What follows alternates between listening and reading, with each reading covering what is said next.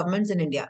Beyond India, ITRC has expanded its footprints internationally too, establishing training centers in many countries. Recognized as the best skill development enterprise by CSI in 2016, ITRC successfully implemented several flagship skill development programs of the Government of India, as well as the CSR projects for organizations like PFCI and Bosch India.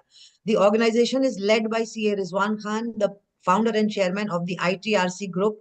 Welcome, Rizwan sir. How are you today?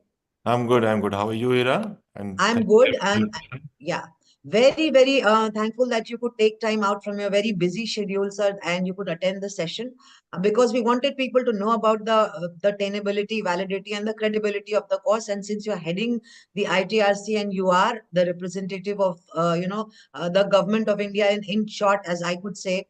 And we will talk about, what ITRC means, what NSDC means. So welcome to the third Metabolic Health Conference, sir. My pleasure to be in such a healthy environment. Yeah. Please tell us briefly about the NSDC program, its origin, and the philosophy behind the need very quickly so that we can come on to the course. See, NSDC is basically a nodal agency of Government of India, which takes care of the entire skills ecosystem in India for government, for CSR and other activities also. It's basically a part of Ministry of Skill Development and Entrepreneurship. This ministry has been made specially, it's a new ministry made by the Modi's government. So it takes care of the entire skill ecosystem, design, development of the program, the marketed programs, basically, for the sustainable livelihood of the people, citizens of India. Yeah. So, anything that you wanted to say? No. Ask Okay. that. I'll carry on with more questions that I have quickly about the course. How does the certification through NSDC approved courses differ from the regular diploma courses? Now, D-Life Low Carb Nutrition and Metabolic Health course is a diploma course. How is it different, and what is the relevance of NSDC Skill India diploma? Yeah, very nice question, Ira.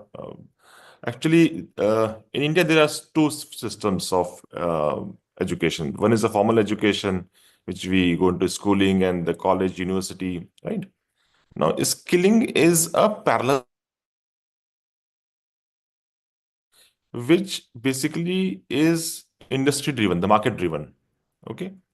And the courses of skill development training and diplomas and courses or certification courses and the formal education, the basic difference is that the formal education is being taken care by the academic side, academicians only, and skill development is taken care by the industry experts, right, who is having the exposure of that industry in that particular sector. Okay. For example, D-Life Metabolic Health Diploma is basically designed and developed by D-Life, which itself is over a decade old organization, had worked in so many areas in this particular sector. So this is the basic difference. It is led by the industry, and other diplomas are basically made by the academician, the universities, basically, or the colleges. That is the basic difference. Sir, you're the chief of the ITRC, and a very important question that I am going to ask, which keeps coming through people who are interested in the course, to people who don't have any idea of the course also, because we are technical partners of the ITRC for D-Life's Low Carb Nutrition and Metabolic Health Diploma course.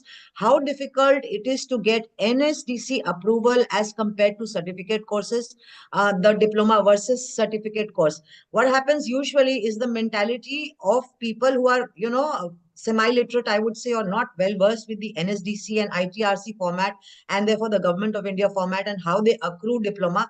So can you tell us what diploma versus certification means? Is it so easy to get diploma? How is it? And nothing is easy in government. It's a very robust system, as you know. And just to give a background of what skill ecosystem is, what NSDC and what government is doing. Uh, it's the Skill India mission. There are two basic big missions of government of India, and especially the vision of the Mr. Modi. That is Skill India and Make in India.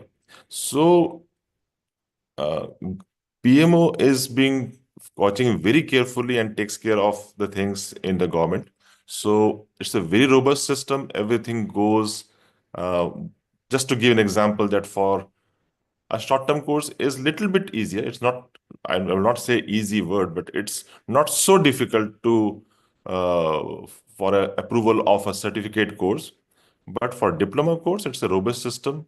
The curriculum, the design, who has designed this particular program, what are the background of those people, uh, the trainers, they also undergo a eKYC, and everything in the government is basically validated. So the curriculum is vetted by the industry experts, the NSDC, okay? And once then they ask them so many questions, then we have to clarify those things. The duration is seen, the curriculum, the pedagogy, how you are going to deliver that thing, okay? What are the outcomes? Because whole ecosystem of skilling is based on outcome. It's an outcome-based training. That what is the outcome ultimately? Okay. For example, D-Life course, diploma is basically you become a metabolic coach, right? That is the outcome, which ultimately helps the whole healthcare system in India. So it's very difficult. It's a tough process, and not only it's a one-time process, it has been monitored on daily basis. Everything is through eKYC. Without Aadhaar authentication, a candidate itself cannot enroll in this course. And the trainers also get enrolled because by through an eKYC process. So it's a robust system. It's a tough system. If anybody is taking very easily, it's I must say that good luck to them. But it's tough, definitely. Sir, that brings me to a very relevant question that I'm sure should be out there in the public domain to establish what D Life is to ITRC or to NSDC partner and therefore to the government of India. Why is there no other course in this segment even till now? I mean, you are the person who's seeing so many courses and skilling people on behalf of the government of India. Why is there no other course in this segment even till now? Very interesting question. Yes, definitely. I haven't heard about this any course. At least I don't. In my 25 years of experience, I have not heard about such course. It's see every program. And as that I said earlier, that it's a market-driven program, right? NSDC takes care of the market-driven things. Now there are some unique features in the D-Life diploma, right? Basically, it promotes the self-employment. It takes care of the health, especially the diabetic health, the metabolic health, right? And it has been designed by people who have been into this sector. They have been working on this since decades. So it's not an overnight thing which happens. Most of the people think that okay, kya hai, what if we can do it ourselves also. But it takes a lot of pain. It takes a lot of uh, experience and strategies to derive to that particular program, get it approved. And I have seen the curriculum of D-Life, and I must say one of the best because we have been running other programs also. But D-Life Metabolic Health Diploma is manifold. It has so many unique features. You can keep on talking about that features, but since the time constraint is there for me also and you also, so it's because of the experience and the practical exposure of the people behind this particular program, which has made this unique. Yeah, and just to add to that, sir, because I keep hearing from every Tom, Dick, and Harry that we are writing a course or we have written a course. You name them, and people have written the course in the kitchen, in the washroom, and whatever, what have you. So I am just wondering if writing the course is so easy, then you might as well go to the NSDC, ITRC, NSDC partner and get it approved through the government of India. Yeah, am I correct in this perception? It's not so easy, as I told you earlier, that it's not so easy. Yeah, so Writing maybe courses, that's why they didn't go to writing. you. Yeah, definitely. Because it's a technical thing, right? And copying and pasting and using AI is a simple thing. People think that okay, they can do it very easily, but it's not so simple. It's not so simple, I will tell you. There is no overnight success in any of this is a skilling program. This is not a normal program that to government of India certifying it through a QR code. government of India, I must tell you one information I will like to give you. The government has signed so many MOUs with the other countries, many countries. And recently, you have seen that India has established an International Skills Center also in Gurgaon. So it's not national; it's a international thing. So the credibility of the government also is at stake, right? So it's not like that anybody can come and write something and take the help of AI or something and just go to the NSDC and the NSDC will approve that. It's not so simple. Yeah, as I understand, sir, there is a whole lot of process of screening and vetting and verifying the credentials of the people who have created the course. And not only that, at the end of the day, as you said, what outcome is it achieving? That there's a whole tool and process to, I think, measure that as well. And therefore, maybe because of that, or other courses, who claim to have a course, they may not have gone to NSDC or to ITRC because they were not sure. I mean, maybe they were sure that it would not be approved, you know. Yeah. And So, it's a review process. It's a continuous review process. It's not like just a one-time activity. Just you write a course and get it approved. It's not like that. It's monitored, it's controlled, it's reviewed very frequently. hmm. Sir, regarding the legal tenability of the of the course in India, its credibility, we keep saying that we are the only legally tenable course in India in this space. Is that correct? Can you please help the audience understand the importance of, or the what should I say, significance of saying this when we say we are the only legally tenable course in India? I haven't seen any course in this sector, basically. So I must say that from my side, it is the only course which I have seen. It's so robust and takes care of the metabolic health. Um, so legal tenability, I say it's if anything is monitored by the PMO, it's a ministry altogether, a different ministry. Creating one ministry is a huge task. Okay, so only two ministries were added to in India. Oh, that was one of the Ministry of I think Ganga, and second was Ministry of Skill Development. So it's a serious thing. The government is very, very serious because we are competing with the global world, right? So legal tenability, everything is on portal, everything is digital. Right from the enrollment to the certification is digital. The QR code will lead to the Government of India's website. Okay. So I think D-Life course is a unique course, and in my view, it's the only course which is there in this particular sector. And And therefore, is it correct to say that we are the only legally tenable course in India yeah, in yeah, this I can say that. I can very well say that. Thank you. Thank you, sir. And one last question, sir.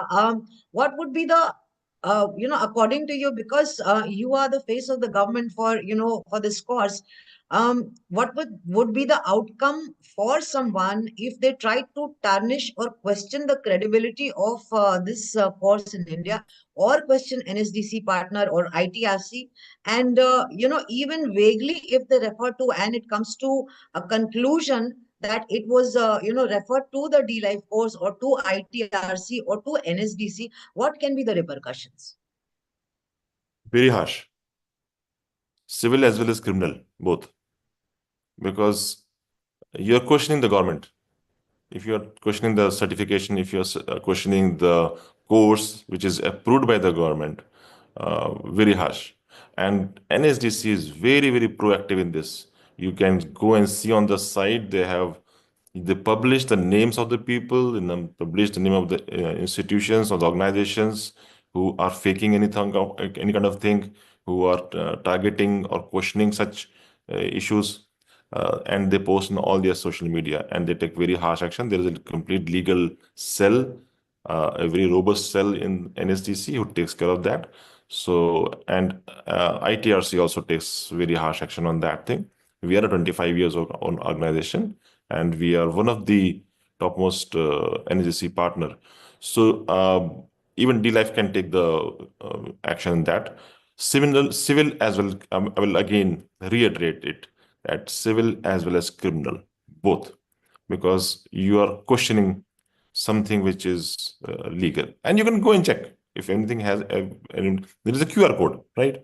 Enrollment is through eKYC. The trainer's identity is in the public domain. It is also certification is coming digitally. There is nothing physical of nothing is physical. The enrollment, the assessment, the certification, all processed through Government of India portal. So anybody questions these process or approvals, God help them. Yeah. Thank you, sir. Thank you so much. And I would quickly like to call Anup Singh, who is the founder of D-Life and also the creator of this course. Anup, would you please come online and thank Mr. Riswan Khan? Please spotlight Anup.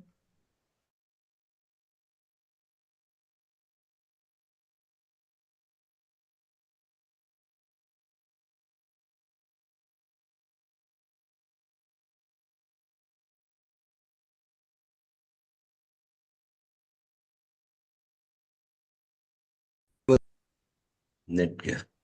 Yeah, we are back. Okay. So good morning and thank you, Mr. Rizwan, for taking time out. And it was a very, I would say, crisp discussion to the point. And I would say the last statement that you made, that is very, very, in place. That if anybody tries to question the operations of the government or ITRC or D-Life by way of, any, I would say, trying to tarnish basically the image, then both civil and criminal legal actions Both. can be taken by all three parties. Yes. So thank you very much. And My pleasure. yeah. Thank you so much. And this is Ira Sahai signing off. I am a D-Life certified metabolic health coach, India's only legally tenable course in this space. Thank you so much, Mr. Rizwan Khan. Thank you for coming. Thank you.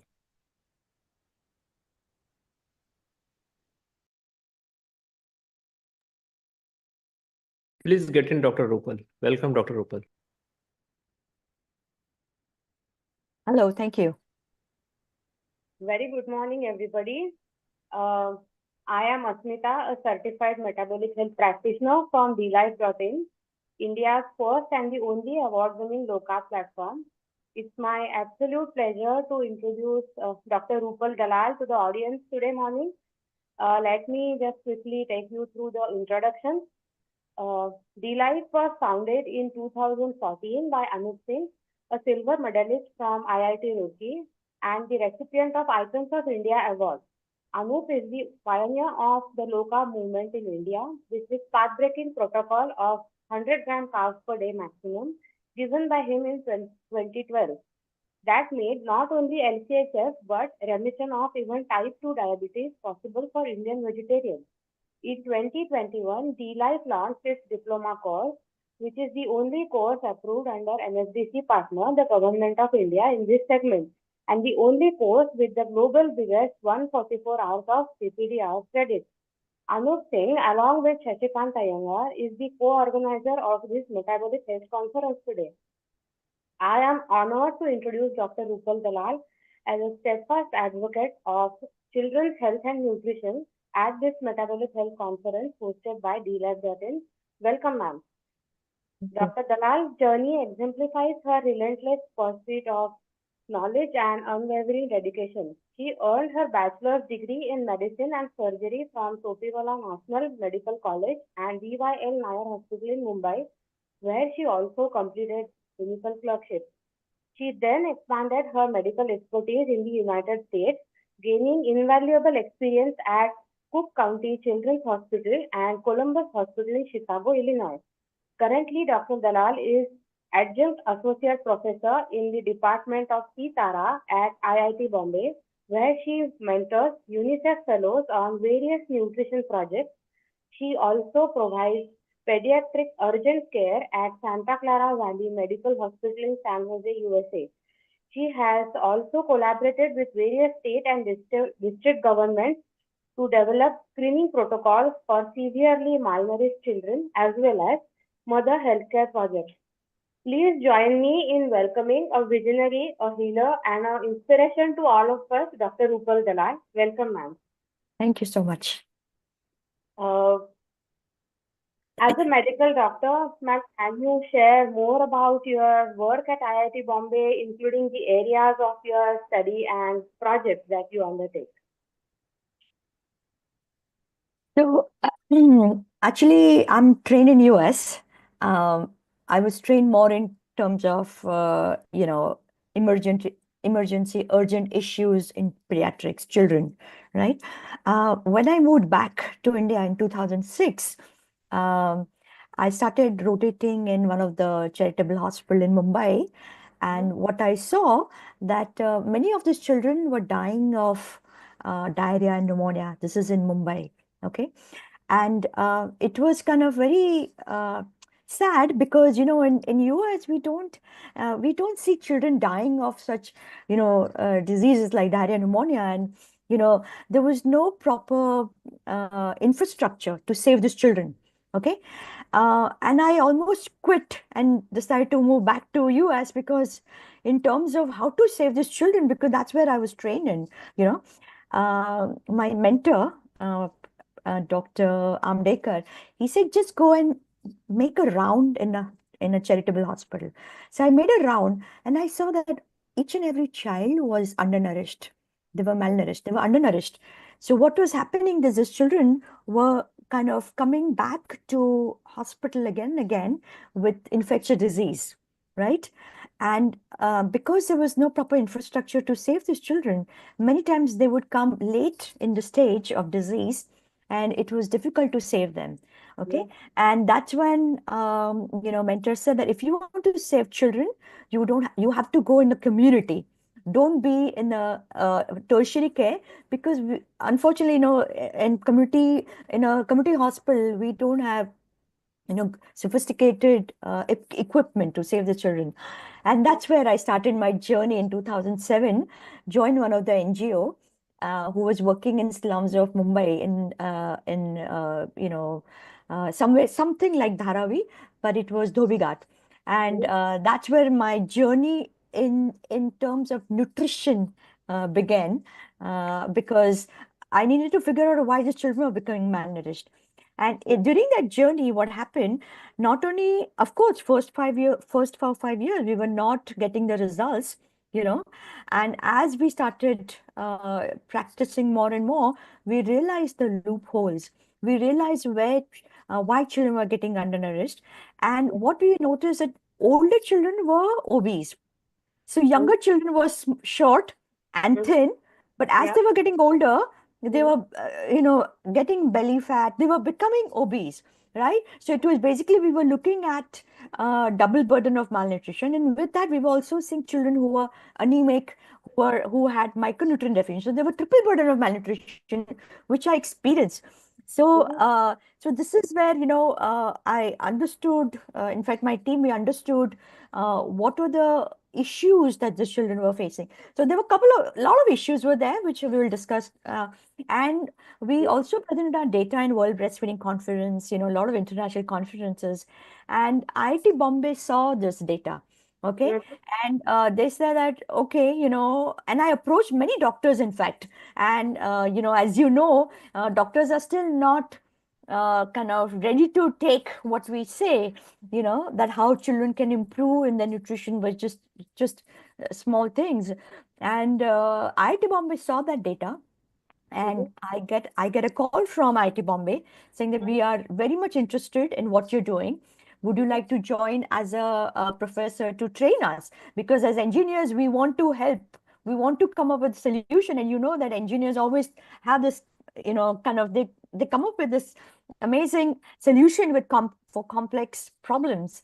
And that's when I joined, IIT Bombay. And here, what we are doing is we are not only I'm training engineering students and engineering professors also on nutrition, but also creating health spoken tutorial. This are health spoken tutorial, which are we have created 105 10 minutes audio visual tutorials, which are dubbed into 15 constitution languages. And they are also getting dubbed in 20 to 23 tribal languages of India.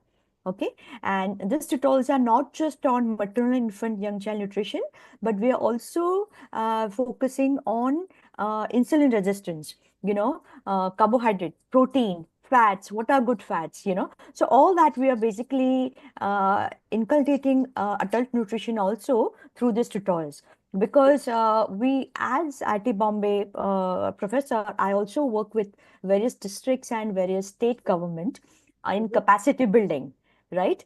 One is because we want to kind of tackle this issue at a national level, right? And bring out this important understanding of not just undernutrition, but also metabolic health.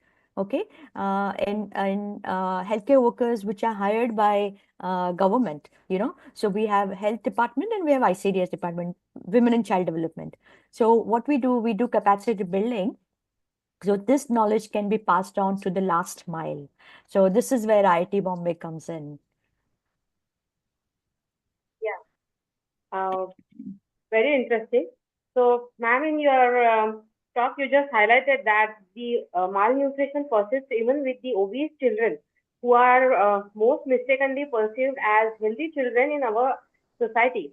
So, can you please explain the causes and consequences of nutrition deficiencies these children have, such as B12 deficiencies, vitamin D deficiencies, and folate deficiencies in very young children, and what are the health impacts they have in the long run? Okay, so being a pediatrician, I will focus right from pregnancy, because your pregnancy nutrition is very critical to have a healthy baby. Okay, Yeah. so and not only that, I'll also focus on infant nutrition, because first 6 months it's only mother's milk which baby is getting, and then Yes. 6 months onward it's complementary feeding, and then going forward. So starting from pregnancy, actually, you will not believe it, but we have a huge issue of low birth weight babies. Okay, and this is true not just in tribal mothers or rural mothers or uneducated mothers. This is true even in urban areas where mothers are educated. So what is happening, that mothers are putting on weight, okay, but it's not, that weight is not going into the babies. I'm talking about educated mothers, privileged mothers. So the kind of nutrition that they're eating, basically what they're eating is predominantly carbohydrate rich food. So they are getting obese. But Yeah. what baby requires, the growth of baby in the womb, is basically protein and good fats, right? Yeah. Because as you know, the brain development is 50% Yeah. brain is fat, right? So they're not eating good fats. Unfortunately, they're eating fat, which are fried food they're eating, but it's basically all seed oil fried food. Yeah. And in the name of craving for pregnancy, they're eating anything and everything, rather than focusing very much on protein. So, and another thing is, because they're not focusing on protein, and also most of the mothers are eating predominantly vegetarian food, Okay. and they're not having enough, even vegetarian mothers are not having enough dairy products, what I would say, cheese, paneer. And it's not that mothers can't afford. Like, for example, tribal mothers, their regular diet is non-vegetarian, right? Yeah. Tribals, right? Yeah. But because of so many myths which are being passed on to this women, they're not eating the traditional food. They are still focused on rice and dal and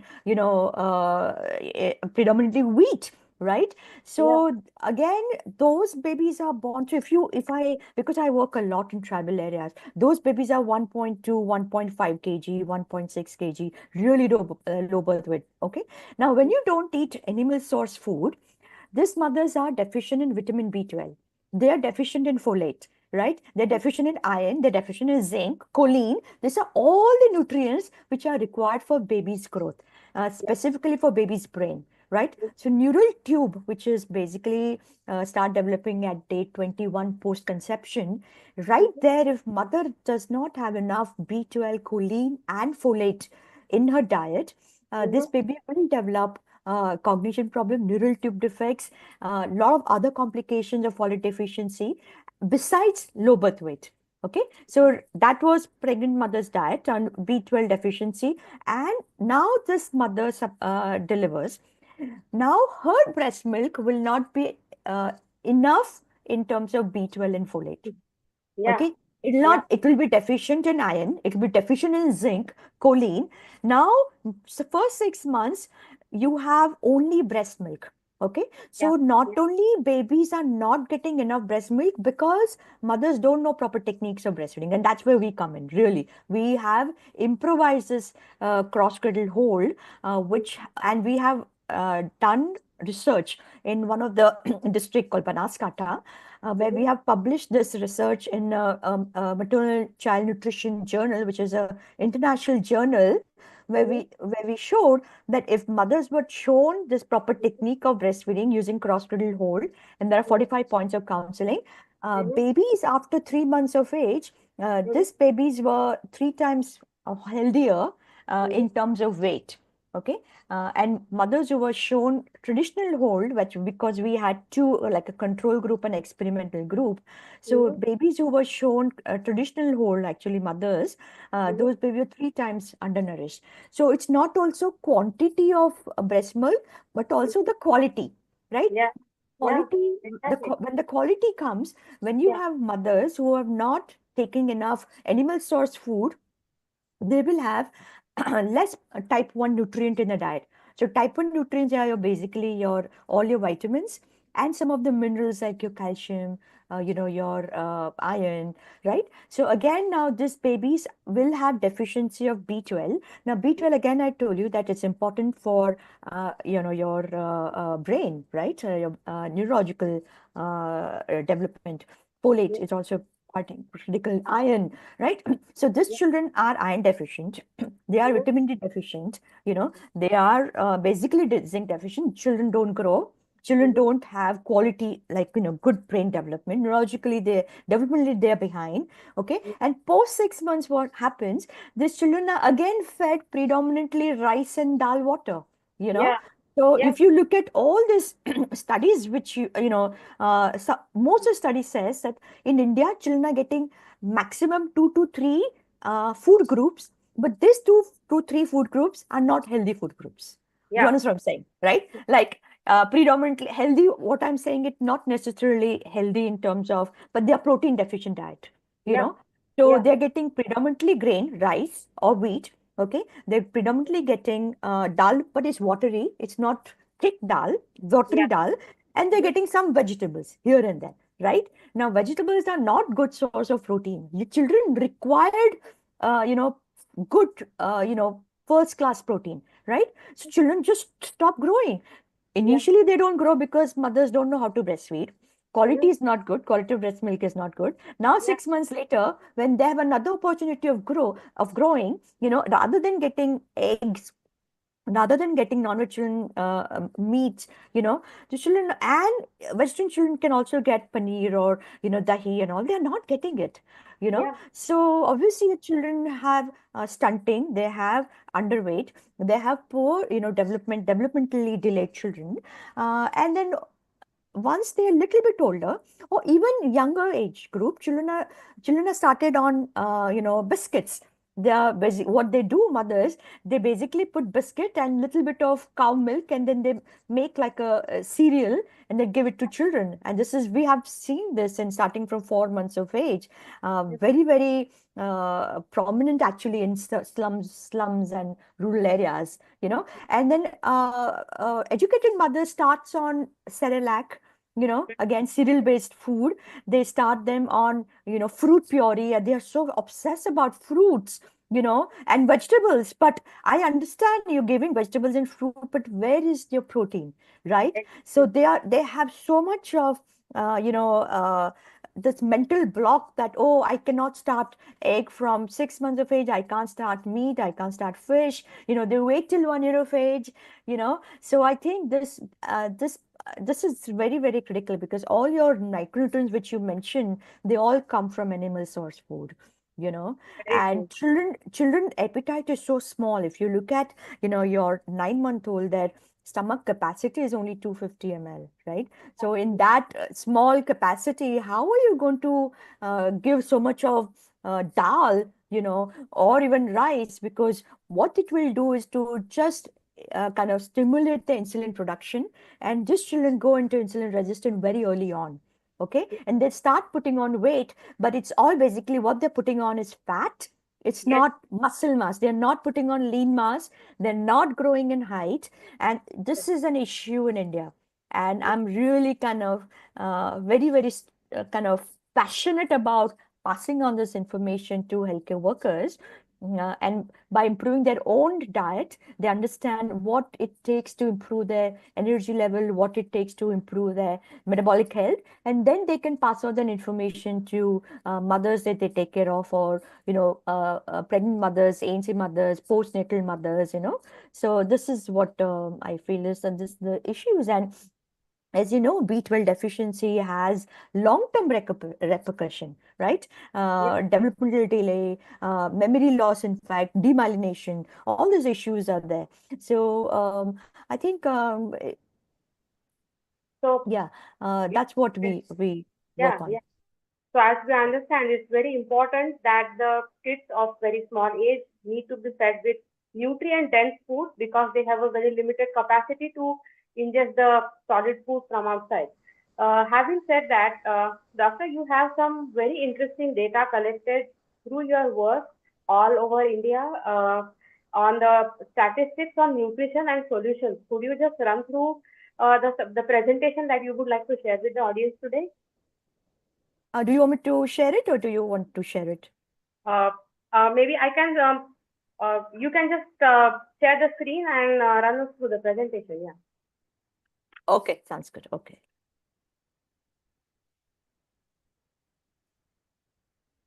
Okay, can you see my presentation? Yes. So this particular presentation is on statistics, on nutrition indicators. And these are again, mainly coming from NFHS data and CNNS data. And these are both data are basically Indian government data. Here, what I would show you. Okay, this is NFHS 5 data, National Family Health Survey. We have another one coming up. Very soon they'll be releasing that data also, but this is the latest data so far. And here you can see this is basically data for 0 to 5 years of age. And this is month-wise data in terms of stunting, which is height, underweight, which is your weight as per your age, and your wasting, which is your thinness as per your height. Okay, so as you can see, from 0 to 2 months, you can see 30% children are already stunted, wasted, and underweight. Okay, now 0 to 2 months, that encompasses your birth weight as well as how children do in first 2 months of life. And obviously, children are born small, and then the way they should grow on breast milk, they are not growing. And this is just, it's not that mothers don't have enough breast milk. They have ample of breast milk. It doesn't matter whether she's rich, poor, literate, illiterate. It's just that the techniques are poor. So they are not putting babies on breast correctly. So babies are not able to, suck that milk out, right? And there is a problem with milk transfer. And this you can see it continuously up to 6 months of age. There is not much change in stunting or wasting or even underweight. From 7 to 12 months of age, as you can see, during this phase, babies are started on complementary feeding. So again, there is not much change during that. Babies are still, pretty much underweight and stunted. But let's see what happens at 1 to 2 years of age here in this category. Look at this, the red bar, which is stunting. Suddenly, stunting increases, and stunting means short height. So this chronic malnutrition leads to stunting. So because child is not being fed properly in the womb, as well as for 6 months and from 6 months to 12 months in terms of complementary feeding, stunting suddenly you start showing up after 1 year of age. That means children have not grown, has not gained weight, and suddenly you see stunting, right? And this is basically stunting means, high length for age below -2 standard deviation on Z score.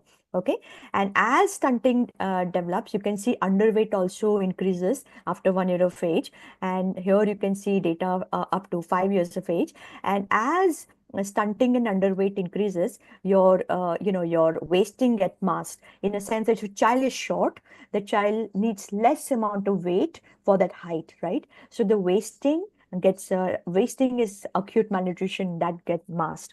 And here you can see almost, 36% children total here. If you look at this bar over here, sea blue, 36% children are stunted in India. Underweight, about 32% children are stunted, and wasting, about 19% children are wasted. They are too thin for their height.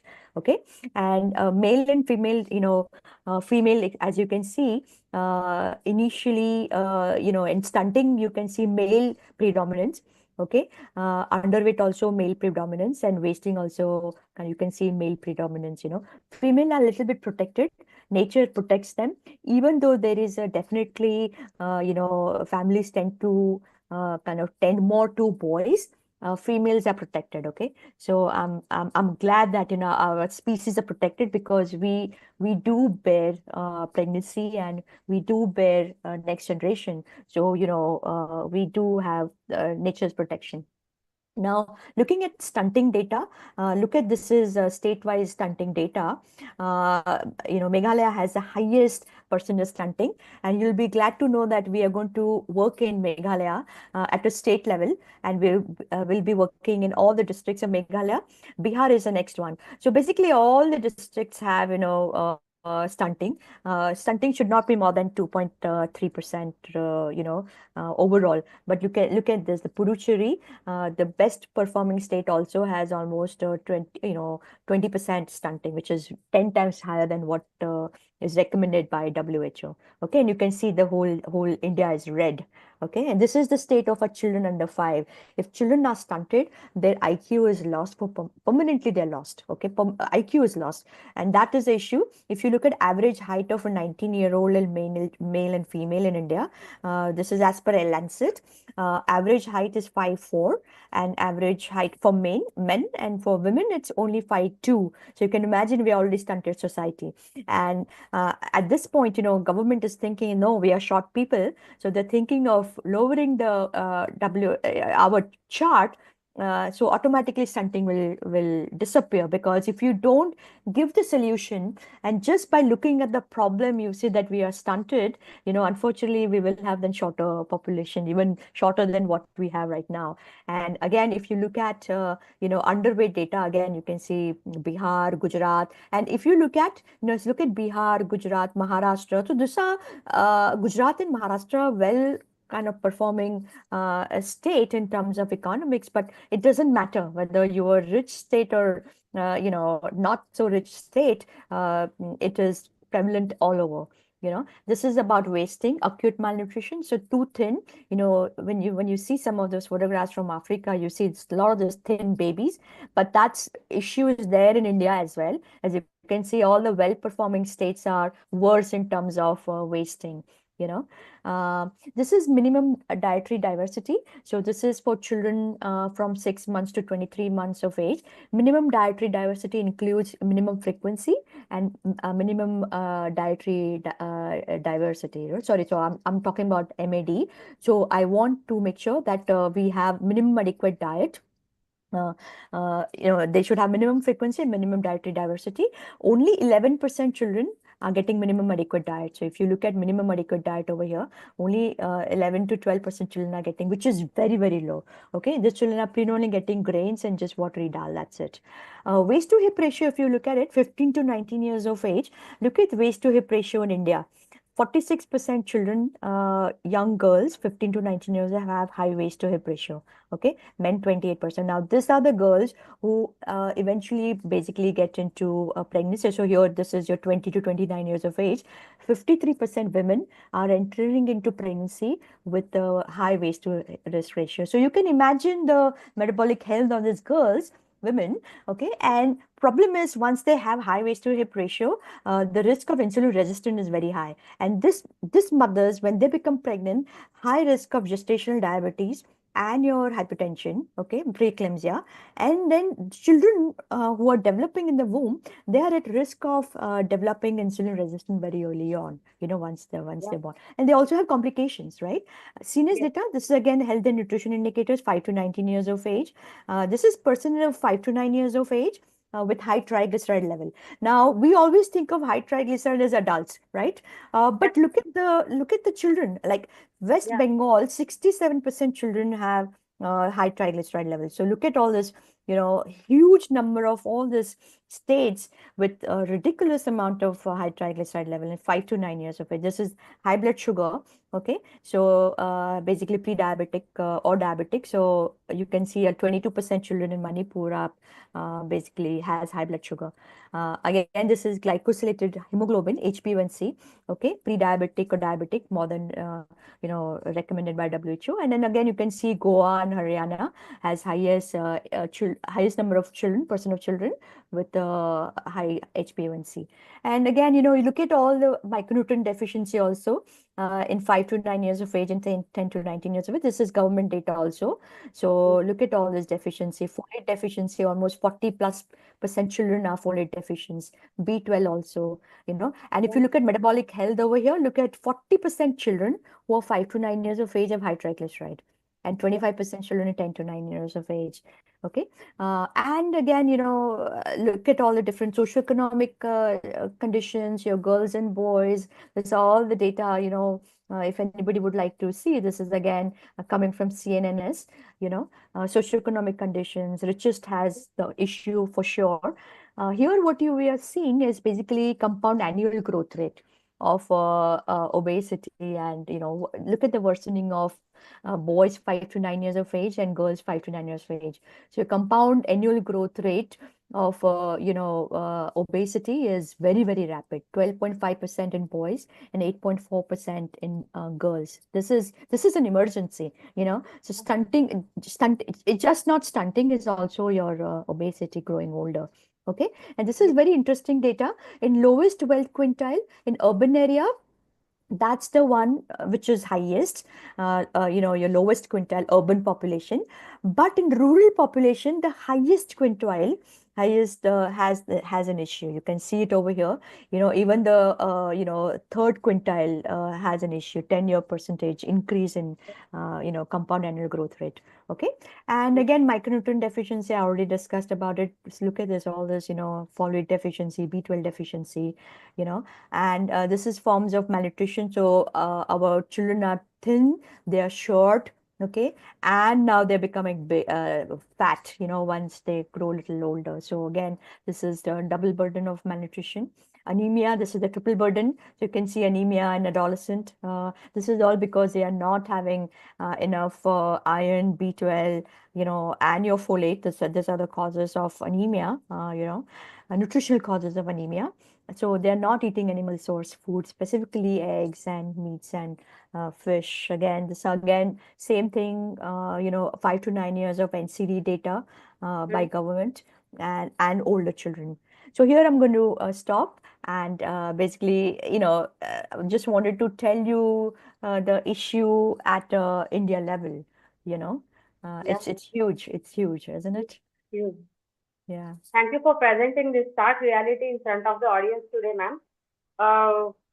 Actually, this brings me to another question for you. There has been a very alarming rate of puberty age coming down in the children in India.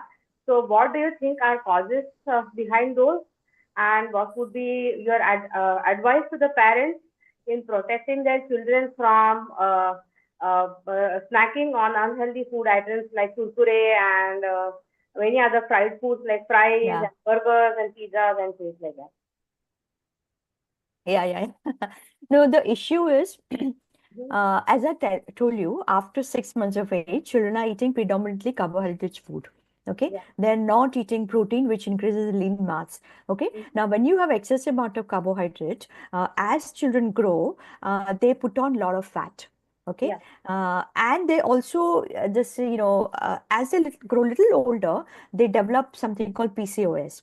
Okay, especially girls, right? Polycystic ovarian, and that is causing a lot of hormonal imbalances, and that basically pushes children into early puberty.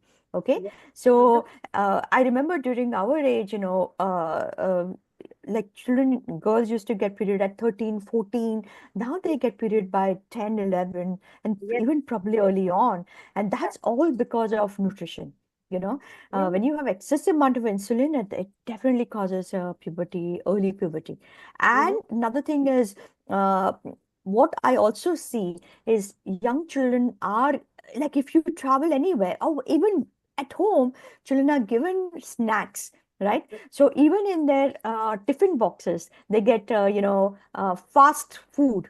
They love, and this are available even in canteens like samosas and pizzas, and obviously, as you know, these are addicting foods. These are carbohydrates. Carbohydrate is addicting. I mean, it releases dopamine, right? So when you have that food, children feel hungry within 2 to 3 hours, and they are addicted to that carbohydrate. So they will definitely go with carbohydrate-rich food, right? Yes. And I want to tell you a story. Actually, this is a short story.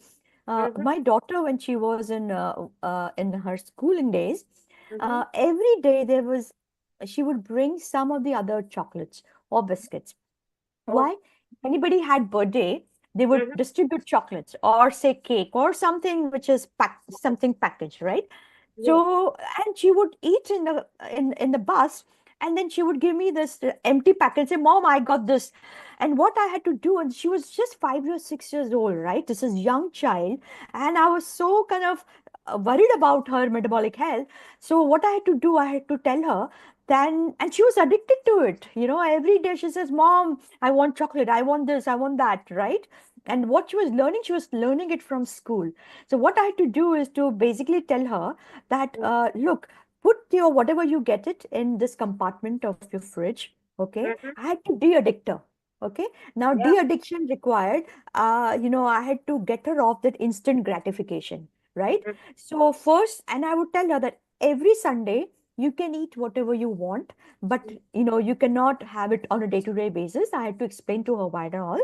And of course, in her terms, because she was only 5 to 6 years old. And then I kind of told her, okay, every Sunday. First Sunday, she remember. Okay. Second Sunday, she forgot. Third Sunday, I reminded her that have something because you have all this stuff lying in your fridge. Because she had got de-addicted, as soon as she had that sweet, she said, "Oh my God, it's so sweet. I don't like it." Right? So thing is, yeah, and what mothers are not realizing, it's not just sugar which is addicting, it's even carbohydrate. So your rice, your wheat, chips, everything is addicted. So I just feel that mothers need to know this, not just rural mothers, but urban mothers, educated mothers, that please put their children on high protein, good fat diet. Okay. It's okay. It's okay. Child does not need rice and wheat. Does not need it. Okay. There are some millets, ancient millets, like you have your, foxtail millet, barnyard millet. I'm talking about for vegetarian mothers. Do you have access to dahi? You have access to paneer, khoa, right? Your like your mawa. All that you can put it in child's diet, right? Child will thrive. Vegetables perfectly fine as long as they are not potatoes and sweet potatoes. Stay away from starch. Starch is nothing but the chain of glucose. And this is what I teach my IT students also, that starch is sugar. It gets converted into monosaccharide, gets absorbed, and right there your insulin spike comes, right? So you want to avoid those, frequent spikes, right? I tell them vegetables are fine as long as they're above the ground. One fruit, small fruit is okay, depending upon the age group, and try to give more of low sugar fruit. Why to give them banana? What is there in banana? Give them fruit which is low on fructose, and giving them vitamin C and other things, And vitamin C can come from lemon too, right? So many things are hyped. It's a hype. Fruits are healthy. Who says fruit is healthy? You know, I mean, if you look at children, another thing what mothers do, they add fruit puree in children's diet. Why do you have to put fruit puree in children's diet? I don't understand. And whatever, if they're making something, they'll put fruit puree because, oh, child will take it, accept it. What they're not realizing, child will accept it, but they will get addicted to sweet taste. Then, if you give them puree, spinach puree, child will not have spinach puree. They would want sweet taste. So Yeah. it's all, and I don't blame mother only. Okay, it's also lot. This recommendation comes from a lot of doctors, pediatricians also. So Yes. it's a message for pediatrician that wake up, please wake up. You know, Yeah. come out of your that myth of carbohydrate is necessary. It's not necessary. Okay, Yeah. your child's liver is making glucose. You know, you give them carbohydrate, which is healthy carbohydrate. Give them vegetables, give them, some ancient millets which are good in fiber. Avoid rice and wheat for sure. Okay. Yeah. And for non-veg, there are other myths. Non-veg, they said, okay, no, no, no, I can't give egg. Child is only 6 months old. Please start with Exactly. non-veg. Please That start is. with non-veg. Start Yeah. with fish. Start Mm-hmm. with egg. Start with meat. Start with, there are all these myths that we need to tell mothers. Get Mm-hmm. rid of it. It's absolutely okay to give meat, because even if children are having two or three dietary, we talk about dietary diversity, right? Yes. And might tell mothers Mm-hmm. and doctors also, if you're giving egg, if you're giving meat, if you're giving, say, liver, and you're giving some vegetables, okay, that includes all your, it has all the nutrients you require. Okay. Yeah. So when Yeah. they say that, oh, it doesn't have this, and oh, but you give vegetables, it has magnesium, it has potassium, you give Yeah. some seeds, you give some nuts, right?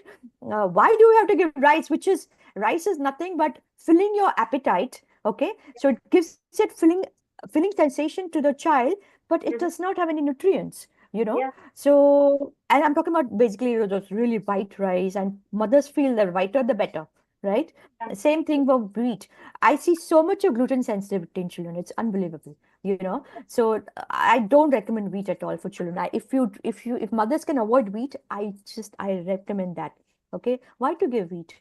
Basically, if you look at that book, Grain Brain, look at the complications of wheat gluten to child's brain, basically. So anyway, so I think this is what I recommend. Yeah. Uh, Ma'am, it was a very wonderful insight that actually one more thing to add to this was kids naturally like non-vegetarian food, and many a times because of the various myths that prevail, kids are not given eggs and fish and meat at a very young age, and even doctors advise that against it, that they might have allergies till they turn 3 years of age, and uh, it could lead to serious consequences. These kinds of advices come even from pediatricians, and that might be one Absolutely. of the reasons why mothers are skeptical about introducing Right. non-vegetarian foods to Right. their kids. Uh, Having said that, another question that comes to my mind is, what advice would you like to give to school administrations in setting the meal preferences for school tiffin?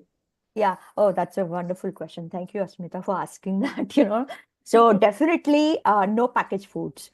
Okay. So I would definitely tell at school administration to look at what children are getting in their school tiffin.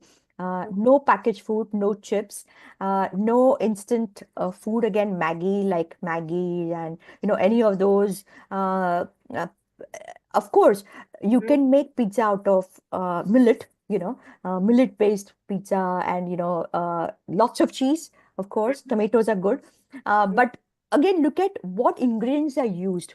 Okay, so ingredients are more important. So Yes. if suppose child is getting homemade snacks like chakli, or say Mm-hmm. homemade, but that again, it's like either rice or wheat fried in seed oil. That's not healthy. So even if it is made at home, it's not necessary that it's healthy. So, and another thing, what we have done at IIT Bombay, we have created these tutorials where we have created a lot of this snacks which are healthy, which Mm-hmm. mothers can make at home, or cook at home and give it to children. Always focus. I think what school admission can do is to actually count protein in children's diet in that tiffin. Mm-hmm. And at least, I would say, 50% of their diet requirement should come from that school tiffin. You know, I'm talking about protein, right? Good fats. Talk to, you can also, students can also learn about nutrition as young as 5 years old. If I can teach my 5-year-old how to get de-addicted, imagine, older children, we can definitely talk about nutrition, teach them about protein, teach them about good fat, good saturated fat like your ghee, butter, your egg. everybody's scared of egg yellow. Everybody. Why can't children get egg in their meal? I mean, if they get 2 eggs, that's very good. They'll right there, they'll get 12 to 14 grams of protein. They'll get good, cholesterol. They'll get all the vitamins. Get basically egg omelette or burji, or why not non-veg food? I mean, why are we kind of saying that no, don't bring non-veg food to in a tiffin? I think that's one of the healthiest food the child can get. So I think lot of recommendation, but they can also go through this is an open source health spoken tutorial IIT Bombay channel, and they can school administration can look at what all they can provide in the canteen also. We have not used rice, we have not used wheat, we have not used sugar, jaggery, nothing. So, and mothers can use it also. Yeah. So that almost brings us to the end of the session. So the last question that I have is, what are the challenges, ma'am, you face while running the various child and mother care nutrition programs in the remotest parts of India? Yeah. So the thing is, it's a new concept. It's a new concept, right? For healthcare workers of India, that it's okay not to give rice or wheat. It's okay, you know what I mean? Because anyway, through PDS system, their children are getting rice. Even in their midday school meals, they get khichdi and all. But what we recommend mothers through healthcare workers, we have created nutrition dense charts. Okay.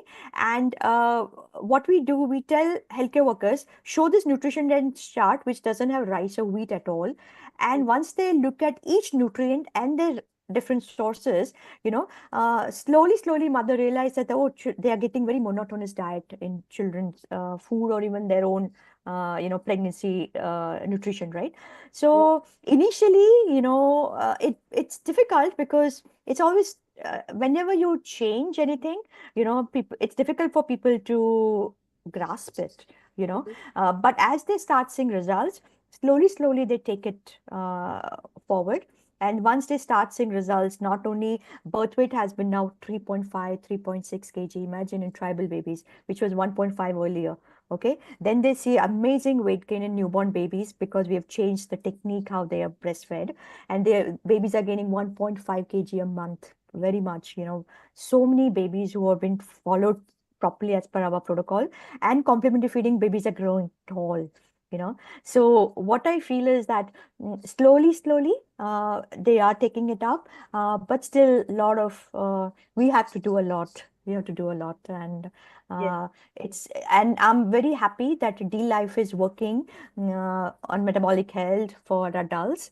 And I really kind of appreciate that they've given me this platform to speak about child nutrition too, because your health starts from preconception actually. So it's a nutrition through life cycle approach, and if we can start from there, then we will have a very healthy, tall, intelligent society.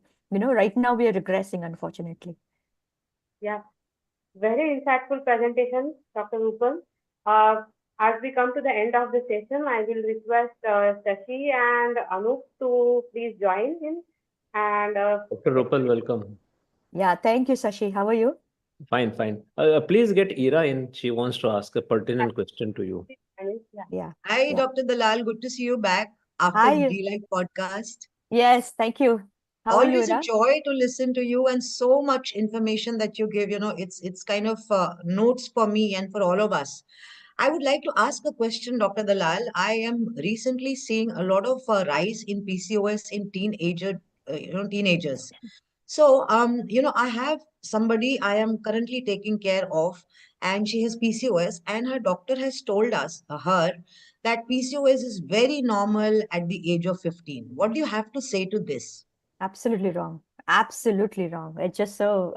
The thing is, one thing what we need to do before talking to patients, we need to talk to doctors, because Correct. we need to train them in terms of the pathophysiology of PCOS.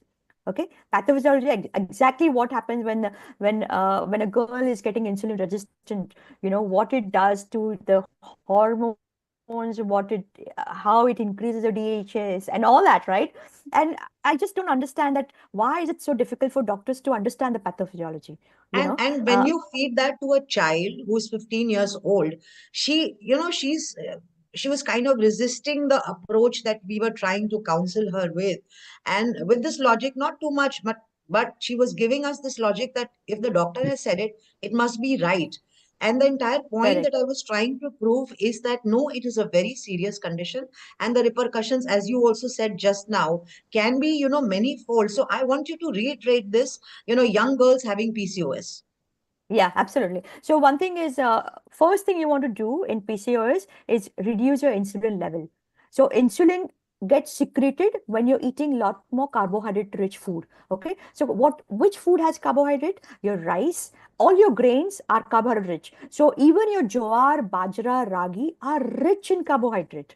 Okay. So what I would recommend for vegetarian girls, I would recommend to have a lot more animal source protein, like for example, dahi, paneer. I prefer paneer and dahi more than milk because again, milk has a little bit more sugar. So when you ferment, like when you ferment it in terms of dahi and paneer, that's much higher in protein and good fats. The other thing, they can also make Greek yogurt. So yogurt, they can basically strain that water, and that will increase the protein content. Another thing is you don't need to eat 5 times, 6 times a day for these girls. When you eat nutrient dense food, and of course have lot more vegetables, above the ground vegetables. You can have dals, okay. You can have ancient millets, not too much like ancient millets, foxtail millet, banyan millet, and then eat just 2 or 3 times a day, and if you're not hungry, skip it. Skipping is absolutely fine. Go by your hunger cues. Do not have to go by clock, okay. Third thing is, I do recommend 16 to 18 hours fasting. So intermittent fasting, even for adolescent, is very, very critical. I do recommend during first, 14 days of the cycle, I do recommend at least one fast, 24-hour fast in a initial, your follicular phase. Okay. 24-hour fast, water fast, you will feel great. It's not about just your ovulation, but it's also about your mental health. It's also about your metabolic health. It will help with that because all these girls have you noticed that all these PCOD girls have anxiety and depression also? Have you noticed that mental Yes, illnesses? It's correct. all, it's all, it's It's all also linked. food addiction, Dr. Rupal Dalal. It's Absolutely. also food addiction, like Dr. Jen Absolutely. Anwin yesterday said. There's a tool which is called Craved, CRAVED. And if you match up, Absolutely. to those levels of, each alphabet and what they represent, you know that you're addicted. And therefore, Absolutely. it takes a lot of counseling. And I wanted to bring this on this global platform for you to reiterate. Absolutely, she has all of these things in her diet right now that, we have given her. But coming from a doctor, I think Yeah. this would make a lot of sense to Yeah. her. One more thing I would like to reiterate is muscle resistant exercise. So I Correct. do recommend all the girls to start into muscle resistance. They look sexy. They look so good, I you know. told her exactly So, this. You will look uh, damn good, better than what you look now. absolutely. And I take classes at IIT Bombay, and they were surprised that I'm 54 years old. I have a 22-year-old daughter, right? Why? Because I'm on this diet for 8 years and I build muscle, I maintain muscle. So I go for classes, I pump, I mean, I do muscle and like that I go, right? So the thing is, what these girls are not realizing that if they get into insulin resistance so early on and they don't fix the solution, they'll start getting wrinkles. They start looking old. So I think it's important for them to understand all this thing, and for girls, especially boys and girls, they want to look good, right? So the way I That's one of the explain to them, motivations that I like, start with. Yeah. exactly, I to just look totally, good. Yeah, yeah. totally resonate with you, Dr. Dalal. Thank you so much for reiterating my point. I hope she listens to it. She will. She is quite intelligent, and I hope she listens to you. Thank you so much. 1 minute. Sure. We already encroached 4 minutes of Dr. Sridhar, but one final Okay, statement. awesome. I hope Dr. Sridhar will not mind. A person who has spent 35 years along with doctors in pharma, so I can state a few things uh, that doctors now feel that fatty liver is very common in India. It is Yes, normalized, and PCOS is also normalized. It is common. And agree. another statement which is prevalent more in Maharashtra is that anyone who has PCOS or the cause of early puberty is due to dairy. They are wrongly blaming and taking people off dairy and all non-veg and putting them on pure veg and only grain. there's a vegan diet. I think it's a very dangerous trend. I just wanted to get this in Yeah. place so that people understand. I Thank you very agree. much. I agree. Yeah. Thank you. Thank Please you. get Doctor in, Dr. Sridhar, Dr. Here. Thank you. Abhishek and Sandesh. Dr. Rupal, thank you very much. Much Yeah. appreciated. Thank you. Thank you.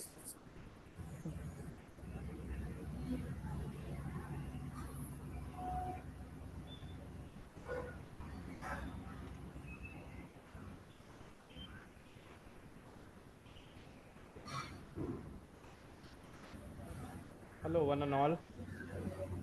Hello. Good morning, Sandesh. Good morning, doctor. Hello. We are here for a conversation with a mainstream doctor. And as I introduce Dr. Sridhar, you will be amazed with the background and experience he comes with. So let's begin this conversation. I'll start with a short introduction of myself and Abhishek, and then go from there. I'm Sandesh Bhatt, a certified low-carb nutrition and metabolic health coach from dlife.in, India's first and only award-winning low-carb platform.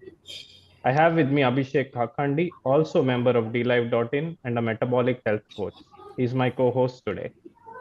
dlife.in was founded in 2014 by Anup Singh, a silver medalist from IIT Roorkee and the recipient of Icons of India Award. Anup is the pioneer of the low carb movement in India with his path breaking protocol of 100 grams per day, making low carb, high fat diets possible for Indians, including Indian vegetarians. In 2021, D-Life launched its diploma course, which is the only course in its segment that is approved under NSDC Government of India and the only course with a 144 hours CPD credit. Anup Singh, along with Shashikant Iyengar, are the organizers of this Metabolic Health Conference. Our guest today is Dr. Sridhar, also a D-Life certified metabolic health coach. Dr. Sridhar is an alumnus of Armed Forces Medical College, Pune. He did his post-graduation in anesthesiology from the same institution, has served 33 years in the armed forces in his specialty and various administrative appointments all over the country and abroad, before retiring in 2023. Dr. Sridhar is currently settled in Bangalore and practicing freelance. Dr. Sridhar, would you like to say a few lines on how you're feeling today? Good morning, Sandesh and Abhishek. Thanks for that generous introduction. I hope you can hear me. Yes, we can hear you. Yeah. So, firstly, I would begin by saying that I am very thankful and very happy to be a part of the D-Life community, where everyone is constantly learning and getting better every day.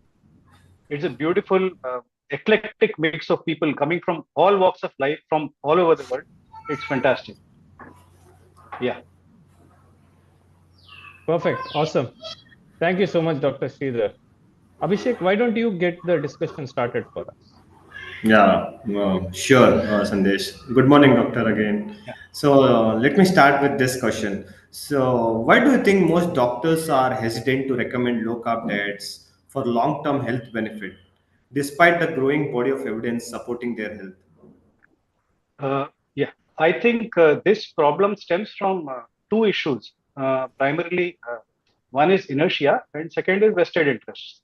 So let me talk about the inertia first. See, the current curriculum of education at undergraduate level in most medical colleges is well behind the latest updates. This happens due to the nature of medical education, where it takes a long time for a discovery to get validated and for the safety of the general population. So by the time the latest research paper gets incorporated into the undergraduate textbooks, it's already about 5 years older or more. There are medical colleges and doctors who keep themselves updated, but in the overall scheme of things, they are fewer and far between. So the inertia in the system and the fear of litigation, which keeps most practitioners well within the accepted boundaries of guidelines issued by their own respective societies. Yeah. Nice, doctor. So, my next question would be many doctors worry about the long term effects of low carb diets, such as potential risk to heart health or nutrition deficiency. How do you address this common question? Yeah, so as we have learned over the past few days and earlier also, there is sufficient research on this subject and clinical material that's already available, which debunks these concerns. Many of these myths have been dispelled by earlier speakers at this conference, as well as the two earlier editions of Metabolic Health Conference. See, carbohydrate is one macro which can be totally substituted by proteins and fats for the production of energy. The reverse is not true. As to the risks, one thing is to be noted that low carb diet is never practiced in isolation. So if there is a pre-existing disease under treatment, or if the client is apparently at risk for complications, one should always consult one's physician before starting a different diet or an exercise program. Any changes made should be gradual, giving time for the body to adapt. All changes in medication are always under a doctor's supervision, keeping the clinical status and laboratory parameters in mind. It will always be preferable to consult a doctor who is open-minded about low carb, who is willing to understand where the patient is coming from. And in the near future, with the increasing use of AI-assisted templated medical practice, the personal touch provided by the doctor is going to become more and more important. I hope that answers your question. Absolutely, Dr. Sudhir. So there is a perception that low carb diets are difficult for patients to sustain over time. Do you think this is a valid reason, and how it can be mitigated? Yeah, this is a common perception which primarily results from the fact that low carb diets involve some changes in habits and food patterns, which can then later be sustained over a lifetime. You see, changing habits has always been difficult, whatever your bad or good habit it is. If the parents eat a certain type of food, the rest of the family develops a certain liking and familiarity with the dishes. There are, it it becomes a sentimental thing also. Then this becomes difficult to change after a certain time due to force of habit. But in the long run, if the why is clear, the how will happen. You see, a good metabolic health coach will explain the why of low carb diet, and once the client is convinced of the logic, the changes can be implemented. Furthermore, if the parents are already on a low carb diet, the children will be well adjusted to it from the beginning, leading to a healthier lifestyle in the long run for the whole family. And once the families start getting better, it percolates into the whole society, and the society over a period of time gets healthier. But to come back to your question, are low carb diets sustainable and healthy over a long term? Absolutely. See, many in the D-Life community itself have been on low carb diet for a prolonged period, some for over a decade. So, and they are really, really healthy. All their lab parameters and all are top class. So low carb diets are sustainable and healthy over a long period of time. There is absolutely no doubt about it. What do you think, Abhishek? You are also a low carb coach. Yes, I totally agree, Dr. Sridhar. This happened with my family. I totally agree. It has happened with all of our families. We all have, made things better for our own near ones. Correct. Yes. So let me ask this question. How do you think this medical training adequately prepares doctors to understand the long-term implications of dietary interventions such as low-carb nutrition? So no, I would say no. You see, diet and meal planning is really not a part of the medical curriculum, because medical science, as taught now, is geared more towards detection and treatment of acute diseases. Prevention, whether with the help of diet or behavioral changes, is incremental, and it's less glamorous, hence not very attractive to either the clinicians or to the medical students who look up to those teachers. And because of the long follow-up period required to see the results, once you start a low-carb diet, it takes 2-3 months to see the results. Students are impulsive; they don't see these things. So this thing should definitely be a significant part of the medical curriculum, as the long-term beneficial effects are undeniable. So I'll give you an example here. See, you see any TV serial, House, Flying Doctor, you will always see some doctor landing up at a stage where somebody is coding, arrhythmia is going on. He comes, gives a dose of a drug, and the patient sits up all right and starts smiling. This looks very good. But if you start a low carb diet And you imagine a TV serial of low carb diet where the one episode says you start on this, leave rice or reduce it, and then the next episode is slower and slower. Nobody will have interest in it. So this is the thing. It is less interesting, more it's kind of boring, but is definitely more effective. So slow and steady is also equally important. Yeah. So why don't you take over, Sandesh? Now you can ask some questions. Yeah, it's been already very nerve-wracking, interesting, Doctor, some of your clinical pearls. So thank you so much at the outset for that. A few questions that are running on my mind. One of the parts that I would, want you to tackle is, are there gaps in long-term research on low-carb diets that might make doctor hesitant to endorse them for extended periods? And how do we bridge the gap? So I would say, I think that the relevant research regarding the health benefits of low carb diets already exists, and in sufficient quality and good quality as well.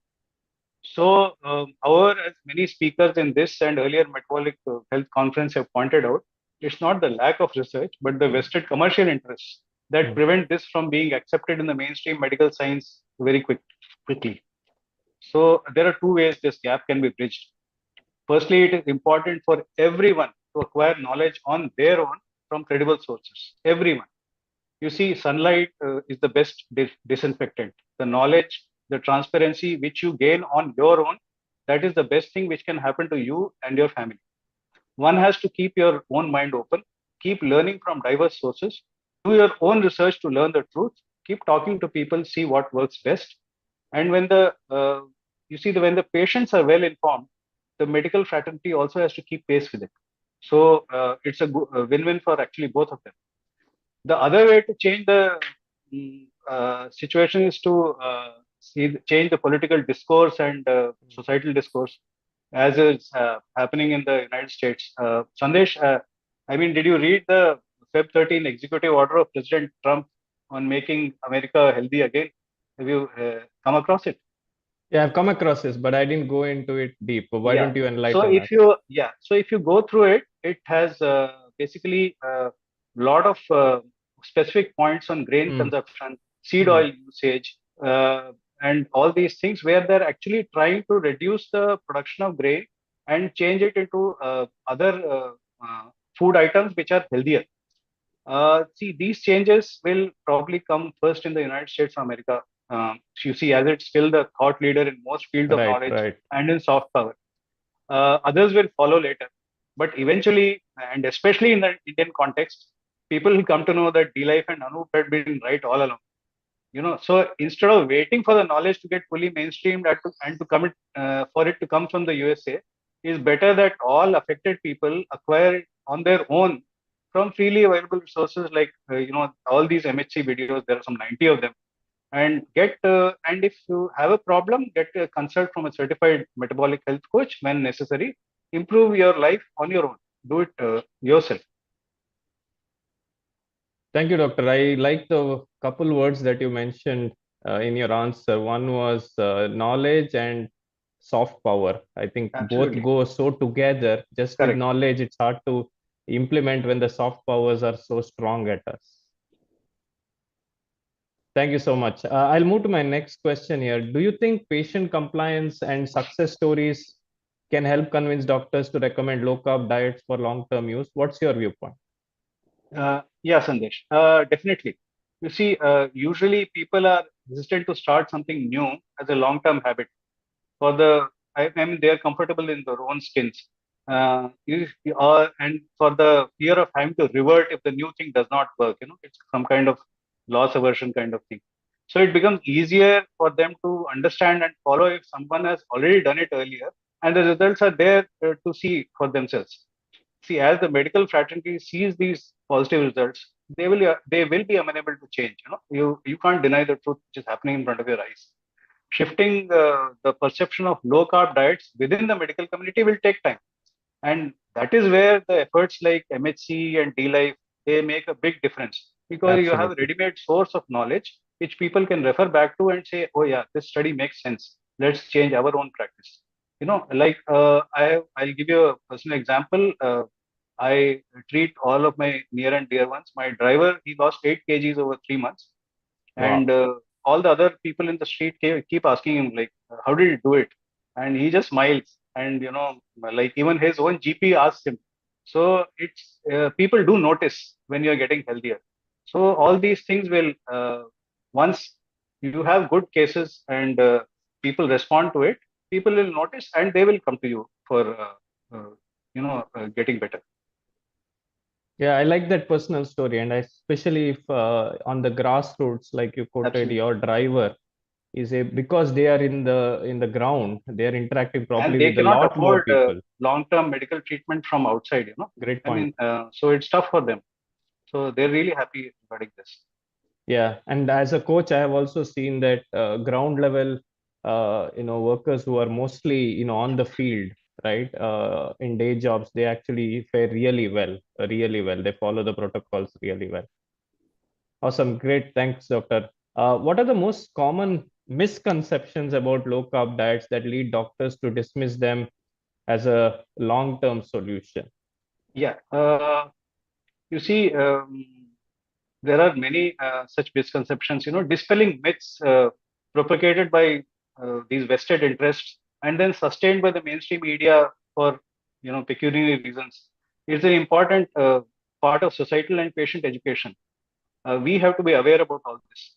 There are any number of misconceptions. Fat are bad, fat is bad, fats are bad, sodium is bad, cholesterol is bad, protein harms the kidneys. They are very common things. You will keep seeing articles on newspapers and snippets all the time. There are always exceptions for a sick and compromised patient, but for a normal, healthy population, none of this is true. See, so many of these misconceptions have been demolished thoroughly by earlier speakers in this conference with lots of facts and logic. So I would recommend anyone seeing this talk to go through as many videos of the current and earlier Metabolic Health Conference as possible. I guarantee that once you go through them, you will be absolutely clear in your mind as to what is the correct state of nutrition, what you should be actually eating. To use an analogy, once you take the red pill of low carb, you can't go back to the matrix. You see it very clearly. Yeah, that's fascinating. I really loved that, last line. And I do want to, request the listeners what Dr. Sridhar said. With his over 30 plus years here in the army as a servicing doctor there, and he is actually quoting and being so humble to request every one of us here to watch through all the videos of the previous Metabolic Health Conference, because they're all pearls. They are a gold mine of knowledge. I mean, you just have to go through. Yeah, actually. So thank you so much, doctor.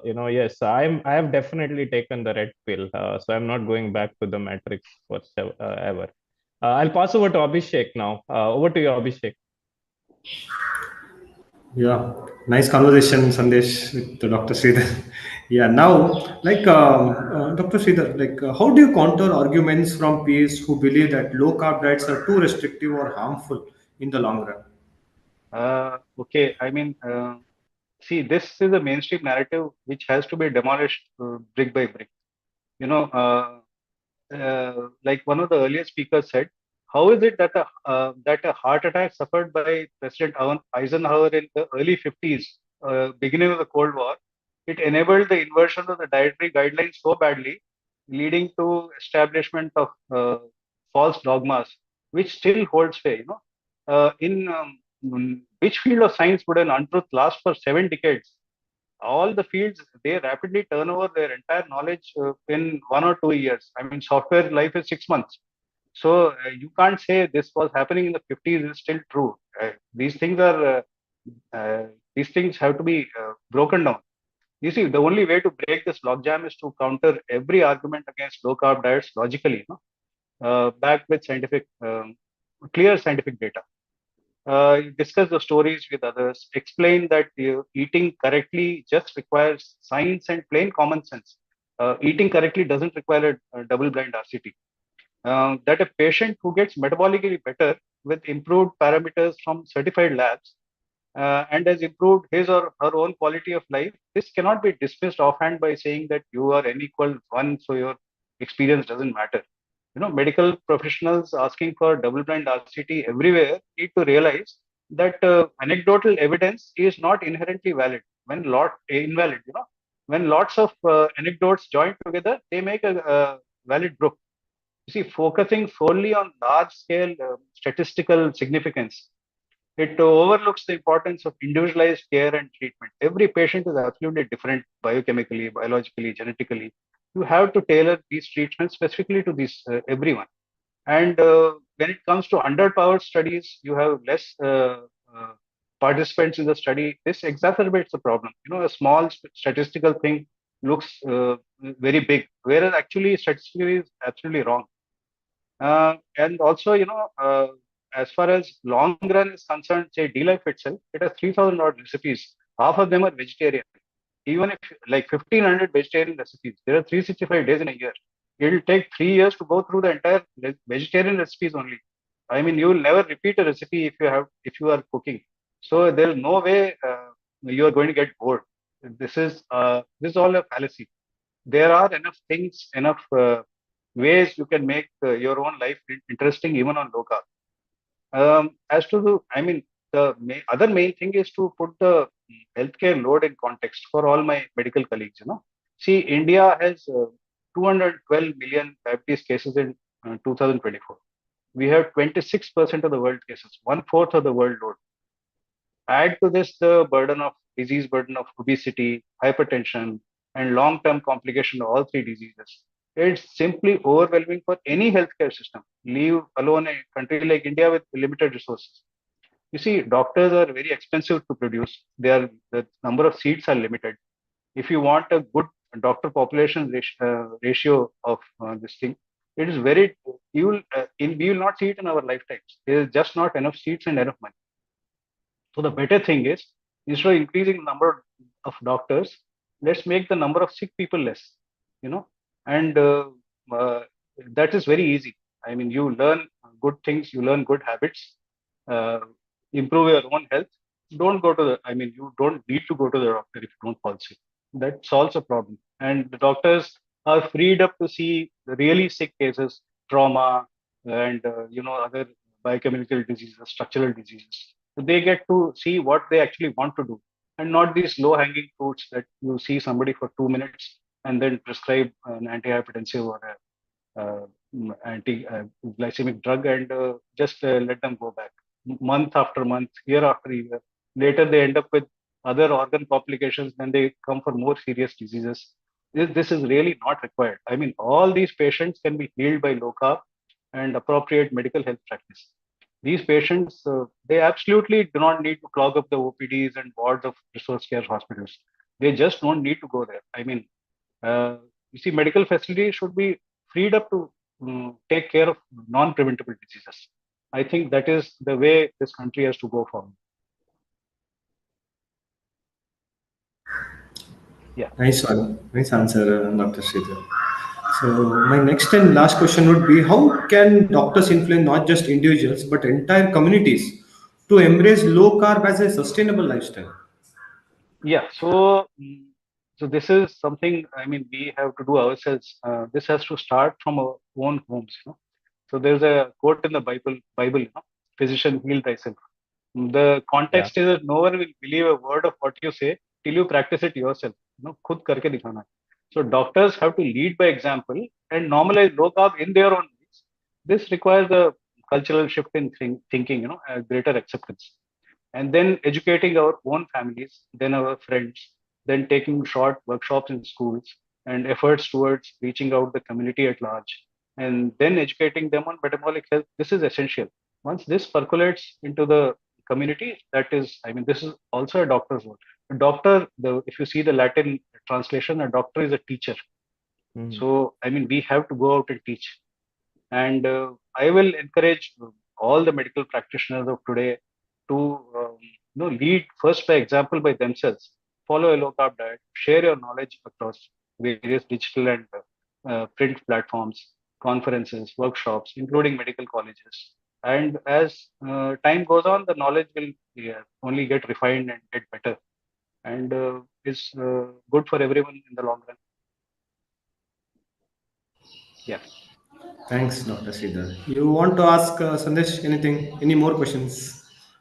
Yeah, I do. And, every minute of Dr. Sridhar's wisdom, we will take it, isn't it? So, uh, Dr. Sridhar, a question that's coming up in my mind is how do we bridge the gap between the existing research, which you already called out that there is plenty, in different great channels. One of that is DLife, who you already have been a beneficiary of, and the practical knowledge that doctors need to feel confident about prescribing them. So one is having the research, but I think doctors will also need to have some of the practical knowledge. So I just Yeah. wanted to hear from you how you are going about now in your So, transition from a so mainstream doctor. I think, see, the thing about it's like a new subject.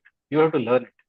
Like when you go from one medical professional to another to Mm. first finish anatomy and physiology, then you don't know anything about pathology. Then you learn pathology. Then you don't know anything about medicine or gynecology. Then you, in the next year, you learn about gynecology. Low-carb is like that. It takes time to learn. Wow, I mean, yeah. you have to read up, then you have to start applying all this knowledge slowly to your own patients. Uh, it's not just the nutrition part of it, it's the overall part of it. Any other deficiencies, the overall pattern of eating, any behavioral changes required. It's a whole thing which has to be learned. And then, if I just give a diet plan and the person follows it for a week and then relapses after a week, it's of no use. So I have to plan keeping all of these things in mind, and this is how this has to be taught in a uh, in a graduated manner.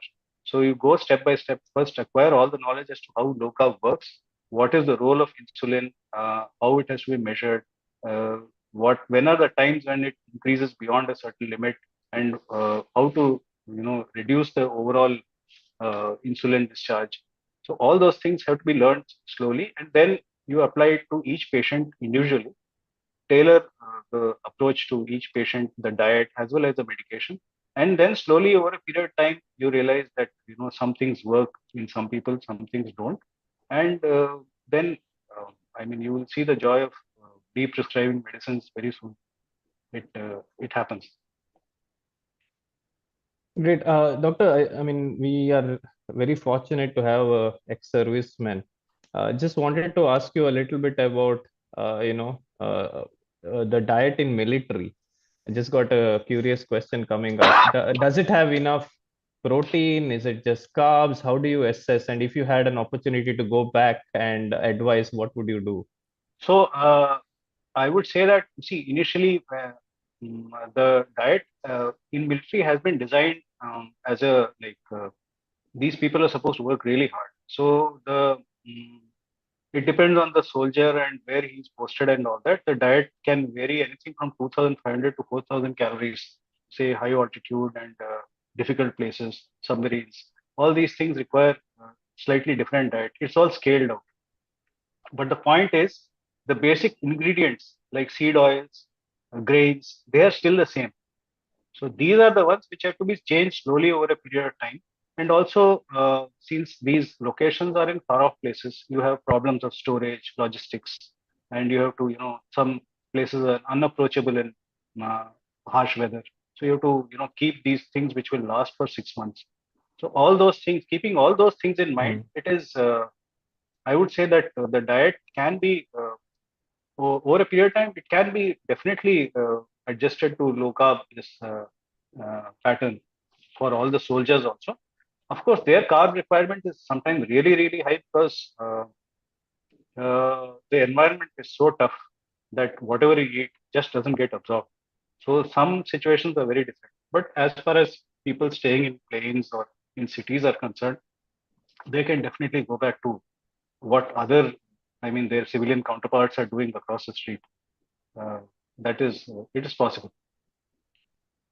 Great, great. I think that is a very unique, different position you have been in as a medical professional in the in the services. Yeah, it's very Just interesting. observationally, what have you seen, from a metabolic syndrome perspective, in the military? Have you seen them a lot? And has that been different, for your observations from the I mainstream think, when you come in? yeah, I would think that a lot of it mirrors the civilian population because, after all the people who work in the services, they are drawn from the civilian population. So broadly, it will mirror what is happening in the society. Though not so much because they are physically selected out. So a lot of the unhealthy population gets sorted out. Right. But whoever is remaining is healthy. They proportionately they would mirror the same illnesses as what is there in the civilian population.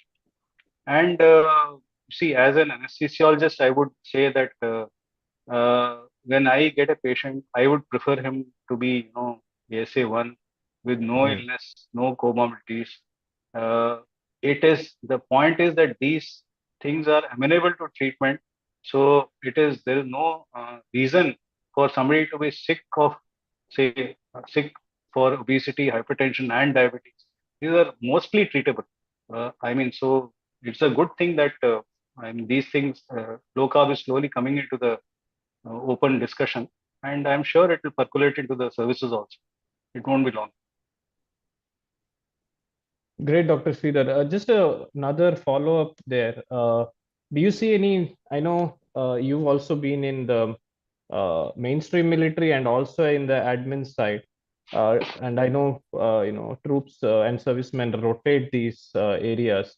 Do you see a difference between the admin side and the field operations with regards to metabolic health issues? Not really, because see, like any government service, soldiers keep rotating between various stations. So, like if the person is already ill and carrying a disease, he just carries it to another station. Whereas uh, administratively, it's my job to keep my troops healthy. So they are fit for action whenever it's required. So I need most of them to be fit and fighting all the time. So we have annual medicals and timed medicals in which we try to keep checking and weeding out people for treatment all the time. So it's that way we are much more scrutinized. The patient population much more scrutinized and is always under the microscope. You see everyone every day. You really know that this guy is putting on some weight. You just tell him on his face, you've got to lose weight. So it's not like any other organization. So you have certain standards, and then you have physical fitness standards. You have to cross those limits, otherwise you don't make it. So things are, yes, definitely much more organized in the services, Right, and right. I feel that these changes are easier to implement there because it's all top down. So if low carb is implemented from top tomorrow, everybody will eat low carb. There's no question. So it's like that. So it's a good organization, and probably let's see how things go along. Somebody will see the light. Somebody in power will see the light and implement it there as quickly as possible. Yeah, I hope is like a Pandora's box. It can open anytime, right? So that's great. Just one question on protein. I know we've been emphasized and heard so much from our previous speakers here about protein, and I see it as a nutrient for healing and repair and restoration and growth. Correct. Where is the armed services currently with regards to protein measurements? Do you count the proteins? We don't. And is Yeah. there a focused intention on a protein-based diet? No, I would say that right now the food pattern which is followed is mostly based on what the the food pyramid which has all this has been handed out in the US. Maybe some local adjustments are there, some millets and all that. But as people, I would say that the armed forces are slightly quicker on the uptake. When they see a problem happening, they will go to the root of it much more quickly compared to Okay, great to the hear that. civilian. Yes. So if I see hypertension in 10 of my soldiers, I would say I would quickly get to it. What is happening? I can't post these out to people out to field and all. It's a restriction on their work, this thing. So it's I have to be always on my toes as to their health. So I would feel that the change is easier to implement there. Protein percentage, as far as their diet is concerned, I think it is sufficient because a lot of people eat non-veg, so there is no problem about eggs or meat or anything like that. There are veg troops, but they are usually from, say, like Haryana or Rajasthan, and they drink liters of milk and paneer. So I mean, as far as Great to diet hear is that. concerned, good diet is concerned, there's no lack of it. I mean, the forces that way are very generous with their proportions. So it's just that you have to eat the correct thing for the correct kind of work. So it is possible, definitely. Forces are that way much better organized. Oh, great. Thank you. You gave us so much insights, which, as a general common man outside, we wouldn't know and have an opportunity to learn about how forces eat and the meal plate. Just a final question. We have another 5 minutes, but maybe a minute or two for this question, which I know you are very passionate about, which is mostly on your field. In your line of specialization, especially when you're in the ground in the armed forces, is there a difference in your treatment protocols when it comes to a metabolically healthy versus unhealthy patients? I think yesterday when we were in the back room, you were talking about in the army hospital, you also have to treat nearby villagers. You have to treat nearby accidents. So can you speak about how the protocols change in a couple minutes? So most of our patients would be servicemen, the serving people and their dependents. But I mean, the dependents would obviously are drawn straight from the civilian population, the parents and the wives and children. So they are not medically sorted out, whereas the soldiers themselves are probably much fitter. So, but the overall pattern of diseases is usually, I would say, 90% the same. So whatever treatment I would do in a government medical hospital is the same thing I would be applying in my setup. And then I have to be equally careful about all these metabolic diseases, cardiovascular diseases, all the respiratory problems. So it would be of I mean, it would be of greater definitely use if everyone is slightly healthier. Because I think yesterday Dr. Monil pointed out, you have a healthy patient, he recovers faster. There are lesser secondary infections. These things are very helpful in faster turnover of patients, and hospital acquired infections and all, they reduce a lot. So it is better that I get metabolically healthy patients rather than somebody who is sick. And we also do preoperative assessment. If somebody is not really settled and the surgery is not urgent, we would tell him, get better, show a better result, and then come back. So we always try to optimize these patients. Great to hear that. Awesome. Dr. Sridhar, thank you so much. This brings us to the end of our conversation. Thank you to my co-host Abhishek. And thanks, Doctor, for sharing your perspective. I'll have Shashi and Anup here to, join in quickly. Hi, Shashi. Hello. Hi. Hello, Shashi. So, Doctor, thank you very much for insights. And I think that we could get a lot of valuable insights from a mainstream doctor, particularly on the metabolic health. And we also got good insights into the bit of the other side, what's happening in the dietary pattern of military. In fact, you will be interested to know that they have tried low-carb diet in US military, and they have found significant weight loss. Not only that, they have done extensive studies on ketogenic diet and also exogenous ketones in Navy SEALs, and they found the performance to be much better. Those studies are all there. It's published. It's there in the Harvard CHN site also. So these applications are very useful. In fact, Dominic D'Agostino, who is one of the leading researchers in ketogenic diet, so he has tried out these exogenous ketone and ketogenic diet in Navy SEALs, and they were very significant improvement in them. Very excited to know all these applications are there even in military. Yes, definitely. I mean, any high performance area, sports and this thing, it would definitely work. So thank you very much, Doc. And is Anup Singh around? If he's around, we can get him. Otherwise, fine. So Dr. Sridhar, what is your final message to India? My final message to, everybody, whether it is of the medical fraternity or not, is to, acquire knowledge on their own and get, if there is sufficient knowledge out in the open, you have to learn it, don't listen to dogmas and all these things. Do your own research. Get well yourself.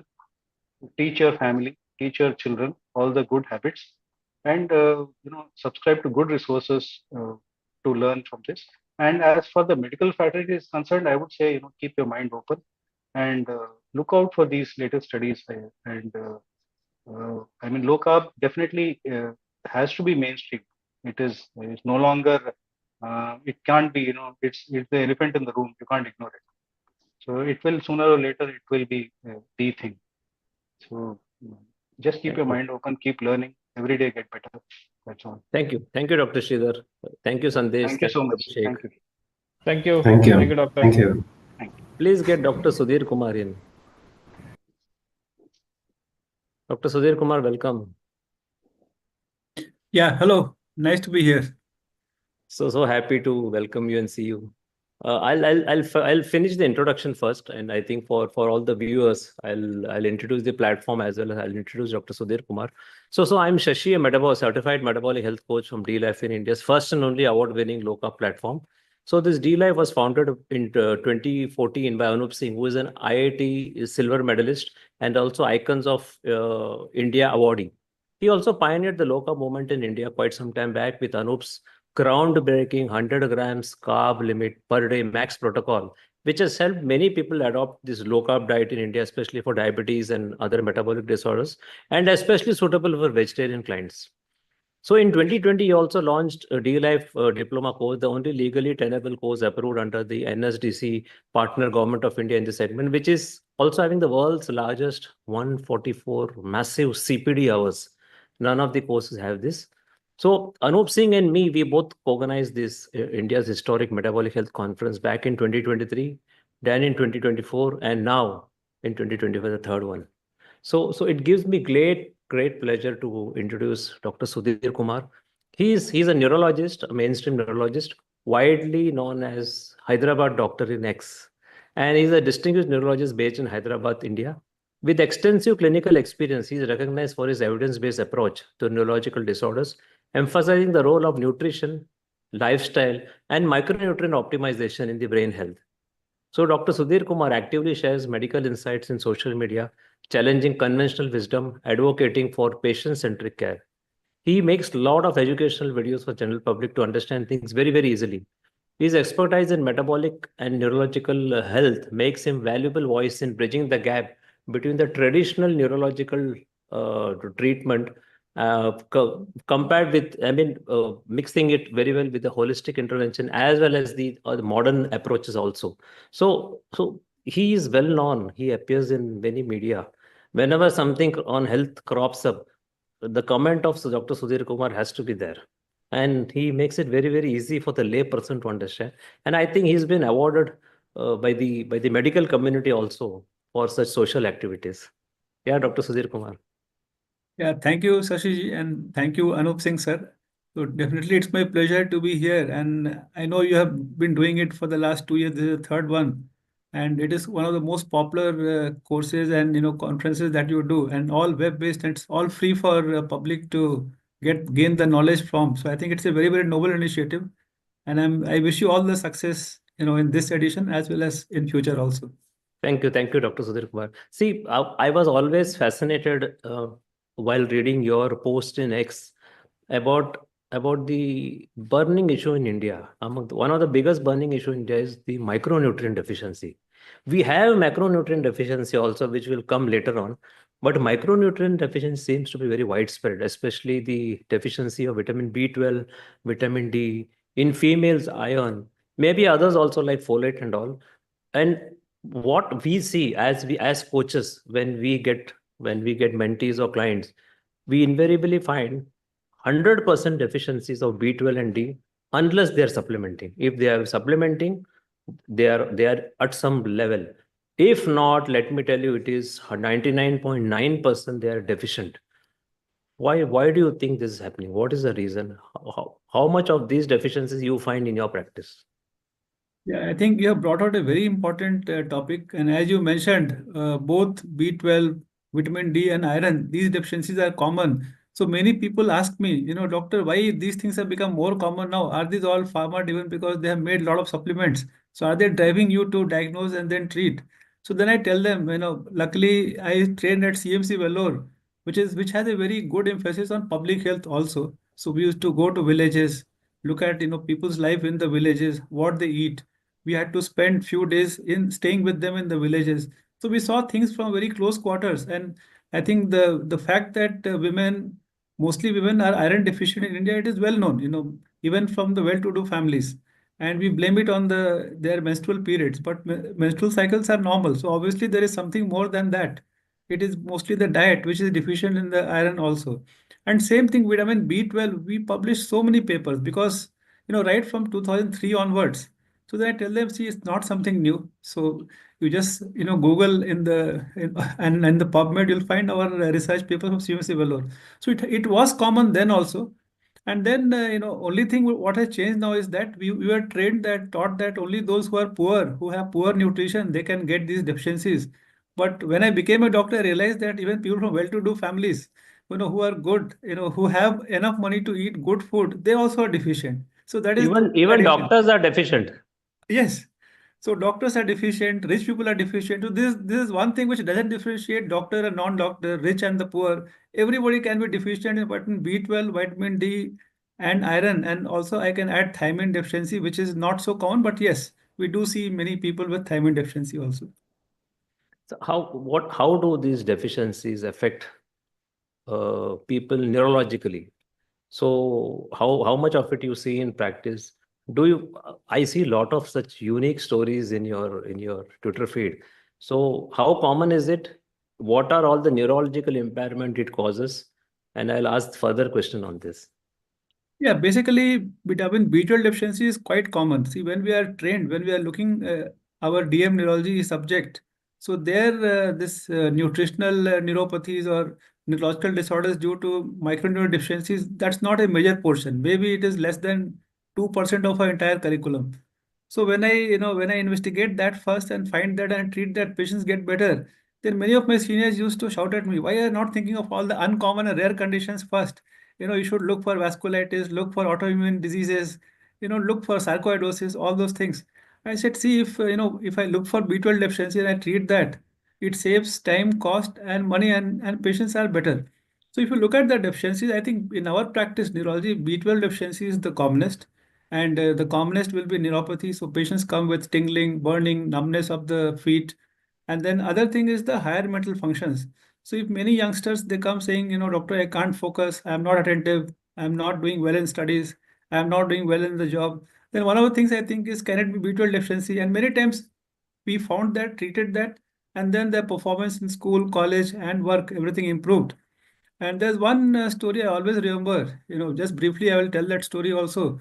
So it was a Bengali gentleman who had brought one woman. So he was dressed in a suit, tie, and everything. And the woman was, not even wearing footwear, crumpled dresses, hair also not combed. But he said, no, she's my wife. And she looked like a foreigner. So he said, yes, she was an air hostess in Lufthansa Airlines. And I was a frequent flyer. So I just kept meeting her a few times. We fell in love and married. But then, she was not like this. She was very pretty earlier, but last 6 months, she doesn't remember. She forgets everything. And recently she got lost in Calcutta. And then with great difficulty, after 3 days, we could find her. But nobody could find out what is happening to her in Kolkata. So we brought her to Vellore. And when we investigated, her B12 was very less. It was only about 40. So much low. And then we said, and they had already done the brain scan, everything which was normal. So I said, okay, I will not do anything else. Let us start this B12 injections and tablets and then we'll review. So then I forgot about that. Suddenly in the busy OPD, I'm sitting and then I see, one gentleman walking in. I could recognize the man immediately, but the lady with him, I couldn't recognize. He said, no, doctor, this is the lady who I had married and not the one you saw last time. So totally transformed from, somebody who was demented to this. So definitely in an untreated case, it can cause severe dementia, which can mimic Alzheimer's disease also. And then it can affect optic nerves, visual problems, imbalance, especially if the light is not enough. So that's about B12 deficiency. Rare manifestations can be tremors. It can mimic Parkinsonism, even seizures. So basic and neuropsychiatry. So many people, they become ill-tempered. they start shouting, they're agitated. So even frank psychosis can happen. So neuropsychiatric manifestations are common. Of course, we all know about anemia and the skin changes, pigmentation that can happen with B12 deficiency. Looking at the iron deficiency, it is mainly linked to restless leg syndrome. Now, see, people know that, somebody's mind can be restless, but how can the leg be restless? So those who suffer, they know it, because whenever they go on the bed and lie down, they cannot keep their legs still because they have discomfort. They keep on jerking their legs, they keep on moving, and they're quite restless. Same thing when they sit in the car for a long time and for a long drive, they can't enjoy the long drive because the legs get restless and discomfort. And there, one of the things which have been found in all the studies is that they are iron deficient and they come to us. So when we supplement iron and this few simple medications, their years of agony vanishes, just like that. And then briefly about thiamine. So thiamine is more common in alcoholics, those who are alcohol dependent, and also sometimes in pregnancy, thiamine deficiency can occur. So that can cause also cognitive changes and what is called ophthalmoplegia, vision problems, and imbalance while walking. That's luckily not so common, but we should be alert. And sometimes after post-bariatric surgery. So many people, it's become a fashion for people to go for bariatric surgery because nobody wants to do the hard work of, exercise and nutrition. So they just go for surgery and they lose. But there are clear-cut guidelines who should go for surgery. Not everyone who's overweight or mild obesity should go. But one of the complications we see after bariatric surgery is thiamine deficiency. And we had a young gentleman, 25-year-old, who was brought with his mother, and then he was quite disabled because he was wobbly. He couldn't see properly, and thiamine deficiency was the cause. With treatment, luckily, he improved. How about vitamin D? Can you throw some light on this? Yes, see, vitamin D is like, it's one of the most common. Again, patients blame us saying that, doctor, one thing you are doing is that why vitamin D was not so, deficiency was not common 20 years back. I said they were always common, just the awareness has increased. Then they blame about the levels of vitamin D. That partly I agree. So in our population, 30 may not be the cutoff. We have to have little lower threshold for treating this thing. And then of course, vitamin D is not water soluble like B12. So everyone should not take, too much of supplements because vitamin D toxicity is a reality. We have seen few patients with that also. But if you look at the symptoms, the common things are musculoskeletal. So vitamin D is mainly required for bones and the muscles. So you generalize aches and pains, back pain, leg pain, and also those who are athletes or those who do workouts, they tend to get tired or fatigued easily. So it's very important for them. It has also been implicated for immune functions. So immune functions, and then there is a linkage of, say, autoimmune diseases like, say, multiple sclerosis. There are some papers which show that those who are deficient, they can have more severe disease. And so it is recommended that we supplement MS patients with, vitamin D as well as B12. And there are few papers done by my colleagues where they showed that vitamin B12 deficiency and vitamin D deficiency both can increase the risk of strokes.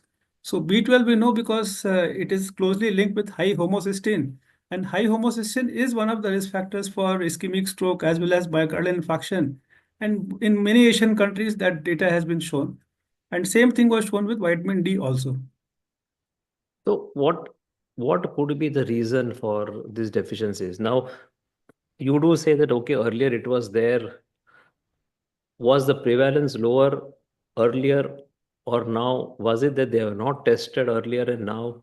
Is it because our food environment has changed? Is it because our lifestyle has changed? Considering all these factors, what do you think would be the reason for deficiency of two important micronutrients? I'll ask only B12 and vitamin D. Okay, let's take it one by one. So B12, it's not, see, we are not biased against, I'm not biased against vegans or vegetarian or non-vegetarian. It is a personal choice. And I respect dietary choices of everyone. For whatever reason somebody is practicing, nobody should say that, because we have canine teeth and so we are all carnivores and omnivores. Okay, that's your choice. But if somebody has chosen to be vegetarian or vegan, that's their choice. But one thing scientifically we know that those who are on purely plant-based diets, means who do not consume any animal source foods, so they will be vitamin B12 deficient because B12 is found only in animal source foods, which can include dairy products also, and of course all kinds of meat, chicken, fish, eggs, all those things also. And so if you just look at the dietary sources, the meat eaters or the fish eaters or egg eaters, they have more availability of vitamin B12. Those who are vegetarians but consume dairy, they also will get a good amount of B12. provided they consume, at least twice in a day and on regular basis. Somebody says, okay, I'll have just, 1 glass of milk, or because I'm having tea with milk, I will get it. So that may not be the truth. So they need to consume adequate amounts. Now, so that leaves, almost 100% of vegans and one third to half of vegetarians, because of dietary lack in their of B12, they'll be deficient. Now, one more important thing we have to remember is that there could be absorption issue. So many people could have antibodies in the gut, which doesn't let the B12 in the diet get absorbed properly. So that is why at least one third or 40% of non-vegetarians who eat adequate amount of meat or fish, they also could be B12 deficient. And for the same reasons, vegetarians who consume dairy also can be deficient. So even if we have adequate amounts in the diet, we could still be deficient because of the absorption issue. And there is one more disease called as chronic atrophic gastritis. Forget that term. So basically, in the inflammation and the absorption of the gut is impaired. So B12 doesn't get absorbed. So that on the earlier days we used to do endoscopy, do a biopsy, and confirm all that. But basically now what we do is that if somebody has symptoms which are suggestive of B12 deficiency, we can test it, and then we can confirm it. And if you look at, say, vitamin D, why the people are deficient? They'll say in our country has a lot of sunshine, but why are people still deficient? So for that, one or two reasons are there. One is, I think, our dressing sense. I'm not saying our dressing sense is not civilized. We are good culturally, and we have a good culture of at least women, dressing properly, or even men for that matter. So most of our skin is covered. So even if you are exposed to sun, the sun has to fall on the unexposed, on the uncovered skin. At least say good amount of skin exposure is required to the sun. But our dressing is not, proper for that. So men, if you are wearing, say, bunion and shorts, and then exposed to 20 minutes of sun, will get it. But how often we do that, And now in today's modern lifestyle, if somebody sees a sunset or sunrise, he starts posting on the Facebook that today I saw a sunrise. Today I have seen sunset. So it's not common for people to see sunsets and sunrise. That means they're indoors most often. And that is one reason. Second thing is supposed to be our pigmentation, our skin color, pigmentation. This also, doesn't allow the sunlight to properly get absorbed and convert and form the vitamin D. So these are two common issues. And that is why most studies have shown that if you look at the standard cutoff of earlier 30, as you mentioned, almost 80% of population will be deficient. Even if you lower it down to, let's say, 20, still about half the population could be deficient. See, can you tell the viewers what is the optimal way or optimal time also to get vitamin D? Again, you did mention, but what about the optimal time? Yes. No, that's a very important question, because there is a fear or risk of skin cancer. So if we are exposing our skin to sunlight for a long duration, or especially based on the UV index, then there's a real risk of skin cancer, even though it is not so common in our population, but it is one of the risk factors. So we have to maintain a balance. We can't be totally, exposing for indefinite amount of time. And also, I would like to say that if women or men, they apply sunscreen and go out, then again we are, not going to get the vitamin D. So it should be without the sunscreen application. And then even if we are, say, sitting inside and then the sunlight is coming through window, again we won't get it. So it should be the direct sunlight falling on the skin. So roughly about, if somebody can spend, say, 15 to 20 minutes, even 3 days in a week, so which means around, say, 45 to 60 minutes of sunlight light exposure on person who is wearing, let's say, bunion and shorts. So that much of, so entire arms and from thigh below, it's exposed, at least for men and women also. They can probably use some part of the house, balcony, or where good sunlight comes. Or nowadays in cities, definitely shorts can be permitted. So that is what we have to see. And then so that amount of sunlight exposure in a week should be sufficient.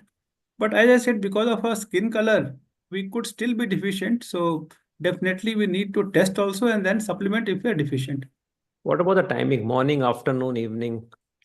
I think it depends on the the UV index. So basically, possibly the best time is supposed to be, say, between 10 to 12 or 12:30. But if it is feasible, that is. So I think what can be done is, it may not be feasible for the working people, but whenever it is possible, definitely we have to expose.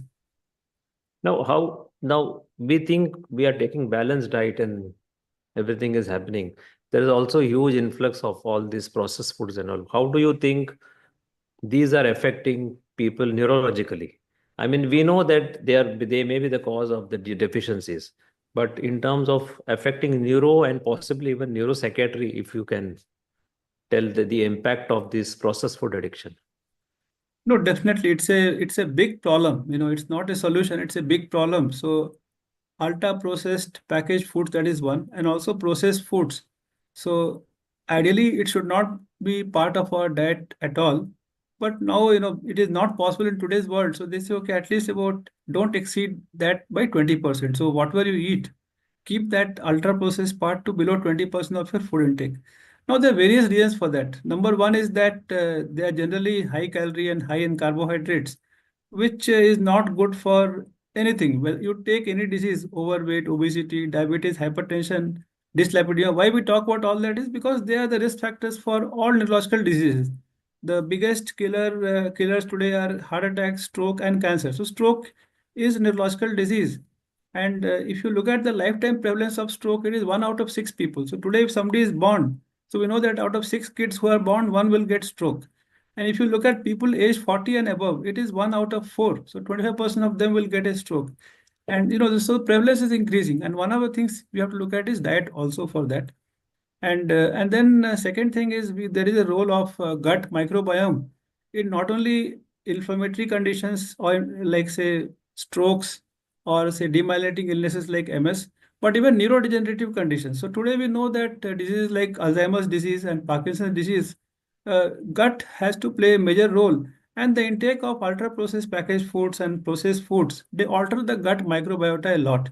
And that is one of the implications. Many people with migraines also, they tell me there are specific foods they tell if I eat this, I get triggered. And most of them will be, ultra processed foods only, like say chocolates or, many other items. If they eat, they say whenever we go out and eat, then we get it. So we know what is there in those foods, what is different from our home cooked food. So that is what I see. So many of the diseases are directly linked and many are indirectly linked. So after many years, they have the effect. So that's an important part, and which we are facing, major issues with that. Now, we'll just touch upon a different topic like sleep deprivation. So how does sleep deprivation affect us?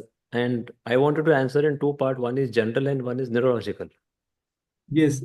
See, if somebody has to ask, what are the 3 pillars of good health, without medicines. Many people want pill today, something called polypill. Pharma companies are interested in making polypills. We had some polypills, a few decades back also. So the real polypill today is good sleep, good food, and good exercise. So if somebody wants the 3 pills, for good health, these are the ones and good for health as well as neurological health also. Now, in that, I mentioned sleep as the first one. See, it may appear as sleeping is the simplest thing. Our parents also used to tell, if you sleep, means you're going to lose in life. So, the achievers don't sleep much. And if you look at, some very successful people in our country who also claim that they don't sleep much, including our leaders also. I should not take the name, but, that cannot become an example. So basically, there could be exceptions. So, we salute to those people who are managing with less sleep. But if you look at, say, large observational studies or randomized controlled trials, so we have to look at, we can be like the majority. To become an exceptional person, it's like rare. Once in a blue moon or once in 20, 30 years, we get, people like, Sachin or, like that. So we cannot all become the high achievers. So yes, so definitely we need to sleep for 7 to 9 hours. I'm talking adults here, not kids and very older people, they may have differences. And then not only that, we also have to be sleep, have consistent sleep schedule. So by that, what we mean is we have to fix a time, initiate the sleep at that time, and then sleep for 7 to 9 hours after that. So sleeping less, that is sleep deprivation, and oversleeping, that is more than 9 or 10 hours, both are, harmful for health. And then about afternoon nap, always this question comes. So most of us require very short nap or no afternoon nap till the age of 60. So if somebody is not napping in the afternoon, doesn't mean that they are abnormal. Most of us don't need. If you need also, suppose you have to work, if you had a very busy day, started working at 7 and you have to keep on going till 7 p.m. or 8 p.m., it is useful to have a nap of 10, 15, 20 minutes, definitely not exceeding 30 minutes. But culturally or genetically, there are one group of people, like, I know that some parts of Bengal and Gujarat, where culturally they sleep for, say, good 2, 3 hours in the afternoon. But that is part of the culture and they have been doing it for generations. So that group is different. I'm not talking about that group, but most of us. So I think there are three main things. Then the question comes about people who do night shift duties or shift duties. Of course, in today's world, when the world is working 24 by 7, we cannot say everyone should stop working at night. In my own profession, medical profession, we cannot do that. So yes, so in those group, what is advisable is still they have to at least, if somebody have consistent night shift duties, then make a schedule, daytime they can sleep. And in the worst situation, then they can have something called as biphasic sleep. So if they could not complete the quota at night, then they can complete that, say, 1 or 2 hours missing sleep in the daytime also. One more research paper said that if somebody could not get enough sleep in those 5 days of the week, they could have a catch-up sleep in weekends also. So there's a lot of emphasis on the sleep. And why is it so? Because sleep or sleep deprivation is linked to a multiple number of illnesses. If you look at this, and there are many number of research papers, so I did not say that they are not proven, so they are all proven. So higher risk of overweight, obesity, type 2 diabetes, hypertension, heart attack, stroke, certain forms of cancer, dementia, depression, anxiety, and even premature death. So if you look at this list, it's very exhaustive, and few things I may have missed also. Coming especially to neurological diseases, both stroke as well as dementia, they are more prevalent in people who sleep less or they oversleep, and even those who are suffering from known diseases like migraine. So people with migraine, lack of sleep is the commonest trigger for them to get the headache next day, in addition to stress. And same with epilepsy. Those who have already suffering from epilepsy, if they are sleep deprived, they have a higher risk of getting seizure. Seizure recurrences are more common. So sleep is closely linked. And then if you look at, say, acute effects of sleep deprivation, many of the driving errors or driving accidents, road accidents, they are linked to two major factors. One is alcohol and then driving, and second is sleep deprived driver. So driver who hasn't slept properly is more likely to be involved in vehicle crashes. And then there's our temper tantrums, and then productivity at work, ability to focus, concentrate. So many of these things get affected. Many students feel that now it's the exam season also, that let me burn the midnight oil, and then let me study for 16 to 18 hours and I'll do well in the exams. But that is not so, because consolidation of memory occurs during sleep. So if a student doesn't sleep properly, he's unlikely to do well in the exams. So good amount of studies with good amount of sleep will make a person do better in exams also. Will any micronutrient deficiency impact sleep, or will it cause sleeplessness or disturbances in sleep? Yes, sometime back we were talking about restless leg syndrome. So iron deficiency is one of the bigger factors linked with RLS, restless leg syndrome. So those people have impaired sleep as one of the main presenting symptoms, because whenever they are still or they are resting, the symptoms are more. So during night sleep or while prolonged long drives. So that is one thing. In B12 deficiency also, because deficiency of vitamin B12 deficiency can lead to anxiety, depression, and those illnesses, one of the symptoms are sleep disturbances also. So as a result of that also, and then neuropathy also, I mentioned that they can get burning or tingling in the feet. Again, that can cause sleep disturbance. Very often we find that even in X, you have been supportive of low-carb approach. So what is your experience in some of the patients, neurological patients specifically, on the low-carb approach? Have you seen some improvement? Because I know you support low-carb. If any patient comes and tells you they're doing low-carb, you will never say no and you'll only encourage. But what are the improvements you have seen in certain neurological conditions? Yeah, I think this word low carb had to be propagated by your team, and rightly so, because our diet is high in carbs. So the opposite of high has to be low. From our childhood, if you see our plates, 2/3 will be rice, or 2/3 will be roti, and small amount of vegetable and dal. That is what our traditional meals are. And we realize that that is the culprit for most of the metabolic disorders that we see today. And those metabolic disorders are linked to neurological diseases. So as I mentioned, so migraine, as well as this our strokes, dementia. So all of them are higher in people who have overweight, obesity, and diabetes and hypertension. And so low carb approach has been found to be useful in controlling this or reducing the risk of all these metabolic disorders. And then your team has been doing a good work in that area.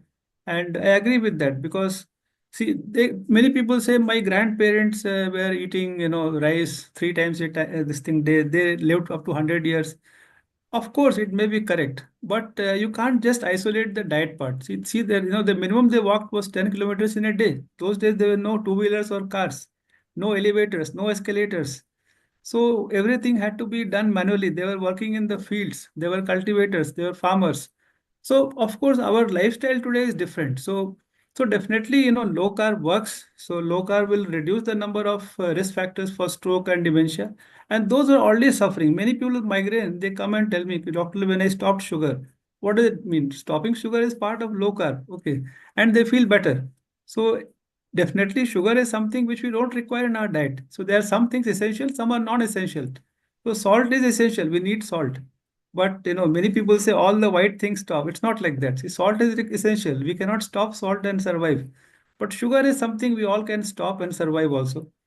And sugar is something, it's a craving also, because if it's like alcohol, so it stimulates the reward center in the brain. And so it is linked to brain happiness also. So we have to, once initially it may be difficult. I myself have experienced this. So from 5 gulab jamuns in a day to zero, like once in a blue moon. So definitely first few weeks or months, it may be difficult, but it's easy after that. So many patients do tell me that after they stopped sugar, the migraines frequency has reduced. They're able to come off the medications also. And so that is how it is closely linked to many diseases. So how now we are talking about low carb. Whenever we say low carb, we always in D life and others we mention about the 100-gram maximum template of carbs as propagated by Anup Singh for quite a long time. So that comes in the low carb. Now in the other end of the spectrum, we go towards ketogenic diet. Now the application of ketogenic diet in epilepsy is already well known. It was formed by Russell Wilder quite long back. Of late, we are seeing a lot of plethora of case studies, reports coming in, the application of the newer ones, neurological conditions like ALS, Parkinson, dementia, Alzheimer's. What is your view about the application of ketogenic diet in these neurological conditions? As you mentioned, this ketogenic diet in epilepsy is well proven, and there also it works in refractory cases. So patients who have stopped responding to medications, their ketogenic diet works. So I think so. Then, if you look at the hierarchy, that will come on a much higher pedestal than, let's say, even anti-seizure medications, because the medications have failed and then the ketogenic diet works, and especially in many children. So we have seen that. Now, regarding other usefulness, I definitely feel they'll be useful, and there are three major diseases where case reports and small research studies also have been published, and they are multiple sclerosis, Parkinson's disease, and Alzheimer's disease. Now, theoretically, also it's plausible. It's not that just off the hat, the propagators of low carb diet are telling use it. So there are a lot of things. As I mentioned, some time back, these are all less inflammatory food, so they are known to reduce inflammation. So if you look at the inflammatory markers in a person who practices low carb diet, they are much lower, and we know that inflammation is the root cause for many of these diseases, including multiple sclerosis, Alzheimer's disease, and Parkinson's disease also. And then they have a bearing on the mitochondrial functions also. And the most importantly, neurogenesis. See, both Alzheimer's as well as Parkinson's, they are neurodegenerative diseases where the brain neurons, they start dying and prematurely. So the low carb diet has also been linked to neurogenesis. Of course, these are all initial small studies, and we need more studies also. And then the most important is the modulation of the gut microbiome. So I mentioned that there is a role of gut microbiota in causing many of these neurodegenerative diseases. So those who take low carb nutrition, they have much better profiling of their gut microbiota. So the unhealthy microbiomes are less, and the healthier microbiomes are better in them. So these are the possible mechanisms. So my feeling is that in the next, say, 4 to 5 years, we should have definite guidelines. It will come in the mainstream neurology also. As of now, we are few of us are propagating. I don't practice myself, but I refer them to experts like you and your team to guide them, because I am not the expert in low carb nutrition. But you do practice, in the sense, for yourself, you do practice low carb to a good extent, I think. To a Yes, good yes. For myself, I can practice. Like many people, they say that, doctors, you have killed us with COVID vaccines. But, but if you remember the COVID vaccine, the first, all the doctors have taken it in India or most countries. So it was not because it was experiment on us, because we were more at the forefront and we were more exposed to COVID-19. So that's why we were given first, and then the elderly who were more at risk. So similarly for low carb nutrition also, it's not that we are imposing on, those who don't like low carb. Doctor, you are going to kill us and starve us. See, our grandparents lived, and you're telling us not. If I don't eat roti and rice, what will we eat? That is our main food. So many people tell me, doctor, what can I eat then? If you're telling no roti, no rice, or just one roti or little bit of rice, then I said, yes, if you're non-vegetarian, there is plenty of food. There is chicken, there is fish, there is meat, there's so many things to eat. Then the vegetarians say, then I said, okay, fine. Listen, if we have good nutritionists, and they can definitely fill your plate with your low carb diet also. I also want, see, you must have seen uh, in X and social media, primarily the insulin resistance, something which all the low carb people only keep talking. Now I know for you for sure that I've seen your lab report. I also analyzed your lab report. There you have very good insulin resistance score, very very strong HOMA IR case.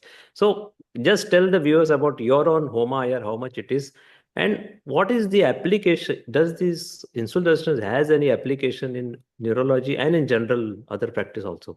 So viewers will be curious to know about your own lipid profile and your own HOMA-IR.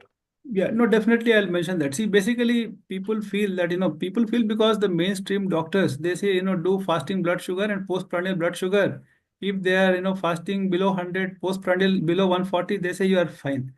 But it is, it's the far from the truth. We are just looking at one tip of the iceberg and say, okay, and leaving the entire bombshell away. And because see, for doctors, that is what they have been taught. And then if it is more than that, see, they are interested in, when we can start the anti-diabetic medications. So obviously, till the person is diabetic, anti-diabetic medications cannot be started. But the question comes to us is, can we prevent a person from becoming diabetic? And we also know today that those who have already become diabetic also can be reversed. But we are talking one step before. Then some doctors say, okay, fine, you do HbA1c. That will tell you normal pre-diabetes and diabetes. But even if HbA1c is, let's say, below 5.6, which is supposed to be normal as per the labs, are you still normal? The answer is no. Because we know that people can have insulin resistance, and that is linked to all the diseases. So today what we see, whether it is stroke or say even heart attack, if you see research papers, so the risk starts increasing from insulin resistance itself. So insulin resistance, little risk is there. Pre-diabetes, the risk is more. Diabetes, risk is higher. Uncontrolled diabetes is the highest risk. So it's like a step ladder pattern. So we have to hit the person or take action at the stage of insulin resistance itself. It's not that we can continue to eat 5 gulab jamuns and high carb diet if you're insulin resistant, because invariably after a year or two you'll be pre-diabetic. Another 2 years down the line you'll be diabetic. So that is what happens. So this knowledge, I have to accept it was not there with me, say till about 5 or 6 years back, because it is not mentioned in our usual standard textbooks. Even if it is there, it may be just one paragraph, and then we have 10 chapters on various things about diabetes, and even there it's quite funny. You have to take some 3 major meals and 3 minor meals for a diabetic. What will happen? So a lot of those traditional books need to be changed. I hope they are changed now, because I haven't read the MBBS books now, but it was not like that when we studied. So if you look at insulin resistance, I'm sure it's mainly for the viewers. So basically, one is to you look at your fasting serum insulin, then fasting blood glucose, and then now we have other surrogate markers. So for that, we need HDL cholesterol and triglycerides. If you have these four values, which are of these three are always done, so only additional tests required to be done is insulin. And if you have insulin and fasting blood glucose, this HOMA IR can be calculated, which is one of the standard markers, easy to calculate. So there was a time when I used to have insulin resistance going up to almost HOMA IR was more than 5 or 6. but now routinely it will be around 2 or less than 2. And then the other thing was, my triglycerides used to be 300 plus. So this was about 5 years back. And HDL cholesterol was 32. So you can imagine 330 means almost ratio of 10.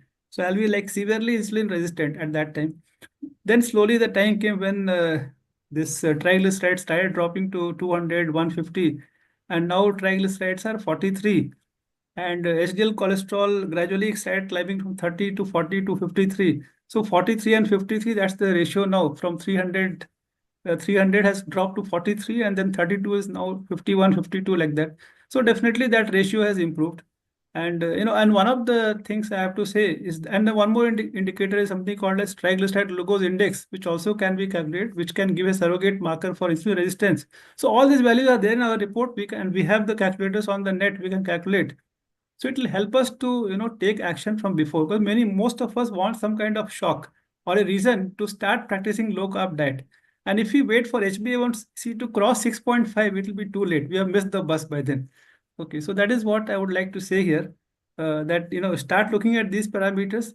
And your second part was insulin resistance and disease. Already I mentioned briefly, but definitely the risk of hypertension, diabetes, and all the other stroke and other say even migraines. So most women with migraine, if you check the insulin resistance, they have insulin resistance, polycystic ovaries, hypothyroidism, they are overweight or obese, they have acanthosis nigricans. The moment I look at their skin, I know that they'll be insulin resistant. So it's not the cosmetic issue. Many girls think that having this black mark on the neck or the axilla, it's a cosmetic issue. They go and see dermatologist who may give some cream. But we need to look at the underlying reason why it is so and treat the underlying disease, not the cosmesis, not the outer beauty. We have to look at the inner beauty. That is the lipid profile, insulin levels, and glucose levels. So briefly, I will say that you are always a model doctor for many people, because it is not that you take care of a patient, but you take care of yourself also. And I think that is what is needed very critically in medical profession also, because we have seen one report which has come from Jamnagar, where they found that people in the primary tertiary care, I mean doctors in primary tertiary care, 50% of them are having diabetes and 30 to 36% having hypertension. So what all things you do to keep yourself healthy? Yes, doctors also live 10 years lesser than non-doctors, and that will come as a shock, because we are supposed to save lives and prolong lives, but doctors are dying earlier. So doctors generally do most of the things that we should not do. So, and even I was part of that crowd earlier. So basically, one thing I don't compromise is my sleep now. Of course, on the emergency duties, that is different, but when I'm not on call, I ensure that I sleep 7 to 8 hours at night. Other thing was I was not doing physical activity because so much of work is there. There is no end to work. Most of us who are good at work, we can find enough amount of work to keep ourselves busy. But that should not be so. We have to find 40 minutes or 60 minutes or whatever time on a regular basis for exercise. And that is what I do. Meaning I started running from a person who could not walk much. I can run half marathons easily. You can wake me up at 8 of the morning, and then in 2 hours I can run 21 kilometers. So it's easy. I enjoy that. That's why it's good. And then till about 2 years back, I was not proper gymmer also, but now I do strength training because I was losing muscle. So that's on the exercise front. Regarding stress, I never took stress because I enjoy life, and I enjoy my work. So, but yes, many people do have stress, but I suggest to them that it is not good to be under stress. And diet is something which we already mentioned. So I have finished my quota of sweets for the entire life, maybe for next life also. So now I don't need any more sweets. So I have cut down drastically on sugar and sweets. Occasionally I may have, and soft drink was another of my weaknesses. So, but I haven't had a soft drink for a long time, including diet soft drinks. Thank you. So there are two things now. What is your message to India and your message to Metabolic Health Conference and D-Life? That's the second part. So what is your message to India? See, message to India is that, I know that most of you don't like doctors, hospitals, and pharma companies. That's a good thing. But also you should not like diseases, because unless you have a disease, you will not reach a doctor. So try to remain healthy, and we already discussed how you can be healthy. And so that is best thing. So focus on your sleep, diet, exercise, and stress-free life and spend time with your family, friends. Do things that you enjoy. And I think D Life is doing a great job. So basically, the message has to go on. We still have a small number of people who feel that they should be like their grandparents and eat a lot of carbs. But I think you are doing a great job in by propagating that low carb is the way to go. For most of us, even if we do not have any metabolic problems, see, why wait for a problem to begin? If we can act now, we can avoid that. And there are many examples, including you and Anup sir, who have been diabetics, and you could reverse the diabetes. What can be better than that? Many people don't like to take medications. That's a good thing. So if there's a method to, be pill free, they have to take your help, and low carb and platforms like yours can help many such people. Thank you. Thank you. Please get Anup Singh in. Anup, you're there?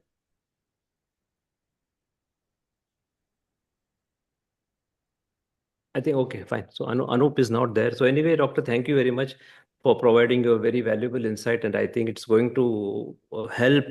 Your message will help India gain a lot of insights into the micronutrient part, as well as how, as a mainstream neurologist, you also favor and propagate low carb nutrition. And the third part is how you maintain yourself. That is very, very critical. And I think everything encompasses into a very good message. Thank you very much, Doc. And we look forward for more future collaborations and work together to get this message to make India healthy. Thank you. Thank you. Thank you. Wish you all the best for the rest of the conference. Yeah. Thank you, Doc. Thank you. Please get in, Dr. Parikshit. Dr. Parikshit, welcome. Hello, can you hear me now? Yes, doctor, I can hear you. Thank you very much. Mm-hmm. So, doctor, welcome. Thank you. Thank you. Welcome to the Metabolic Health Conference platform. I'll briefly finish off the introduction. So, we all have the perspective of, what we are doing. So I'll first introduce about the conference. So I'm Shashi, a certified metabolic health coach from D Life in India's first and only award-winning low carb platform. And it was founded in 2014 by Anup Singh, who is from IIT Roorkee, silver medalist and Icons of India awardee. He also pioneered the low carb movement in India long back. And Anup's groundbreaking 100 grams of carbs per day max protocol, made in 2012, made LCHF for low carb possible for people in India, and especially for the vegetarians.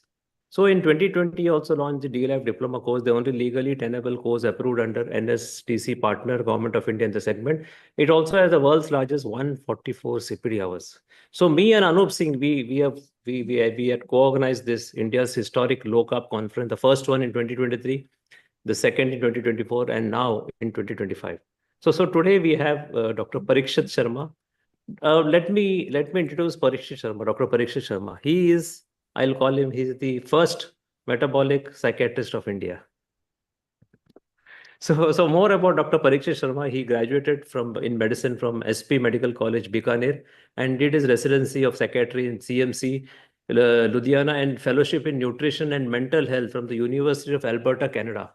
Practicing as a neuropsychiatrist in Punjab and managing de-addiction rehab center and a special interest in metabolic psychiatry and well-being psychiatry. So today we'll discuss about low carb, food addiction, and psychiatry. Welcome again, Dr. Parikshit. Yeah, I appreciate it. I appreciate it for your kind words, and thank you for giving me time on your platform. I hope this talk today will be informative, enjoyable, and it will open the new doors for all the people who are looking forward for these kind of alternative treatment methods in psychiatry as well as whole of the body care. So what made you connect the dots between the metabolic health and psychiatry? I will also add the link of processed food addiction and all also. Yeah, the journey started not gradually, but all of a sudden. I was more into the psychiatry and the de-addiction. What we generally see all over the world, not only in India, but the curriculum of the medical studies is like that. There is a physician and there is a psychiatrist, and both are two different creatures. Then the approach-wise, how they approach the patient, how they treat the patient, how they diagnose the patients. Still, the taboo is there all over the world about the psychiatric patient, the psychosis, the mood disorders and everything. Like the physician I generally used to listen, they say like, no, we don't look for the depression patient, I just refer them. I don't take care of the psychotic patient, I just refer them. And I was surprised how they just know by looking at the face of the patient that he's a depression patient. The depression patient will never say that I have got depression. I mean, this is very recent thing. Like the people listen to the social media and everything, and there is overdiagnosis of depression and the overdiagnosis of all the psychiatric illness. And the psychiatrists are not keen to look into the numbers. They are not interested in the clinical numbers, the lab numbers, and everything. There was complete mismatch. I mean, the God made the body as a whole, not as a brain as a different entity, and the heart or the pancreas or your skin as a different thing. This is a complete body. When there is some problem inside your liver, when there is some problem inside your blood, when there is a problem inside your metabolism, there must be some effect on the mind. There must be some effect on whole of the body. So mind is not an isolated thing. So I also practice like that. Like we were doing all the diagnosis and the overdiagnosis and the putting the patient all together, just by like putting the patient on the drugs and the pills. And even the DSM criteria for the diagnosis of the diseases continuously changing. Like every 3-4 hours, we were getting the new DSM-6, DSM-8, DSM-4, and we went to the conferences and we listened to the psychiatrists from abroad who were invitees, and we were handed over the DSM book, new DSM books by these pharma company guys, and we were just reading it. And the criteria keep on changing. Like when we just finished the school, the depression symptoms must be there for at least for 2 months regularly. Then you need to diagnose it as a depression and the clinical depression, and you can start the drug or start intervention. Then it decreased to 1 month. Like 4 or 5 years ago, it just decreased to like the 2 weeks. And now the recent criteria is if you are having these kind of symptoms in a bundle, 3-4 symptom out of these 6-7, and for 7 days you are depressed, start drugs, start taking intervention. Which was not I think my opinion as a clinician who is practicing here from the last like more than 15 to 18 years. It is too much into the drugs and everything. And secondly, I was managing the rehab and de-addiction centers. I started practicing here in Punjab, when there was a big epidemic was going on about the drugs from the last 15-20 years. And we set up the de-addiction centers, rehab centers all over the Punjab. And we were treating the patients not only in the indoor, but also as an outdoor patients. The one thing which was very significant I have seen in those patients, they always keep some candies in their pockets. They just keep on taking all these sweet candies all the time, and very sugary, syrupy kind of tea after every like 30 minutes. And they were loading their body with the sugars. So I that was curious, but there was no relevant research available. And there was no relevant research available online or in our relevant podiums or platforms in the psychiatry internationally or India. Nobody was taking care of that. That's why they are taking too much sugar. So out of curiosity, like I started to take their blood samples and started taking their the basic metabolic profile. That is the fasting blood sugars, the lipid profiles, the LFTs. Majority of them were either having the disturbance in the LFTs, in the lipid profile, in their fasting sugars too. But there were only two kind of the patients. Either they were like the lean, very lean, or they were very obese. So I observed like this data is showing me something like that something is going on inside the body. So we generally see like what was there as a clinician. There was observations and there were indications by the government like this type of food you should take, and this are like if you are having liver problem, take plenty of sugars, don't take fried food and oils. you need to take rasgullas, you need to take the sugarcane juice, and all this. Like we were always prescribing, but the things were not improving at all. The problem, like for every month, after 4 weeks, 6 weeks, the problem was increasing. So then I studied more about it, and I get in contact with the certain the group of people who were doing this kind of thing and observing it. They were my all colleagues from the University of Alberta and all over the world, and they were also curious about the phenomena. And the thing which we eventually pointed out, we must check their fasting insulin levels. Oh my God, the fasting insulin level was so indicative that most of them were having very high fasting insulin levels, who are even having the normal fasting sugars, like they were having insulin levels up to 80s. Can you hear me? Yeah. The fasting insulin level was very high. This is a phone call. The fasting insulin level was very high, so we kept on investigating. So eventually we reached to the point where we can clearly see that there is a direct relationship between their metabolic health and their mental health. Another observation we generally see in indoor patients, because in indoor patients, we spend more time with the patient regularly for the long span of time. Like the patient stays with us for 1 month, 2 months, 3 months. So we are more able to observe the total process and the progress. The outdoor patients who came to just take medication and just get the counseling, we spend like 10 minutes, 15 minutes, or up to 40 minutes if we do counseling sessions. So less information about those patients, but for the indoor patients, we started to do more and more those kind of research, and it is clear that most of the the drug addiction, alcoholic, the patients who are on heroin, the patients who are on opium, the patients who are on like we call the poppy husk or the post or bookie and all this stuff, which is very prevalent in this part of the world. There is some underlying psychiatric illness also there.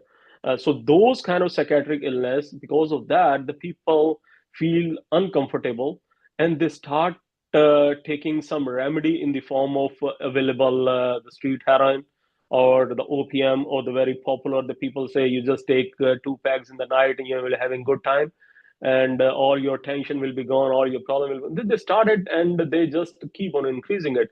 So the basic reason was in most of those addiction patients was the drug, and the drug was there, and underlying that drug there was psychiatric illness, and underlying that psychiatric illness there was metabolic disturbance in the body. So that then the game started, and then I did a fellowship program. And oh my God, that the data I was having, and finally, like when I came back and I collected the data, now the research project is still on in our centers and with a few of my friends. We are at the final stages of that data collection. I will not able to give you the percentage statistics, but definitely, but we will present it at the relevant podiums. But the data definitely suggests that there is a definite link between the food, the psychiatric illness, and the drug addiction and alcoholism. For sure, the connection is there. That's very huge.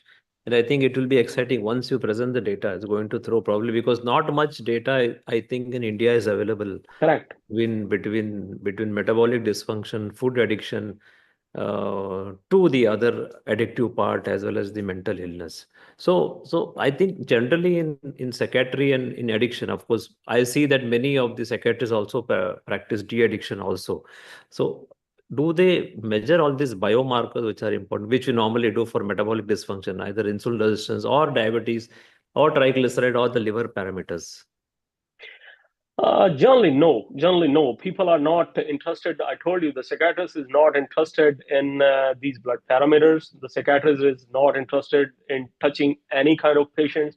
We feel proud about it. Like we have never touched a patient in last 20 years. And I just look at the face and write the drug. Don't talk to me. Even then, I can write the drug for 95% of the time. But alas, the psychiatry is such kind of branch where it gives so much flexibility and it gives so much liberty to the psychiatrist to diagnose with his own clinical skills, because not much of the so-called tests are available. It is a clinician who judge the patient, who diagnose it with his own clinical skill, and just write the drug. Even the drug profile and the drug profiling is not clearly written in any kind of book. They just mention all those antipsychotic drugs. They just mention all these antidepressant drugs. Now it is up to the clinician to choose it, like what kind of drug it is good for the patient, and what kind of methodology is good for his patients. So psychiatry is a branch which is very flexible. If I always say, like, if you send a patient into a university hospital of the psychiatry, and there are 7 consultants sitting in the different chambers, send one patient in all the 7 chambers, and he will come out with all 7 different prescriptions. I mean, this is very, very common, and the polypharmacy and everything is very common in psychiatry.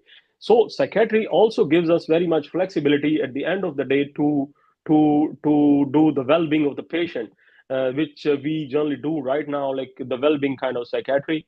But in general, the psychiatrists don't follow any kind of other holistic approaches, or any kind of the blood sampling or profiling, until unless there is a clear-cut signals or symptoms of the disease that they're visible. Only then they will do it. Otherwise, they don't go with it. Maybe they have got their own prejudices or issues. The pharma companies and everything, it is more pushing about writing the drugs. Aversions and everything is not that into the syllabus. Yeah. So I addressed this question to Dr. Sudhir Kumar also before you. And how does the micronutrient deficiency affect the mental health disease? Do you see it very common? One, is it really assessed by psychiatrists too? Absolutely correct thing. Most of the time I practice either in Canada or in Punjab. For your information, the Punjab is the population which is highest in whole of the India percentage-wise as a vegetarian.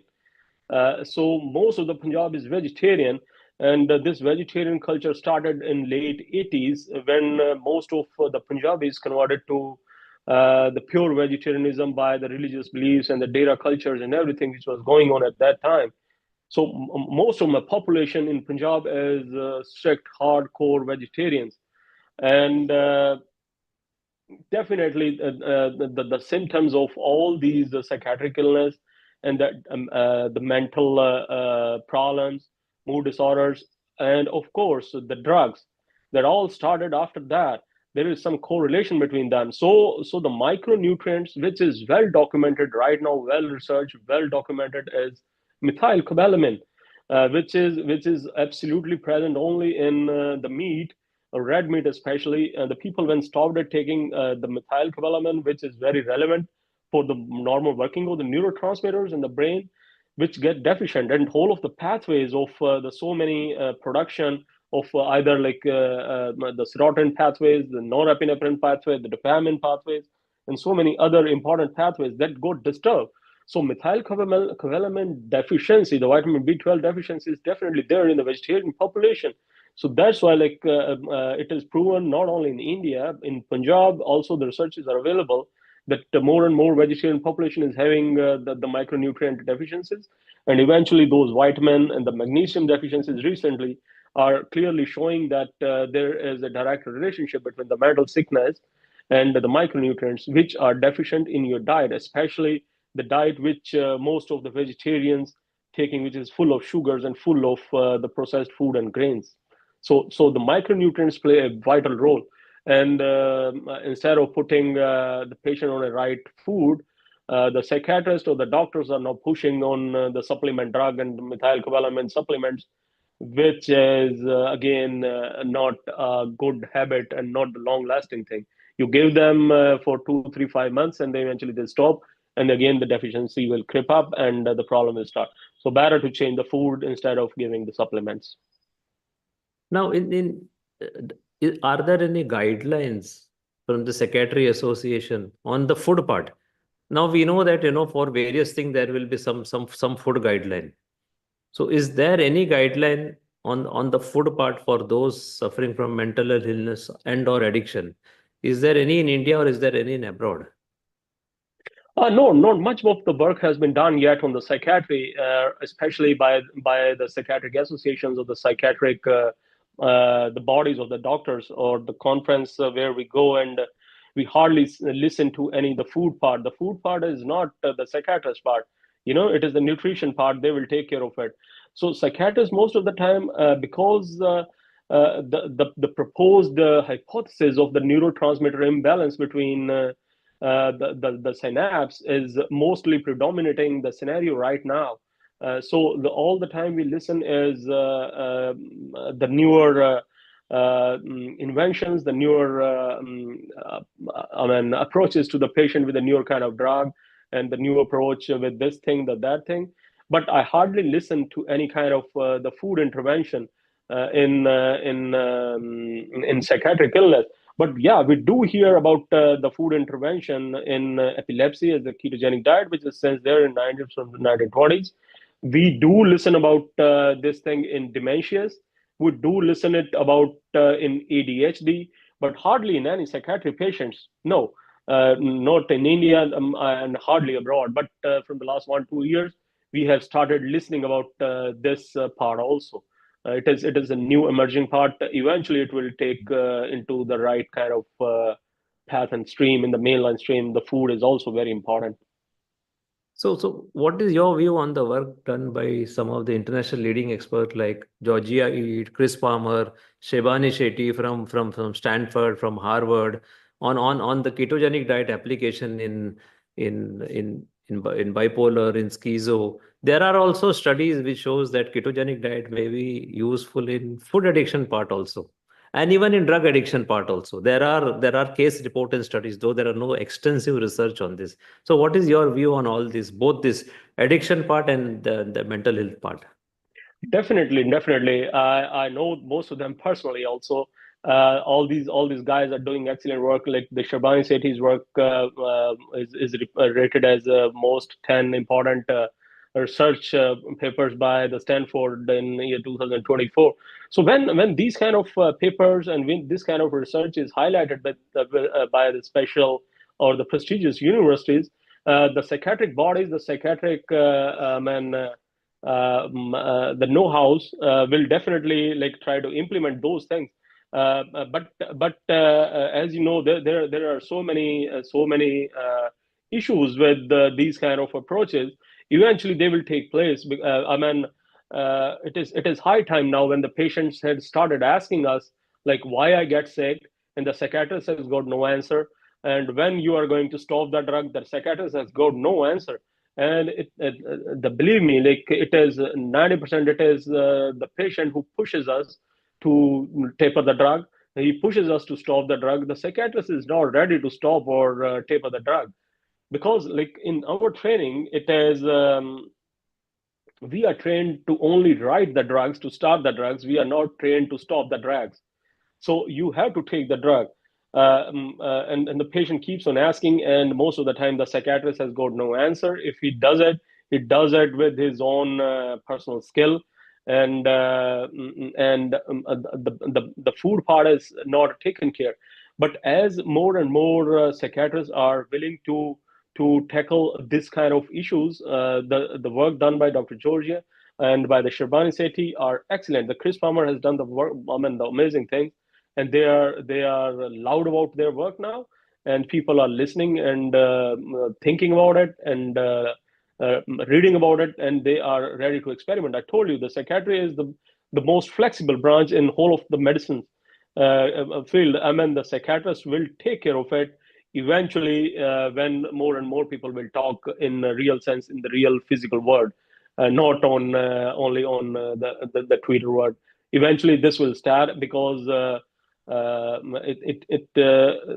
psychiatric illness, I always say that it has got the 4 legs, the 4 pillars.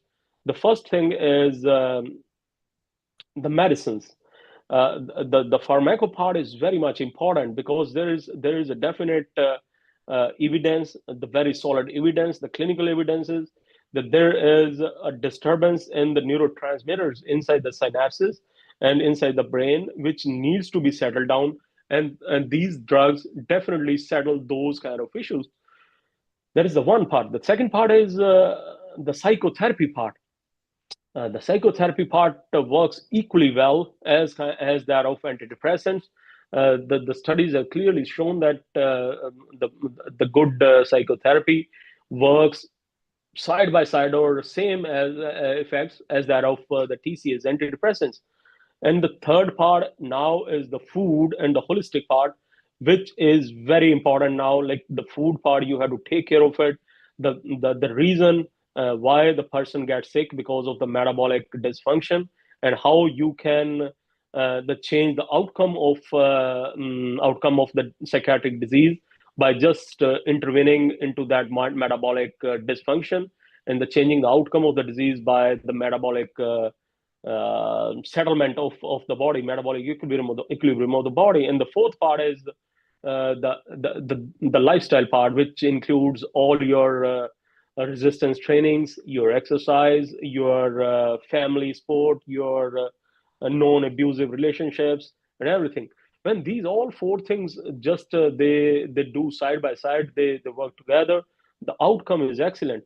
If you are into only one, then the approach is not right, and the outcome will not be the perfect one.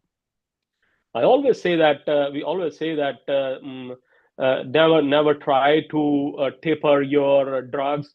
Never try to stop your drugs just by listening to the health coaches or the food coaches or the psychotherapist or babas and everyone who is talking about, or the gym guys, or also these alcoholic group.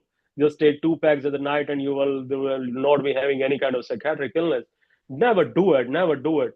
Always consult your psychiatrist. Always consult your health coaches. Always consult your food coaches.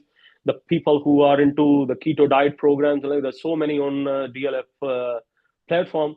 Consult them and make a proper regime. How to taper the drug, how to start your food, how to change your diet, how to start a ketogenic diet. So it is a complete approach, not the single approach will work. Yeah, that's very true. And no, we have seen some people get adverse effect when they complete drop of medication. And prescribing psychiatric drug is an art only a doctor knows. Absolutely. So yeah, Absolutely. so I do look after a lot of mental health cases, and I know the reluctance of many of the psychiatrists that they cannot imagine lowering of any medication. Many of them say no. So that's why most of my cases goes to you, and then I tell them to please get in touch with Dr. Parikshit Sharma, because he is not averse to tapering of the medication. So I think it has to be done very, very scientifically designed, and only a qualified medical practitioner and that two psychiatrists can only know what drug will work. And there are sometimes we require bridge medication also. So it is not that medication is not useful or something. No, even in low carb ketogenic, that bridge medications are required, for which you are there and you will help. Now, what is your experience of low carb diet in some of your cases which you handle? So one thing, like when I wanted to become... I want in two perspective. One is on the ketogenic front, and one is on the lower carb. Maybe say, as Anup Singh says, 100 grams. Have you ever tried that? I don't know. So in the low carb and ketogenic, how do you see the difference? Okay. The good question. Good question. I mean, it is very much relevant in our part of the world. See, I practice psychiatry, and the psychiatry is the part where we deal most of the time with the belief system of the patients. It is not just check the blood pressure, this is high and take this drug and go get out of my chamber. No, it's not like that. We talk a lot with the patients and we get to know the belief system. Mind it is the Indian population who will visit all over the world. They will go to the Japan and they will find the butter naan over there. They will go to the like Nicaragua and they just want to see the kadai paneer over there. And they will go to the Korea and they will not going to eat the Korean food. They will just look for the chole bhature. So Indian are very, very rigid about their diets. They are very rigid. So we have to see what kind of approach we give to the patient, where he is ready to accept the food guidelines or the food recommendations. Because in my mind, it is very clear that they are very rigid. They are not going to accept it, because there is a concept in our communities about the God. There is a concept in our community about the fate, and there is a concept about the drugs and the doctors and the babas, that he will find a baba, he will put just a hand on my head and all the problem will go away. And there is a doctor who will, I'm just looking for the doctor, I'm not able to get it. One day I will get a doctor who will just give me a one shot of an injection and my problem will be gone. So the people are into that kind of mindset because it is a belief system who is pushing them to not change about their thinking prospect, and they are not ready to experiment much. So we have to start from the very basics. If we start a patient, we can see the patient came with like the 10-year history of the depression, the comorbid depression, along with the diabetes and their comorbid hypertension. He's obese and all the functions are disturbed. And he's already on antidepressant drug from so many doctors. So now he came to you as a psychiatrist to get a consultation because he just wants to get rid of all the drugs. So he is coming to you and you just say, like, you start the ketogenic diet. No, it's not possible. It's not possible. Like, it's 40 years. He is on having a good of his food, and he just described, I'm a very foodie person. So no, this is new kind of fag. Like, the foodie person, people spend so much time just looking at the social media, only the food reels. भैया क्या डाला इसमें, अमूल जाएगा, भैया क्या डाल रहे हो? Those kind of stuff. This is stuck in their brain. So when the patient comes to us, like, and we diagnose it like that, there is a gross metabolic disturbance in all the blood reports and the blood work, as well as we can see that the patient morphologically is clearly showing that he is having issues metabolically. So we start with the very basic. We just say him to cut on the sugars first. Stop eating sugars, any kind. Not even good. No sugar, no nothing. So no this fag of the natural sugars kind of things. We just started with this. Like, you are not going to take any kind of sugars. So sugars are absolutely zero. And they say, like, sir, thoda to dal lo. Sir, main to light sa peeta hu. So there is nothing like light. There is always yes, there is always no. We just say no. And we try to dominate the person. If we are pushing this thing, then the doctor should be very clear about the outcome, that this thing will definitely gonna work. And we just keep on pushing the patient, like, if you are not gonna do this, your medication will not stop. You are not gonna be okay. If medicine can cure you, you must be okay after taking 10 years of medication. Why are you not okay? Then there is some problem. Stop taking the sugars. And he just tries it. He just stops taking the sugars. Say after like 4 weeks, 3 weeks, he again, confident now, like, I can do it. And if I stop sugar, my sugar will not go down. And he's very scared, like that the sugar will go down and I will die because some random guy died because of the low sugars. So then after 4 weeks, we start pushing them about stopping the processed flour and all the processed food. Like, they are very fond of bread, they are very fond of rusk, very fond of eating those biscuits, Parle-G and all. So we push them to stop that now. And we keep on pushing like zero sugars and this thing. Now they eventually they stop it. And then we start pushing them for the grains. Stop eating grains.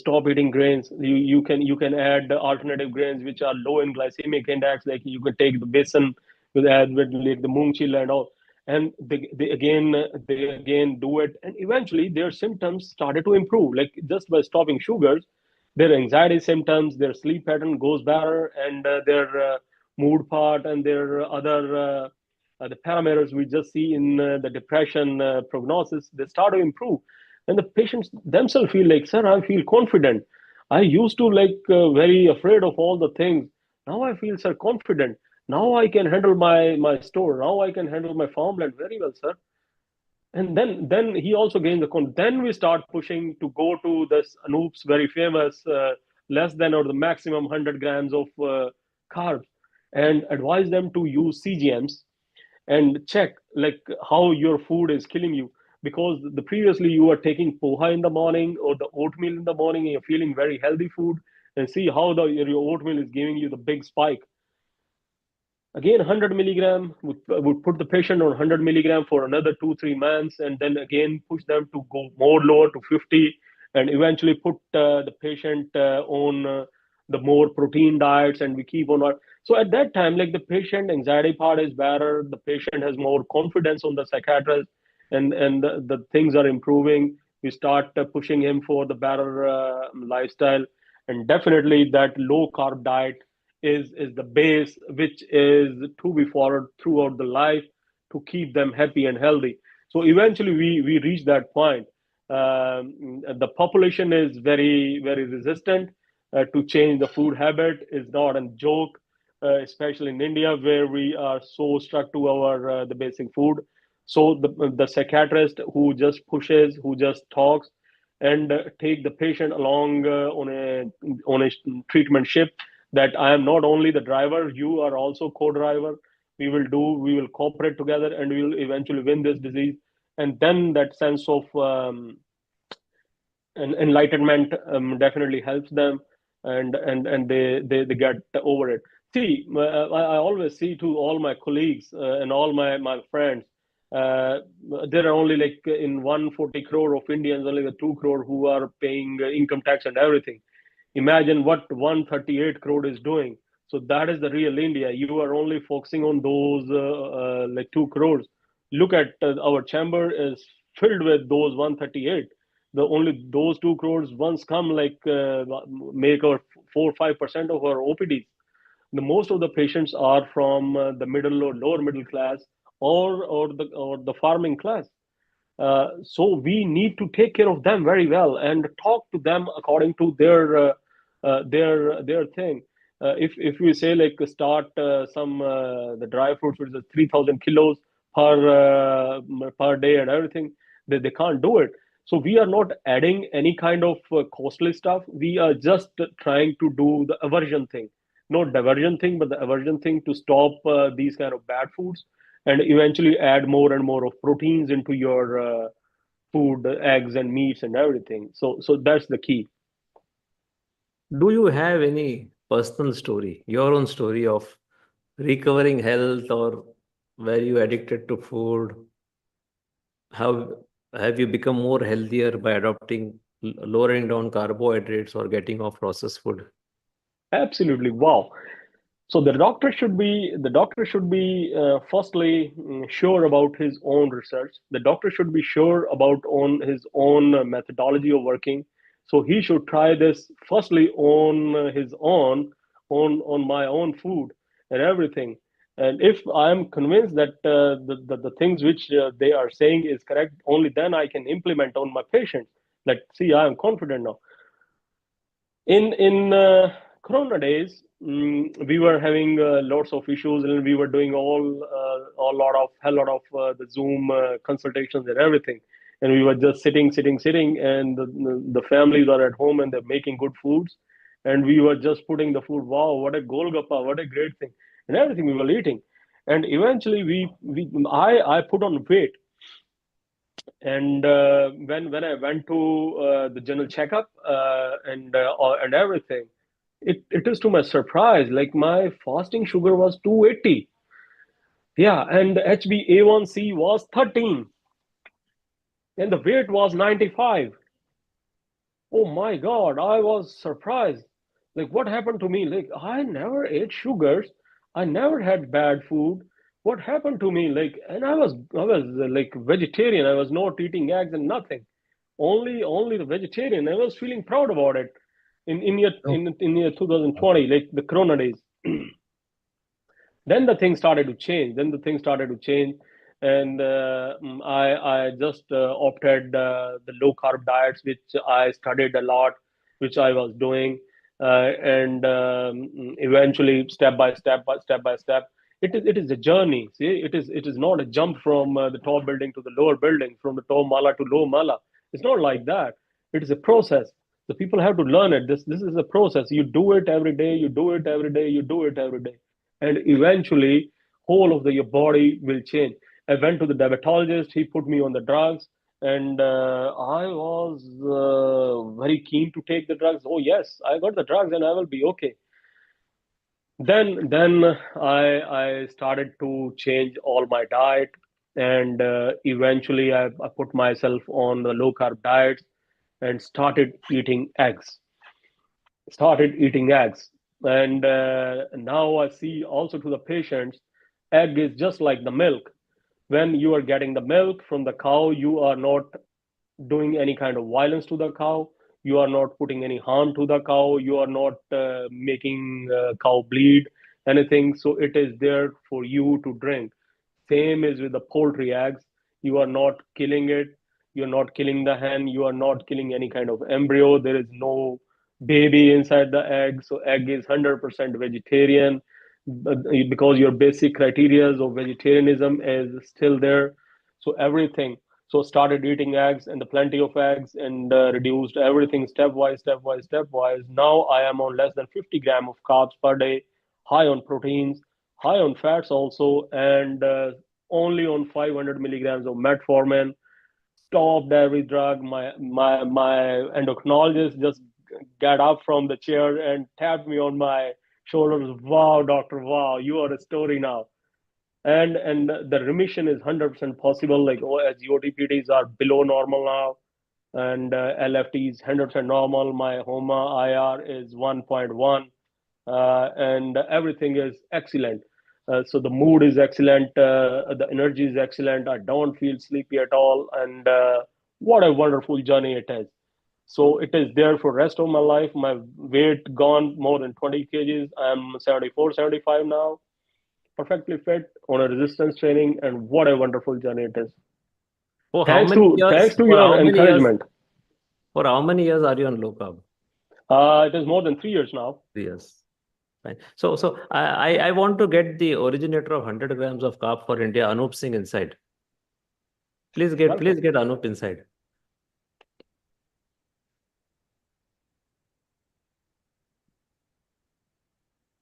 Yeah, Anup, welcome. Yeah. Good morning, Dr. Good Parikshit. morning. Good morning. First mention of Anup Singh's 100-gram carb, if I remember correctly, was on Twitter Absolutely. Spaces, right? Absolutely. It's it's so heartening, I would say, not exactly heartening, but so satisfying when such endorsement comes from a mainstream doctor. And now that is picking up pace, because just yesterday we had two stalwarts also, talking about D-Life, and one of them is intrigued that how come this 100 grams carb per day limit that I set in 2011 is working, and how do we manage, right? So possibly we'll be going to his podcast soon. Possibly we are going to face tough questions on how we manage on 100 grams carb. And yes, it was very nice, listening to you. And especially as you mentioned, 3 points I would like to highlight. You mentioned about it's not a, jump from one floor to another. Rightly so, because when we formulated, transitioning from high carb to low carb, we had a strict 3-week transition schedule. And reasons for that are very evident. We don't have time. Otherwise, we could have, delivered a lecture, 1 hour lecture for it. And the second point is, milk and egg. Now, this vegan propaganda is absolute nonsense. If any vegan can sit on that egg and hatch it even in his lifetime, I would, go by their all that propaganda that they indulge in. And last point that I would like to, see such words coming from doctors is, don't say remission, say reversal, right? And I say reversal because I challenge the best of experts that please show me the science of 60% carbohydrate in diet. If it is not a science, then I am I have reversed my diabetes. And congratulations for running third year into this magnificent, I would say, lifestyle. And coming from a doctor, I think nothing more could have been expected on a positive note from the medical fraternity.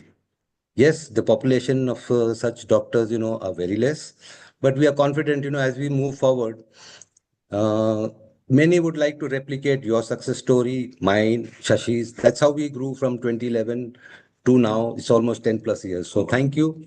Thank you very much, for mentioning again and again that 100 gram carb limit now, which should become global standard.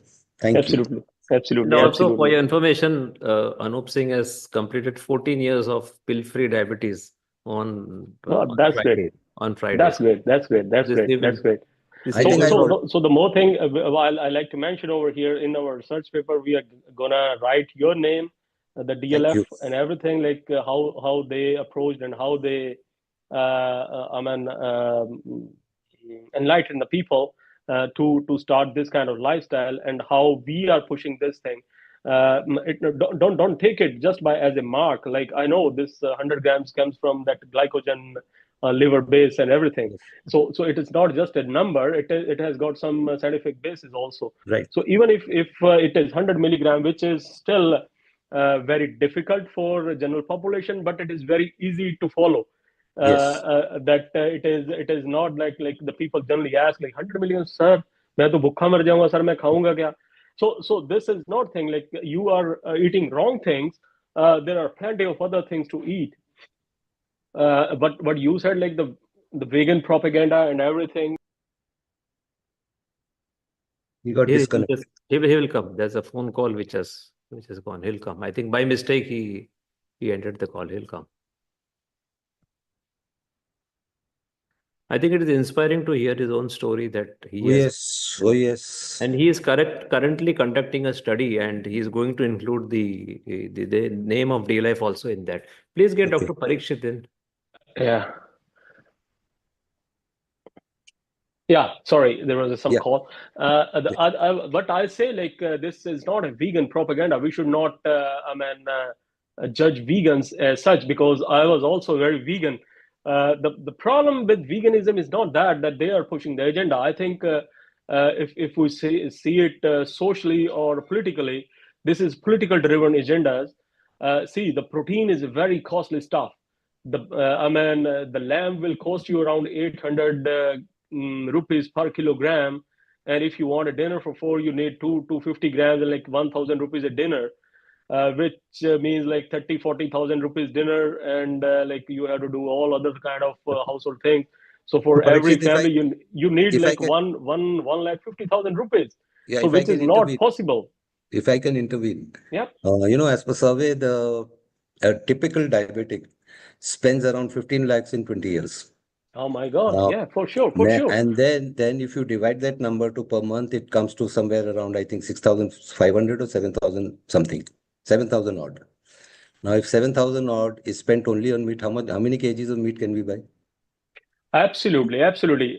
This is very scientific, but what I see, like, as a psychiatrist, we not only see the effect, we also see the social cause of it. Why this is done, why it is implemented or put in our brain in Indian society.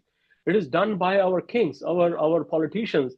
They just want to give you that 20 rupees kg grains, and they just want to give you that 5 chapatis, eat everyone, and fill your cavities and sleep well and die early. So 20 rupees is very easy for them, like dal atta schemes and everything you are saying. Like, you're not getting any kind of meat dal scheme or egg dal schemes. It is dal atta schemes. So it is very easy for the population to feed, because it is the hungry population which will revolt and fight. Another thing which I see, I don't know the basis of it, but the sugars are highly subsidized food Yes. in the world. Highly subsidized food in the world. You generally see, like, how other food stuff has done with this the rates have gone up. Even the Tata salt, which used to be 2 rupees a pack in 2000, now it is 40 rupees. But the sugar has not increased in that way, because the government is putting lot of subsidies. The reason, scientific proven now, is the sugars make you more coward. The sugars make you feel depressed, anxious. So they feel like, no, I will don't do anything. The police will call me, like, they will put me in jail. I will not go out and protest and everything. So they want you to be like cowards. They don't want you to be brave. They don't want you to have courage. So they push you on the sugars, and all the time, from morning to evening. So they push you on sugars, and eventually you see the things, how the world has changed, how the people are so scary and they are not ready to take any new thing and courage.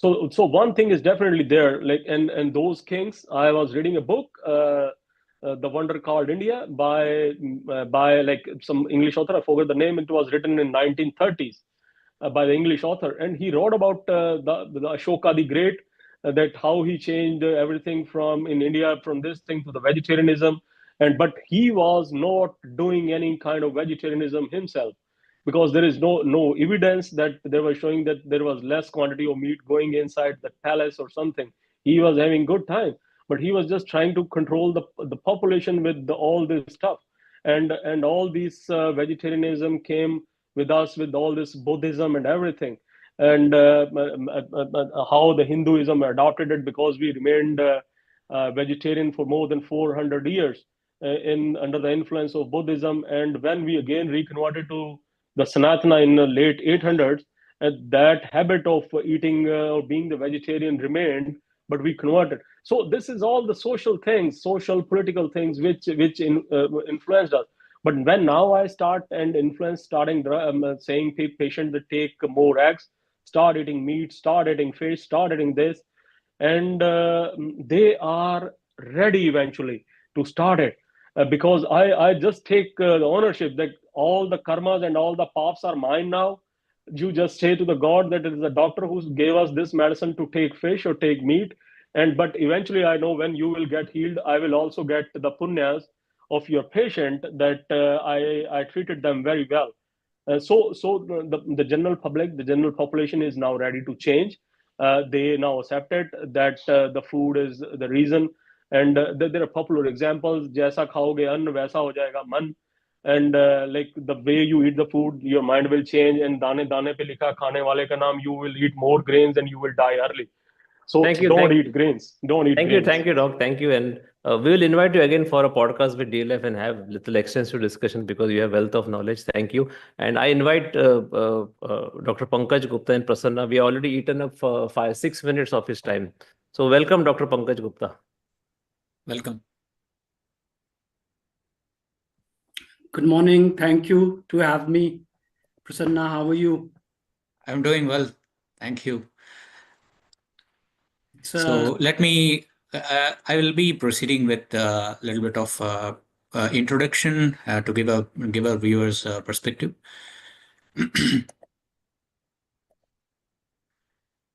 Hello all, and welcome to another exciting episode of India's largest Metabolic Health Conference 2025, where we explore various health topics that not only impact our lives, but can transform them for the better.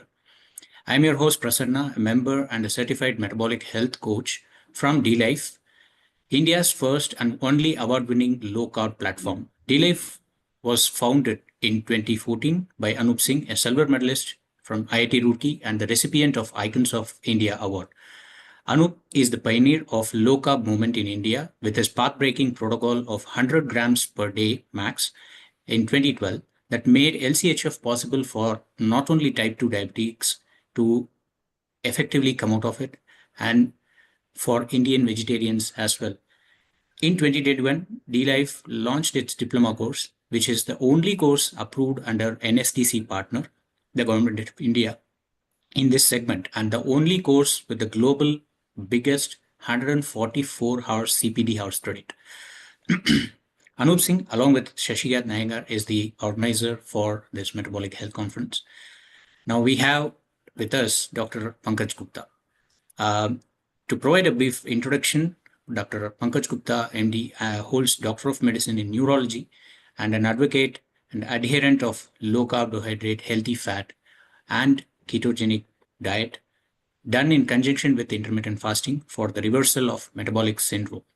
He practices internal medicine, psychiatry, besides neurology in India. He has been passionately treating and caring patients now for almost 30 years. His book on migraine is the first by an Indian has an Indian perspective and comprehensively deals with comorbidities besides newer treatment of migraine. Welcome, Dr. Pankaj. Good morning. Good morning. Thank you for having me. So, Dr. Pankaj, so the topic which we are getting in today and would like to hear from you is about low carb and various neurological conditions and how effective it will be. And can you please explain on how the low carb way of eating works in the context of treating various health disorders? And can people approach ketogenic diet as a therapy, cure, and a way of life, if you may? Please throw some light on that. See, I think it has been reiterated ad nauseum, that there is something like essential amino acid and essential protein. And there is something like, essential fatty acid, but there are no essential carbohydrates. The body produces whatever little carbohydrate it needs.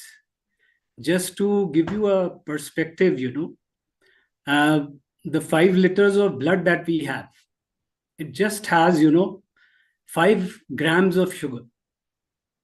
Now, this is the sugar which every Indian may be eating in just 1 chapati. So, this is all that you need. And just to, take you back slightly, grains have been there only for the last 7 to 10,000 years. And the human history is that of maybe 1,00,000 years. So for, it is only for a very small period of time that we have been taking grains. For most of the human history, we have been eating meat and we were healthier. And these today's illnesses, the obesity, diabetes, cardiovascular diseases, and the neurological these diseases were not at all known. So what we conclude from this? We conclude that all the carbs which we eat from grain, and mind it, there is not one grain of truth in any grain. Any grain you take, it will have at least 40 to 70 grams, 80 grams of, carbs in it. And therefore, the ketogenic diet is not a way, it is the way. And I want all Indians, all doctors, everybody to change into this. And it is my endeavor to rope in, to baptize as many patients, as many colleagues, as many friends, as many, family members that I can. I should, rope them in, because that's the way. And I I have a very strong feeling. I think the 1,000 years of enslavement of India is basically because of, 2 reasons. And one is, very poor protein intake, which decreased overall the size of Indian brain. And second is, the caste system and marriage in, caste, this kind of inbreeding.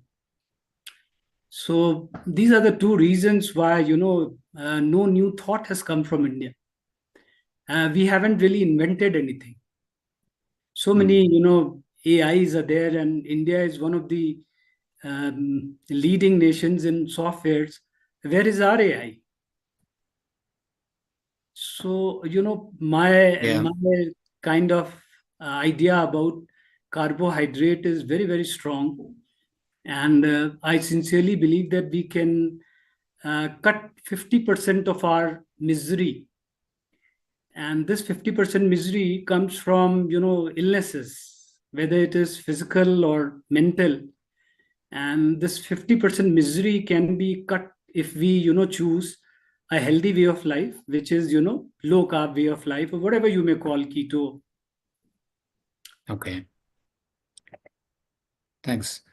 And so now coming to the mentality, there is usually a perception and an opinion that health disorders, in particular acute neurological disorders, can only be treated with medications. And it might be, is it partially true, or is it fully true, or absolutely it is not true? And a food or a diet or a way of eating, how can it affect uh, neurological conditions? And mainly this kind of a perception is there in the Indian populace. So I would prefer to listen to you from your personal and professional opinion. See, my idea is this, that 5 years from now, drug treatment for all illnesses will be there only for emergencies and for 3 to 6 months of time. After that, the food will take over. All non-communicable illnesses, and this includes the kidney diseases, the skin diseases, the cardiovascular diseases, the neurological diseases, the psychiatric ailments, the chest disease, all non-communicable diseases, they have a metabolic basis. And therefore, 5 years from now, when the patient will come, what the doctors will do? They will immediately take a scan of scan of the patient. And this scan will be something like, measuring the health of the mitochondria. And even today, you can do a nuclear magnetic resonance imaging of mitochondria, and you can, see the phosphate atom in it, and you can measure the ATP, and this technology will come in a big way 5 years from now, so that, when a patient comes and you take the scan and you score, and based on that, you say, okay, this patient is in emergency and he will need, mitochondrial infusion. And huge work is going on in producing mitochondria and bioreactors artificially, So for the time being, till the patient is in emergency, we will, infuse mitochondria. We will kind of, make the milieu interior and, bring the patient back to the homeostatic levels. And maybe some drug for infections and drug for, antipsychotics or antiepileptics, which have to be given for emergency. And then in 6 months' time, the role of drugs will be over and the food will take over. This is my conviction. I practice, I've been practicing for 35 years, and I've been practicing low carb from since as far back as I can remember. And of late, since 6-7 years, since the internet has become very democratic and the knowledge has exploded, I have kind of practiced low carb in lots of neurological patients, psychiatric patients, and general medicine patients, and cases where the tissue damage has been there. There it might not be possible to reverse the disease. For instance, a patient of Parkinsonism where the dopamine cells have been damaged and the patient has come 10 years, 12 years late, it may not be possible. But one thing is for certain, that the benefit is definitely there. The diseases get stalled, they do not progress, and the patient feels better, and the initial hiccup of not getting onto this low carb bandwagon, no sooner the patient adopts, everything melts.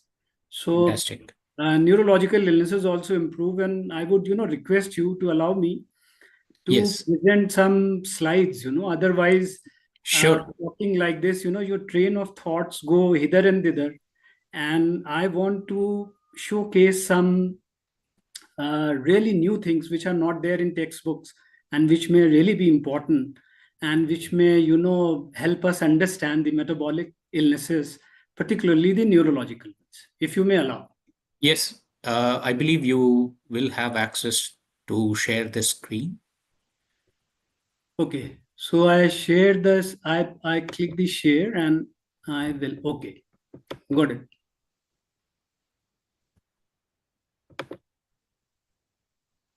Yes. Your screen is visible. Please go ahead. Should I go ahead? Yes, please. Okay, so today's topic is low carb in neurological illnesses. Now we begin with, the basic knowledge that the human brain is very small. It is just 2% of our body weight. But it uses, 20 to 25% of total energy. So the first question is, where is this energy going on in the brain? What does the brain do with all this energy? Let us now, think of one neuron. So if one neuron were to be producing 100 ATPs, it would kind of spend, 50 to 60% on a pump called sodium potassium ATPase pump. And 5 to 10% will be in the synaptic connections, and 20 to 30% will be in the generation of action potential. So a neuron is using all its energy to gear up to be able to respond to a signal, analyze the signal which is coming from various connections, and then fire if the need be there. Now there is one data which is there and doing the rounds, and that data is that 93% Americans have one element of metabolic disorder. Now this would mean that a similar percentage, or maybe 5-10% less, have insulin resistance. Now we know that insulin resistance affects the mitochondrial capacity to produce energies. Therefore we should I refer insulin resistance as energy disruptor. And if 93% Americans are having one metabolic disorder, 93% Indians are also seeing the ubiquitous carbohydrates, or even more. So 90 to 95% Indians are insulin resistant, and they have this disruption of energy production. And therefore the brain, which uses the most energy, there is some disruption in the energy production in the brain. Now we go to this slide just to understand how the brain utilizes the energy, and how it fires, and how the firing ultimately decides the symptoms that the patient will have. Now in this slide you see there are 3 neurons, A, B, and C, and they are in synaptic connection with the neuron Y. Now neuron A has a positive input, neuron B and C have a negative input. Now supposing A has this neuron belongs to a part of brain which has insulin resistance, and the energy production is disrupted, so there will not be any positive input on Y. And then what will happen? B and C will have predominant negative input on Y. So this will inhibit the neuron Y.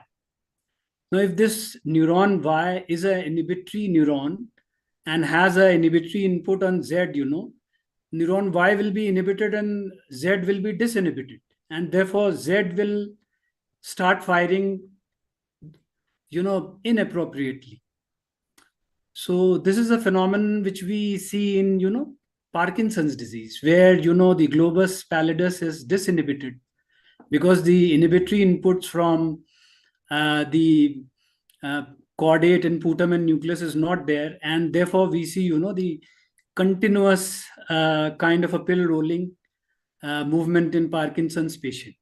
This is just to give you an idea that what this epidemic of insulin resistance does. It actually, in the brain, the key word is it causes abnormal signaling, and there is actually a signaling chaos. You have to think of brain as a signaling highway, and because of this energy disruption, all the cells are firing in a berserk manner, and there is a huge chaos, and this chaos actually leads on to kind of symptoms that we see. So one neuron will be connected to thousands of other neurons, and there'll be lakhs of synaptic connections. Now this slide here shows that the hippocampal neuron, which is involved in memory, memory processing, is has very large number of connections than the cortical neuron, which may just be an associative neuron.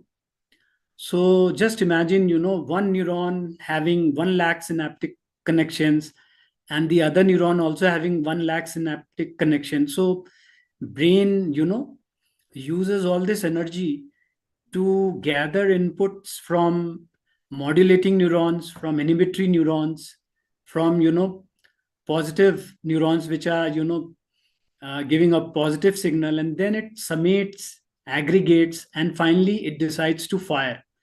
And it is this appropriateness which, reflects in our behavior.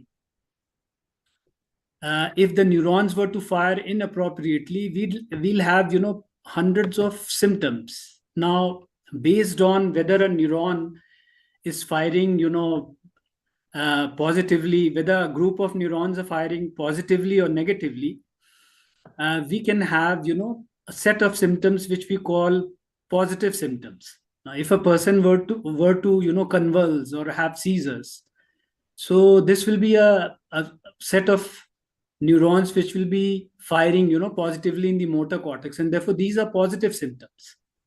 Similarly, hallucinations, as we see in psychiatric ailments, auditory hallucination, where there are no sounds, but the person is hearing sound and talking to the sound. So hallucinations are also, positive symptoms.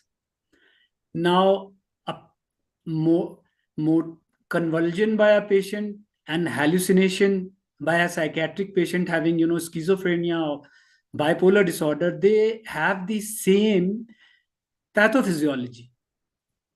Similarly, negative symptoms, you can have sensory deficit, as you see in stroke, or you can have depression.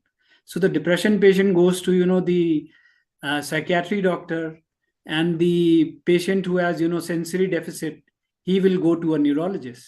So this slide is just to show that this differentiation will ultimately be not there.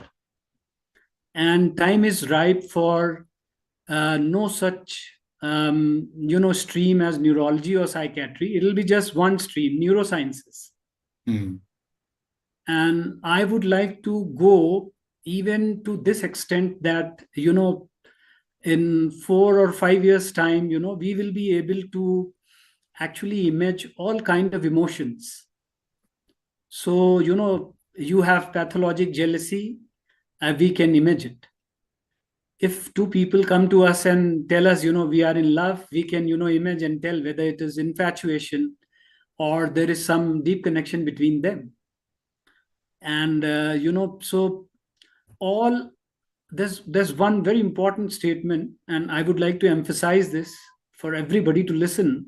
And that statement is that, any kind of abnormal behavior, whether it is, disinhibition on an elderly gentleman's part who inappropriately touches a woman, or it is by a, child who shows a temper tantrum, all abnormal behavior have a pathophysiologic basis, and they are deep-rooted in the change in biochemistry in the brain.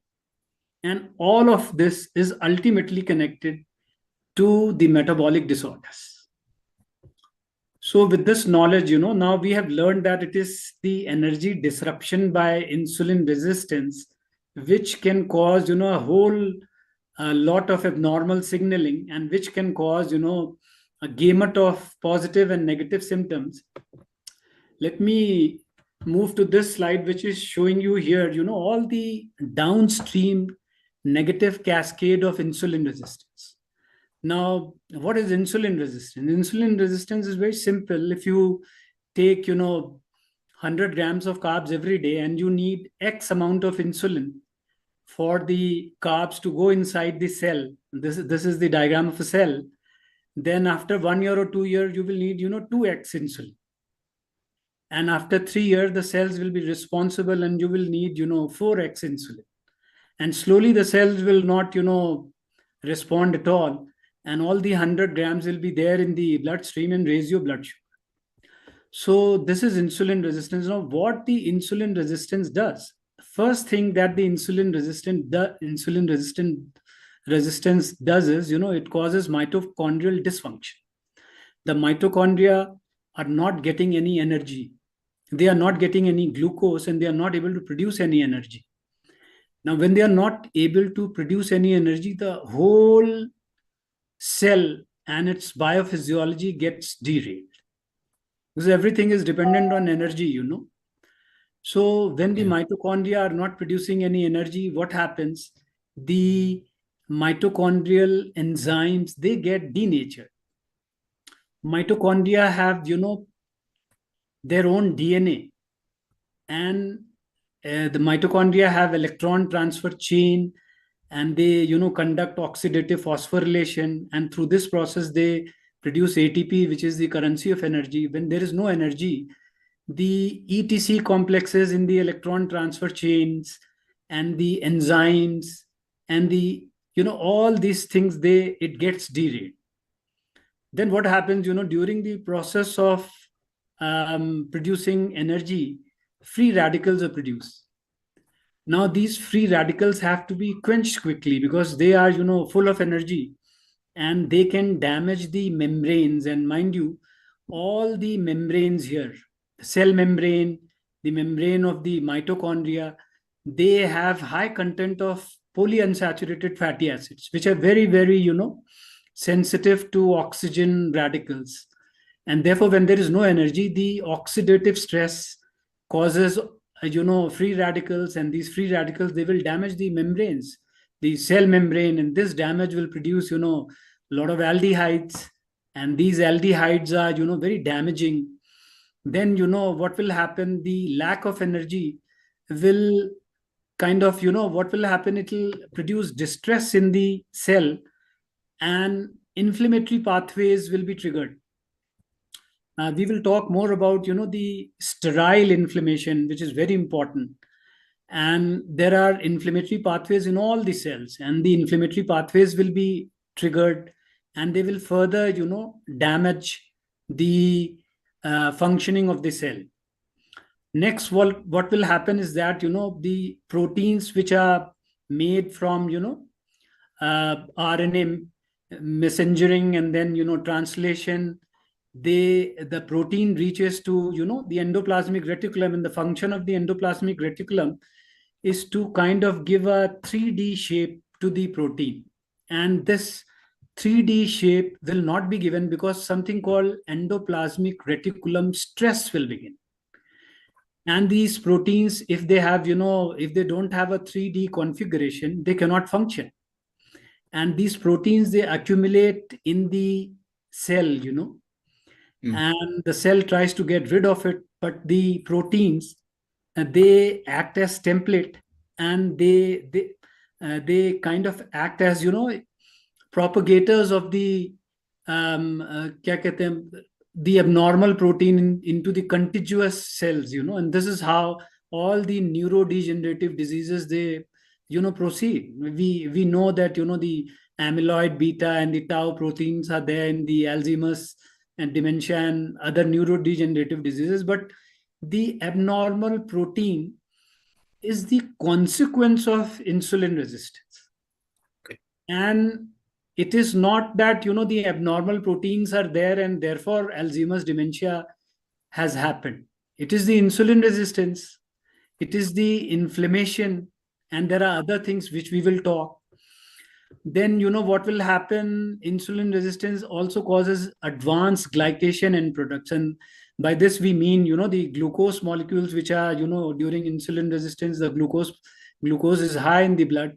They go and attach themselves with lipids and with protein, and they, kind of disable the protein and lipid functioning. And advanced glycation product will, when the proteins have changed and the lipids have changed and they are not functioning, they are foreign to the human body, and they will further, cause inflammation. They will further cause, the mitochondrial dysfunction. And then, there is all insulin resistance can also cause, dysbiosis in the gut, and all kind of, inflammatory pathways like NLRP, inflammasome, and epigenetic changes will happen. And ultimately, this will hamper the cell's capacity to renew itself, to, it'll impair the autophagy, which is the cleaning up process, and it'll, cause programmed cell death, or what we call apoptosis. So this is in short, what your habit of eating sugar actually does, and how through insulin resistance and through, these um, cascades, it actually causes cell death. So I will move on to the next slide, because, this slide shows you how, what is chronic sterile inflammation, because it is usually the insulin resistance and the inflammation which are at the root of most of today's illnesses. Now, inflammation, as we know, is of two types. One is the acute inflammation. Acute inflammation we all have, endured. If you have a cut on your finger, there will be ruber, cala, dollar, tumor, as we have been taught. It'll be red, and there'll be heat, and it'll pain, and there'll be swelling, and then after 4 or 5 days, the cut will be healed. Therefore, acute inflammation is very important. Without acute inflammation, humans would not survive and we would die. No, no wound will heal. But what is chronic inflammation? Chronic inflammation is usually sterile. There are no bugs, there is no bacteria, there is no virus. The symptoms of chronic inflammation are very kind of, dodgy, and it's very difficult for a patient to understand that these symptoms are coming from where. For instance, a patient can just come and complain, of foggy brain, of feeling fatigue, of having, low backache or digestive issues, some kind of general weakness. So they are not, specific, and it is difficult to pinpoint whether a patient is having, some kind of a specific disease. And the symptoms of chronic inflammation are very, very, vague. Now we come to, so what causes chronic inflammation? Now this is very important, because the, awareness amongst doctors and among patients, all of them, the triggers for chronic inflammation, awareness is not there. Now, as we have just discussed that insulin resistance itself triggers chronic inflammation. All inflammatory pathways in all cells, and mind it, inflammatory pathways are there in all cells. Any stress is a change, whether this change is outside the body or this change is inside the body, and stress is defined as the reaction to that. And therefore, chronic inflammation is a reaction to insulin resistance, which the cell perceives as stress and triggers the inflammatory pathways. Now we come to, the inflammation, which is, chronic inflammation, which is triggered by outside. So we have sugars, the table sugar that we eat, it contains fructose and glucose. And then we have, the fruits which contain fructose. We have gluten, in wheat, and whole of North India is eating, wheat. The gluten is a highly, highly inflammatory substance. And there are two kinds of gluten, inflammation. One is, the full-blown celiac disease that we see, and the another is, the gluten sensitivity, which in my practice, I feel, 40 to 60% patients will have it. Then we have, these processed foods, all kind of packaged foods, and they will have, the seed oils, and they will have, the processed sugars in it. And there are emulsifiers and stabilizers and coloring agent and bulking agents. And, we have the large omega-6 fatty acids in the seed.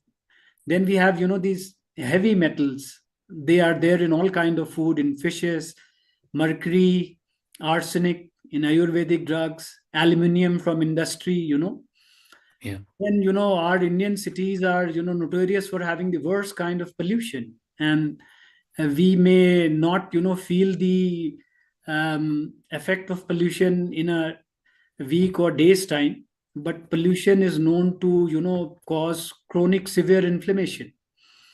Then, we have the household kind of inflammatory stimulus, and they begin from kitchen. In the kitchen, we use non-sticks, which have, CFOs. Then we are using oils and the vapor of the oil. Then we use deodorants, we use room fresheners, we use, dyes on our head, we use, we vacuum, and while vacuuming, we don't, put on a mask. Then there are insecticides, there are pesticides, there are herbicides. We burn, incense sticks, and we burn diyas in a home, and then, the microplastics are there. And one most important, chronic inflammatory stimulus comes from dry cleaning. Trichloroethylene is used, and this trichloroethylene, it gets dried up, and it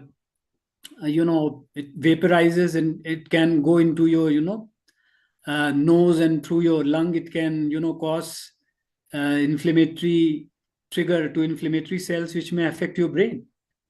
So, the chronic sterile inflammation can be from inside the body, and it is, when it is inside the body, it is usually because of, insulin resistance.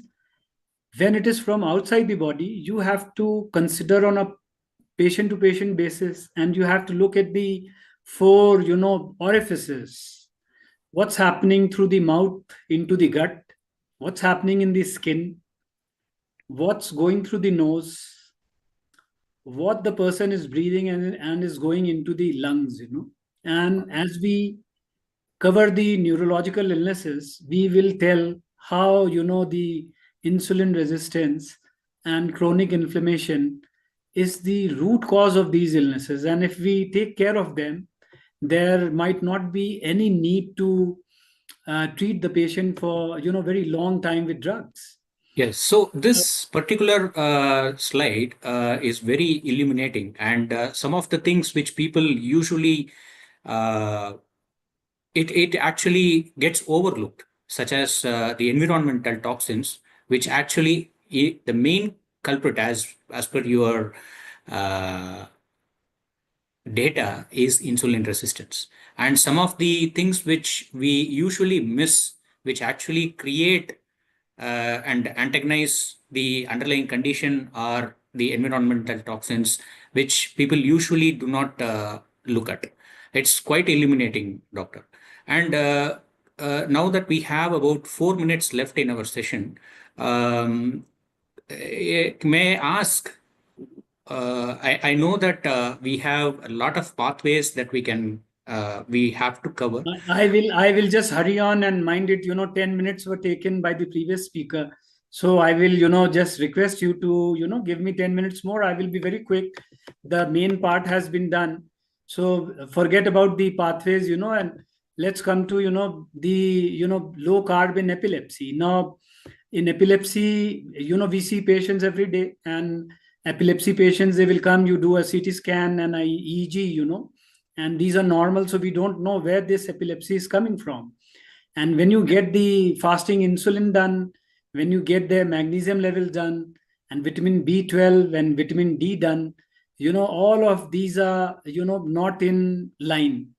And then you explain the patient that, it is the high insulin which has, caused energy disruption in your brain, and the lack of nutrients, the magnesium and vitamin B12 and vitamin D, they are contributing. And when you put the patient on low carb, the ketones are anti-inflammatory, and they maintain a balance between excitatory glutamates and the GABA, and the patient, immediately becomes better. Then, we come about the role of low carb in migraine. Most migraine patients do very well on low carb, I'm telling you. And the reason is, because migraine is a immunometabolic disease, and they have, high insulin, they have, glucose intolerance, And once you tell them not to eat, glucose, once you tell them it is the insulin which is causing the migraine, once you tell them that it is the fever, many patients of migraine will have fever, and you tell them that the fever is because of, the inflammation that the insulin resistance is doing, and explain the basis of their symptomatology, they do very well. And in my experience, most patients do so well that they are off drugs in 3 to 6 months time. Now, one very important, and this is a very important slide. In India, neurocysticercosis is very common. People, they defecate outside, and the stools, they have the cyst of neurocysticercosis, and through vegetable and water, they find their way into the brain, and they are a very important cause of, seizures in India. But these seizures also produce headaches, and the reason is this calcific speck here would have lied quiescent, but for the inflammation. And you can see the inflammation in CT scan as hypodensity here. And this inflammation is triggered by insulin resistance and by bidi smoking and by, all kind of pollution and through gut. And this, the central nervous system and the peripheral nervous system, we have, immune cells in the form of, microglia. And when they are, chronically inflamed, the microglia, they are of M2 types and they change to M1 type. And when they change to M1 type is a, monster microglia, and it will cause inflammation over here. And this becomes a constant source of, seizures and headache, unless and until you recognize this and take care of the inflammation also. Let us not now come to, Bell's palsy. Bell's palsy is a condition where, the seventh nerve is damaged. Okay. And the seventh nerve is damaged because, the risk factors are pregnancy and diabetes. And both these conditions have, high insulin levels. There is one more mechanism which I want to tell and which is not usually highlighted in textbooks also. And that is, this seventh nerve, this comes from a small foramina. And this foramina is called, stylomastoid foramina. And this is a very small foramina. And because of insulin resistance, there is increased, water content in the body.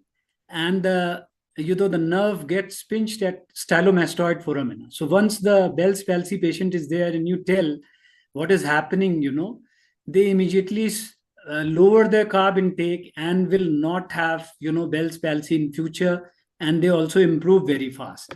Similar thing in, carpal tunnel syndrome, where, you usually have recently I had a lady, she delivered a baby boy, and she was being pampered and all sorts of, goodies were given to her, high carbs. And that, she had a lot of, edema, a lot of water content. And in carpal tunnel syndrome, this nerve, carpal median nerve, it gets, compressed in the tunnel. So, and once you Doctor, give low carb, once you give low carb, the the symptoms abate and the patient becomes better. We now come to the main part of the my presentation. I will just take 5-7 minutes more. Now, in India, the dementia, we don't see Alzheimer's dementia very commonly because the patients start presenting after 70 and the average age in India is 66, 67. What we see is vascular dementia and a kind of mixed dementia. Now, when a vascular dementia patient comes, we tell the patient, you have had a brain attack. And this brain attack is because of, 6 causes: insulin resistance, high blood pressure, high blood sugar, dyslipidemia, tobacco and alcohol. Once you tell them, you give them, the solution, low carb, and the drugs are needed for very short length of time, and they become better. Now, we come to Parkinson's disease, and, Parkinson's disease along with Alzheimer's dementia, along with, motor neuron disease and so many other neurodegenerative diseases, all of them, let me tell, they are all immunometabolic diseases. What happens in them is, there is insulin resistance, and the insulin resistance sequelae the oxidative stress and lipid peroxidation, it ensues. And then the patient has, endoplasmic reticulum stress, and there is protein misfolding, and the protein gets accumulated, and we get to know Parkinson's disease as, a synucleinopathy. It is the proteins have got nothing to do with that. If you can identify the inflammatory cause, if you can identify the, the insulin resistance, and you treat both, there will be biogenesis of mitochondria, there will be neurogenesis, and patients definitely improve. And this is my last slide, just to give you a perspective, and this will be for the next speaker also, So this is the data, in multiple sclerosis, 10 to 15% patients have, frank diabetes. 60 to 70% will have one abnormal, they will have abnormal glucose tolerance test. 40 to 60% will have insulin resistance, and 80 to 90% will have metabolic dysfunction. Now in Alzheimer's dementia, these are even more striking. 20 to 25% will have frank diabetes, 70 to 85% will have abnormal GTT, 80 to 90% will have, insulin resistance, and 90 to 97% will have, metabolic dysfunction. In migraine also, 10 to 15% will have diabetes, 75 to 85% will have abnormal GTT, and 50 to 70% will have insulin resistance, and 90 to 97% will have one metabolic dysfunction. This particular aspect about Frank's diabetes, it's completely new, and thanks for bringing this up. And now, there's one more thing. This data is there if you search the literature. But while I was preparing this slide, I had this latest Harrison, and I went through the chapter of Parkinsonism, and there was not one word mentioned about, diabetes, about abnormal GTT or metabolic dysfunction, So I don't know, there is a concerted effort amongst the, medical educators to kind of complicate things and put it in a way which is, kind of intimidates and the student. And when he comes out, he thinks that, he's very knowledgeable, but none of that knowledge is, actually doing any good to the patient. And so I will end this thing. Sorry, I have to take 2 more minutes. Dr. Pankaj, it's a really illuminating session, and I believe that we have lots to discuss more, but we will do it in some time later. And I would like to invite Shashi and Anup to say a few words. Dr. Pankaj, thank you very much. And first of all, apologies for that delay, 6 minutes delay which we had. But nevertheless, you have a very interesting data, and we know the kind of topics you post in X, that you have a wealth of experience in this, and maybe we will have a much more detailed discussion in D-Life podcast and discuss much more in detail. I think your details are very, very valuable for India, and the message should get through. Thank you very much, doctor. Thank you very much. Thank you so much. Namaskar. Namaskar. Please get in Dr. Ankur, Ira, and Vineet. Welcome, Dr. Ankur. Thank you, Shashi. Looking forward to this. I'll quickly run through the introduction. Welcome to the 3rd Metabolic Health Conference being organized from India by Shashikant Iyengar and Anup Singh. I am Ira Sahai, the Chief Operating Officer of D-Life Healthcare Private Limited, a D-Life certified metabolic health coach and the lead host of the 3rd Metabolic Health Conference organized by India, as I said. A bit of intro on D-Life. It is India's first and the only award-winning low-carb platform and the world's single biggest low-carb platform, founded in 2014 by Anup Singh, a silver medalist from India's very prestigious IIT Roorkee. Anup is also the recipient of the Icons of India Award. Anup pioneered the low-carb movement in India in 2012 with his path-breaking protocol of 100 gram carbs per day max that made not only LCHF but also type 2 diabetes possible even for Indian vegetarians. With me today, I have my friend, colleague, and teammate, Vineet, who is a certified metabolic health coach from D-Life and a hybrid athlete who lifts heavy, runs sprints, and trains Ironman athletes using a low-carb approach. He also introduced tallow balm officially to India, so he can be called the OG of tallow. Vineet, welcome. And here is Ankur, our very special guest. I had been on his podcast, and now, we've called him. What a pleasure to see you, Ankur, as always. Ankur is trained in emergency medicine from the George Washington University. He's currently a principal consultant and faculty of emergency medicine at a super specialty hospital in New Delhi. He has a keen interest in trauma, airways, academic EM, resuscitation, and POCUS. And he coined the term satisfied, SAT, and all smaller case. Satisfied Airway. He has published papers and delivered talks nationally and internationally. He's also the creator founder of the very famous the Desi project, of which I was also a guest on. India's first and only emergency medicine podcast heard in more than 70 countries. He's a self-taught nutritionist who's trying to create awareness about species specific carnivore lifestyle and root causes of chronic non-communicable diseases. Welcome, Ankur. And yes, so let's quickly begin, asking you questions so that we can get more from you. I think we are running a bit late, a couple of minutes late. So, Thank you, Vineet, why Ira. don't you start, Thank you, Ira, for the grilling? introduction, and Yeah. welcome, Dr. Ankur. Thank you guys, man. It's an It's absolute pleasure, and thank you it's so for. good to be here with you, two biggest supporter of the carnivore diet in India. And by the way, all three of us are carnivores, huh? Yeah. Yeah, that's good, man. That's So, good to. yeah, it's a double treat. Yes, Vineet. So I'll start the session, Dr. Ankur. So I want to ask you, what sparked your interest in the low carb and carnivore diet? Like, uh, did it shock you to know, like, as a doctor, that this diet can reverse almost all the metabolic syndromes better than allopathic medicines? So, as a disclaimer, I'll let you know, as a doctor, I was never trained in nutrition, right? So I thought I was doing the right thing for my patients. 3 years back, I just got a routine blood test I had done, and I saw my triglycerides had hit 600, and I knew something was not right. I've always been a meat eater. I've always loved my meats, but I've always loved my carbs also, like all the other Indians. But then I realized that nutrition is something that I've not been taught in. I knew triglycerides are high because of the amount of carbs I eat. So naturally, I just cut off the carbs at that time, especially the processed sugars and the junk. I was still having a little bit of rice, but I cut out all the breads and stuff, the potatoes and everything else that has carbs in it.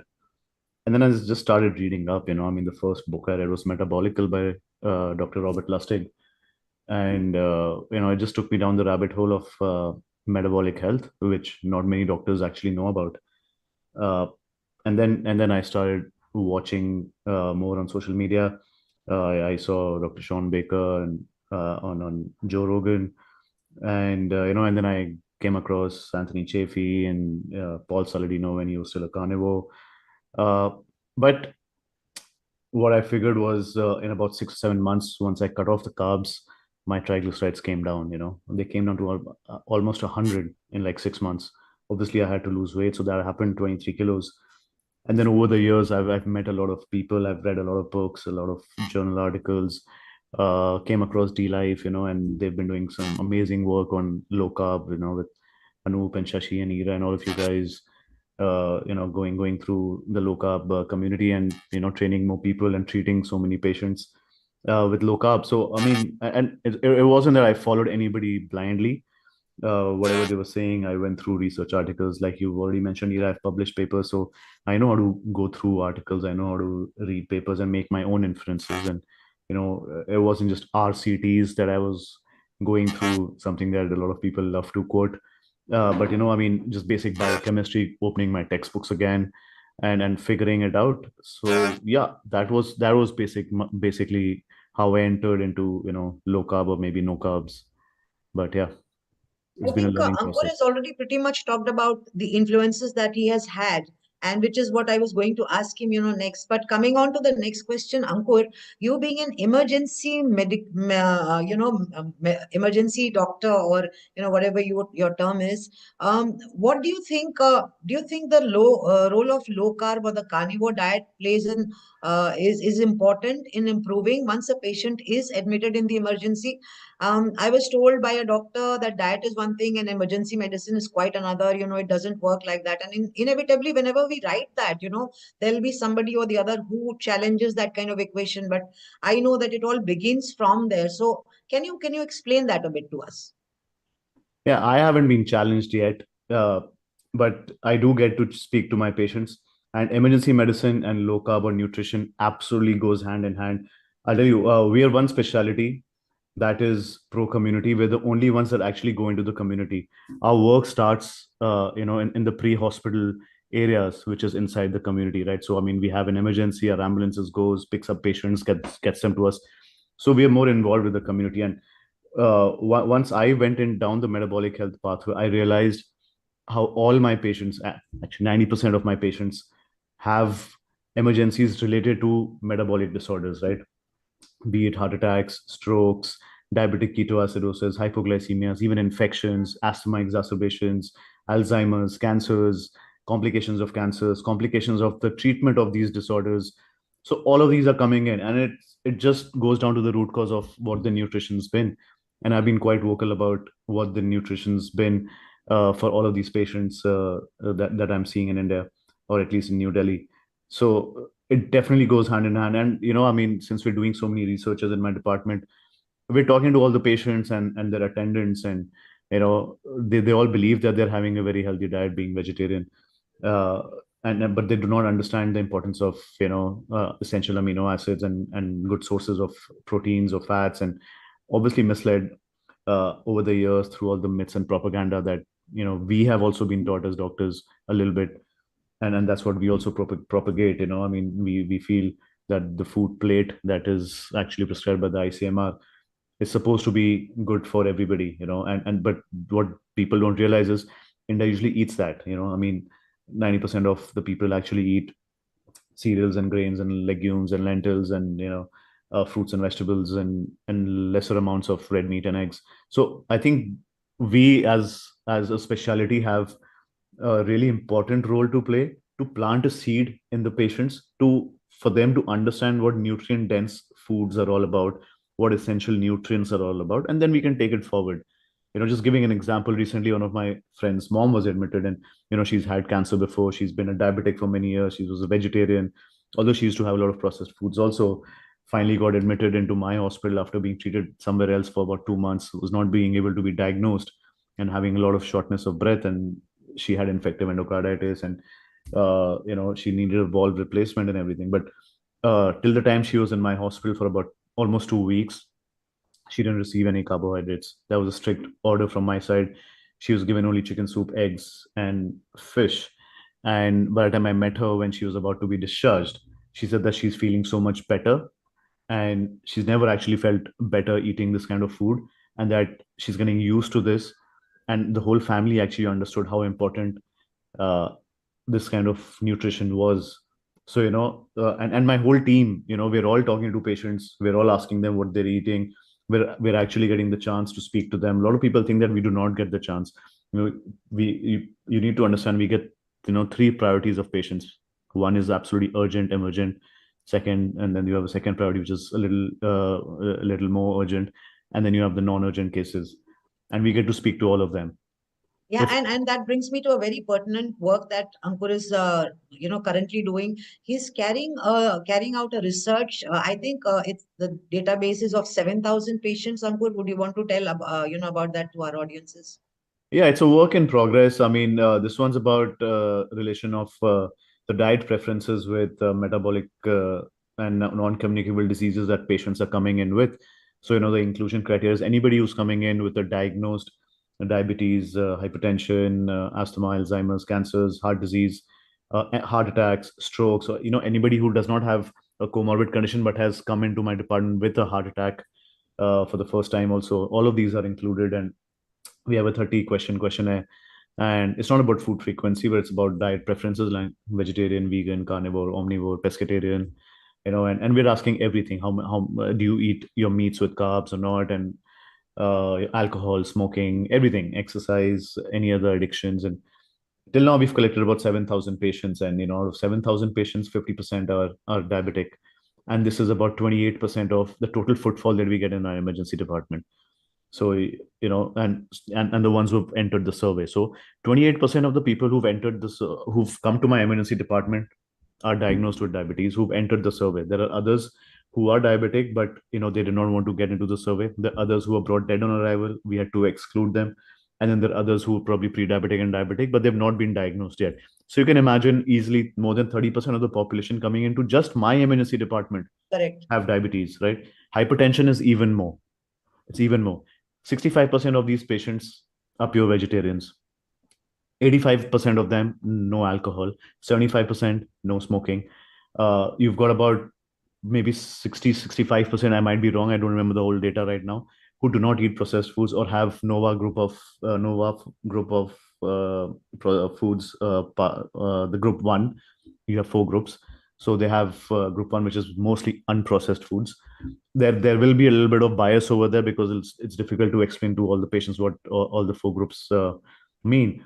But it's quite obvious the matrix is out there, and we're seeing what's happening to all of them. And it's not just that. I mean, there are people in my own department who've undergone tests, and they have metabolic syndrome, and we keep doing experiments. So this is not this is just one study we're doing. We're doing another one with non-alcoholic fatty liver that's coming in. We're doing with young adults not diagnosed with diabetes but coming in with hypoglycemia, and then we're diagnosing them with diabetes. We're doing sarcopenia and their dietary preferences in the elderly age groups that are coming in above 65 years, how frail they are. So yeah, I mean, this batch of my residents, I've called them the metabolic emergency medicine batch. So all of their research and thesis is, diet, nutrition, and emergency medicine conditions. So yeah, we're seeing I some think amazing. 1 year down the line, Ankur, it will be very interesting to look at the data and the correlations, actually. Yeah, absolutely. Yeah, it's all going to be correlation, right? You use the right word. I'm not saying causation. It's going to be a very strong correlation. But yeah, I mean, unless we get the impossible RCTs done, nobody can prove causation. But yeah, at the back of our minds, we all know what's causing all of this. Yeah, great work you're doing. Yes, Vineet, you can take the It must be very hard to find any healthy, individual coming in an emergency, like the data you are showing. So as we all know that this umbilical cord between insulin resistance and metabolic syndrome is too strong to deny now. Yeah. So can you explain how insulin resistance contributes to emergency medical situations?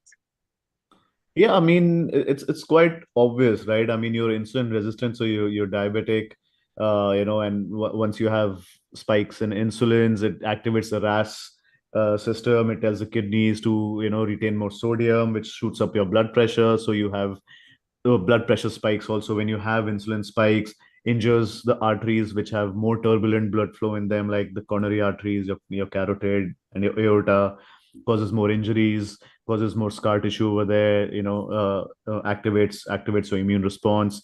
Your cholesterol also goes over there, LDL goes over there to put a balm, and and then every time you have carbs, and you get more insulin resistant.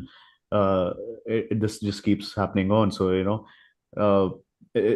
you end up with probably a heart attack, or if your carotid artery gets blocked, you can get strokes, or a thrombus can fly down up to your brain, and that can also cause strokes. So we get a lot of strokes, we get a lot of heart attacks. I mean, I've been sharing it on my social media how we're getting a lot of patients who've apparently had no comorbid conditions, who have the normal cholesterol levels that we talk about, and yet they're having heart attacks. But the TG to HDL ratios are high, right? So that also shows that they have metabolic syndrome and insulin resistance. And the most important part, which I feel that everybody's missing out in the medical field, is everybody is B12 deficient. All of them have B12s in the double digits. People need to know that B12 is the one that controls your homocysteine levels. Yeah, it breaks it down.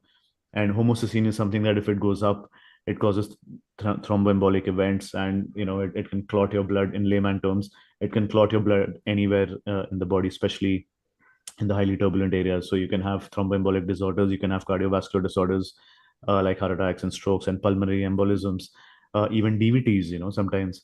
So I feel that is what is actually one of the leading causes right now for heart disease, not cholesterol. Yeah, so Ankur, you are in the emergency medicine, and there's direct, as you said, there's a correlation between insulin resistance, going back right to the root and what's happening now. In between this emergency situation, how do you kind of, endorse or talk about or counsel about the diet? Because that's a very, very difficult situation to handle, actually. And I would say, that's not maybe the right, technically the right time also to talk about diet, because, people are in dire circumstances. So how do you just, put Yeah. that thing in? So, like I said, we get 3 priority of patients, right? So it's easier to speak to the priority 2 and 3 patients because they don't have to be rushed, to probably the cath lab or to the OT or to the ICUs. But we have our emergency ICUs also, and we have some cases. But it's a perception that it's difficult to talk to patients. They want to be spoken to. What we've seen is when I go and ask them, what do you eat? And this is what they say. And then when I say, why don't you eat your meats and eggs? They first, it's a shock value for them. Like, you're a doctor and you're talking about eating meats and eggs. I mean, we've always been told not to eat meats and eggs, and that piques their interest also. And if they really want to, they actually do listen to us. They start talking about it. Yeah, I mean, the patients who are shifted out to the cath lab, we always tell that, and you can come back and speak to us. And since we're doing the research, we ask them all of those questions, so they know that these guys are doing something. These guys are probably going against what the usual paradigm is all about. But it's not difficult to speak to them. It takes about 15 to 20 minutes, and we understand who's interested, right? I mean, I've had patients tell me, I'd rather die than eat meat, the ones who have religious reasons. So I don't bother wasting their time and my time, discussing this. We've got a huge population, right? So there are a lot of people who are interested. There'll be lots who will not be interested at all. They want to live the life they've lived, the way that they've been living with medications and insulin and all of that, and eat everything that they want to. That's everybody's choice. What I feel is I try to give out the education and awareness, and then it's their choice, right? I mean, we know that we've all been given the wrong choices, the wrong education, the wrong kind of awareness regarding nutrition and food. I think it's time to change that. And you guys are doing an absolutely amazing work, doing the same in your own capacities. So it's not difficult to speak to them. Yeah, I would just extend one point, Vineet, before we move on and you take on the next question. You are definitely doing a very critical work, Ankur. You're changing the perception, in the conventional medical scenario. How is your office space or your co-workers looking, and other doctors looking at your work, and is there any resistance to that? No, they're not going to resist me, first of all. Second, practice what we preach, right? So they've seen the change in me. They've seen how much fitter I've become. So they know something's right. And when I speak regarding nutrition, they also understand that they don't know anything about nutrition, right? Because they've not been taught. It's not their fault. I mean, they've not been taught, and then they can see that I'm talking sense. And if I just ask a question, a basically simple question to probably a cardiologist or a neurologist, that this guy's cholesterol levels are absolutely normal. Why do you want to start him on statins? I know why they want to start him on statins, because the guidelines say so, right? And when we have these questions, and there's this respectable conversation that happens, they don't want to resist. But they also have issues in not starting medications, because since it's in the guidelines, they don't start the patient on statins. Anybody can sue them. So it's not their fault. It's like the guidelines need to change. And if we speak sense, and if we back it with evidence, and I don't have to show evidences of the world to them. I can show them evidence of our own department, of our own patients that are coming in, and we're doing prospective and retrospective studies. And I've picked up stroke cases from since 2019. We're on 2020 right now in collecting data. You won't believe it. Out of about 200 strokes, 79 patients had lipid profiles done. They were all started on statins because that's what the guidelines say. But 79% only had 79 patients had lipid profiles done, and just 2 of them had high cholesterol levels. The rest had normal cholesterol levels out of 79. And this is only from 2019 to 2020. So first of all, the guidelines, I've been through all the guidelines, because we all read. None of the guidelines tell us to check the lipid profiles of the patients. You want us to start cholesterol lowering drugs, but you don't want us to check if they're high or not. That just shows how big the influence of the pharma industry is on the guidelines, right? You don't want us to check the cholesterol levels, but you want us to start those medications empirically. That's not right. Fine, you want to start statins. At least prove that the patient has high cholesterol. Not that he needs statins for that, but then if you want to start a medication to lower something, you want to first document the fact that he had high values of that, right? You don't want to start somebody on insulin who has sugar levels of 70 or 80, right? You want to first document that the patient has a sugar level of 200, 230 before you start on metformin or insulin or whatever drugs you want. The same should be for this. So, when we have these kind of conversations with other doctors, there is not much resistance. The head of my department, he became carnivore. He lost weight. He got over his hypertension. He got over his pre-diabetes. He's off all medications. So now I have another partner, right? So I mean, if two leaders of the same department are talking about all of this, and we're talking sense, Yep. not going to get And it resistance. helps to have data, Ankur. It helps to have data. It helps to walk the talk. It helps to have more people, in the game. And you're proving that by doing it yourself and, inspiring people around you to do it. So, I think you are in a better position, than other doctors may be. Yes, Vineet. So, Ankur, tell me how, what ways we can emergency physicians, like you integrate, into this nutritional awareness. So, given the time constraints and acute nature of your work, Yeah, I mean, once I went carnivore, I think I've got enough time to do a lot of things. I think it's just there. It just happens. There's something where I think my time management has become much, much better. It's because I'm more mentally aware, more alert. I've got more space. So, I'm doing podcasts, I'm doing my own social media, I'm doing a lot of interviews, I do my workouts, I do consults, I do 9 to 5 every day. I drive to work at 7:30 in the morning. I come back by like 7:38, and I still have time to all of this and give time to my family, play with my son, everything. So it's possible. A lot of people actually have a negative mindset, and I don't blame them. That's how we've been conditioned, I think. And we forget, like, if a child comes and tells us that Papa, ye mere se nahi ho payega, I won't be able to do this, we always tell them to first try it out and then decide if he or she can do it or not. Right? So I have a lot of people, even doctors, come and tell me, I can't have meat all the time. How do you know that? You never tried it. Try it at least. I had somebody tell me, how do you eat meat 3 times a day? I'm like, the same way you eat vegetables 3 times a day. Yeah, I think we've all gone through the same questions. I mean, even till now, people are shocked. Exactly. this low carb and carnivore just makes you, No, low carb is still Superman. fine. Vineet, low carb is still fine. You, Ankur, and Carnivore I makes you know Superman. what it is to be carnivore, and everywhere that you go, new people, you always get asked, sirf meat khate. Even your bhaji wali will ask you. We have that shock value, for everybody. Yeah, and people need to understand that low carb and carnivore is not bulletproof. You Correct. might get infections, but you'll recover like super fast. I had a fever for 5 hours. That's it. I didn't take any medication and I was absolutely fine. My son had a fever for one day. When he used to actually suffer from virals and all, it used to go on for like 7 to 8 days and all of that. So last week he had a fever. It was just for one day, and he was absolutely fine. I've never seen him recover That's so true. fast, right? Your body you can recovers get very infections, fast. but the severity is going to be really low. That's a big difference. So I'll just carry this question forward, Ankur. How do you suggest, very practically, the doctor should integrate nutrition? Is there something they can do about it? Yeah, absolutely. First of all, they can go on to D-Life, right? You guys are doing such a great job. You've got so many doctors on your panel who've actually come and trained under you, and you've got I think you've got the maximum CPD points in the world.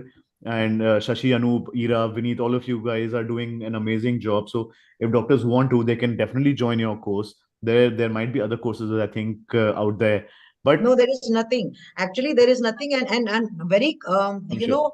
heartening thing that happened yesterday was that Dr. Nadir Ali was, in the conference, and he started with the statement, if you want to do, learn low carb, go to D-Life, go to D-Life. Yeah. And, we tweeted about it, but it just validates our stand, in India. And today we had somebody from, the face of the government of India, where we are certified from. So, of course, 48 doctors we are training, and we'd like more doctors to join us so that we are together in this movement.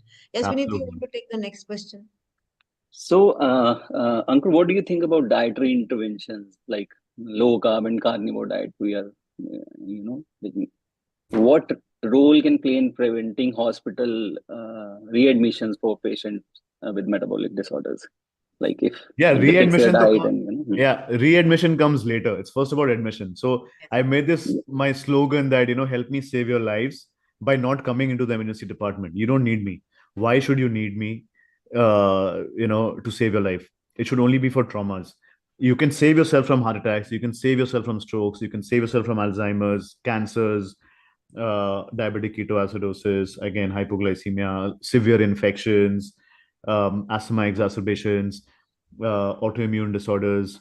You can save yourself by eating the right way, eating nutrient dense foods, eggs and meats, and cutting off all unnecessary carbs. So if you get metabolically fit, you won't need to come into the MNC department. Forget MNC department. You won't even need to go to the doctor, for an OPD visit. You just won't need that. Why do you want to visit hospitals? Why do you want to be on medications? You don't need it. It's Sorry, quite cutting simple. you here. Like 6 years back, I used to go to the Max only at Saket, where you are practicing for IBS, for my migraine, and it's Yeah. been 6-7 years now. Never ever. Yeah, that's amazing. Yeah. So I mean, it can easily be done. I mean, and unfortunately, not many doctors know that. That's the thing. So I mean, dietary interventions should be the first step. I mean, we've done that for our friends, families. All of us have, taken patients off medications, right? I did this at a conference last year where I actually asked how many of the doctors in the panel and in the audience had actually had reduced their OPD footfall because their patients were off medications, cured from their disease, and did not need to come back to them. I was the only one who raised their hands. Right? So we're not doing that. So we're managing diseases, right? We're helping them live their life on medications, and then they get complications and they come back, and then we put them on more medications and they have some complications, they come back. It's like, and like, especially diabetes and insulin resistance, right? It's supposed to be progressive, and we let it progress, right? We start them on metformin, then we start at glimepiride, and then we put them on insulin, and then increase the doses, and then put them on another insulin, and then realize, oh, they're going to diabetic nephropathy. All right, now you've got CKD stage 1, 2, 3. All right, we put you on more medications. Okay, now you've reached CKD 5. Fair enough. This is the progress of diabetes. Now we're going to get a fistula made for you. Now we're going to start dialyzing for you. It's going to be hard for you. Don't worry, we're there. We'll take care of it. We'll give you dialysis appointments. Everything's going to happen. Yeah. We've been taught in that same way. And then they miss the dialysis one day and their potassium shoots up. And then they come back to the emergency with really high potassiums, hardly able to breathe. Their heart rate's gone down. And when we clear the potassium, we get them dialyzed. They may survive. They may not survive. And everybody's like, all right, everybody tried their best. But we did not. If we would have just given them nutrient-dense foods and removed carbs, a lot of people have actually reversed their kidney disorders. ERA is an example over here. So, it can happen and it should happen. That is what we need to change. Yeah, Ankur, I think we should just sum up a lot of things that people may be wanting to hear from you. Can you bust some myths about, meat animals? Primarily, why did you choose to be a carnivore? That in short, and why should people choose carnivore if they can or are willing to over a vegetarian diet? So, like I mentioned, I was always a meat eater. From the age of 2, I've heard stories of myself asking my family for chicken and meat and fish and all of that. So I have always enjoyed my meats. You're a true Gaista, by the way. Oh yeah. I can vouch for that.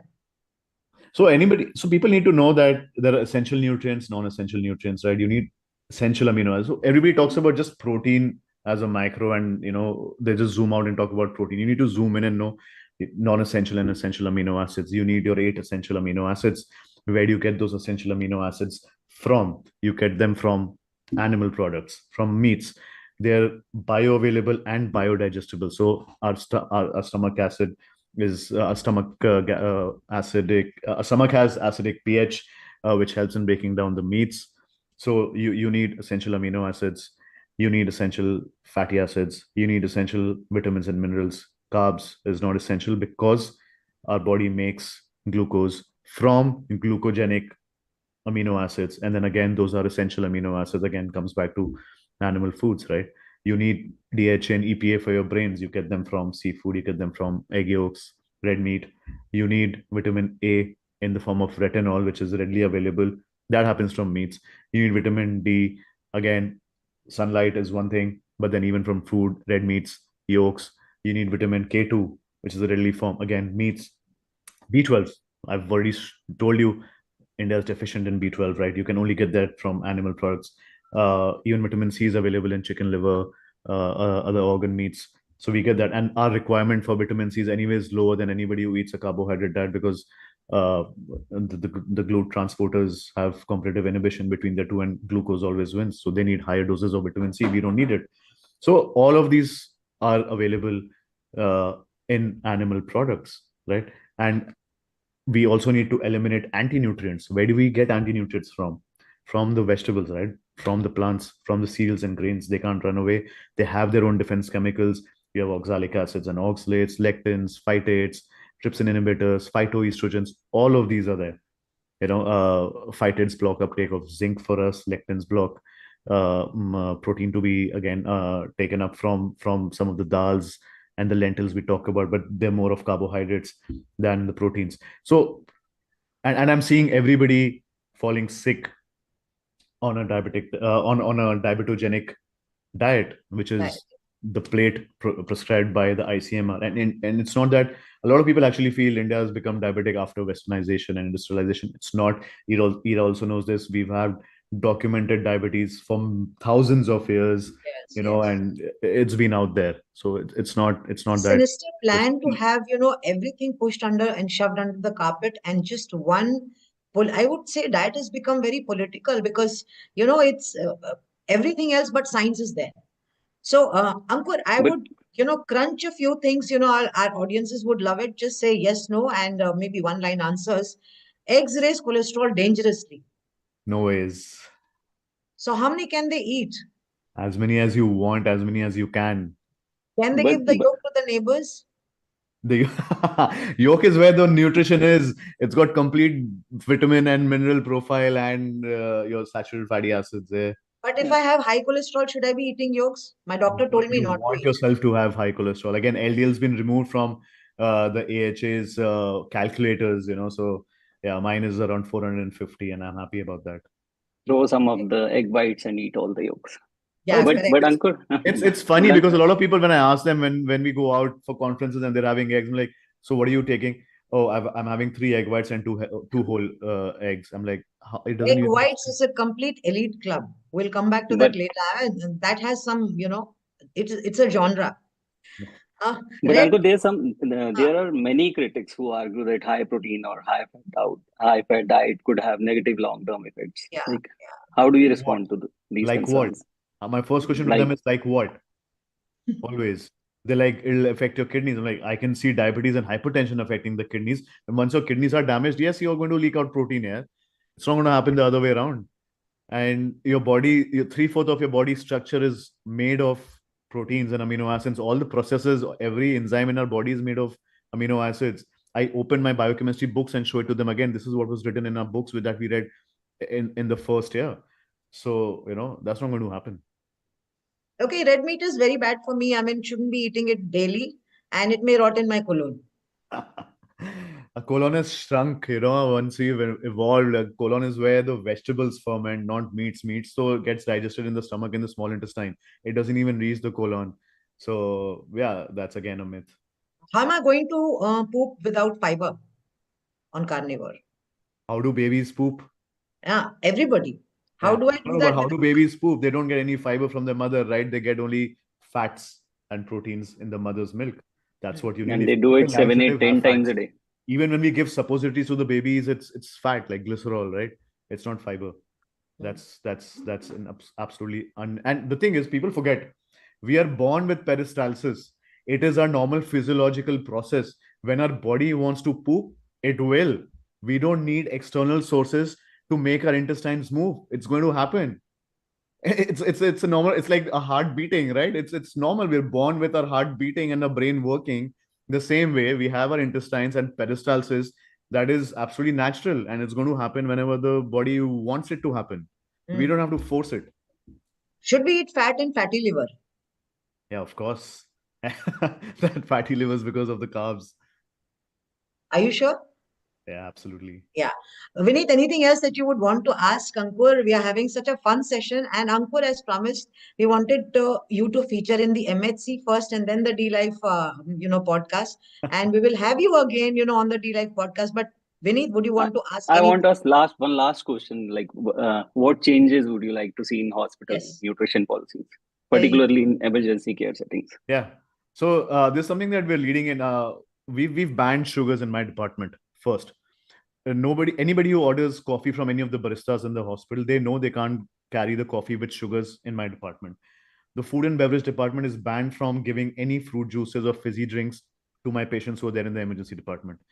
And that again strikes a conversation for us, because if they want something, the FNB doesn't go talk to Dr. Ankur, he's not allowed it. So then I have a conversation, and and just helps to bridge some gaps. So Yeah, these two are please get Shashi and Anup also on the screen so we can keep chatting. Yes, we have these 2 two are minutes. really important interventions that all hospitals should do. Now, when I have patients who I know myself, for them, the FNB and the dietary and the dietitians get straight away orders from me: do not give them any carbs. Feed them just chicken, mutton, and maybe not mutton, but at least chicken, fish, and eggs, all cooked in butter. It's difficult to get ghee in the hospital, for cost effectiveness, but yeah, butter happens. And so that is something that happens. And then I have conversations with dietitians also, because they come and tell me, so dals are also rich in proteins again. So then we have another conversation over there. So I think hospitals actually need to start, at least, if nothing else, at least ban processed sugars and these fruit juices from all over the hospital. That's one thing for sure. Anup and Shashi. I'll be visiting you soon with lots of Kashmiri meat at your I hospital. would love that. Anup, Yeah, welcome, Dr. Ankur. And you mentioned about RCT. I mean, you and me are involved in RCT, and it's of a different kind. I call it random community trial, which is far more authentic than funded RCTs. That is point number one. And point number two, you mentioned about diabetics being 28% in your internal study. Now, if you believe the American numbers, the unsick population is only 7%. And I won't be surprised if it is more in India, because all the dietary guidelines in India are just a copy paste of what comes from the West. Yeah. That is one. And two, I am here to complete the quartet of carnivores, right? Oh, great. For last 20 months, I mean, there was a question, I think, discussion, how can you eat meat daily? Yeah. Now, to make it more stringent, for last 20 months, I am eating the same preparation of meat without a break. Same, no change in even the recipe. So it's a It bad is- diet. Carnivores are eccentric and they do this, on and purpose. It's a yeah, bad diet. yeah. Let me add one thing to it, so that people don't mistake that we are D-Life is promoting carnivore or something. I Yeah. started off as a basically dairy dependent vegetarian, right? Then I added eggs. Then someday I was told that if your God can not cure your diabetes, better start doing something sensible. That is when I started eating chicken, then mutton, and then after listening to Ira's story, I started hogging literally red meat. And 10 eggs a day, protein shake, 500 grams of boneless meat. That's my schedule. Yeah, I can't wait for Shashi to upgrade from eggs. Yeah. so fine. Thank you. Anyway, I'm the only odd man out here, only vegetarian here. So thank you very much, Dr. Ankur. We'll have a more detailed discussion in our D-Life podcast. Thank you. Thank you so Yeah. much for having Another me. Dhamaka podcast I will schedule very soon. I Thank had you, a Ankur. blast. Thank you, guys. Thank you for coming. Thank you, Thank you, Vineet. thank you, for Ankur. Thank you, hosting. thank you, Shashi everyone. and Anup. Please get Dr. Ian in. Hi, Shashi. Dr. Ian, welcome. Hello, welcome. Thank you for inviting me. Nice to see you again. So nice to see you again after June when we met first. Yes, in Switzerland. Yes, lovely. So thank you. So Dr. Ian, I'll just finish off the introduction first. It will also give you a perspective of what we are doing and also the audience about who you are exactly. So I'm Shashi, a certified metabolic health coach from D-Life, India's first and only award-winning low-carb platform. And it was founded in 2014 by Anup Singh, who is an IIT Premium Engineering Institute, and he's a silver medalist at that, and Icons of India awardee. So he also pioneered the low carb movement in India, and his groundbreaking 100 grams carb per day max protocol for Indians made low carb very easy for type 2 diabetes management, especially for the vegetarians, which otherwise is very difficult. And in 2020, he launched D-Life Diploma course, the only legally tenable course approved under the NSDC partner Government of India in this segment with the world's largest 144 CPD house. So Anup Singh and me, we both co-organized India's first historic look-up conference back in 2023, the second in 2024, and now the third one in 2025. So in this conference, I'm very happy to invite Dr. Ian Lake. I'll give a brief introduction of Dr. Lake. Dr. Ian Lake is a primary care physician in the UK who is keen to ensure that all his patients with type 1 diabetes and their clinical team knows how to optimize insulin from all the root of health. After 20 years of living with type 1 diabetes, he accidentally discovered dietary lifestyle, which had such a profound transformation in his diabetes control from the first day. He held his insulin dosage, reduced his hypo, and much improved the blood sugars. He has since done deep dive into type 1 diabetes. He's aware of insulin management can be maximized if there's an understanding of role of diet, physical activity, sleep, and circadian rhythm mindset and our lived environment. He feels healthy and alert, and that he has the confidence to resume sports in the great outdoors solo, and which he had to stop previously because of safety concerns around type 1 diabetes. In 2020, he organized 0500 project, the 100-mile run over 5 days with 0 calories, water only. Unbelievable. One other person with type 1 diabetes was in the team of 8. It was designed to address clinical concerns about the ketogenic diet in type 1 diabetes, and it was such a success. There was no issue at all. So he is a published author in peer-reviewed journals and a public speaker in this topic at conferences worldwide. He also runs residential course on insulin optimization for people living with type 1 diabetes. So type 1 diabetes and ketogenic diet is a big wow. Welcome, Dr. Ian. Thank you very much, and thanks for that lovely introduction. As it happens, I'm on day 6 of our residential retreat for people with type 1 to optimize their insulin. So it's an appropriate time to be speaking with you. Everyone's doing very well, so that's good. So what, as a type 1 diabetes, what led you to explore and adopt this ketogenic diet, despite always the push for the usual diet which we have? Yeah, so I'm a conventionally trained doctor, and when I developed diabetes 30 years ago, I believed in the conventional method. Why wouldn't I? But over 20 years of trying to do that, it proved very difficult for me to control my diabetes, and it was getting worse and worse as time went on. A year before I adopted a keto lifestyle, I'd accidentally run into the wonderful book Richard Bernstein's Diabetes Solution, and I read that from cover to cover in a weekend, because it was so compelling. Then I put it down, and I thought there's far too much fat in that, because at the time we were recommended to have a low-fat diet. So I pressed on, and then about a year later, I had a very tricky situation, a hypo, when I was on my own and ran out of glucose. So it was a touch and go event for me. I remember it well. And then I got my first letter to say I'm developing retinopathy. So for me, there was no choice but to try to, I had nothing to lose really at that point. So I remember eating my first omelette, and I got a completely flat glucose line, and the next meal, and the next meal, and the next meal. And then I obviously became a complete convert. And since then, I've been trying to convince my colleagues and subsequently all of my fellow type 1s that this is a good way to go. Hence why we're here on this retreat now. And I think that Dr. Bernstein has such a far-reaching impact globally. Even we, as type 2 diabetics, we have also read his book right from the time we got diagnosed. So I recall reading it somewhere in December 2015, and I got diagnosed in September 2015. And October 2015, I joined D-Life. I met Anup Singh there, and then he encouraged us to read all these books. So I'm very curious to know at this stage, what were your diet like? Was it vegetarian side, high grain, grain? Because you just now mentioned that you ate omelette and saw a flat line. So I'm curious to know. My diet now? Earlier, it was a traditional 55% carbohydrate diet. Pretty well. There's something in the UK called DAFNE, which is dose adjustment for normal eating. And of course, normal eating is high carbohydrates. So that's what I did. So it was everything that most people eat. So there's meat, there's fish, there's obviously all of the what you call low carb foods, but equally there were pastries, rice, potatoes, bread, etc., porridge. Every morning I used to eat porridge. And every Monday morning, I used to say, right, this week I'm going to do better than last week. And I started off with the blood glucose about 6, had some porridge, probably put about 6 units of insulin, which is what I consider a very high dose now. And by lunchtime, I'd be about 12, 13. If you're in the States, it's multiplying by 18. So that's about 180, probably 220, something like that. So it didn't really work.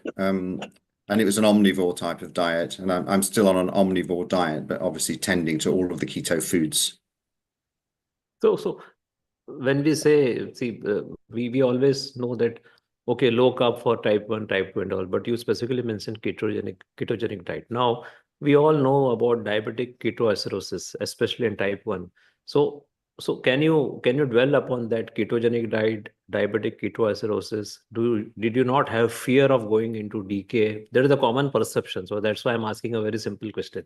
Yes, that's a very interesting point, really, because I did a survey of 150 people from my website who are already converts to keto. So clearly there will be a bias in the answers to that.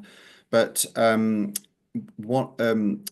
when I looked at the reasons why healthcare professionals were against keto diets, 1 in 8 said it leads to diabetic ketoacidosis. Well, all of the people on the course I'm running today, all of these people, non-specialist, non-medical backgrounds, can tell you why diabetic ketoacidosis isn't a risk when you're in nutritional ketosis. And and everyone probably who watches this recording will know that. But for the people that keep saying, well, there's a risk of DKA, I just simply ask them, well, could you enlighten me on why that might be the case? And so far, I haven't had a good answer to that. So I think that everything is safe, and definitely the metabolism and the biochemistry and the feedback loops in the body suggest this is completely safe. There's a person called Suzanne Schneider who did a 2-year study on 30 people with type 1 who are keto, and none of those had a DKA event, and they were all on keto diets. And there's only 1 case of hypoglycemia in the whole of that 2-year period amongst 3 people. So that would suggest it's very, very safe. The other thing I should say, however, is that when we have type 1 diabetes, we are still at risk of DKA, but not because of the diet.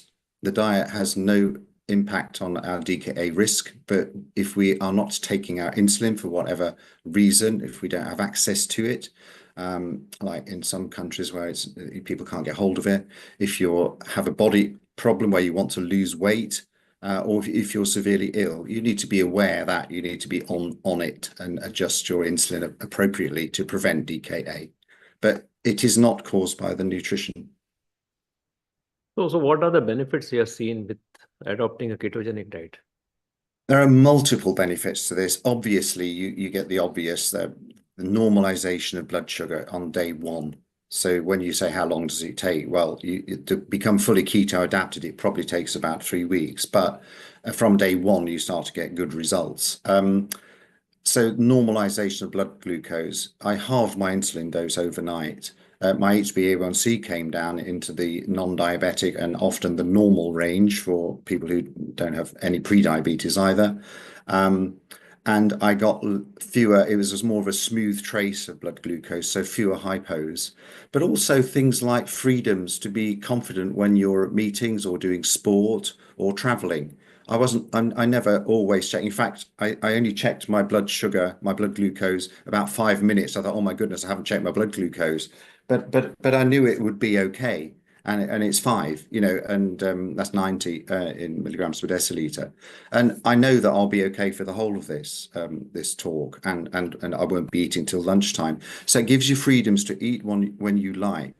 Other things that are not mostly talked about, your brain fog disappears. You become really clear in your thinking, and you're wired up, not in a negative way, but in a positive way, and that is a fantastic benefit. You don't realize you're brain fogged until you're not. So I thought I was okay, but now I'm on a keto diet. I feel so much more alert and vital. Vision improves, the fogginess of vision improves. When I was on a a high carb diet, I often got joint pains or injuries when I was running or something like that. I've had two calf injuries in 10 years, and that's thankfully all I've had. So improvement in joint pains. Getting up at night to pass urine, I don't do that anymore. I used to be up a couple of times a night, once a night, something like that. Now that's disappeared completely, which improves my sleep, which is, of course, one of the roots of health. More energy in general, and improved dental health. So there are lots of benefits that aren't the obvious, just the standard HbA1c and reduced insulin, but many, many benefits for type 1s. And you get them very early on, in the first 6 to 8 weeks, they come upon you. So for in the standard approach of eat anything and load yourself with insulin. So what are the commonly seen complications which you think can be avoided by adopting a low carb diet or ketogenic? Well, obviously the obvious complications that we all know on the day we're diagnosed and the clinic tells us, we're at risk of cardiovascular disease, which of course includes heart disease and strokes, and peripheral vascular disease, so effect on the nerves, so we often get neuropathy, and the effect on the eyes and the kidneys. And there's a lot of morbidity in type 1 diabetes, and we all fear that, and it causes a lot of mental health or stress problems for us. But there are the other downstream effects. I don't think, you see, we all say, oh, that's caused by high glucose levels, and we use HbA1c as a marker of the potential to get complications, which is why we're always encouraged to reduce our HbA1c and get our sugar right. But what I think is not yet realized is that it is also the insulin which is causing us a problem. So the general conception is, oh, get your sugar levels right, and it doesn't matter how much, you can use as much insulin you want. Insulin's a free ride, shoot it all up, and don't worry about how much you need. Well, we are starting to understand now that Alzheimer's disease, progression of cancer, certainly, neurological diseases such as bipolar disease and migraine, they all have hyperinsulinemia, high insulin levels, as part of the causation of those conditions. So not only are us type 1s at risk of that, but because we inject our insulin into the skin and not where it should be injected, we are automatically in a high insulin state. So to add carbohydrates, which are biggest requirement, which is the biggest user of insulin, if you like, or we need more insulin for carbs, puts us at risk of all of those conditions as well. There's a fantastic podcast called Bipolar Cast with a guy who had, Matt Dazuki, he had bipolar disease, 5 times the risk of suicide with bipolar disease when you're on the downtime. And within months, having adopted a keto diet, accidentally found it, he was much more able to function and in both the up times and the down times. Well, think about that. If you have someone with bipolar disease who's now convinced that a keto diet is good for them, and they then develop type 1 diabetes, that presents some people with a very difficult clinical challenge. And is it better, therefore, to keep your HbA1c good and take a high carb diet to prevent ketones appearing in your blood, or is it better to reduce your risk of suicide 5-fold by adopting a specialist diet? So there are lots of benefits of lowering your insulin levels, and that's what we teach on this course. It's called insulin optimization for all roots of health, not just diet, but physical activity, circadian rhythms, mental health, and our environment that we live in. How real is this double diabetes, even in type 1? Insulin. It's very common. Most people with type 1 diabetes put on weight as they go on, and all of the complications of type 2 diabetes are the same ones that we experience. And people do tend to need more insulin as time goes on. Not everyone, but those that put on weight. So within the type 1 profile, which is an autoimmune disease, there will be a percentage of those who have more of a tendency to have type 2 anyway. And they will be the ones that will progress to type 2 diabetes. So double diabetes, as we call it, is not uncommon at all in type 1. So that's a real risk. That means already someone is insulin deficient, they have to take insulin, and also excess insulin leads to insulin resistance, which may not have heard much in the past, but it becomes a very real issue in present times. So I think type 1 diabetes, if they are on the usual high carb and high insulin diet, so not only they take a lot of boluses of insulin, but also face a lot of complication and also very severe glycemic variability. I think that glycemic variability itself will lead to a lot of complication probably. So 100%. how about the pushback? Have you received pushback from fraternity in general? Yes, I mean, 10 years ago, I discovered all of this and became very evangelical about it. And I thought, oh, I've only got to tell my colleagues about it, and they'll say, oh, that's really good. Let's do it. But that, unfortunately, as most of us watching this will know, that there's a huge amount of pushback from our colleagues. In the early days, there were a lot of negative comments. I can produce a lot of clinical records from specialists because I'm a generalist. And when our patients come back from the specialist diabetology clinics, they always come back with a letter. And my name was often mentioned in very negative terms about it's an unsafe diet. But that has now disappeared. We're just now ignored by the mainstream media, and we're ignored in this country anyway, by the charities and the main information sources for people with type 1.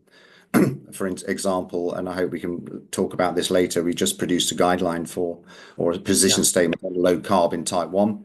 And there are only 2 specialist diabetes organizations that have actually published that. The mainstream organizations have completely ignored it. That's where we are right now. So we're not getting any pushback anymore. We're just getting being ignored. Now, how long have you been in ketogenic diet? 10 years. 10 years. 10 years is massive. It's a long time, and I'm still thriving. I'm still well, and I feel much better now than I did 10 years ago. I think now I want to discuss something very, very, people will not believe this. Many may not know this. You cycled 1,000 miles from UK to St. Moritz to attend the Keto conference while maintaining 30-gram ketogenic diet. What inspired you to do this, and what did you want to prove? Well, I was in search of something to do. After the 0-5-100, the 100-mile run, I had a couple of years where I wasn't doing a great deal of challenge. I did a run from London to Birmingham along the canal network in this country, but that was just a private, I just did that as a private little holiday, if you like. And then I got a chance to go to Switzerland from the UK, and I normally sort of make my own way down there. But I thought, well, I've got a little bit of time on my hands right now. I'll cycle it, because I was talking about physical activity in type 1 diabetes. So what better way to lead from the front than actually go there on a cycle? That inspired me. And the other thing I wanted to do, because I'll never convince my colleagues at the moment that the people at the top end aren't really too interested in change right now, but I think I can inspire my fellow type 1s, because they're the ones that I really care about. And I thought, well, I'll measure everything. So I wore a continuous keto meter, continuous glucose meter. I recorded all of my diet in detail, recorded the distance, my heart rate. And I'm going to publish that at some point, and I'm hoping to publish that in book form, like a textbook of diabetes, really. So how exactly you did it? What adaptations you did? How did you manage? Did you face any difficulty during the journey? And what did you take really? I mean, in the sense, you took electrolytes, you took water. How is it? Well, I didn't do much at all, to be honest. I did some training runs, some training rides, just to make sure I could do the distance, because I'm not particularly a cyclist. I'd call myself a commuter cyclist or a touring cyclist type of person, an occasional cyclist.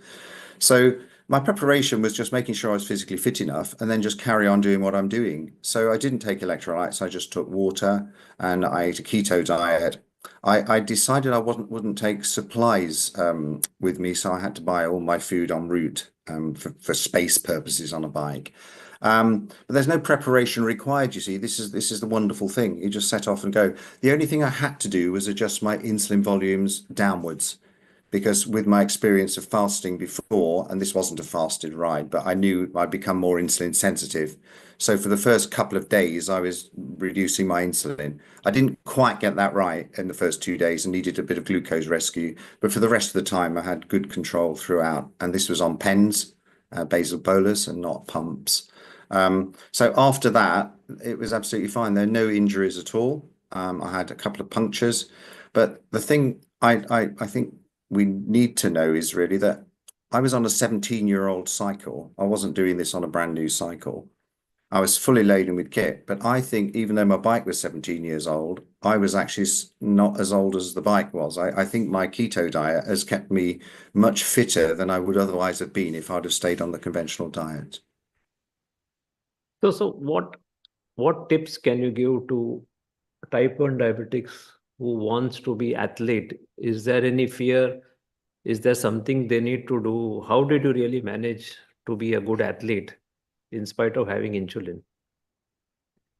It's much easier to be to do physical activity as a type 1 diabetes when you're managing it with minimal insulin.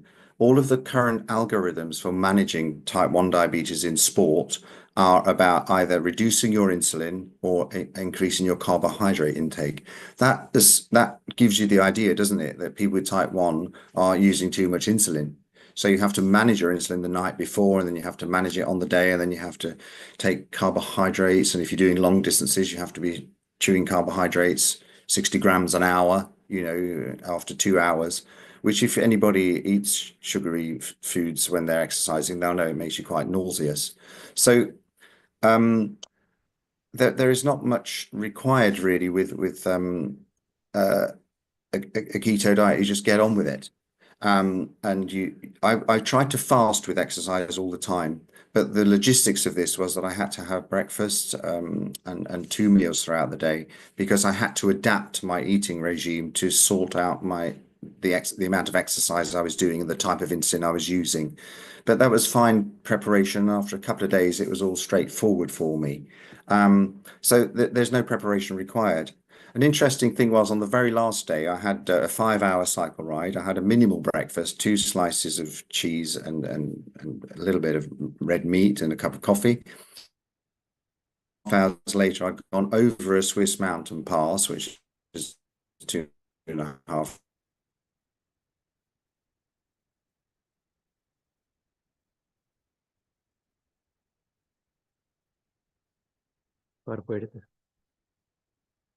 Freedom you get. I knew it would be okay, and when I checked it, it was 4.2, which was perfect. It was, multiply by 18, so 70 odd.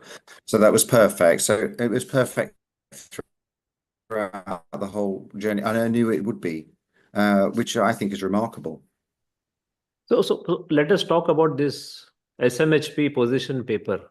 Who were who are all the co-authors, and what exactly is it?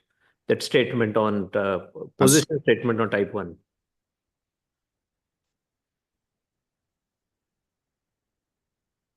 I'm sorry, could you repeat that? I've got an unstable signal here right now. The SMHP position statement.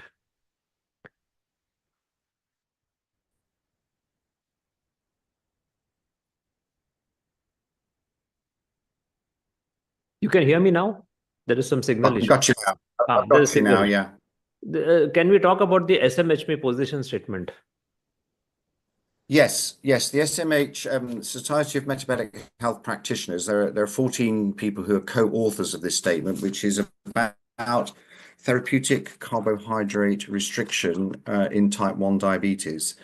Now, what we looked at was all of the evidence. There are 56 references to ketogenic or very low carbohydrate diets in this paper. So for those that say there is no evidence, just pop onto our paper and you'll find 56 references, which is quite a lot, really, isn't it? And what it showed really was that what we called for, all of the stuff I've been telling you is in that paper about reducing your carbohydrates, reduces your insulin requirement, which improves your HbA1c, which smooths out your blood glucose, which is likely to reduce complications. But what we're calling for is open access for clinical support for therapeutic carbohydrate reduction for individuals with type 1 diabetes. The important thing is across all age groups. Yes, children can do it as well. And it is safe for children to do it. And the second really is that we think it's imperative that people with type 1, along with their families, receive comprehensive information, education and support from the entire health team regarding the option of therapeutic carbohydrate restriction interventions. So we're saying this should be an option well delivered by everybody who's trained to identify or identifies diabetologists themselves. For all those people that are diabetologists, they should be well trained in this method because it is a a valid option for some people if that's what they want to choose. But right now, a lot of people aren't getting that information. And the commonest, I mean, on this course we're running today, the commonest thing was, why wasn't I told this earlier? So we need to start telling people earlier. I think that's the common message we're getting. That provides a very valuable insight and a reference for everyone now. I think that can be cited and used well. So Anup, if you want to come in, you can come now. Anup also wants to ask some questions. So Anup is on 14 year pill-free type 2 diabetes life. So he has, and he's our master of insulin. So, oh, fantastic. So he has a fantastic knowledge on insulin. So he is very curious to ask you a lot of questions. Hi, Anup. Yeah, welcome, Dr. Ian. Basically, I'll have two questions. One is related to your 1,000-mile cycling. Now, as we know, tackling type 1 diabetes is a different beast as compared to type 2. And since you were cycling, my question is, did you titrate your insulin dose down, or did you take Yes. your carb load up? And if you titrated it down, how much was the difference between regular bolus dosing and while during cycling? Yeah, thank you. So I always find that if I'm doing any prolonged exercise, I will titrate my insulin down. Not by much, but on this event, because I was cycling for 6 hours a day for 18 days, I managed to go from my basal went down from 18 units a day to 12 units a day, and my rapid insulin didn't really alter. I was only using occasional units here and there. But in the first few days, I was surprised how quickly I became more insulin sensitive, because I thought I was quite fit anyway, but I became much more insulin sensitive. I never dial my carbs up unless I'm hypo. Never dial my carbs up, always dial my insulin down. I mean, insulin optimization is about what I say is as much insulin as necessary, but as little as possible. So I think we should be concentrating in diabetes on understanding and optimizing insulin and not worrying too much about glucose levels, because they will follow good insulin levels. Yeah, and the second one is basically not a question. We've been dealing with diabetics at community level when we started. Now, as type 1 juvenile diabetics, we had 3. The youngest one was 4.5 years old, and she hit A1C of 4.5 before the parents realized that they have gotten hold of everything, so they moved on. The second case was daughter of a MD doctor. Now the doctor had switched to LCHF because we do low carb high fat. Given the Indian diet, it's not so compatible with Western keto, where you have to restrict to 30 grams. So that girl started on low carb when she was, I think, 11 years old. 6 years down the line, consistently she's been maintaining 5.0, 5.1. And third one was again 6 years old, and the mom is now running I think a group for type 1 diabetic parents. So this is the achievement that we have had as far as handling type 1 is concerned, but primarily we are handling type 2. And I think everyone has taken benefit of Dr. B's book, even they. Yes. Yes. So my other question is, why still there's a reluctance from the authorities, especially like ADA? ADA still has a far-reaching impact globally, even in India. Do you think low carb will become mainstream even for type 1 diabetes? So, but we know that in between that somewhere in 2020, Diabetes Canada did approve low carb LCD or very low CHO for type 1. How about UK? How about ADA? Well, the new guidelines do accommodate people's wishes, and they do say there is no optimum carbohydrate level below which you should go. So that is a start, really. However, the mainstream is all about low fat, healthy whole grains, which of course are not particularly healthy for me. And I think the guidelines set in the 70s and 80s were based on evidence to prevent white men having a second heart attack. That was the whole, because at the time, American men were having a lot of heart attacks, and then President Eisenhower kicked all of this off by having a heart attack. Then a guy called Russell Keyes, who was a very ambitious epidemiologist, came up with some evidence, which has subsequently been shown to be not as good as it should have been. They adopted a high carbohydrate, low fat model for a guideline for food. Britain subsequently adopted that with our something called Eat Well Guide. America had the food pyramid. I'm sure you have your own equivalent in India. But I don't know quite what happened here, because type 1s, we have to accept we have a higher incidence of heart disease than people who don't have type 1. So fair enough, you could say, well, okay, well, we've got a diet here for reducing heart disease. Well, let's just bolt type 1s on, because we get bolted onto anything, and I don't know who lost their mind at this point, because, on that committee, there are a lot of people who weren't medically trained. There are a lot of food industry people trying to work out the optimum diet. But suddenly people said, or didn't say, but type 1s have a pancreas, pancreatic function. So does that make them require a special diet? And that was missed. So even though the carbohydrate volume in the diet was increased to 50 to 55% or even more, what they missed was that type 1s are going to have to handle this extra carbohydrate load, because we have two people on our course, Andy and Judith, who both have had diabetes for over 40 years, and the guidelines at that stage, when the insulins weren't so tidied up and clean, were low carbohydrate diets. They were taught to manage low carbohydrate, their diabetes with the low carbohydrate method.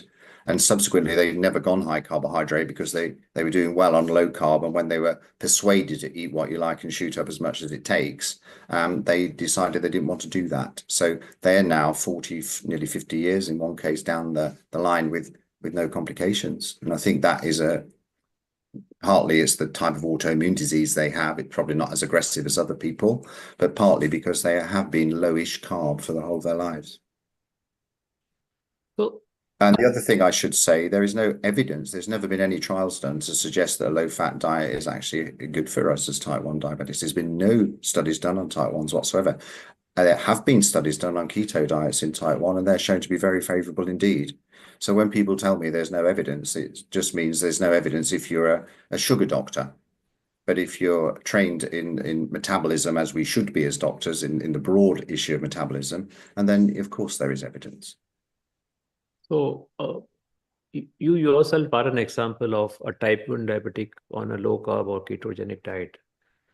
What other activities you do to propagate this concern, this safety, and removing the concern? Now, what is this residential course you're doing? What is it about? Who all are there? Are there doctors, or are there type 1 diabetics?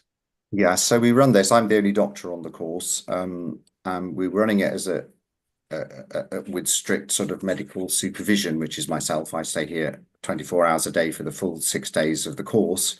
And it's a residential course where we have our meals prepared, and our meals tell the people who are participating, our students, how many carbs and how much protein there is in the diet, which unfortunately for these people is a novel concept.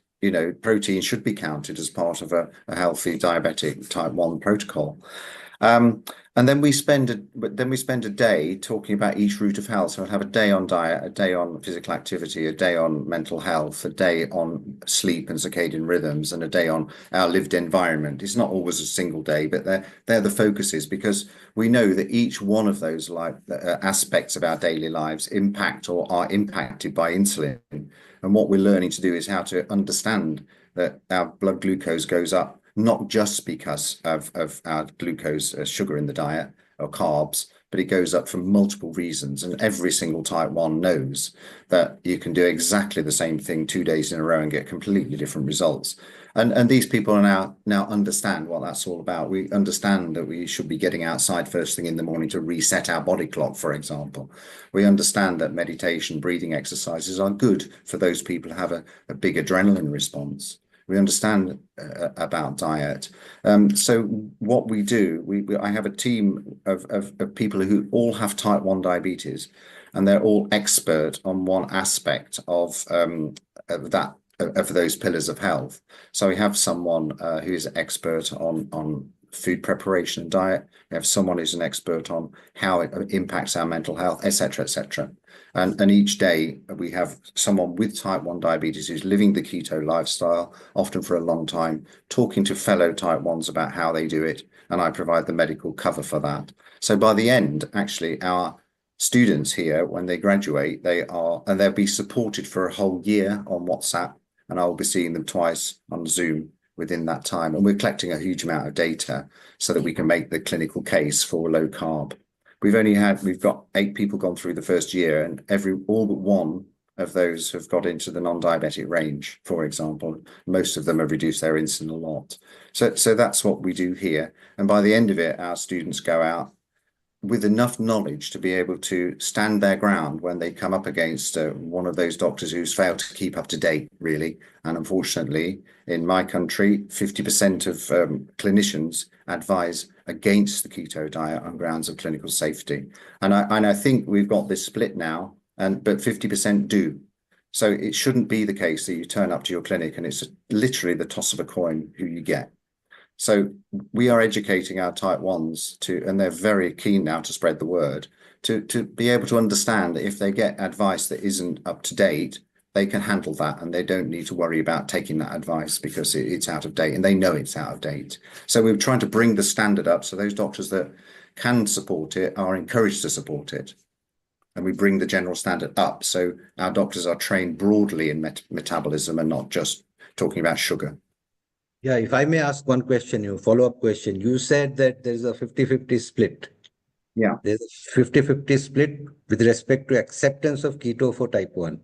Yes. Now, the follow-up question is, have you seen any, difference in the mindset of the patient where your options are getting more, patients in your clinic than the other ones? Oh, 100%. Unfortunately, they get quite cross. I say, why wasn't I told about this earlier? But the point is that they now have that. You see, people with type 1, this year is not a leap year. So you could say, oh, we get a day less to actually manage our diabetes, but we're managing it. I'm managing it right now. Every type 1 on this course is managing it right now. And I really do think that it should be a collaboration. Type 1 should be trained up. It's not difficult, to be experts in their condition. They should have access to the best information and the best papers and the best people to support them. It should be a collaboration. So we go to our doctors and say, hey, I'm having trouble with this, even though I'm on keto, squeaky clean and all that. And the doctor will have seen far more people with type 1 than I ever will as a type 1. Many of the people here have never met a type 1 before, and it's quite an emotional experience for them. But to get no support is quite deflating when you're told, oh, well, that's just a fad diet, or you shouldn't be doing that because you'll get DKA. But now they know they don't need to worry. But the trick is for them they still need to see their specialist. But I dream of the day when we teach our healthcare professionals how it all works. So when someone with type 1 diabetes sees their specialist and says, I'm on keto, and they're having problems with it, the specialist will be able to say, yeah, well, I've seen 20 people that did this. Why don't you try that? And then it becomes a very fruitful collaboration. Everybody's happy. This antagonism is not helpful in my job. None of us set out to train to be antagonistic, but we end up in an antagonistic situation because our formal training doesn't accommodate low carb diets right now. But we're hoping the Society of Metabolic Health Practitioners paper will add to that, and people will start to use those 56 references to learn more. And we've got training ready to go if people want it.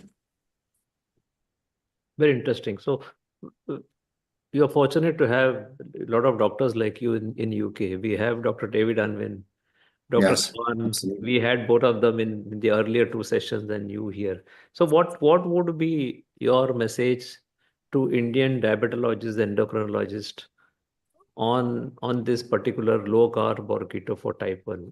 If there's a message you want to tell. Well, all I can say is that it is a valid option, and it's a very successful and it's a superior option to the options we're currently giving. So who wouldn't want to offer superior options to their patients? There's a huge amount of pressure on doctors to conform. We all know that if we're clinicians of any sort, there's a huge amount of pressure to us. And people who are outliers often get severely bullied or ostracized from their peer group. So I do understand there's severe pressure to conform, but if you feel you can't conform, don't not inform people.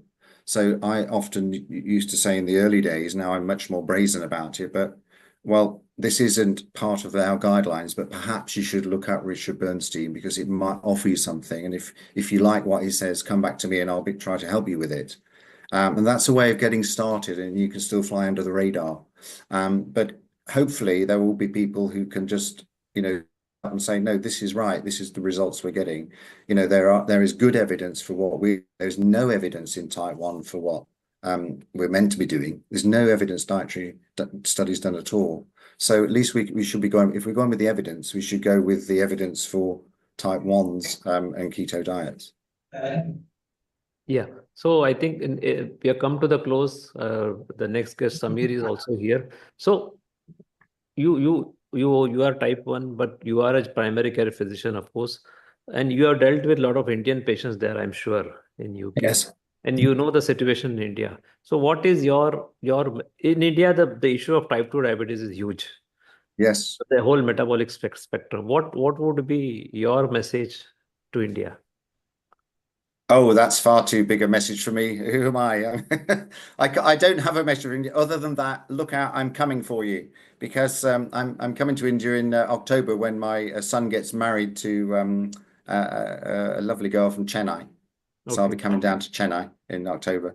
But it's really, if people are curious, follow your curiosity, and you might find it saves your life. And that's what happened to me personally. Yeah. Thank you. Thank you. Thank you.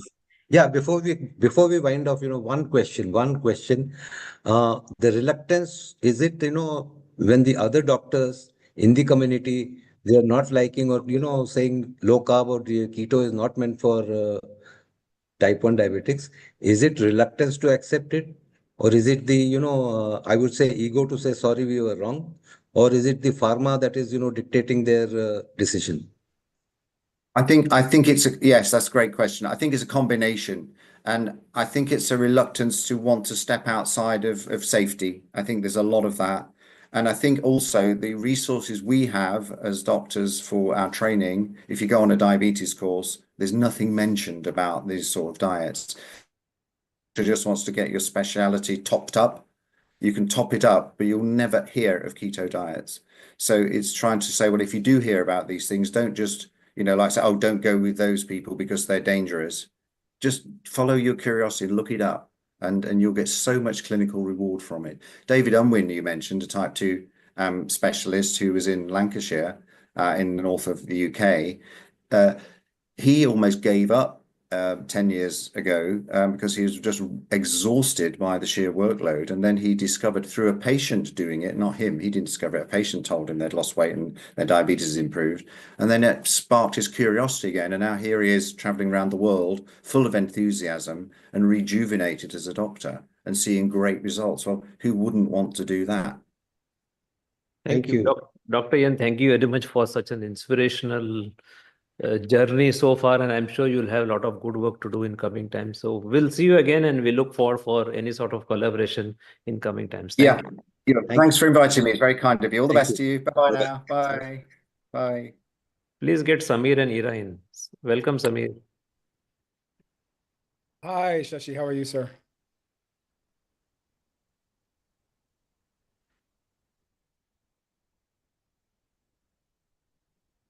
Hello. Hi, Samir. Welcome to the third Metabolic Health Conference. I'll quickly run through the intro so that we can, deep dive into your very, very intriguing perspective of food addiction and, your work that has been so far, that you've done so far. So I'm Ira Sahai, the Chief Operating Officer of D-Life Healthcare Private Limited, a very proud D-Life certified metabolic health coach and the lead host of the third Metabolic Health Conference organized from India by Shashi and Anup. D-Life's India first and the only award-winning low-carb platform that was founded in 2014 by Anup Singh, a silver medalist from India's Ivy League institution, IIT Roorkee. Anup is also the recipient of the Icons of India Award. He pioneered the low-carb movement in India in 2012 with his path-breaking protocol of 100-gram carbs per day max. That's now being widely used and quoted everywhere. And yesterday we had 2 sessions from global stalwarts who congratulated Anup, and they were intrigued on how we were using 100-gram carbs on a vegetarian diet. So that's about me and D-Life and the event. And Samir, who's here, who's our guest today. Samir is a heart health coach dedicating to reversing metabolic diseases through diet and lifestyle intervention. He's completing a PhD in anthropology this year and is the author of the Health Dialectic. Before transitioning to health coaching, he spent 20 years in the NGO sector, advocating for economic justice on a global scale. Today, he applies his expertise in human ecology, ancestral health, and the metabolic science to help people take back control of their health and life. Samir, most welcome. And it's a pleasure to see you again. You know, last time we met was on your podcast. So great Yeah, that pleasure was a to great discussion, and I look forward to this discussion. Can I just say before we get started, this has been such a fascinating 3 days. I've been trying to keep up. There's so much content. There's so many great discussions you've had. I'm really super impressed with the job you guys have done. So fantastic stuff. Yeah, thank you for watching, and I agree with you. We've one after another fantastic sessions, and global low carb stalwarts and their work, all out there for us to benefit. So let's begin. Samir, yeah, the first question that I would want to ask you is, in your work that's focused on the intersection of food addiction, capitalism and social control, you highlight how addiction is now widely recognized in scientific literature also. How do you differentiate between true food addiction and habitual eating? There's a lot of conflict there. And yesterday we had Dr. Jen Unwin, who gave us the tool, which is CRAVED, CRAVED, to identify food addiction. So I would want to know this from you. Yeah, I mean, I think what Jen said is absolutely right. I think that in terms of the literature, so for me as a researcher, these things don't necessarily have clear definitions right now. But when you're living it, you sort of know it, right? So for example, if you're fixated on a certain food, so for me, it's chocolate. For other people, it may be potato chips. For the people, it may be something else. That is a sign that you may be suffering from addiction. And the real trick for me is if you force yourself to have some time away from it, what happens then? Can people notice when you're not taking your chocolate? Can people notice when you've given up? Or I used to be a smoker. People could certainly notice when I was trying to give up smoking, right? Because I would get irritable and so on, right? So there's certain things. It's more about the behavior than actually. I can't say if you're eating, 100 grams of chocolate, you're an addict, and 50 grams, you're not. There's no hard and fast definitions like that. You just have to look at the behaviors. Yeah. Samir, you've discussed how certain ultra-processed foods are designed to be highly addictive. Could you elaborate on the role of food companies, which I also think is very sinister? And I think as an expert on this, you've done a lot of work on this. Tell us how food companies engineer this addiction. Well, I think there's two sides to it. I mean, one is the lab side. So this is I'm trying to remember what the documentary is. It was on Netflix. One of those pretty big food ones. And they took the case of, they were giving housewives in the Delhi area some amount of money. I don't think they were particularly well paid, but maybe a few thousand rupees for coming out. And they would be in little stalls. And they would all be tasting Maggi noodles, right? And these were all things that already there had been so many concoctions made. And you could tell that the food scientists were already pretty good because the ladies would all raise their hand for the same thing. Whenever they were asked to identify what's their favorite out of 3 or out of 6 or out of 10, it would almost always be the same thing. So it means that the food scientists know their market. They have all kinds of ingredients that are tailored to that market. So when we talk about India, say something like the achar flavor, like the pickle, the kind of mango pickle that many of us grew up on, that is something that is very specific to India. And if you have a flavor to that or that kind of flavor profile, you're not going to use that for your international brand. You're only going to use that in India. So they're thinking through this. And of course, if it was your job to sell as many Maggi noodles as possible, you would be thinking through the exact same thing. So one of my points is that this is not some nefarious conspiracy, or if it is, it's just the way the system is designed. Maggi has to sell its noodles, and this is how they're doing it to compete with it, whatever their competition is, and to do it in a better way. Okay, many in the low carb space, speak of carb addiction. Yet in your research, Samir, you suggest that the most addictive foods contain a mix of carbs and fats. What makes this combination so powerful in driving compulsive eating or, addiction? I mean, I think that there are two things really. So one is that almost all of those foods, not all of those foods that I would name as the most addictive foods, or many people would name as the most addictive foods, it's not just me, they're protein deficient, right? And we know from other research and indeed from discussions you guys have had over the last 3 days that protein is I think it was Marty Kendall is the one I'm thinking of. Protein is the most satiating macronutrient. So satiating is sort of the enemy of the capitalist logic here, right? Because if you're full after one bite, well, that's okay, but wouldn't it be great if you're never full? If you just keep eating and eating and eating. So it's they're protein deficient, so that will encourage overeating. Secondly, they do have this combination of fats and carbs, which is actually quite rare in nature. But one of the places where we do find a combination of fats and carbs is in breast milk, right? Human breast milk, I looked it up, has a fat to carb ratio of 1:2. So you have 1 part fat to 2 part carbs.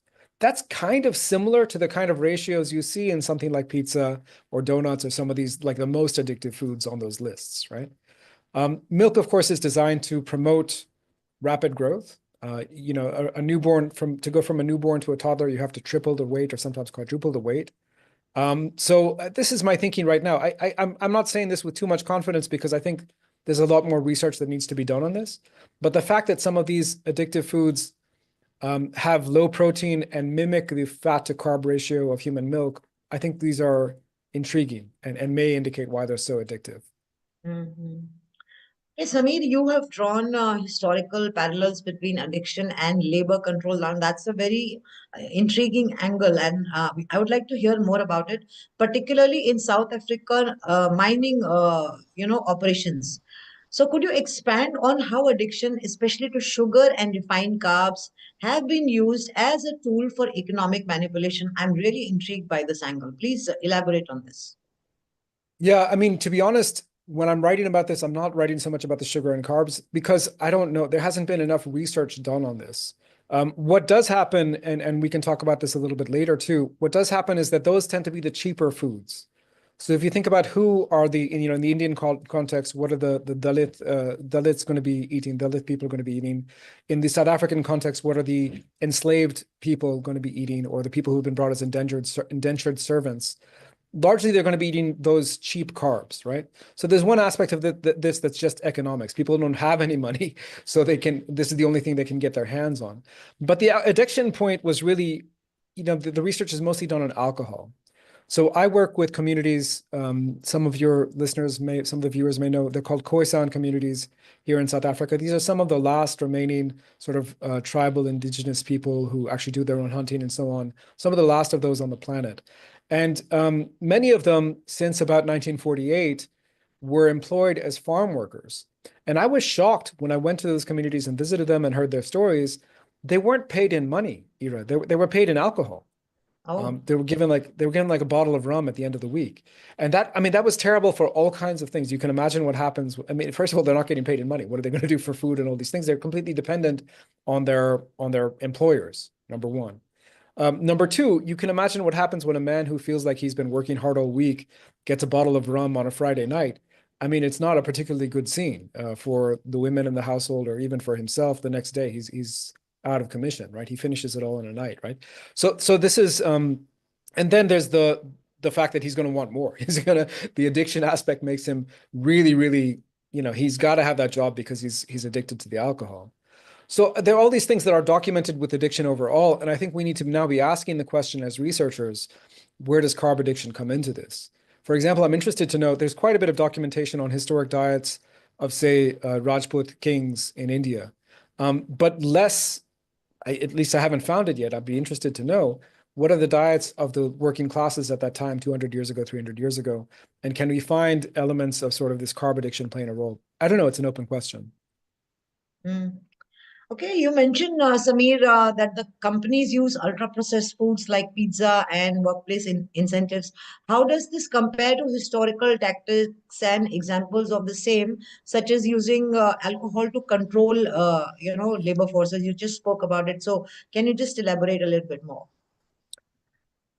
Yeah, I mean, I think, again, these are questions that need to be asked. I can tell you myself, so I was involved, I was working for an organization called Amnesty International, and one of the offices I was working at, we were doing some labor organizing at that time. And, by law, you couldn't discuss the labor union. We were trying to form a labor union because we weren't happy with our treatment, right? So as workers. And by law, you can't discuss that during the working hours, right? So from 9 to 5, you cannot discuss it. Now, what the bosses would do is they would find out what day we were having the meeting. It wasn't hidden. Someone often told them, and they would bring in pizzas at 3, 4 o'clock before the end of the office hours. Now, I'll tell you, trying to have a rational discussion with people on an empty stomach versus just after they've consumed whatever it is, 500 grams of pizza, it's a very different thing. It's just much more difficult to do that organizing. So there's people that want to get home and sleep. People just are not, they forget exactly what their complaints were earlier in the day, or they're not as good as articulating them, right? So for me, my lived experience is that was just a very weird thing. And of course, there's an element of just bribery in there too, that the bosses are giving you something. So here, we're giving you free pizza. Please don't ask for, 500 rupees more per hour or something like that. Please don't do that, right? So there's the sort of bribery element. But the fact that it's pizza, which again is like the top of all these food addiction lists, it's just raising my eyebrows a little bit. That why is this particular food associated with these union busting efforts? I think it may be something to do with an addictive component of it. Okay. You suggest that revising food subsidy policies could be more effective than imposing a sugar tax.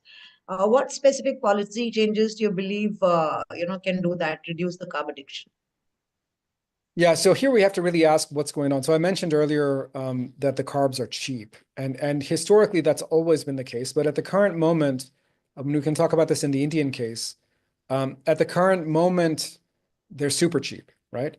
So there's an interview on my channel if people want to go check it out with a doctor called Veena Shatrugna. Who was with the FICCI, the Food Corporation of India, for many, many, many, many years. I forget how many years, but it basically was a long and healthy career that she had. And she described how these food policies came in, the subsidy policies came in to subsidize certain products that were seen as, and basically we're talking about grains. It was about rice, wheat, and lentils. That's pretty much it. So dal, rice, and wheat.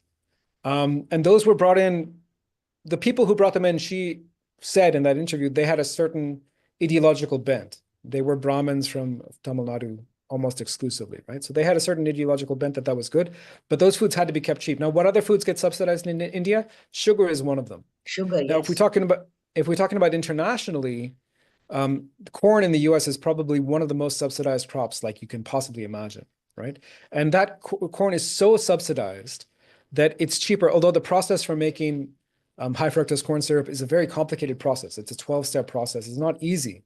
But it is more, it is better for the farmers to create corn that they know they can sell for some pittance, for a very small amount, that will then get turned into basically a sugar substitute, than to grow healthy vegetables or animals, whatever foods you would like to grow there, right? So we have globally, this is not just a US thing, it's not just an India thing. Globally, we have inherited subsidy schemes from a time of scarcity. And maybe in some contexts, those subsidy schemes still make some sense, but I would argue in almost all the contexts, they now need to be phased out, and we need to be asking different questions around what is the most nutritious way to feed our populations? How can we avoid these deficiencies that have become so common in India that I know Dr. Ankur was just talking to you guys about as well. So if we have different aims for subsidy, I'm not saying get rid of subsidies altogether, but the subsidies shouldn't be making dangerous food and addictive food artificially cheap. Samir, tell us how is addiction, or how does addiction to processed foods actually benefit corporations and governments? Because you've raised a very pertinent question of, food addiction is essential, whether it is essential or not, in maintaining the current economic structure. So elaborate a bit on this. I think there's two questions here. So one is, and the one that other people will have talked about in this conference in a lot of detail, maybe more detail than we have time for here, are the direct beneficiaries of this system, right? So we're talking about food companies. So for example, in the example I've just given of high fructose corn syrup, it's the Coca-Cola, which is using that high fructose corn syrup, which is artificially cheap. It is whatever companies are producing the high fructose corn syrup. I don't even know the names of those companies, but probably Monsanto, Unilever. There's a traditional 4 or 5 big food companies that do all this stuff, right? So that's the traditional food companies on the one end. And then on the back end, so people are getting sick. Now, this may sound conspiratorial, but it's just how the system works. On the back end, if I have diabetes, now suddenly I need metformin and I need Ozempic and I need insulin. I need to inject insulin twice a day. So someone is making money off of those medicines as well. So those are what I would call the direct beneficiaries of the system. Then there's the indirect beneficiaries. And this gets a little bit more controversial. Because in a system, globally, we know that inequality is off the scale. In countries like India and South Africa, our inequality indices are just crazy. So the difference between the haves and the have-nots, it just creates a constant tension, right? Because the gap is so wide.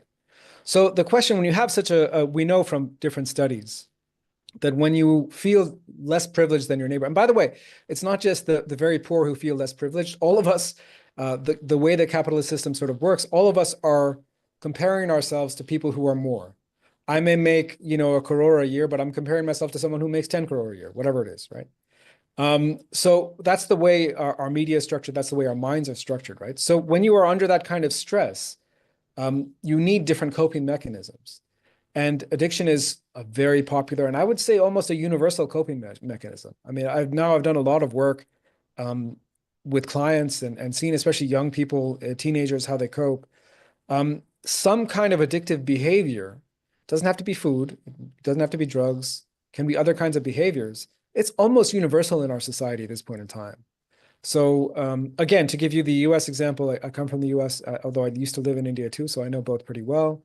25% of the US public are either unemployed or underemployed, right? Underemployed means basically you're one paycheck away from a disaster. If you get laid off tomorrow, maybe you have 2 weeks before you won't be able to pay your rent or you won't be able to make your car payments, etc. So in that kind of extremely stressful situation, what do we expect? We expect people to turn to addiction. And also when you talk to people about their lives and you see how they're coping, often they are very food fixated. Yes. They're always talking about what is for lunch, what is for dinner. You just finished breakfast, you're talking about what's for lunch. Relax, man. Let's do something else. Let's go out, have some fun, do something else, right? So when people are so food fixated, it does make me ask the question, is that their addiction? Is that what's going on here? Yeah, I think it totally makes sense. I mean, it makes me also ask, in such a scenario, and you often see that in India as well, the moment you finish your, breakfast, the discussion around lunch starts, and before that, even ends the discussion around, what should be nashta and, all of that starts. So yes, totally agree with you there, Sameer. You've suggested that revising food policies could be more effective than imposing a sugar tax. What specific policy changes do you believe would help reduce carb addiction? And the second part of the question also, because you're speaking, giving us a lot of extempore, so I don't want to disturb you there. Critics also argue that sugar taxes disproportionately impact low-income populations. How do you respond to this concern? Yeah, so again, I think we have to ask some very basic questions here. So if we accept that the food models we have, so let's use India as an example, the food model we have was in the context of our early independence phase. It was built during the Nehruvian period when, I don't know the statistics, but let's say 1 out of 4 Indians were in danger of starvation, right? Now, the total number of people in food insecurity is actually, it's more or less the same, or it's gone up a little bit because the population has increased so much. So the policies have worked on some level but they haven't worked on others, right?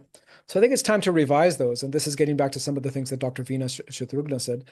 It's time to revise those and say, look, how can we actually put our emphasis on things that will actually feed the public? Now, I don't have all the answers here. I can't, India is a country of 1.3, 1.4 billion people. I can't give answers for everyone, right?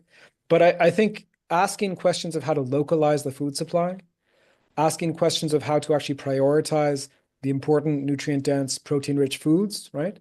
Which were done in the past too. And I think maybe learning from the history and how it was done in the past, that's important. I think things like backyard chickens, when I've traveled all over South Asia, and when I'm in a country like Nepal, which was, my trips to Nepal are already a decade old, so maybe people today have a different experience. But the fact that everyone from the very rich to the very poor had backyard chickens and we're sort of using that in the cities, but also in the countrysides. And we're relying on those chickens as a source of protein. We're relying on the eggs as a source of protein, and also sometimes killing the chickens and eating the meat and so on. That gave them a kind of independence from the markets, from the food supply. And so if the price of eggs went up in the US, all of my friends are complaining that the eggs are expensive. Well, if we had more localized food supplies, you wouldn't be dependent on those nationally set or national egg prices, right? You'd be able to get it yourself, right? Also, I mean, things like dairy. Dairy has been very vilified, I think, for reasons that just not necessarily true. And so I think when we're talking about an animal like a goat in the South Asian context can be so important, and can be kept in urban, peri-urban, rural areas and so on, and can provide, at least some basic protein level for the entire family, right? So, of course, so as low-carb people, maybe we don't like milk, maybe you turn it into paneer, whatever you want to do. I mean, that's a sort of secondary question. But how to ensure that we're actually hitting our protein targets, hitting our nutrient targets in the context of India, that's a very, very challenging question. And we need to think outside of the orthodoxy. We need to find new ways of thinking about that question. And the second part of my question was, critics argue that sugar taxes proportionately impact low-carb, low-income populations. How do you respond to this concern? I mean, it's just like saying cigarette taxes disproportionately affect low income populations. It's true, because they're addicted to it, right? I mean, that's one of their coping mechanisms. So just because you have, I mean, let's make it even more dramatic. In countries that have you could say other kinds of addiction, bhang, heroin, these kind of things in India are much more common in the working classes and the very poor than in the elites, right?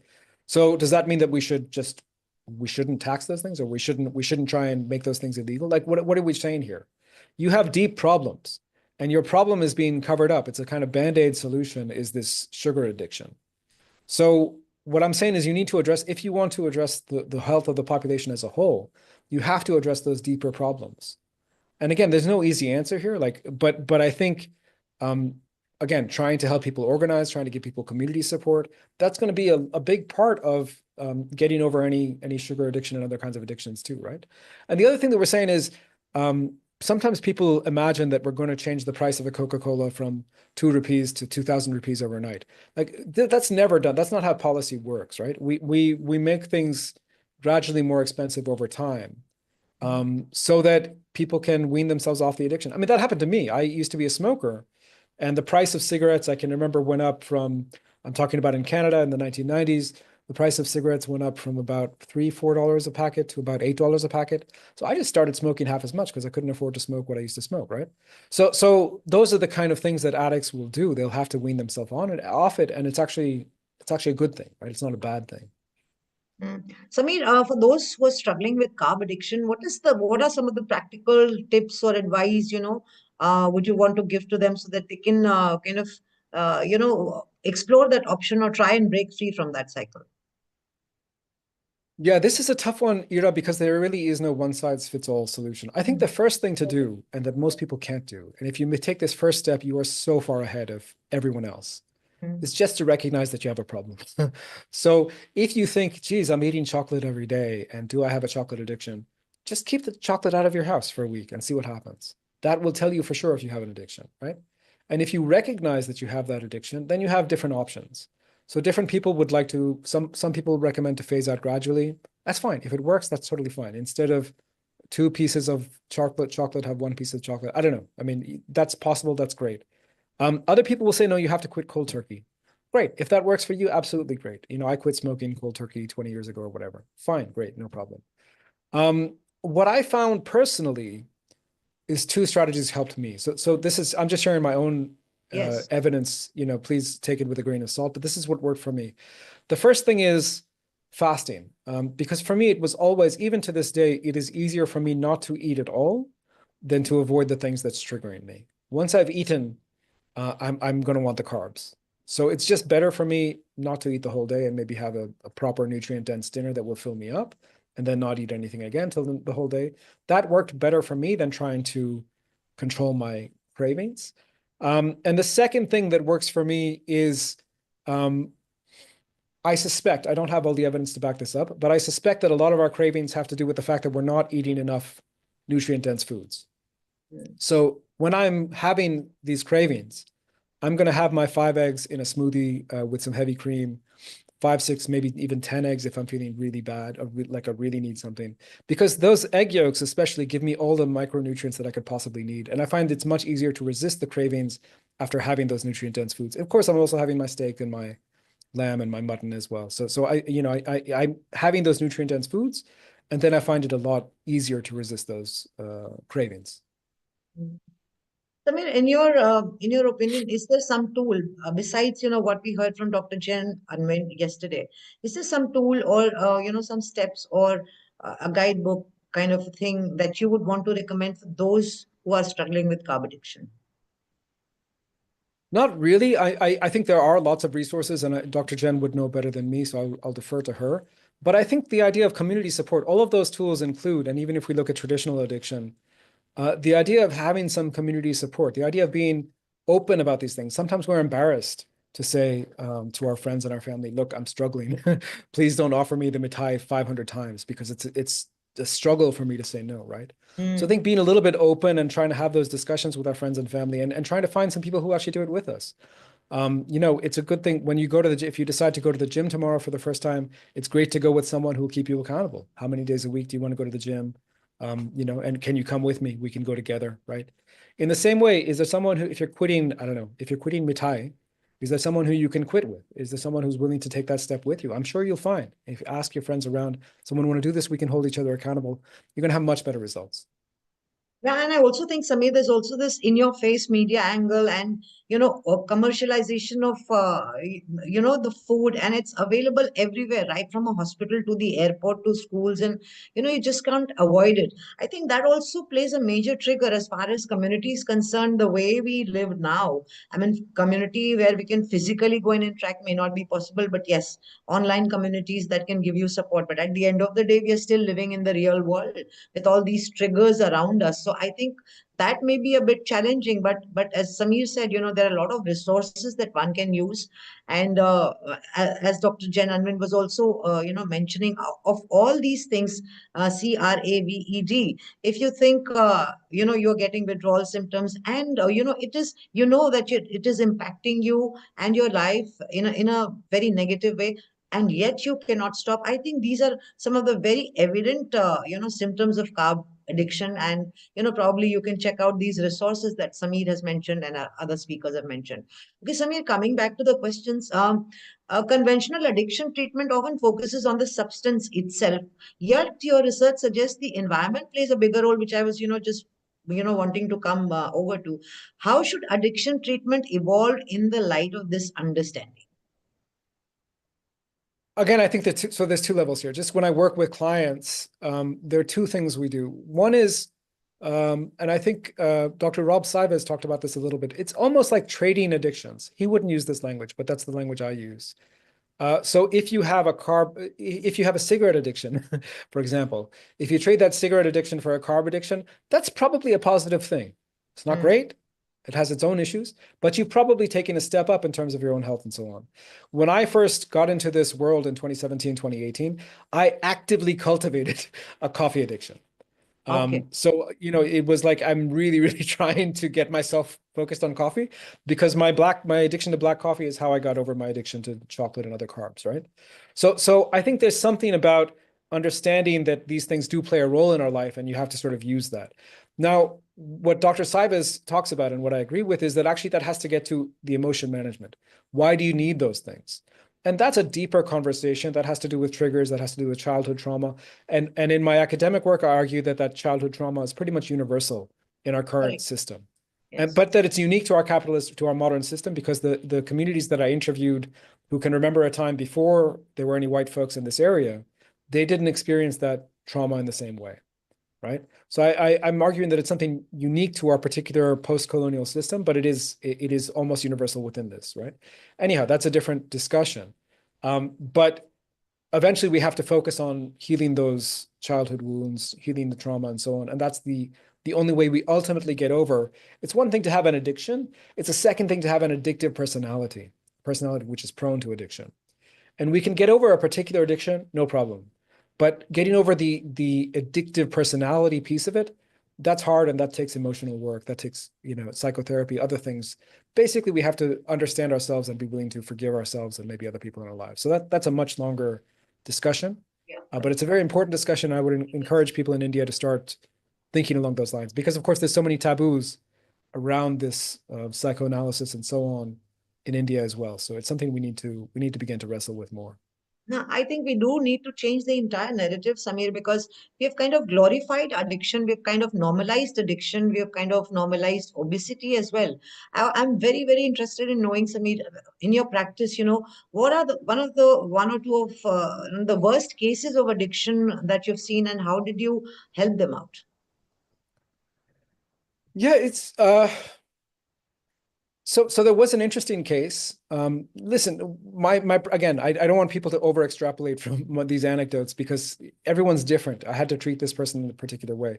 But there's a case of a person who came to me because his wife basically twisted his arm. His wife had worked with me and had lost some weight, and this guy really, really, really didn't want to work with me. But his wife was paying for it, and well, he forced him. So he said, "Look, Samir, I'm happy to work with you as your health coach. I believe you know what you're doing. I've read your book, et cetera, fine.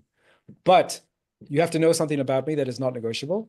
That is that my diet consists of pizza and beer." So I was like, okay, your diet consists of pizza and beer. Okay. So I said, fine, I can work with that parameter. However, if you start making some progress, if you listen to my advice and you make some progress, then we're going to revisit this pizza and beer thing in the future. Just keep an open mind around it. That's what I said. He said, fine. I said, okay, we're going to do it. This was someone who had maybe 40 kilos to lose, I would say. Okay. He's a big guy. I said, look, what we're going to do is how do you feel about fasting? Can you skip a meal? He said, yeah, I can skip a meal. No problem. I said, fine. What we're going to do, you're going to skip lunch. You're going to skip breakfast. For dinner, you have as much pizza and beer as you want. However, within a 1 hour window, I want you to finish eating by 7 p.m. Between 6 and 7 p.m., you have as much pizza and beer as you want. I don't care. Right. Now, what happened after a couple of weeks, he was able to do that. The first day, by the way, was torture because he is so addicted to the sugar and everything. But after a day or two, he got used to this pattern and he lost 6-7 kilos in about 2 weeks. Okay, which is to be expected when you start intermittent fasting, right? And then what happens is he comes back and not only has the weight loss happened, but he used to suffer pains, sort of arthritic. We don't know if it was arthritis or gout. He never got tested, but really bad pains in his joints and so on. When those started to go away, then he was like, well, actually it wasn't completely gone, but the joint pain is much better. And also used to have a lot of trouble getting out of bed in the morning. You can imagine someone who's eating pizza and beer, he was able to get out more. So he himself started noticing these positive things. And once that started, I said, okay, can we downgrade? Tell me other foods you like besides pizza and beer, right? And that began a conversation whereby eventually we got him, he's not carnivore, but we got him to a much lower carb way of eating, much healthier. I think he's now running marathons and stuff. So it was the beginning of his journey, a reluctant journey. But once he started to see improvements, people are stuck in their own narrative. They think, yeah, ye hamara kismat hai, hum kuch nahi ho gaye. That's what they start to think. There's a fate. But once they start to see that they can change their fate, then suddenly, the possibilities open up and suddenly they can live much, much better and much healthier lives. Samir, have you seen, withdrawal symptoms, so to say, and what are those? I mean, if you've taken up clients who have carb addiction, talk a bit about the withdrawal symptoms so people can also identify, what happens. Yeah. I mean, I think what happens is, again, fixation on that thing.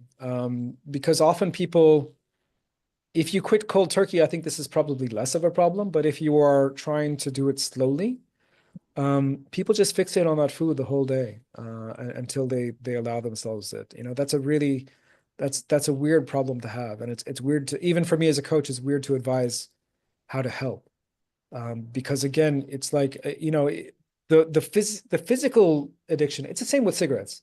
After a week of not smoking, your physical addiction to cigarettes is over. But the desire to sort of go to a cafe and pick up a cigarette is so strong that you can be talking to people years afterwards and they still have that desire. So it's like, how do we get over that piece? It's not easy. So it's that the hard mental work that people are reluctant to do. And even I, as a coach, I'm reluctant to get them to start there because it is difficult. That is sort of the main side effect. And I think one of the things that really helps with this era is, can we use physical exercise? Can we use exercise? I don't care what kind of exercise, but can we use some kind of physical activity as a way to get some of those emotions out, whatever it is? Because that seems to help a lot. That really, even for myself, trying to think back when I had these problems, if on days when I went to the gym, people think that you're more hungry and that you're going to eat more and that you're going to give into the carbs. It's actually the opposite, I found. On days when I'd actually done a workout and my body was feeling good, I was much more able to resist. My willpower was much stronger. And there's all kinds of studies done on the mental health benefits of exercise. So although, again, it's counterintuitive and people will think, no, I've exercised, so I need to eat more. I don't think it's the case. I think when you're getting some of these emotions out physically, you're more able to deal with them and less able to be less likely to be tempted by lack of willpower. Mm. Samir, do you think there's any difference between what people usually refer to as emotional eating and addiction? These things are all nuances, aren't they? And I think they're definitely connected. But I think there is a difference. I mean, so when I think about emotional eaters, right? Of course, that can draw the line into you can sort of step over into addiction at any point in time. But when you think about emotional eating, you think about someone who's had a breakup, or maybe a bereavement, or maybe they lost a job or something, and it's a temporary, it's a time-bound thing that they are overeating for a certain period of time. But if you find that time-bound thing, so let's say you had a bereavement, you lost a partner, you lost a spouse, you lost a father, you lost a mother, whatever it may be, and you are overeating for a period of time. If that happens for a week, okay. If that happens for 2 weeks, that's good. If that happens for a month, okay, what's going on here? If that happens for 3 months, you probably cross the line into something else. This is no longer just, or maybe you need to, maybe you need to see a therapist about what may be going on otherwise. Maybe you've crossed the line from what would be a normal, healthy response to a bereavement. Maybe now you've gone into an extended depression, and this is a symptom of that. Mm. Before we come to the end of this, and I have a question to ask of you about your blog. But before that, Samir, how do you see this entire narrative that we have in the society of, normalizing addiction or normalizing obesity? For example, you have plus size clothes and words like fat shaming, that make you feel guilty for, being rather kind of telling somebody that, look, you are at the risk of metabolic syndromes, or you're not fine and you should take care of it. So it's in a very good spirit, but it's taken wrongly, and that I think has been promoted by companies who are probably wanting to sell more food, more clothes. And 100%. what is your take on this? I mean, how can we get out of this trap? Because every day that we get up, there's some messaging out there that tells you obesity is normal, and plus size clothes are normal, eating pizza is joy, Coke is happiness, and all of this.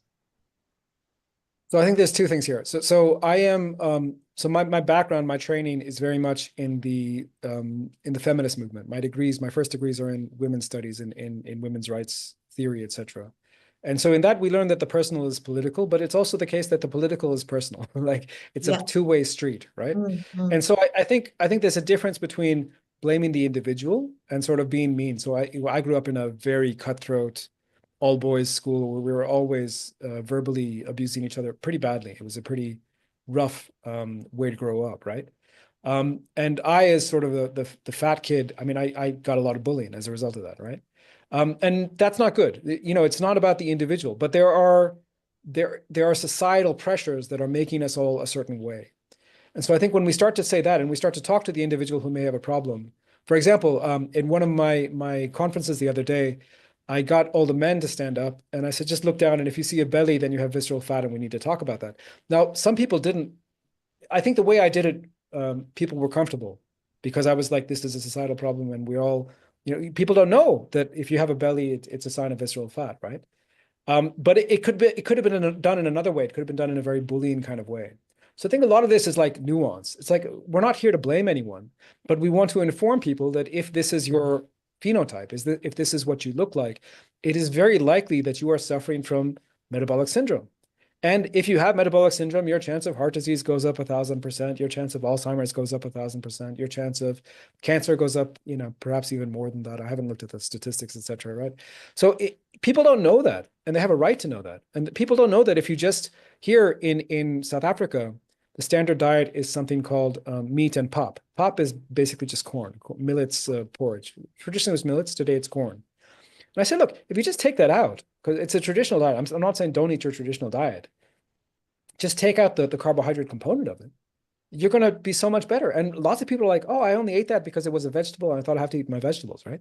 So just to give this information and let people make their own decisions.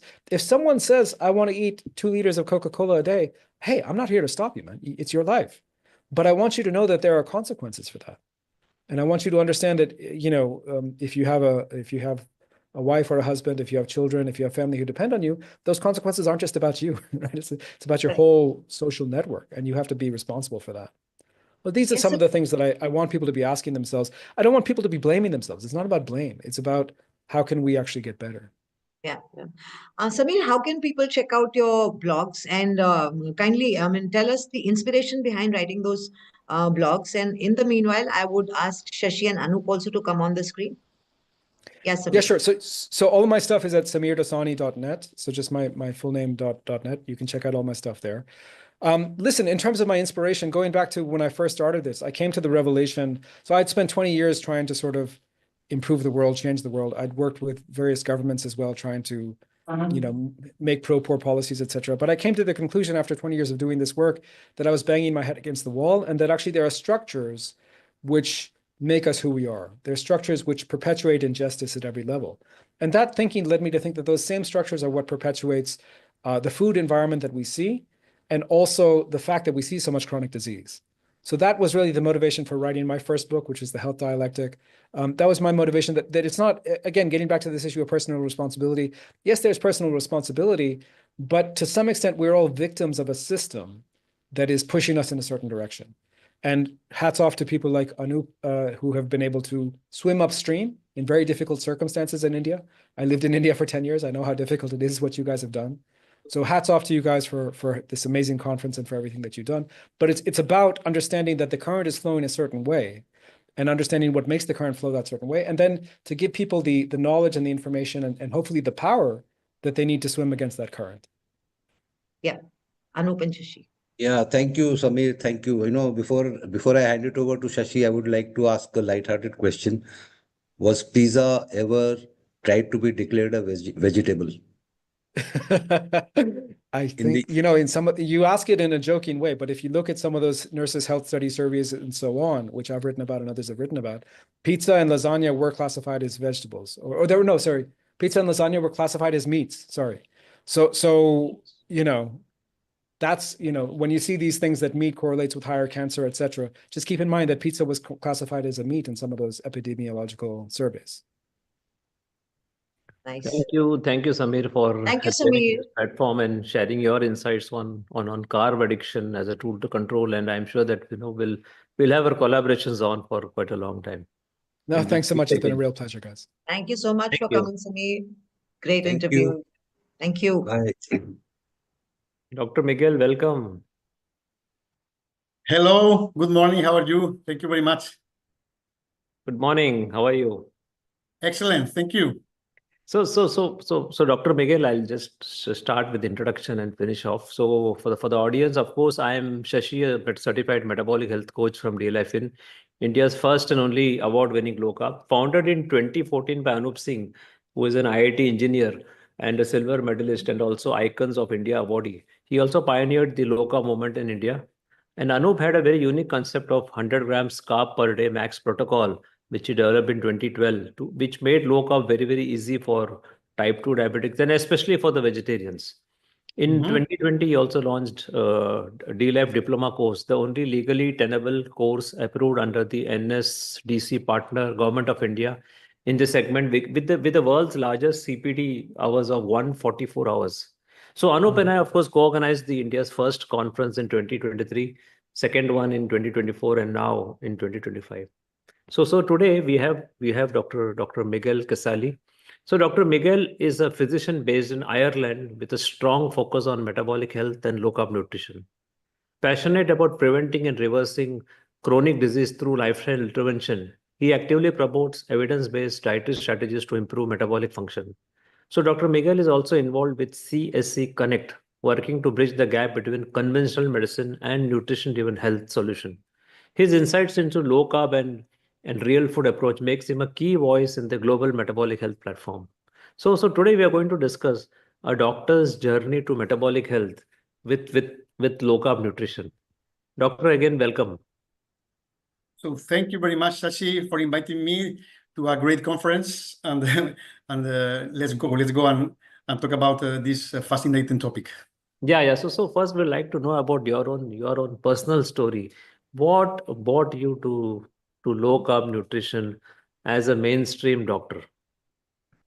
Well, as many of us, it's a personal journey first. This personal journey comes from the different problems in life, and finally going to not controlling what you eat. We call it food addiction, and this affects to many things in your life, ending in high blood pressure, obesity, all this, and probably also mental health problems.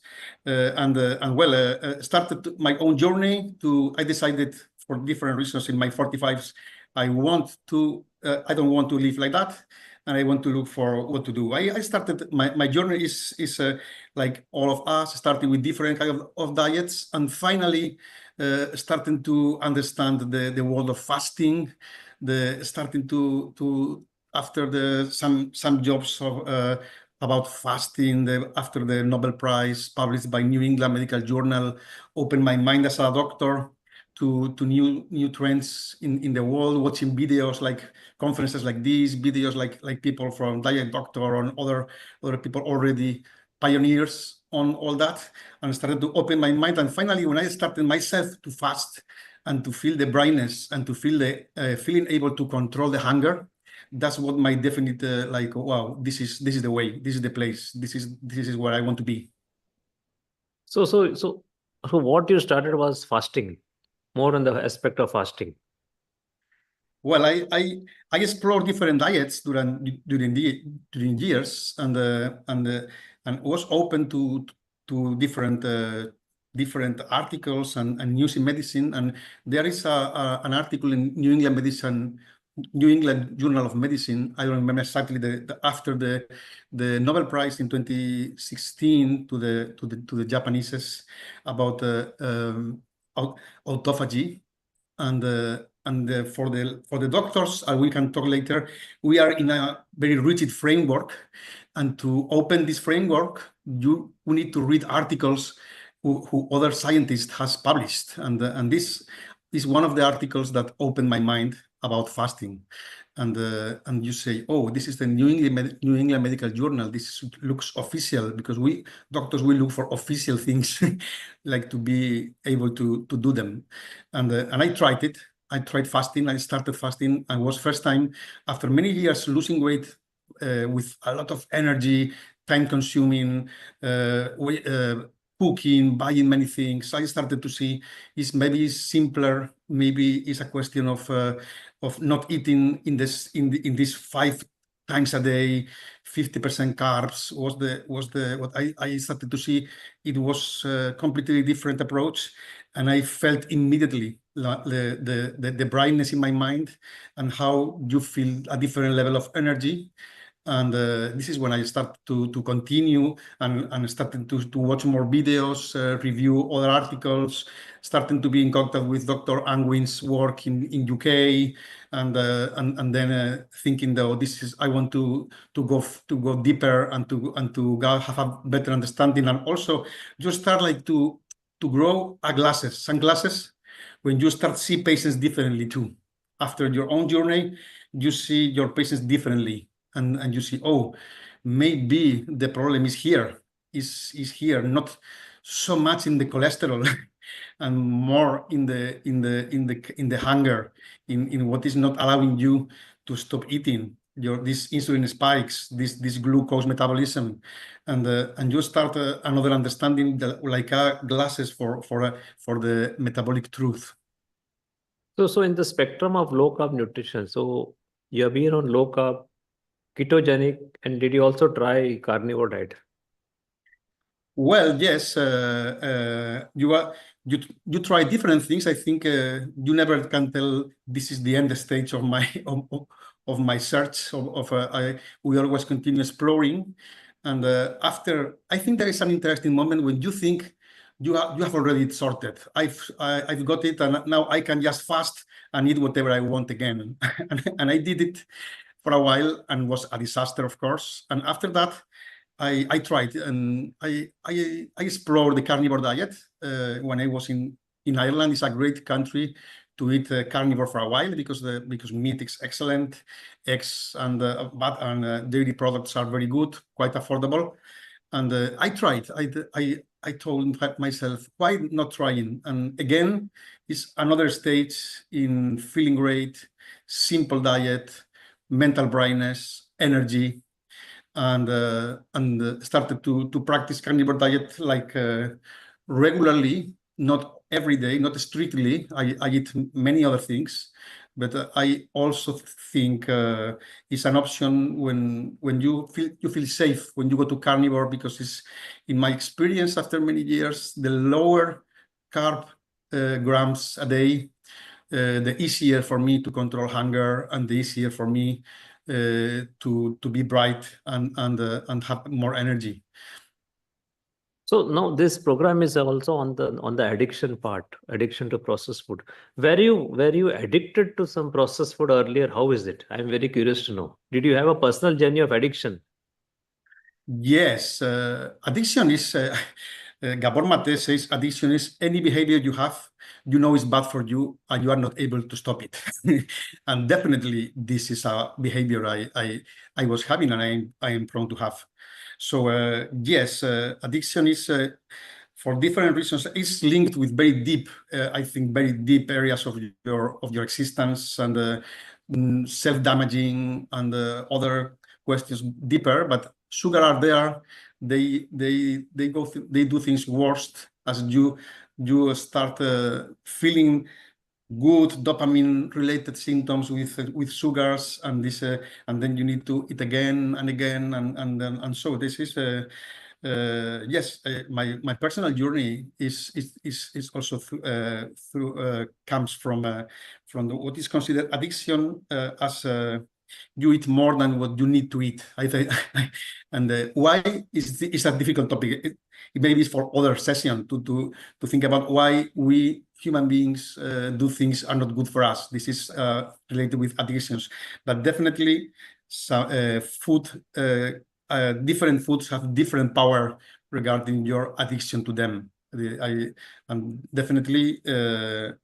Finally, the low carb keto diets is where you find the refuge, where you can find the place where you can have the tools to believe you can live without this addiction.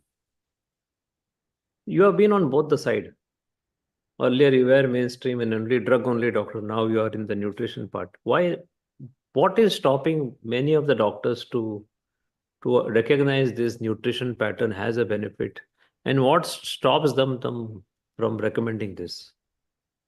Well, on one hand, I have to say, doctors, most of the doctors, all doctors, we look for the best of our patients. We look for the better, and sometimes it's a question of access to the information, and I see it's very difficult at this moment to access the information if you are only seeing the main guidelines, and also I can tell it's very important for general practitioners, family doctors. We used to be advised by specialists, cardiologists, nephrologists, focusing the disease, not in the prevention.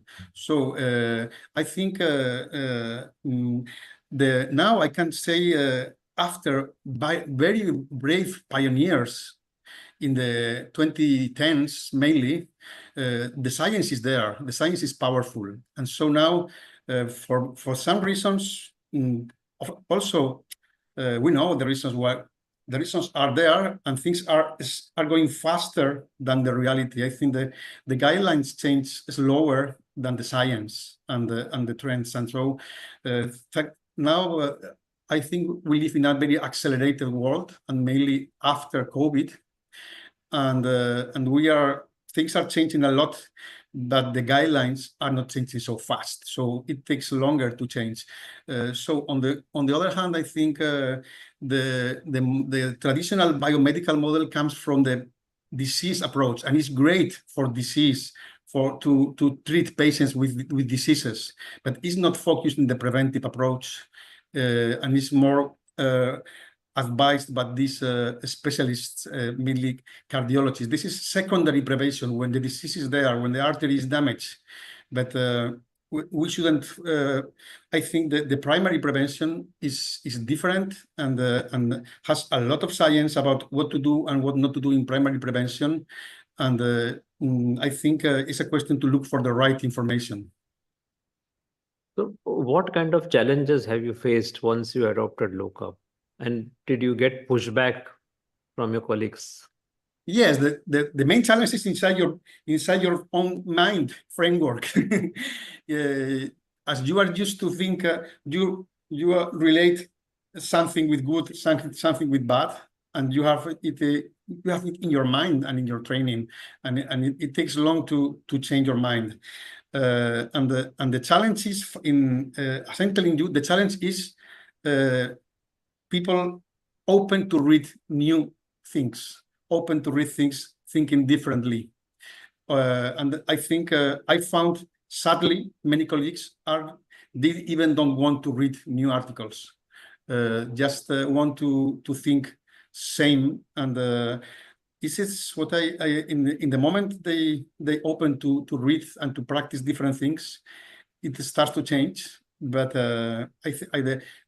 as myself, it was difficult for me to open my mind to this different framework. Also, my colleagues, I find sometimes is like, oh, if it is true, I have to change so many things that maybe I don't. Only if someone up to me or my manager or other people tell me to do, I will do. But in the meantime, I prefer to keep the guidelines and not explore myself, not to be risky to do new things myself.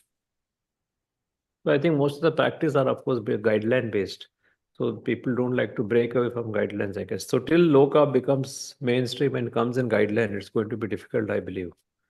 And how is your practice right now? Do you still practice conventional medicine plus low carb, or is it only low carb? Well, I have an integrative approach. I mean, low carb is one part of the things that can help to people, mainly with diabetes, metabolic syndrome, intolerance to carbohydrates, and probably food addiction and other things. I think low carb can help, but general practice is huge, and family medicine is huge. So I have an integrative approach where integrative means integrate the general practice, official, regular prescribing practice with the new trends. And the new trends in nutrition, new trends in exercising, new trends in neuroscience, new trends in art prescription, in expressive. I mean, I am a general practitioner, family and community oriented, and the low carb has been important in my journey, but and I think is something we have to offer for lifestyle for every diabetic, every metabolic syndrome, every insulin resistant physiopathologically disease like PCOS, maybe infertility, of course, obesity, and so many things we know are related with insulin resistance.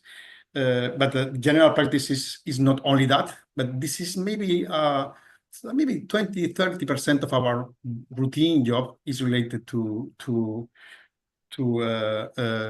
macronutrients advice. I think this is the clue. We in family practice, in general practice, we advise about macronutrients, and this is where I think we need to integrate low carb as a part of the macronutrients advice.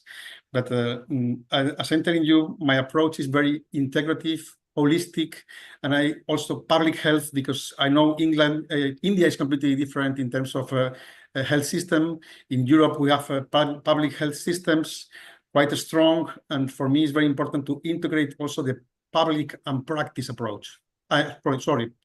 Public and private approach. So tell us more about CSC Connect. What exactly do you do? CSC Connect is a family business, a family company started after 3 of our parents died, my wife and me, in the last 4 or 5 years. And this energy and a vision of my father-in-law telling, we are one before dying, like connect the world, connect the people. And CSC Connect, I think, wants to be an integrative approach company in health, with a global vision, with 3 different brands, like metabolic care. That means all what we are talking about, the metabolic health, is extremely important in our integrative approach. Also, unfolding is a mental health, where we are linked also to India, because it's very, very inspired in Advaita traditions and of the existence, who we are and who we are not. This is and also we believe a lot in the expressive arts, and also CSC Connect is our personal and professional experience. My wife and me, my wife coming from education, and also to integrate everything we believe in our life, and also it's a talent hunter company, where we believe if we link with the new generations, with the new talent, and we train them, is when we can really build new projects. Without connecting with the talent, without connecting with the new generation of doctors and professionals in general. So it's starting. It's a very ambitious, and we are really thrilled to start with working with it. I hope also we can do things in India and in other countries. And CSC Connect has just a 1 year existence, but has some projects in Spain, some projects in Ireland, and is also inspired in the Indian tradition. Our logo is done in Bangalore, in India, where we have been in some conferences, and so this is our CSC Connect enthusiastic project. So what are the kind of metabolic disorders you see? Is it primarily diabetes, or is it also concerned with weight, hypertension, autoimmune? How is it? What do you Yes, see? in every practice we see very similar things. Of course, diabetes is huge proportion of patients. 70% of the patients admitted in hospitals in the Western countries have diabetes. So diabetes is linked with chronic kidney failure, chronic heart failure, which are the two in the 50s diabetes, 60s, and lately chronic kidney failure, chronic heart failure are very routine. Patients consuming a lot of time in the practices, attending a lot of consultants, a lot of places. And previous to that, you see, of course, metabolic syndrome is already there. And I think you realize metabolic syndrome, of course, diabetes is linked with what is called now low-grade inflammation, or even open inflammation regarding any inflammatory autoimmune diseases. But you realize most of the patients with many symptoms coming to the practice are around the metabolic syndrome spectrum, and of course, but lately the time consuming are these patients with the coronary artery disease, atrial fibrillation, cardiac heart failure, chronic cardiac failure, chronic kidney failure, and of course the frailty. I think also the frailty is very. You see the quality of life can be less if your body is frail and your mind is frail. Of course, the dementia we know can be also linked with all that, and this is what we see in our routine practice. See, in India, we in our lot of population, we see a lot of micronutrient deficiency, like vitamin B12, vitamin D, and iron deficiency is huge. What about in Ireland? Do you see much of micronutrient deficiency? Yes, we see mainly iron deficiency,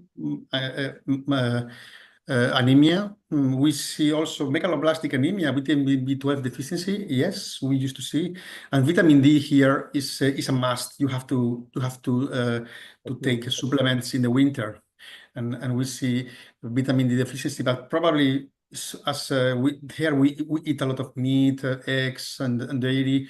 Probably vitamin D is not so severe because the nutrition is maybe better than in India. But the main now we are starting to look at magnesium here, but in the general practice, maybe folic acid in some cases with the pregnancy, but it's not our routine general practice approach.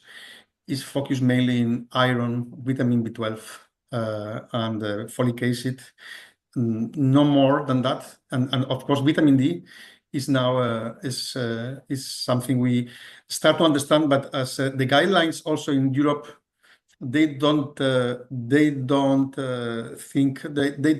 promote the screening of vitamin D in the population. So no, are not routine screening blood tests in the population, neither vitamin D nor vitamin B12.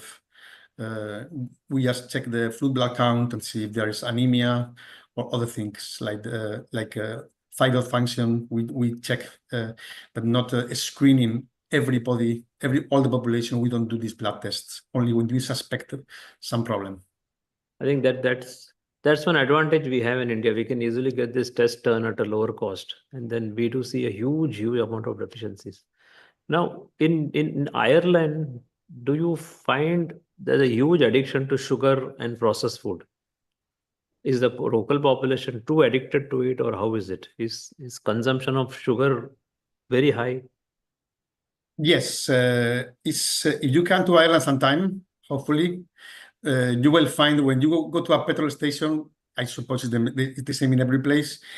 You have to go, and before going to the cash to pay your petrol, you have like so many colored and options to have different kind of sweets. And of course, for the patients, when you tell them about sugars, it's like, oh my God, I knew that. I didn't want anyone to tell me because I knew it was the problem.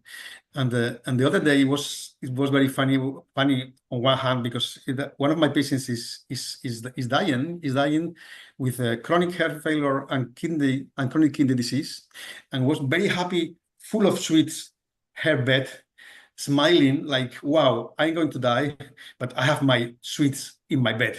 You know, and you say, oh, it's definitely when you talk about that, many patients and say, I can't do that. Very interesting. The other day, some Bangladeshis coming here. She they were looking for a pregnancy, and she had PCOS.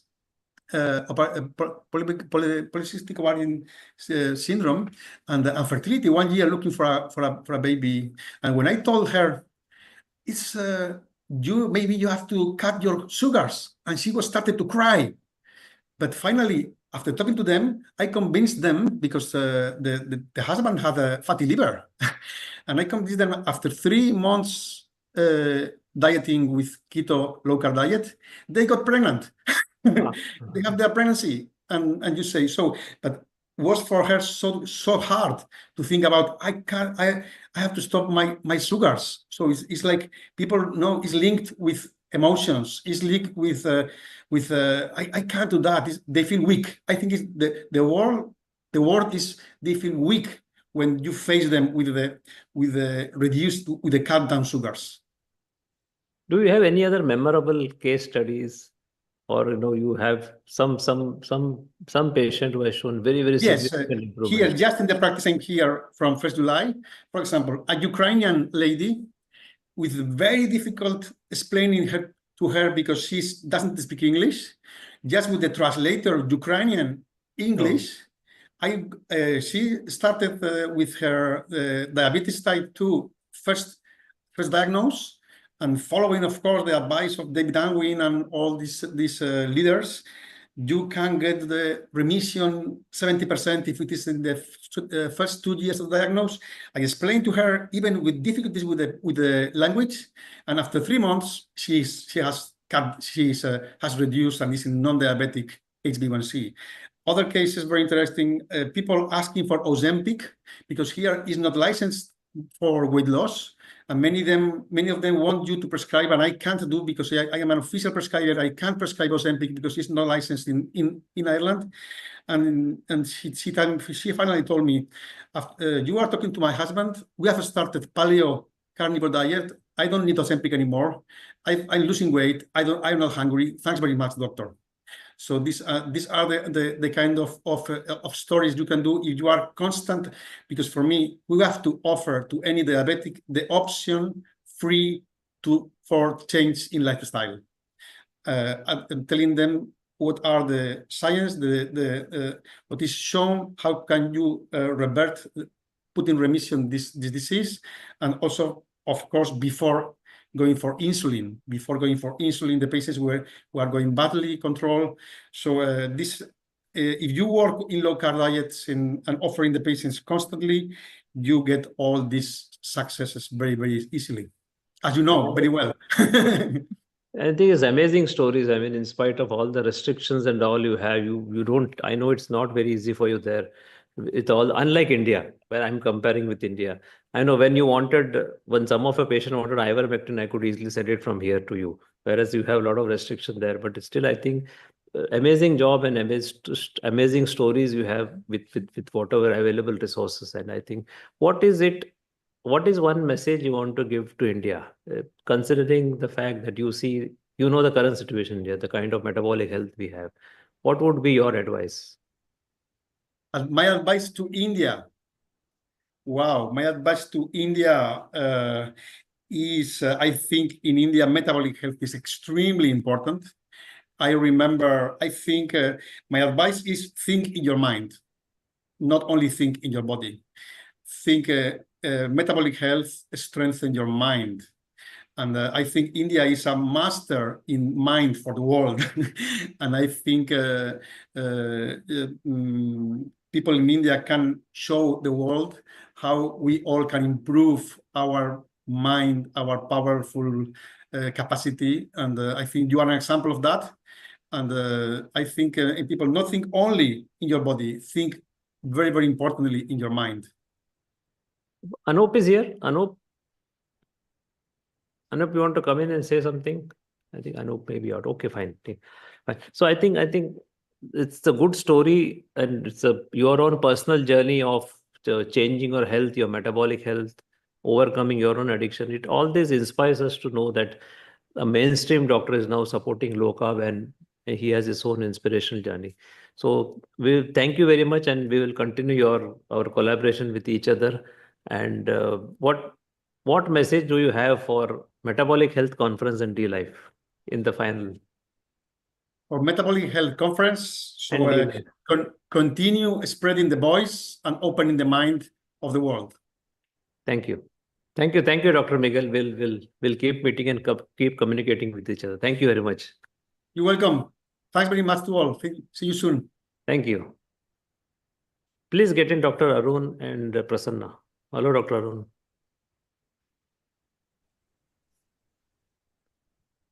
Hello, Dr. Arun. Hello, Welcome. How are you? Can you hear me? I'm doing well. Yes. I'm able to hear you. Okay. So let me start the session with a brief introduction. Can I try the uploading of the slides here, right? If I can. I believe you can share the screen. You can share the screen at the time of sharing the slides.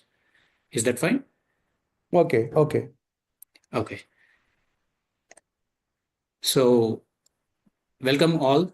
Welcome to another exciting episode of India's largest Metabolic Health Conference 2025, where we explore various health topics that not only impact our lives, but can transform them for the better.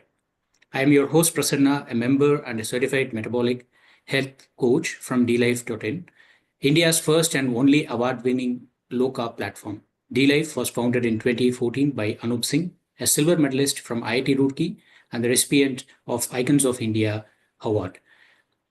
Anup is the pioneer of the low-carb movement in India with his path-breaking protocol of 100 grams of carbs per day maximum, given by him in 2012, that made LCHF possible for type 2 diabetes sufferers and also for Indian vegetarians as well. In 2021, DLife launched its diploma course, which is the only course approved under NSDC partner, the Government of India, in this segment, and the only course with its global biggest 144-hour CPD rate. Anup Singh, along with Shashikant Iyengar, is the organizer of this Metabolic Health Conference. Today, we have our special guest, Dr. Arun Gupta. Dr. Arun Gupta is a senior pediatrician, founded the Breastfeeding Promotion Network of India, BPNI, in 1991. Over nearly 32 years, BPNI has played key role in strengthening national policies to promote, protect, and support breastfeeding, nutrition advocacy in public interest, NAPI, a national think tank, and he is a former member of PM's Council of India's Nutrition Challenges. He has been working on issues related to ultra-processed food products, especially its marketing and food labeling. He has worked as an advisor to several governments, including Vietnam, Bhutan, Maldives. In past 30 years, he has been invited to almost all states of India to take part in policy discussions on public health and nutrition. He has worked significantly on health systems, legal frameworks, public policy, and with an extra focus on child health, nutrition, and governance, and conflict of interest in the space of food. Welcome to this conference, Doctor, and thank you so much for being here. And thank you so much for having me. I'm very pleased to be here. Yeah. So let me open to set the stage. So there is can you please explain what exactly constitutes ultra-processed foods and how they differ from minimally processed or whole foods? And because to a common man, whenever there is a packaged food, the usual notion is everything is food. It's all been vetted, and if it's available as food, whether it is packaged or not, it's food. So please go ahead. Thank you so much, Prasanna, for having me here. And let me start answering your question number one, which is regarding what are ultra-processed foods. So let me give a brief background to it, to arrive at this definition. So first of all, we used to talk about nutrient-based approach to our health, and whether caution or no caution, less or more. So we were very restricted to a particular nutrient or something, which slowly shifted to dietary patterns that like Mediterranean diet or this, and for example. However, the degree of processing of the food, as you mentioned in your packaged products, this element of formulation, industrial formulation and processing was missing in the whole domain of discussion in this. And till 2009, when Brazilian scientists, the University of Sao Paulo, when they found that the overall consumption of sugar in the country is likely going down, but the disease and the health risks going up. So that's when they started analyzing, and they coined this definition called NOVA classification of food. Mm-hmm. That's where the term ultra-processed food comes.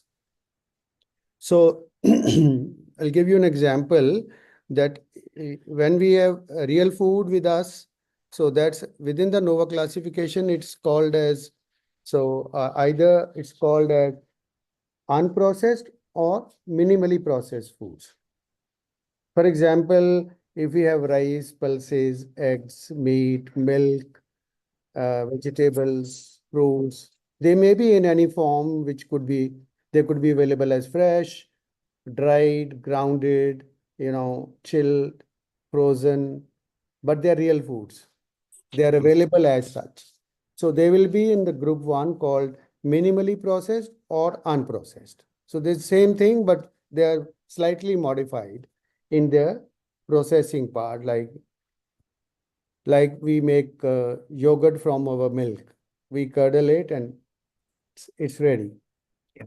Similarly, I'll give you the example of say, let me tell you first the next. The NOVA classification 2 is culinary ingredients.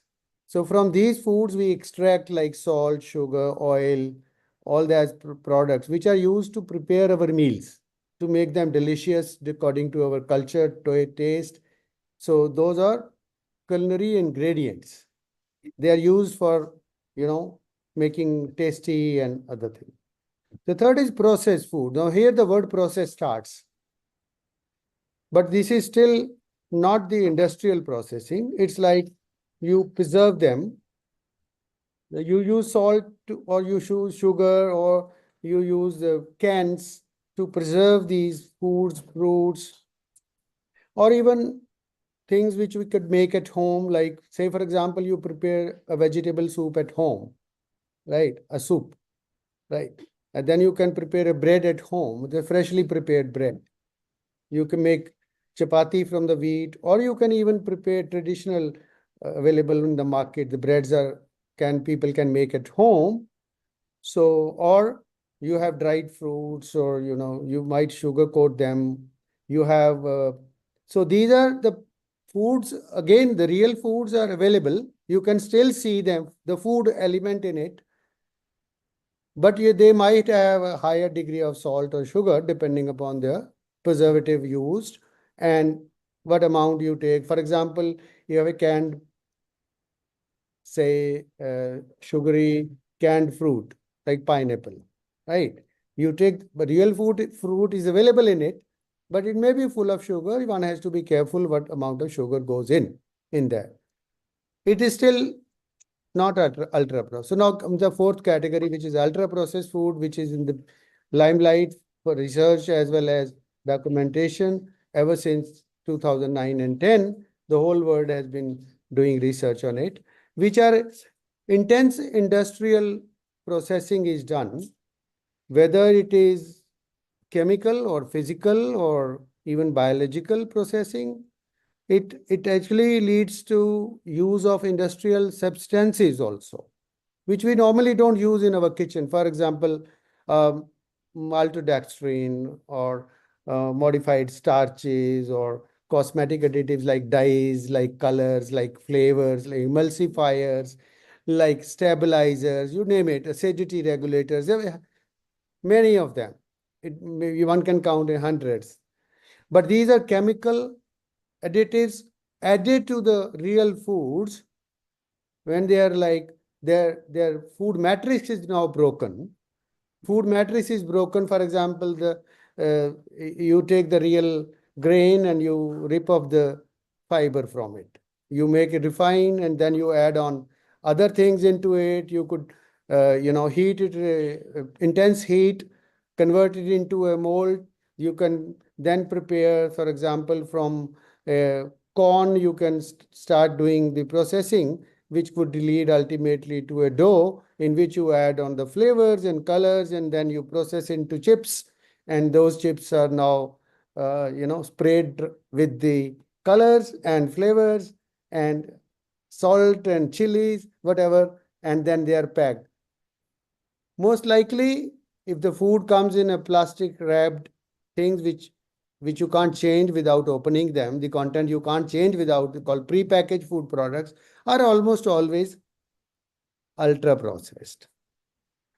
Okay. So that's where I think now coming back to the soup. Now the soup could be prepared at home with use of culinary ingredients. It's unprocessed, minimally processed. It's processed up to the level of process. It doesn't. The moment it is now industrially processed, it could be a powdered available. So a soup is available as a ultra processed soup, which is a powder. You have to mix it. So similarly, you can apply the same principle to, say, for example, biscuits.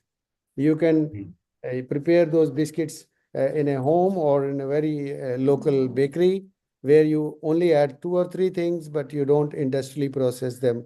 Similarly, on a cake or on a bread, which could be industrially processed bread, use of emulsifiers and other things and, substitutes, and a bread prepared at home. So this this is how we differentiate the ultra-processed food from real foods, and we start calling them as food products. So that is the difference. The first three categories, they are foods. This category is a food product. It's not a Okay. So the natural question is, what's wrong with it? That's actually, this is something which my friends ask.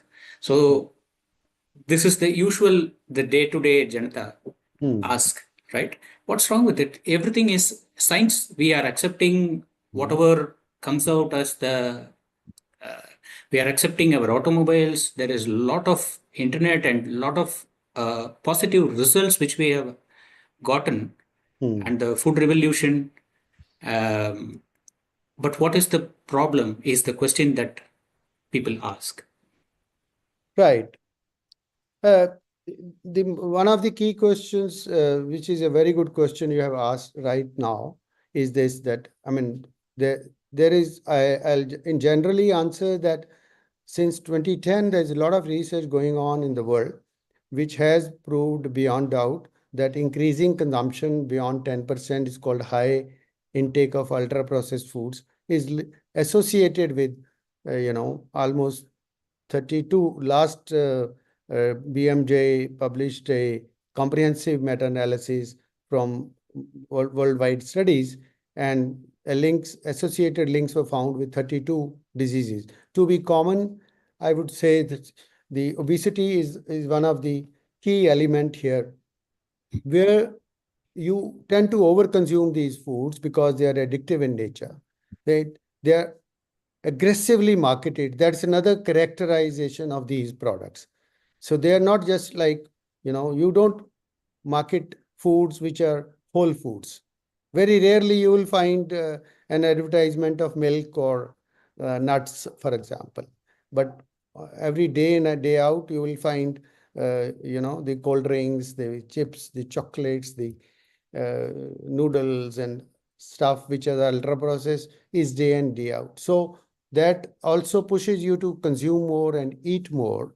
So that's where the risks start. One of the key study which was done in United States, they found that in 14 days, an average adult gained about 900 grams in 14 days. If they were on a diet rich in ultra processed foods versus the diet of minimally processed foods. So that is one. And there are a couple of studies after that in Japan, and there's small samples, but they prove the beyond point in randomized control way. Most of the other studies have shown the associations. There are very strong associations found, which I'll show you in the couple of slides here. So this is a slide which shows the consumption, which has been rapidly rising in India by 13.3% annual cumulative growth in India of ultra processed foods that the WHO study showed. But we still don't have a data of our consumption of the proportion of the energy which we consume every day. So this is the data available published from the BMJ in terms of US, Canada, Sweden, all these countries like Germany and Netherlands, most of the developed world, so-called developed world, has gone beyond 30, 35%, even 50%, nearing 50% of consumption is due to ultra-processed foods. But it is possible that there are countries who are still maintaining below 20%, and there is a last country in here is Romania and Colombia, with around 15 to 16%. But India is still, we do not know the exact, but it is between somewhere in 10 and 15%, and is very sharply rising. Right? Now coming to the adverse health outcomes, which I'll also here only explain how it happens. So these are on the top, you see the ultra processed food products on the top, which I gave you the examples. So which are now how they lead on to. So if one is the risk of consuming higher amounts, which I said, so which contains, most of these products are almost always high in salt, sugar, fats, according to the WHO standards. or standards given in other countries which have done regulations. Like whole of Latin America, I would say, qualifies for this. Now, then the second element is degree of food processing, and then this whole changes into the food system in the food matrix and the contaminants from processing, which I mentioned, the contaminants in terms of, overheating produces things like furans, acrylamide, and acrolein and other stuff, and addition of emulsifiers and stabilizers, etc. Formulation of attractive and profitable products with long shelf lives. So here comes the food packaging, which brings in plastic and phthalates with it, and the food additives and other industrial elements, they all have contributed to. So all of these combined, including increased eating rate, contributes to overall inflammatory response in the body through change of the gut microbiome, changes in the lipid profiles, so dysglycemia or oxidative stress and weight gain, as earlier said, which also has, formally it leads to other diseases like diabetes and cancer and other heart diseases. They're all linked to each other. So insulin resistance is one of the commonest factors here, which I'm sure Metabolic Health Conference has discussed a lot about. So all this increases the cardiometabolic risk to the body. So this whole overconsumption here leads to the effect of areas of heart, liver, gut, and they are the reason for these problems. So last slide from this part. This BMJ also did the analysis of the type of risks from quoting different studies. So highest consumption was lowest exposure to these. Type 2 diabetes, 40% higher risk. Cardiovascular events, 35%. Hypertension, 23%. All-cause mortality, 29%. Abdominal obesity, 41%. 36% overweight, and obesity, 55% higher risk. Metabolic syndrome, 81% higher odds. And cardiovascular mortality, 50% higher risk. Cardiac mortality, 66% higher risk. So this, in nutshell, shows that there is a risk associated, which is associated with the increased consumption. So we need to understand that it's not just, okay, once in a month I took a piece of biscuit or a chip, it's not going to immediately harm. There are no known studies of this nature, but apparently from these studies it is found lower consumption, less than 3 or 4% of your dietary pattern, and more than 10% of your diet, 9 to 10% of your diet actually has associated risks, which start increasing. In one of the study, I remember, they studied that 10% increase in ultra-processed food consumption increases the type 2 diabetes risk by 15%. So they were only focusing on the diabetes. The root cause is one of the root causes is the ultra-processed foods. Yes. Yeah. Okay. So I'll deal with the other two slides later. Yeah. So now we know. Yeah. The data clearly shows UPF is detrimental to health. Yes. Ultra-processed food, it is better to have whole foods. However, India is right now. I'll just continue with that question. So Sure. India is a very young population. What I mean is the demography of people who are between 25 to 45, who is productive, who goes out and does things. It's very high right now in India, and with that, and with the combination of ultra-processed food rising, we see a lot of problems that are coming in, which you have clearly shown. The data also shows that. Why is it still proliferating? Why is it still? And what are some of the levers that we can use to make sure we go on a right path? And yes, I'll ask my next question later on. Please go ahead. So here your question is why it is increasing, right? Why it So is increasing and why are we, or what can we do? Yeah, it's a mixture of those. okay.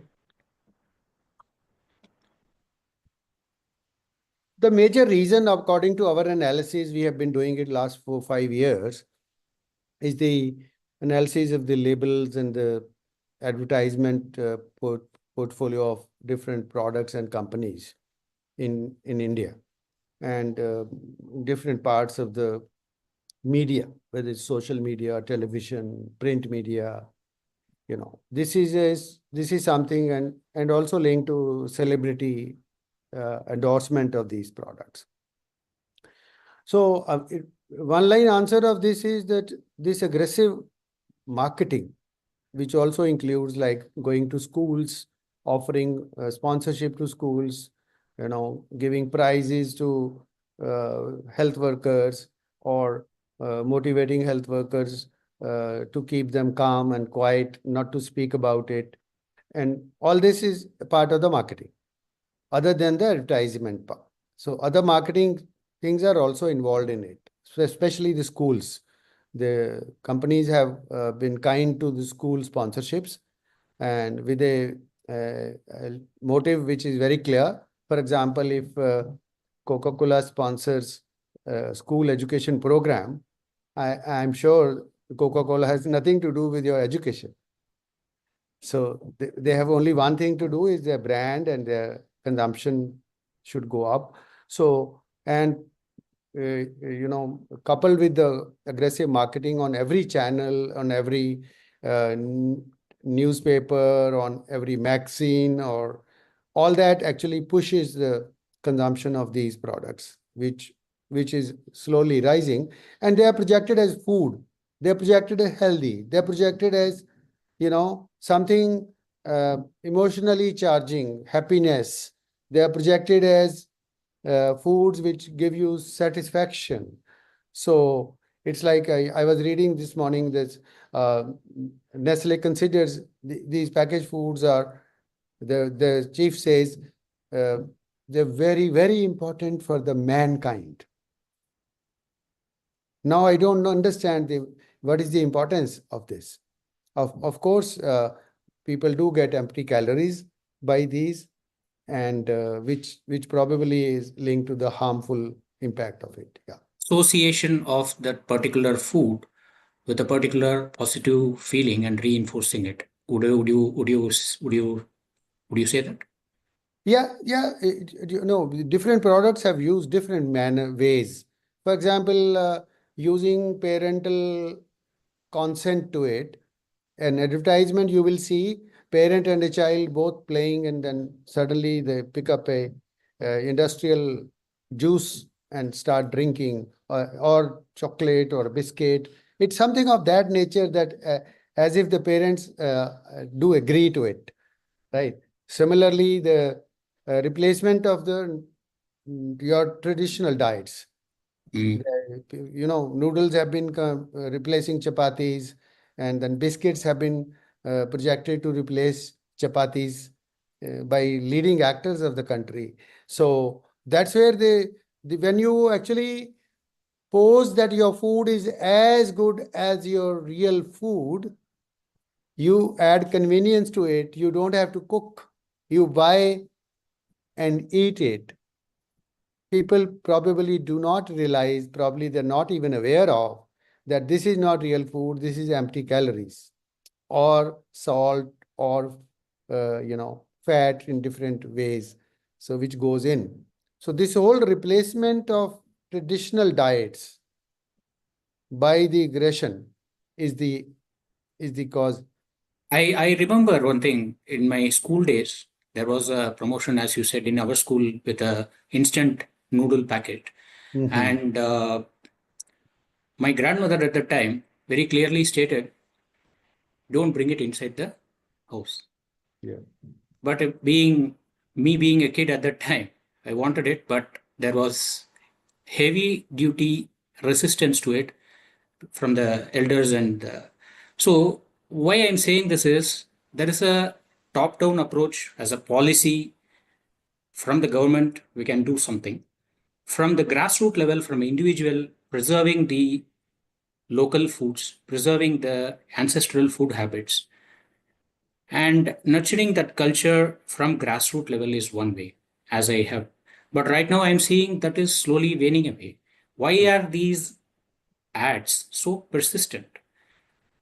And what are some of the mechanisms which we can create structures which counter these?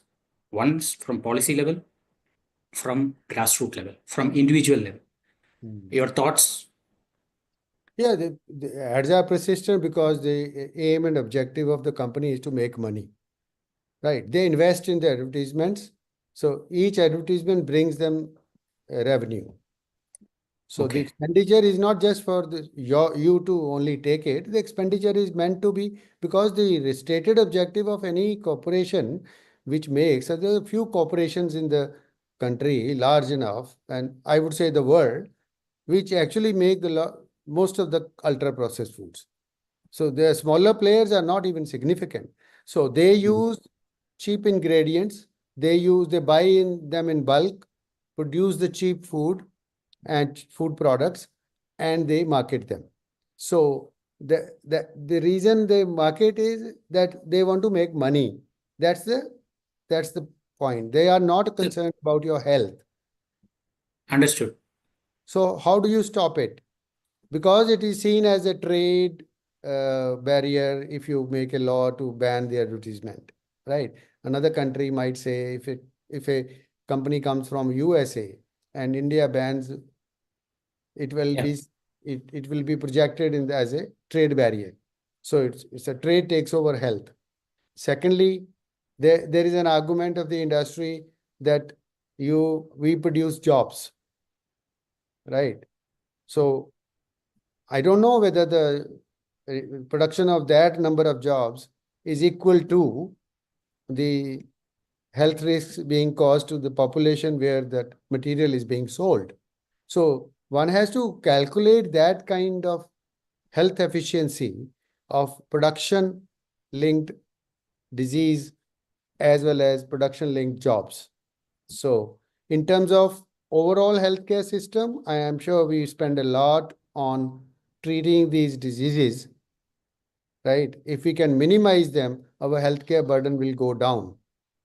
So whatever the economy we are thinking that we will gain from some jobs, I think we can save a lot by not promoting it. So the real value in stopping these would lie in two areas of policy, rather three. One is that you have to have a packet of the product. In front of it, it's mostly filled with claims, whether they are healthy or you have a real fruit, which is not real. In the product itself, the fruit is not real, but on the top, you will see the real fruit, right? So mangoes or oranges or lychees, they are like yesterday there was a Amul True ad of a drink, 150 ml giving 24 grams of sugar, and the full page ad on the Times of India showed that this is something which I'll show you if I can, if it's here. I'll just give me a second. I'll show you.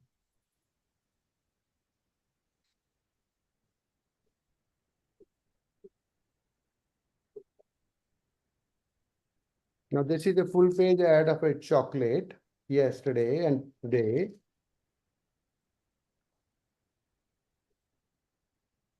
And here is a full page ad of Amul True in different. Yeah, it's upside down.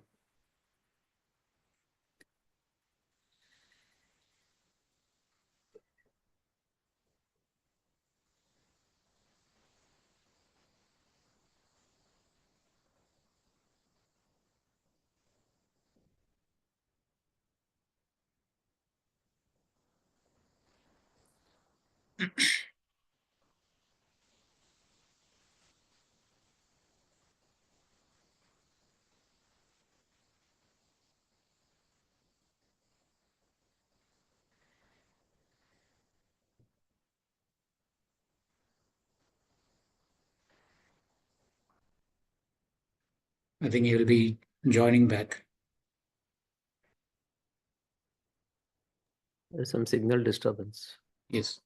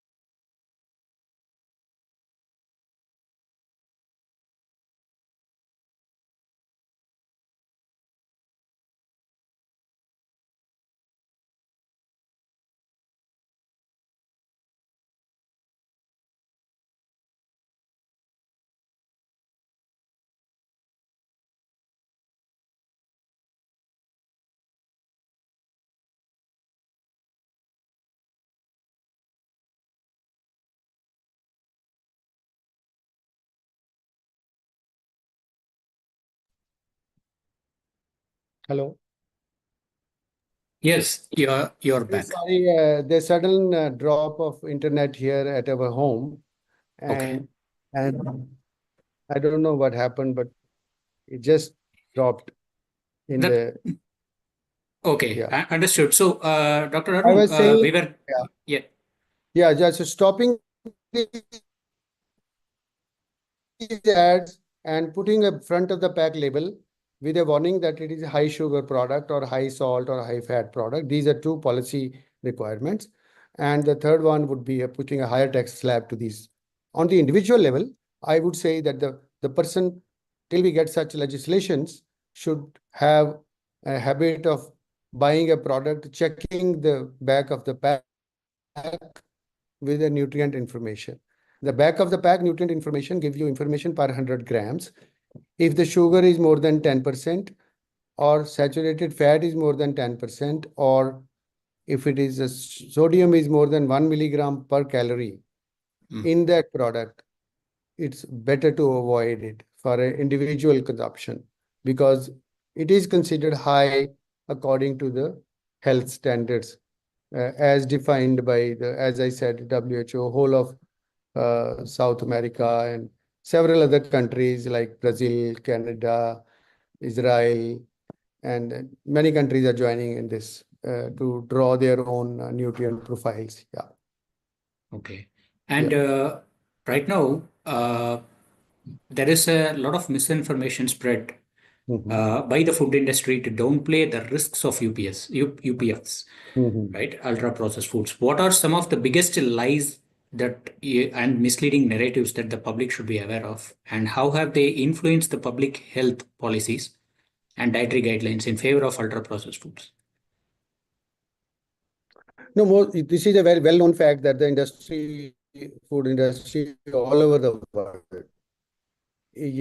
they try to lobby with the government policies and they try to get on of a stakeholder meeting or part of a panel or something where they put their views. So this happens at the global level, at the UN, at WHO, at the national level, at the government level, food safety authority meetings. Very recently, a new committee has been constituted under the food processing ministry, where many of the industry associations are part of the committee to look into the misleading advertisements. So how can a regulator sit with a to be regulated entity to make a policy? So that's a flawed concept by itself. So the major thrust of the industry lies in not only lying, but in also interfering, not to allow the policy development. For example, the front of the pack policy in India is actually in limbo for 12 years.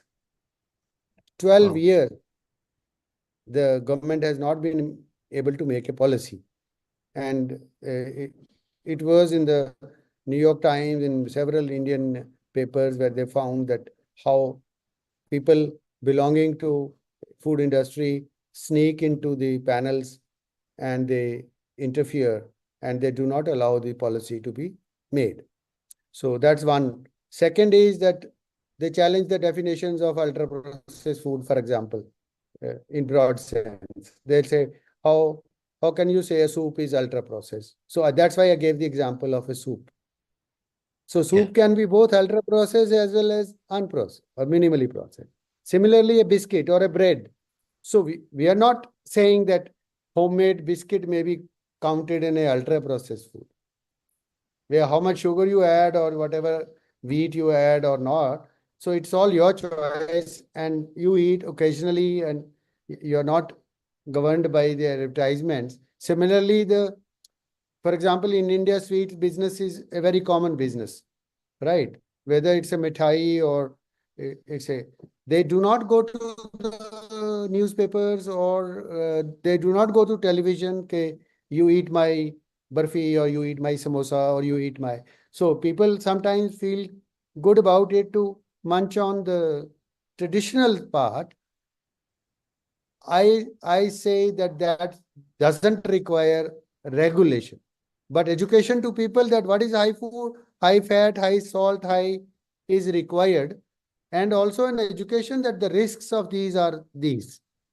Currently, Government of India is doing a Eat Right movement, which says thoda kam khaiye, eat less.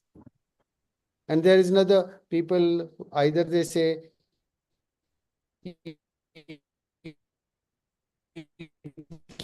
less salt. Some people are very good at saying, and people are understanding also, eat less sugar, fine. All that is from the consumption of the prepackaged ultra processed. It will be hard to reduce the overall intake of these elements, which are harmful to the body. So attack both sides. It requires information as well as it requires information on the risks of consuming more. Okay.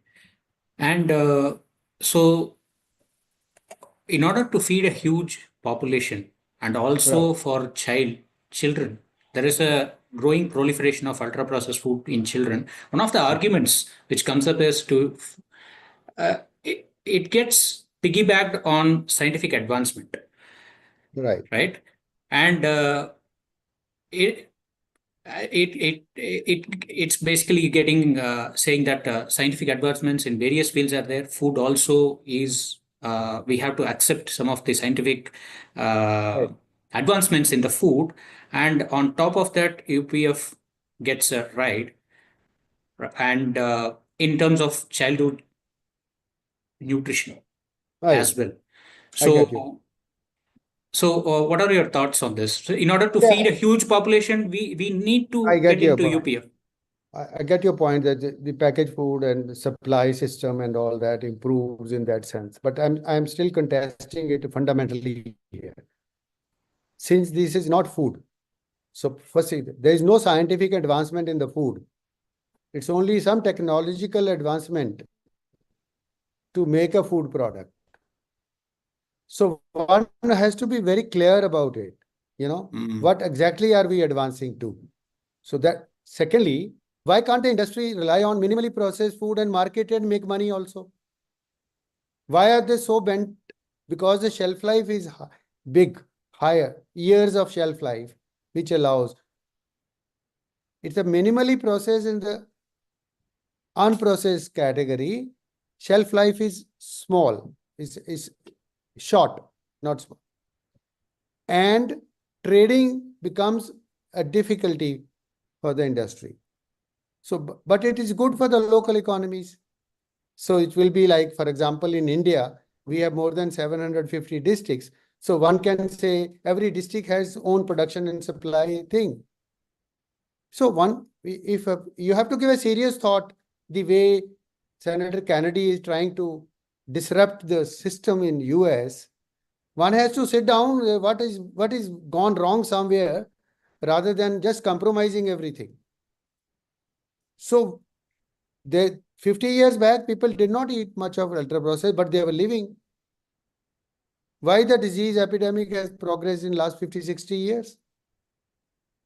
One has to study this relationship before getting on to this area, that we have to feed large population. Large population cannot be fed on ultra processed food products. In any case, you see the US population and UK population and others which are reeling with bad epidemics of non-communicable disease. And India is reeling with a bad non-communicable disease epidemic, even with the consumption of ultra-processed foods of say 15% or 20%.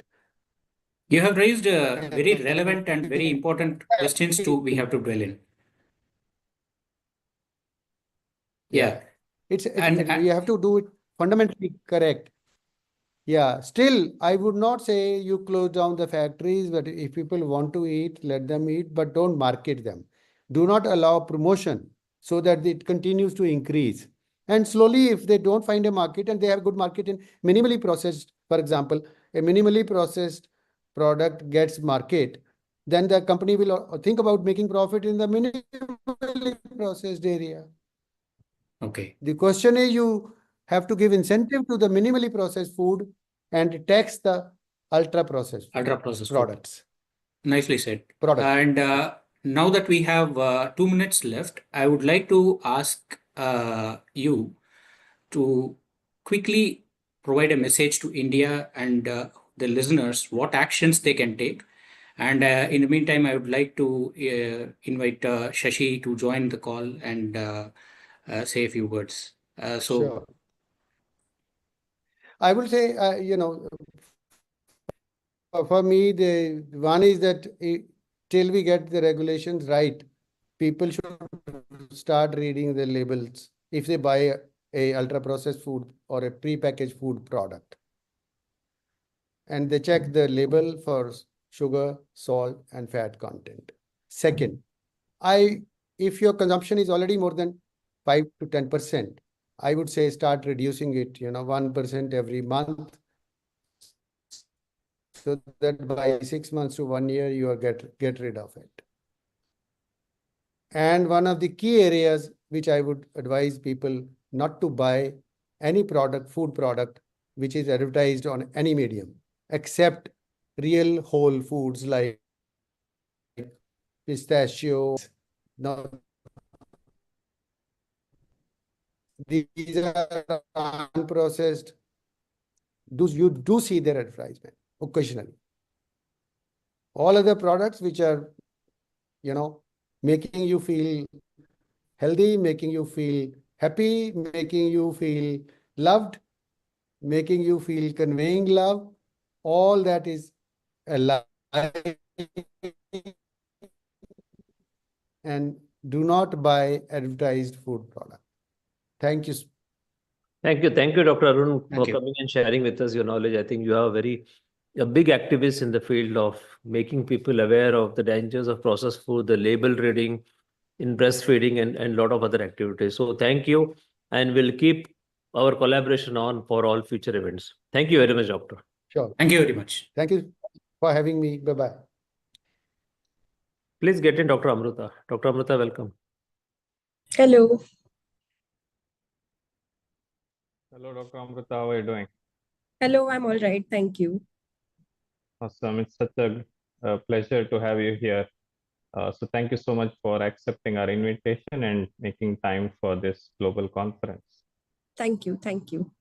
I'm actually very excited to be here because I've been following this conference for the last 2 years, and I'm very happy to see that sleep is being included as part of metabolic health.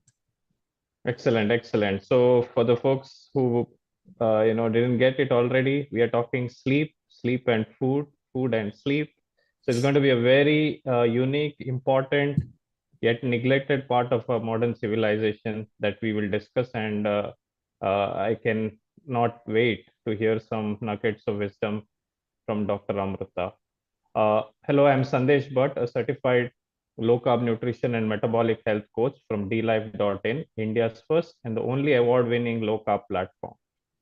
DLife was founded in 2014 by Anup Singh, a silver medalist from IIT Roorkee, India, and the recipients of Icons of India Award. Anup is the pioneer of the low-carb movement in India with his path-breaking protocol of 100 grams per day, making low-carb, high-fat diets possible for Indians. In 2021, DLife launched a diploma course, which is the only course in its segment that is approved under NSDC, Government of India, and the only course with the 144 hours CPD credit. Anup, along with Shashikant Iyengar, are the organizers of this Metabolic Health Conference. I'd love to introduce Dr. Amruta a little more further here. Today, as we see here, Dr. Amruta Bedekar is with us. I would love to call her India's sleep doctor with her permissions. She's an anesthesiologist with over 14 years of clinical experience. 4 years ago, Dr. Amruta developed a passion towards sleep and its connection towards human health. Further, she completed certification for sleep consultation from the Institute of Sensitive Sleep Consultation, Australia. Dr. Amruta also has additional certification in sleep issues for children with ADHD. She started a children's sleep clinic at Dinanath Mangeshkar Hospital in June of 2023. Since then, she has addressed sleep issues for over 150 children from birth till puberty. And important thing to note, no medications are prescribed to these children. All interventions were through behavioral and lifestyle advices. Welcome, Dr. Amruta, to the Metabolic Health Conference. Again, it's an honor to speak to you on a very nuanced, special, yet neglected topic. Thank you, Sandesh. Thank you. I really am very excited to be here. Excellent. We have a good time for our discussion. Why don't you get started, Dr. Amruta? I know you have put together some great content for us. Yes. So I'll just get to sharing that.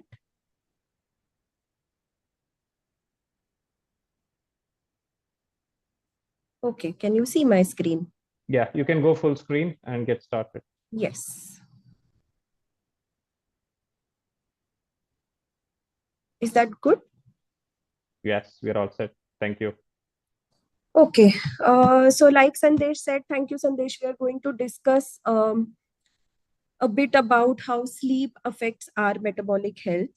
But in order to understand this, I think it's better to start at the beginning. So, if we want to understand the deep-rooted biological interaction between sleep and nutrition, we need to sort of take ourselves back to where it fundamentally started being interconnected in the first place. So have you ever wondered, Sandesh, why do we sleep?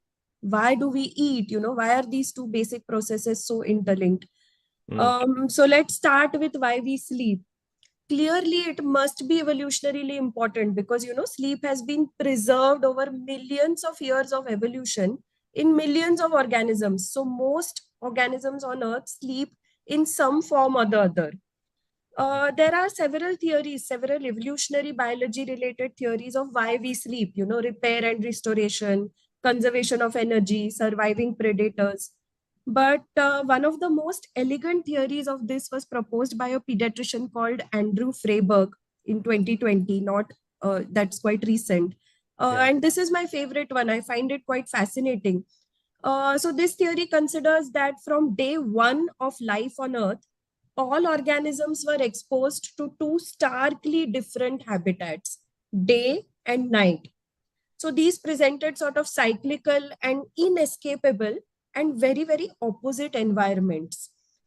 So if an organism tried to adapt to both of these, they would do worse in survival than an organism that adapted better to just one of these environments, which meant that the survival advantage, the maximum survival advantage, came from being fully active during one of these environments and being fully inactive during the other environment. So sleeping and not exposing ourselves to one environment, in our case night, and not getting adapted to it was in fact a survival advantage. So eventually the processes of recovery and repair and scavenging all became linked to these periods of rest, and sleep evolved as we know it today. So literally sleep is built into our DNA as being essential for survival. Now let's consider the interrelation between sleep and food. So in these two opposite environments, we find and consume food during the day, we always have, and we sleep at night.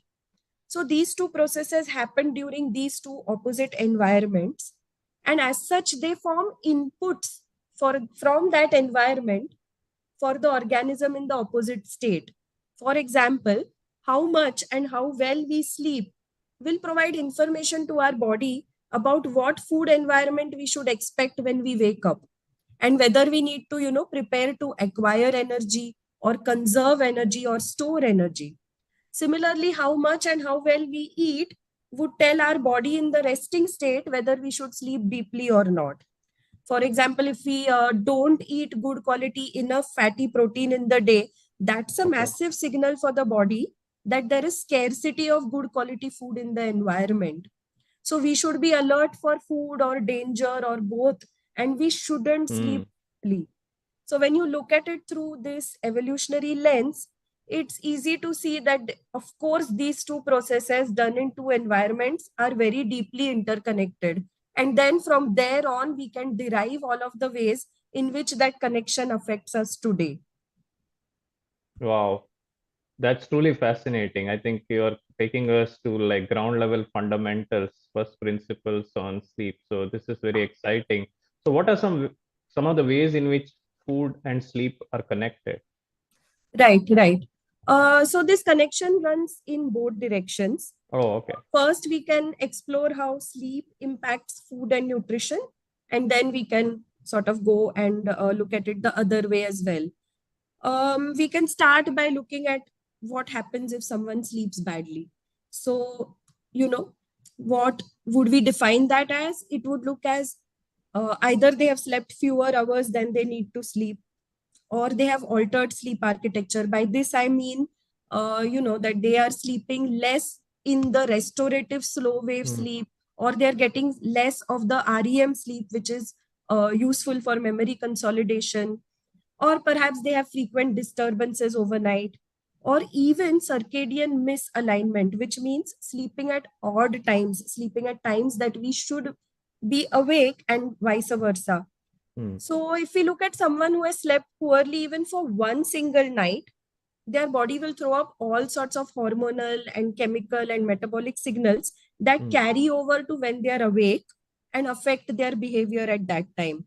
So eventually, if the sleep disruption continues long term, it would lead to a lot more metabolic dysfunction.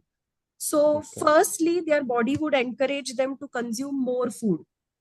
This will happen via we know this system quite well. This will happen via the hormones leptin and ghrelin.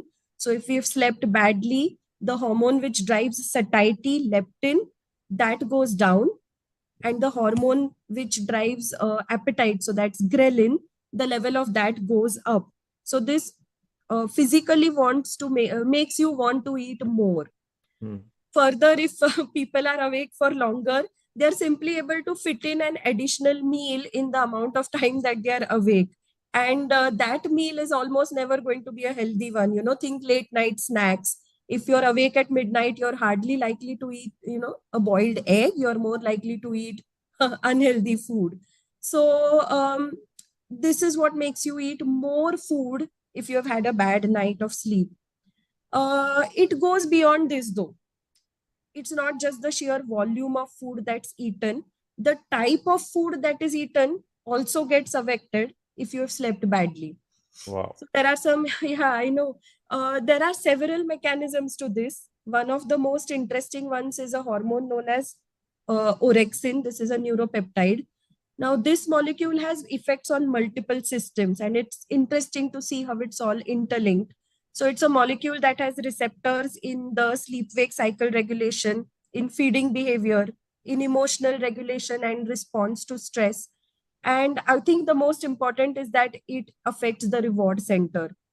So it makes us more likely to seek rewarding foods or foods which give a hit to this reward center.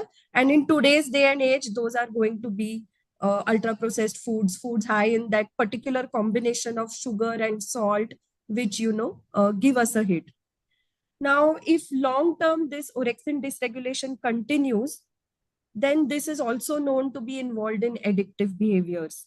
They might be carbohydrate addiction, sugar addiction, or even addictive substances. So psychoactive substances, alcohol, drugs, etc.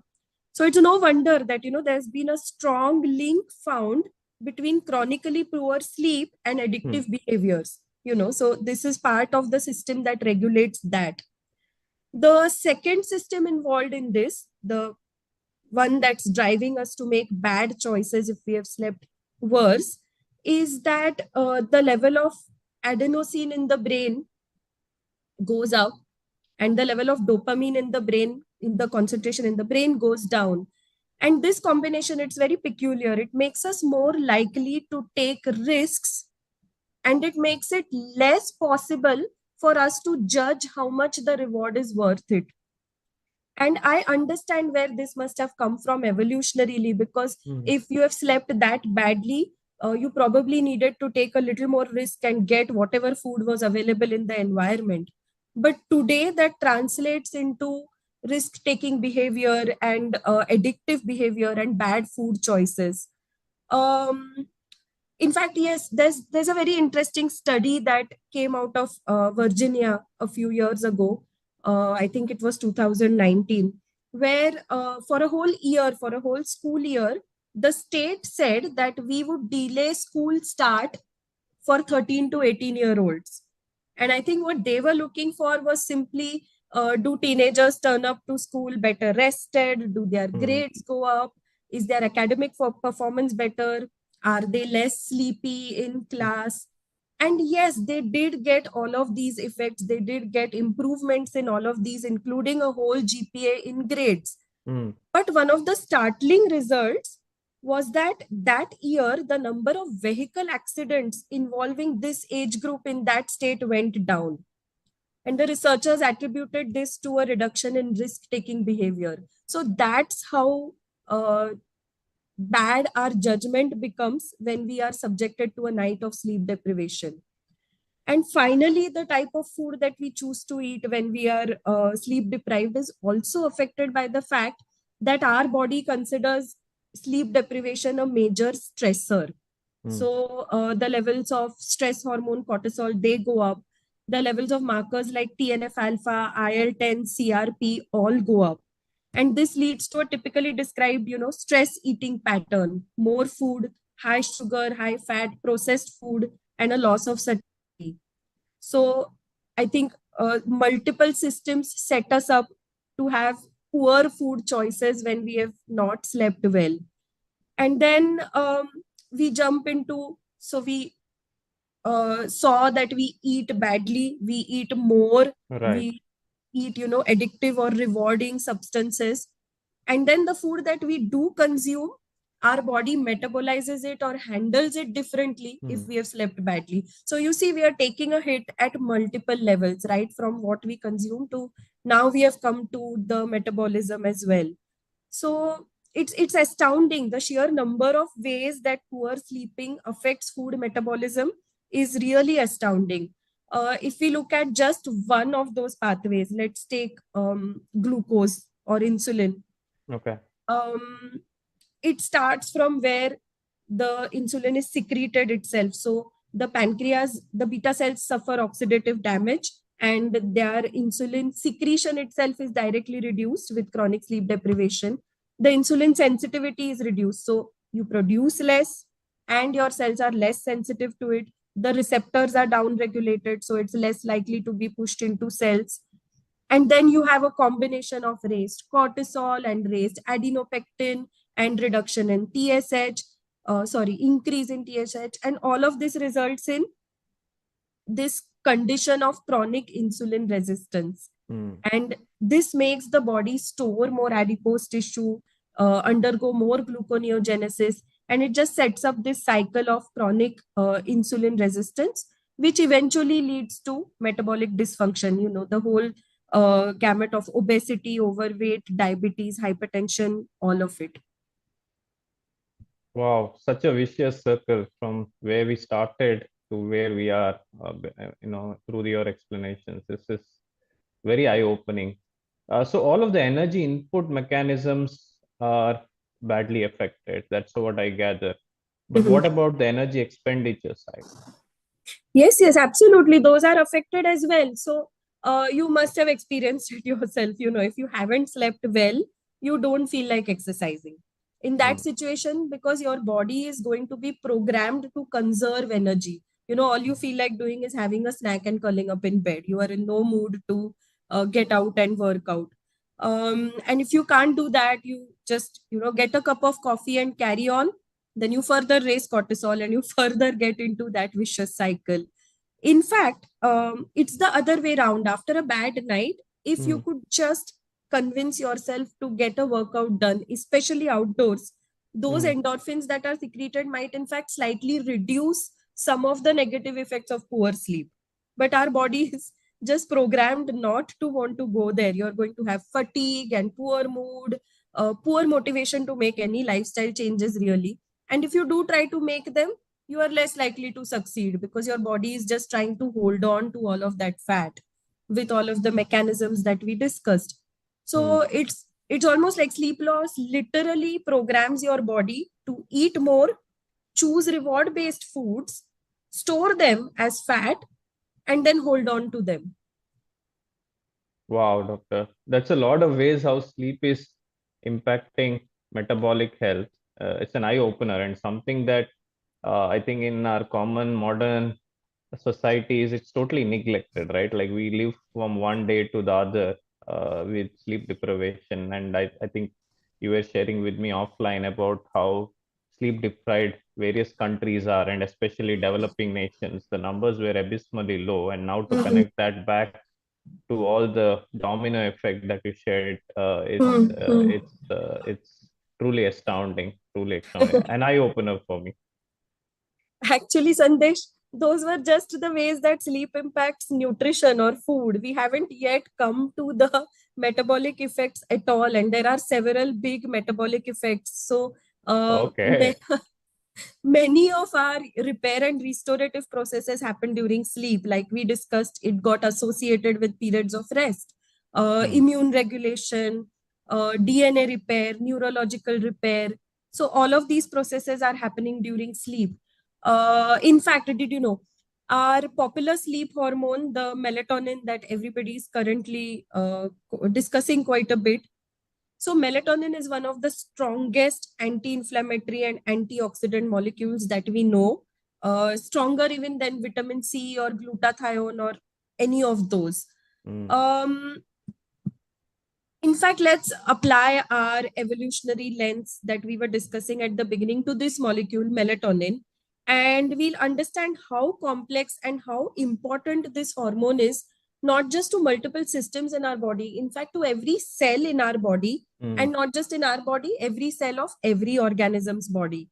So if we look at it evolutionarily, one of the environments that we were exposed to was cyclical day and night. The other thing that all life on earth was exposed to was oxygen, in fact, dependent on oxygen. But one of the side effects of using oxygen as energy is the creation of free radical species, reactive oxygen species, hyperoxide, peroxide, etc.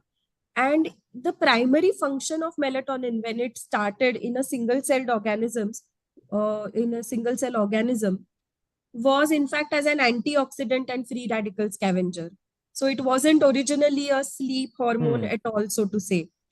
Over time, this molecule got absorbed into multicellular organisms, and today it is found, in fact, in all organisms, prokaryotes, plants, insects, vertebrates, mammals, you name it, they have it. In humans, just the functions that we have been able to attribute to melatonin thus far, I'll just start making an offhand list and let's see how many I get. Okay. It's a natural painkiller. It's anti-inflammatory, antioxidant. It's a free radical scavenger. It has a role in immune regulation, immunological memory development. So if we face the same infection again, we would fight it better. So vaccines work better when children sleep after them, for example, as well. It has a role in the prevention and repair of DNA damage. So it's vitally important as an anti-cancer molecule. It has a role in prevention and repair of neuronal damage. So it's important in Alzheimer's and Parkinsonism.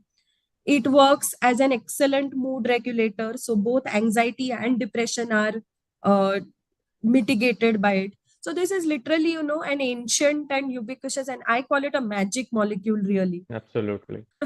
So when we mess with our circadian sleep-wake cycles, this is what we are messing with. We are literally messing with this magical ancient molecule which is affecting every cell in our body. And on top of everything that we discussed so far, this is going to create an inflammatory milieu.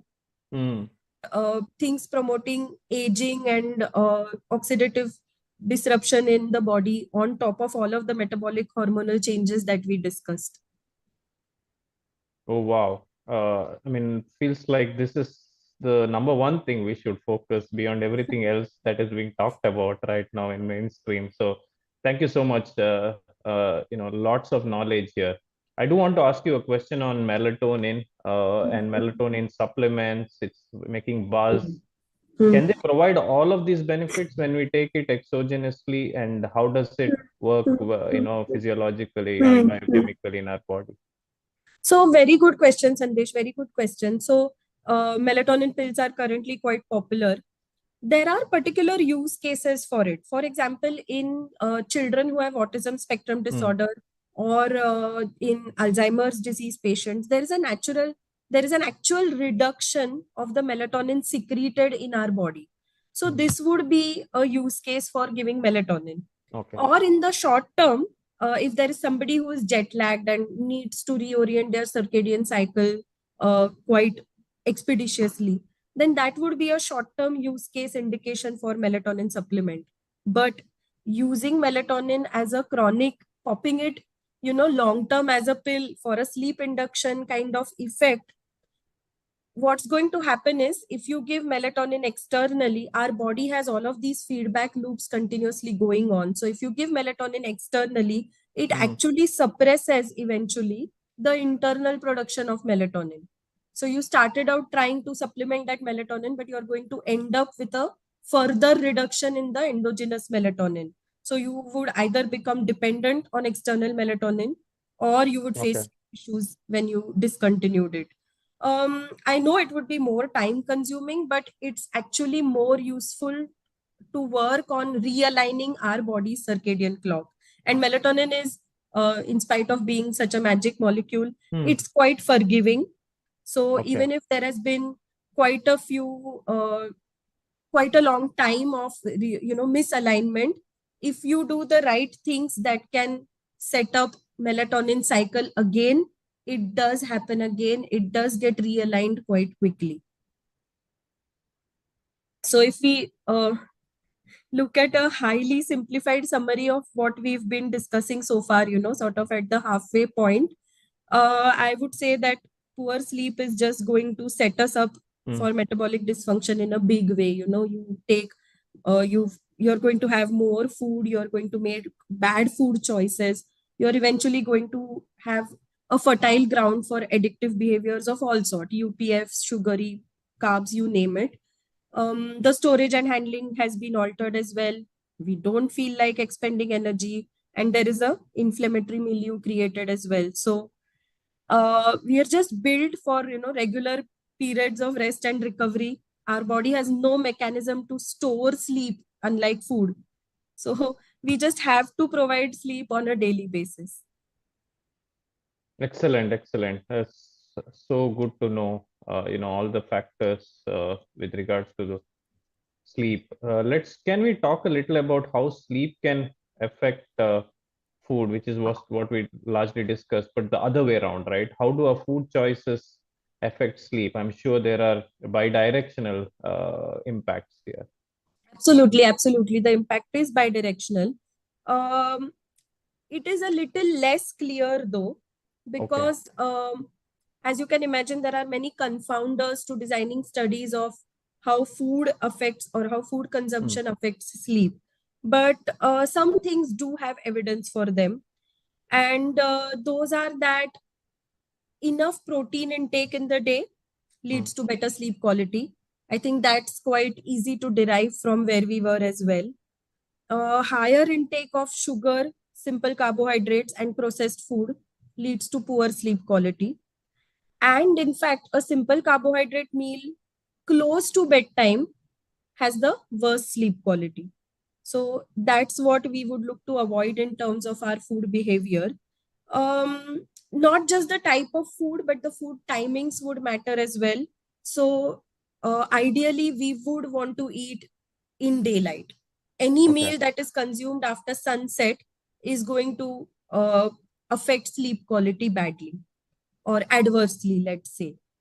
And long term, if these poor food choices start to cause metabolic disorders, so if somebody becomes diabetic or hypertensive or develops obstructive sleep apnea, becomes overweight, all of these metabolic dysfunctions are independently associated with poor sleep quality. So they start affecting, people start having trouble falling asleep.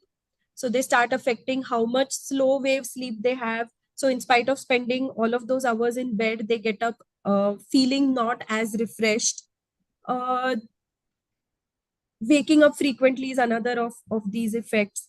So once this gets set up that all of these poor food choices have led to these illnesses, again, these illnesses are independently affecting sleep. And the final blow is that currently some of the medication that we use to treat these illnesses, antihypertensives, antidiabetics, even antidepressants, these interfere directly with the melatonin pathway, either synthesis or metabolism. So melatonin is synthesized from tryptophan, serotonin. So these medication either directly affect this pathway or the pathway of metabolism. So they themselves induce insomnia.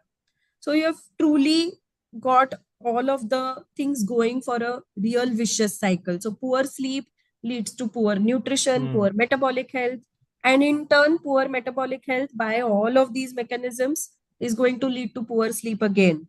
So it's a real vicious cycle that people can get into.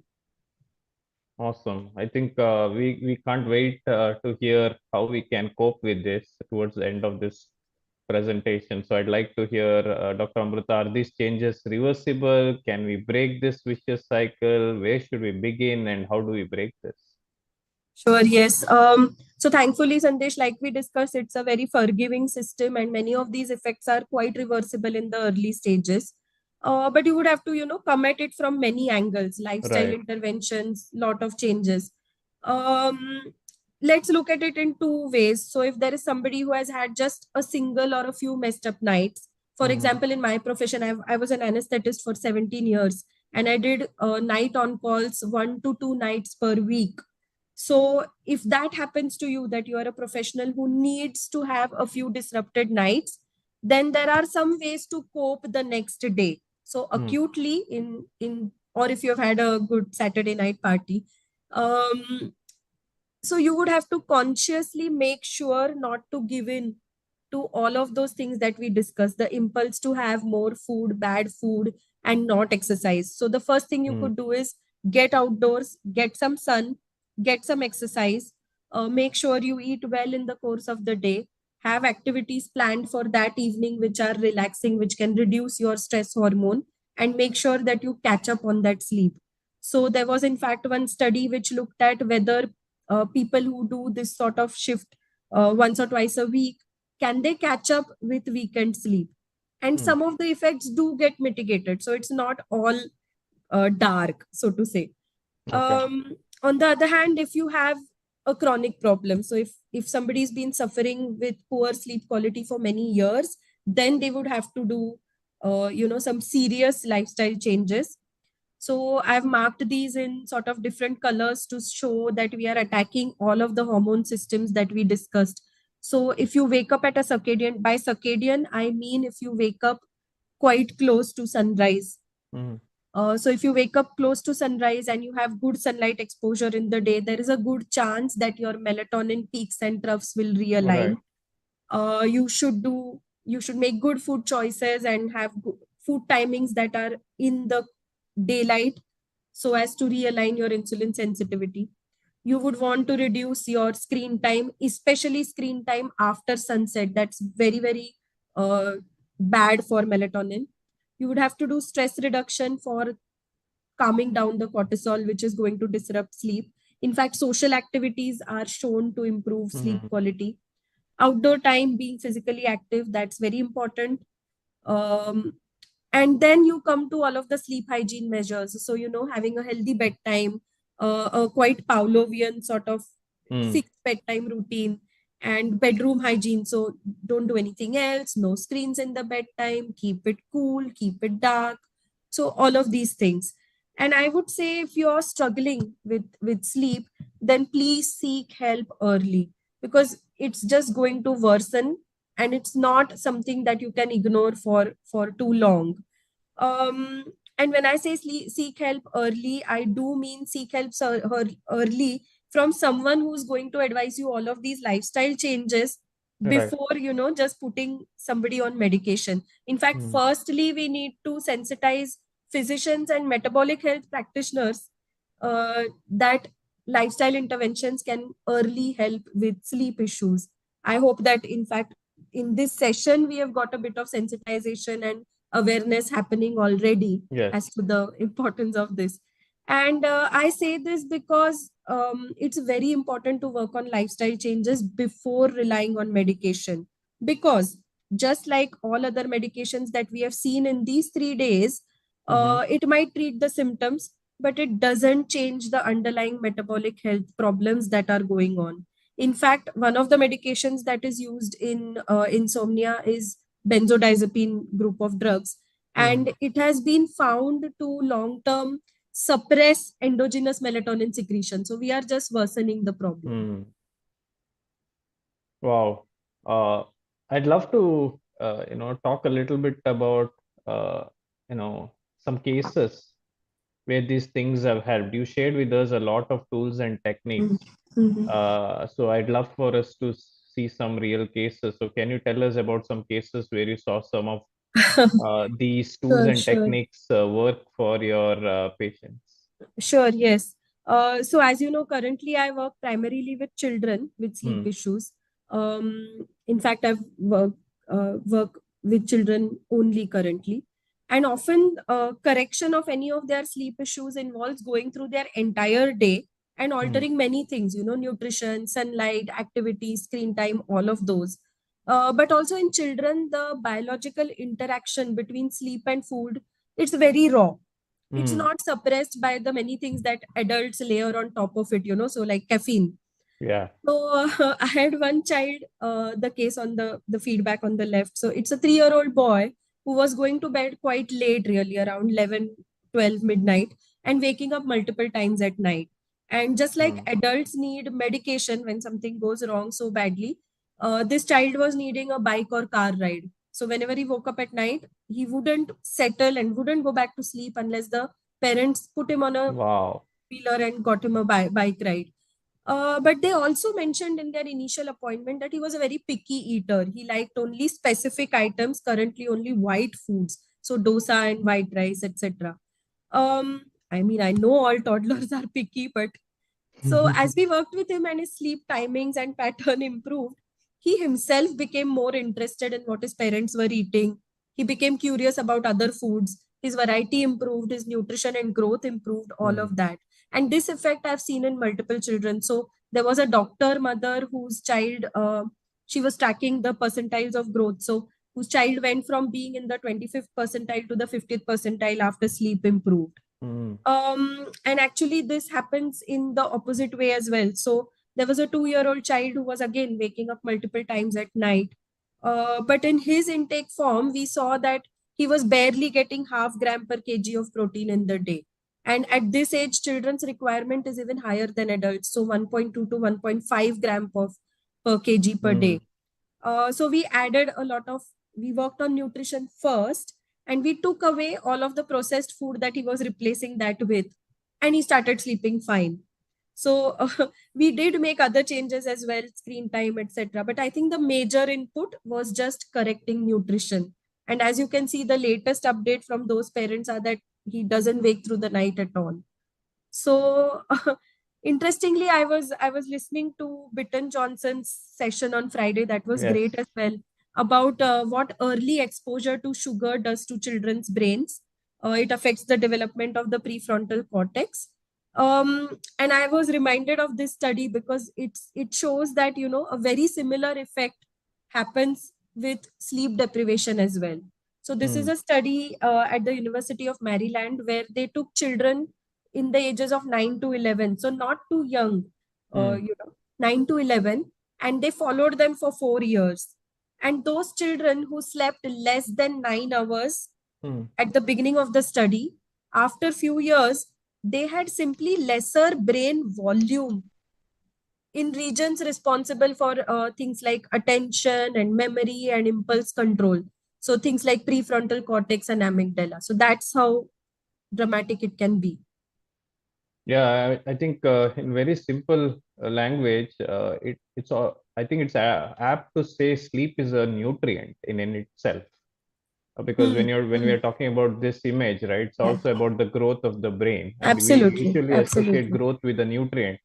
So I'd love to say to others to see sleep as a nutrient, just like sunlight, you know, is a nutrient. So you've given us a very interesting That's perspective. really very well put. Excellent, excellent. So I have one interesting question for you that came up in my mind. You did talk about the duration of sleep and how long we need to sleep. And I think the question I'm going to ask here is probably more likely in the modern society, especially in the metro cities. What if I slept for 7 to 8 hours, but not the regular time, but I sleep from like 2 a.m. to 10 a.m. I'm still getting 8 hours. Is that fine? How does our body see it? So I get that question a lot, you know, from people working in a different time zone or up late watching just Netflix. But Sandesh, if we go back to our evolutionary lens, which we discussed at the beginning, you will yourself be able to tell me that it's simply not going to work because we evolved with the sun. For better or for worse, all life on this planet has circadian rhythms. All our cells have biological clocks. And being out of sync with day and night is eventually, maybe to a lesser degree and maybe less acutely, but it's going to cause all of the metabolic effects that we discussed above. So cortisol, insulin resistance, all of this. So that's why, unfortunately, those who are forced to work in shifts currently have higher rates of metabolic disorders that are sort of higher than the population average. That's a fact. Yeah, I think this is a great takeaway for everybody who's listening. Because we tend to say, oh, I got my 8 hours sleep, but at what time of the day you got your sleep is, you know, equally important. So doctor, you're basically saying there's no alternative to a good night's sleep. Absolutely. That is exactly what I'm saying. We cannot store sleep. We cannot function well without it. There is no quick fix. For 2/3 of our day to, you know, have a great quality of life, we must spend 1/3 of it asleep. Excellent. Doctor, as we are coming to closer to our time here, what are some key takeaways you would like our viewers to leave this session with? Sandesh, I would want people to, you know, wake up to the importance of sleep for our health, pun intended. Because no species in the history of Earth has ever almost just denied such a basic biological need. This is the first generation and the first animal that is doing this. So we really don't know what all effects it's going to have. Animal with the largest brain. Yeah, absolutely. Messing with our brain. Most developed brain, you're right. Yeah. Hopefully we don't reverse that with this sort of sleep behavior. So my key takeaway would be to say that, you know, good quality and correctly timed sleep are important for our metabolic health. They are as important as the food that we are going to eat, and they are in fact inescapably linked. So we should sleep well to eat well, eat well to sleep well, and do both to stay healthy. Excellent, excellent. I think you've summarized it so neatly for us. Thank you so much, Dr. Amrita. I did have some thoughts on biphasic sleep, since we don't have time, I'd love for the audience to do a quick search and research themselves on what biphasic sleep means, and probably with all the fundamental knowledge you have provided us here, our audience will be able to, connect to that. But that's a lot of visuals you have shared with us. It sticks in our minds for a long time. So thank you so much for, for that. Thank you for having me as well. Excellent. Shashi, Anup, if you'd like to join, and any questions from your end for a unique topic that we have today.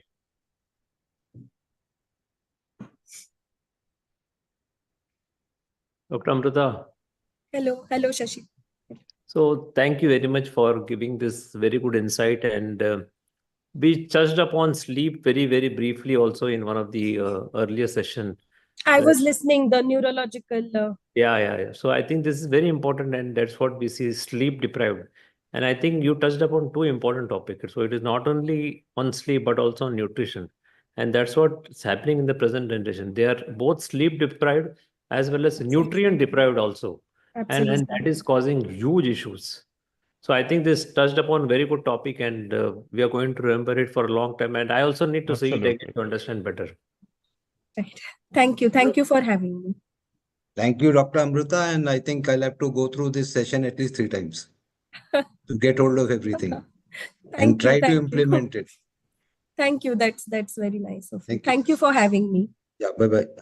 Bye-bye. Thank you, doctor. Thank you. Have a nice day. Please get in, Dr. Pritpal. Dr. Pritpal, welcome.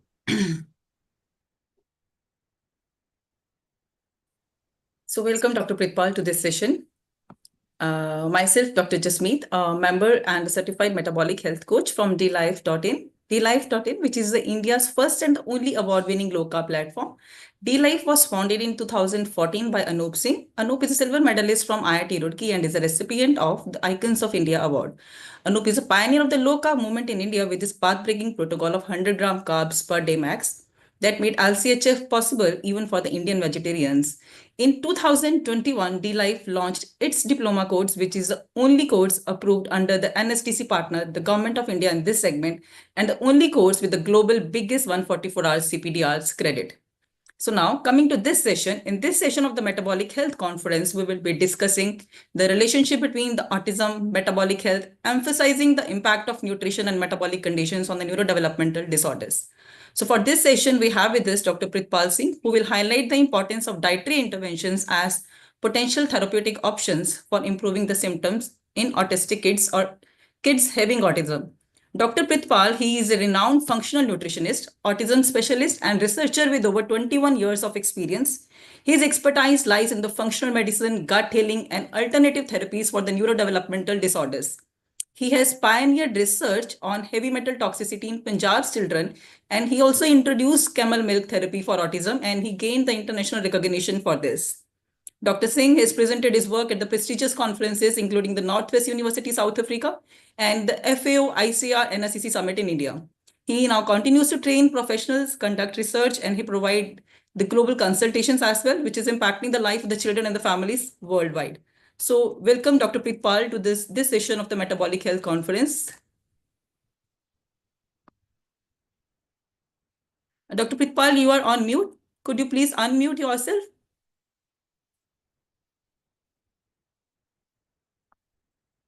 Okay, so my first question to you, it is of 2 parts. So is autism a disorder that requires treatment, or is a disability that calls for accommodation, or it's simply a different way of being in the world? So the second part is, what are the characteristic features of autism spectrum disorder? And could you also talk about the broad range of traits that individuals with ASD may exhibit?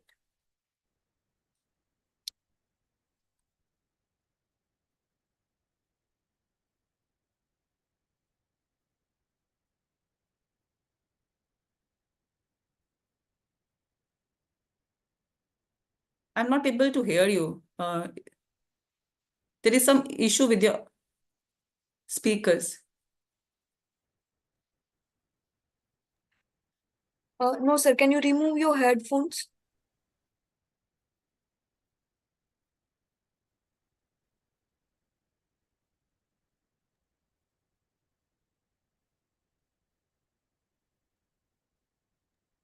Hello.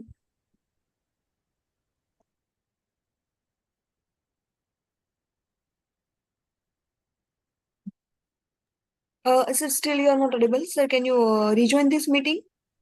Yeah, maybe you need to connect to the audio.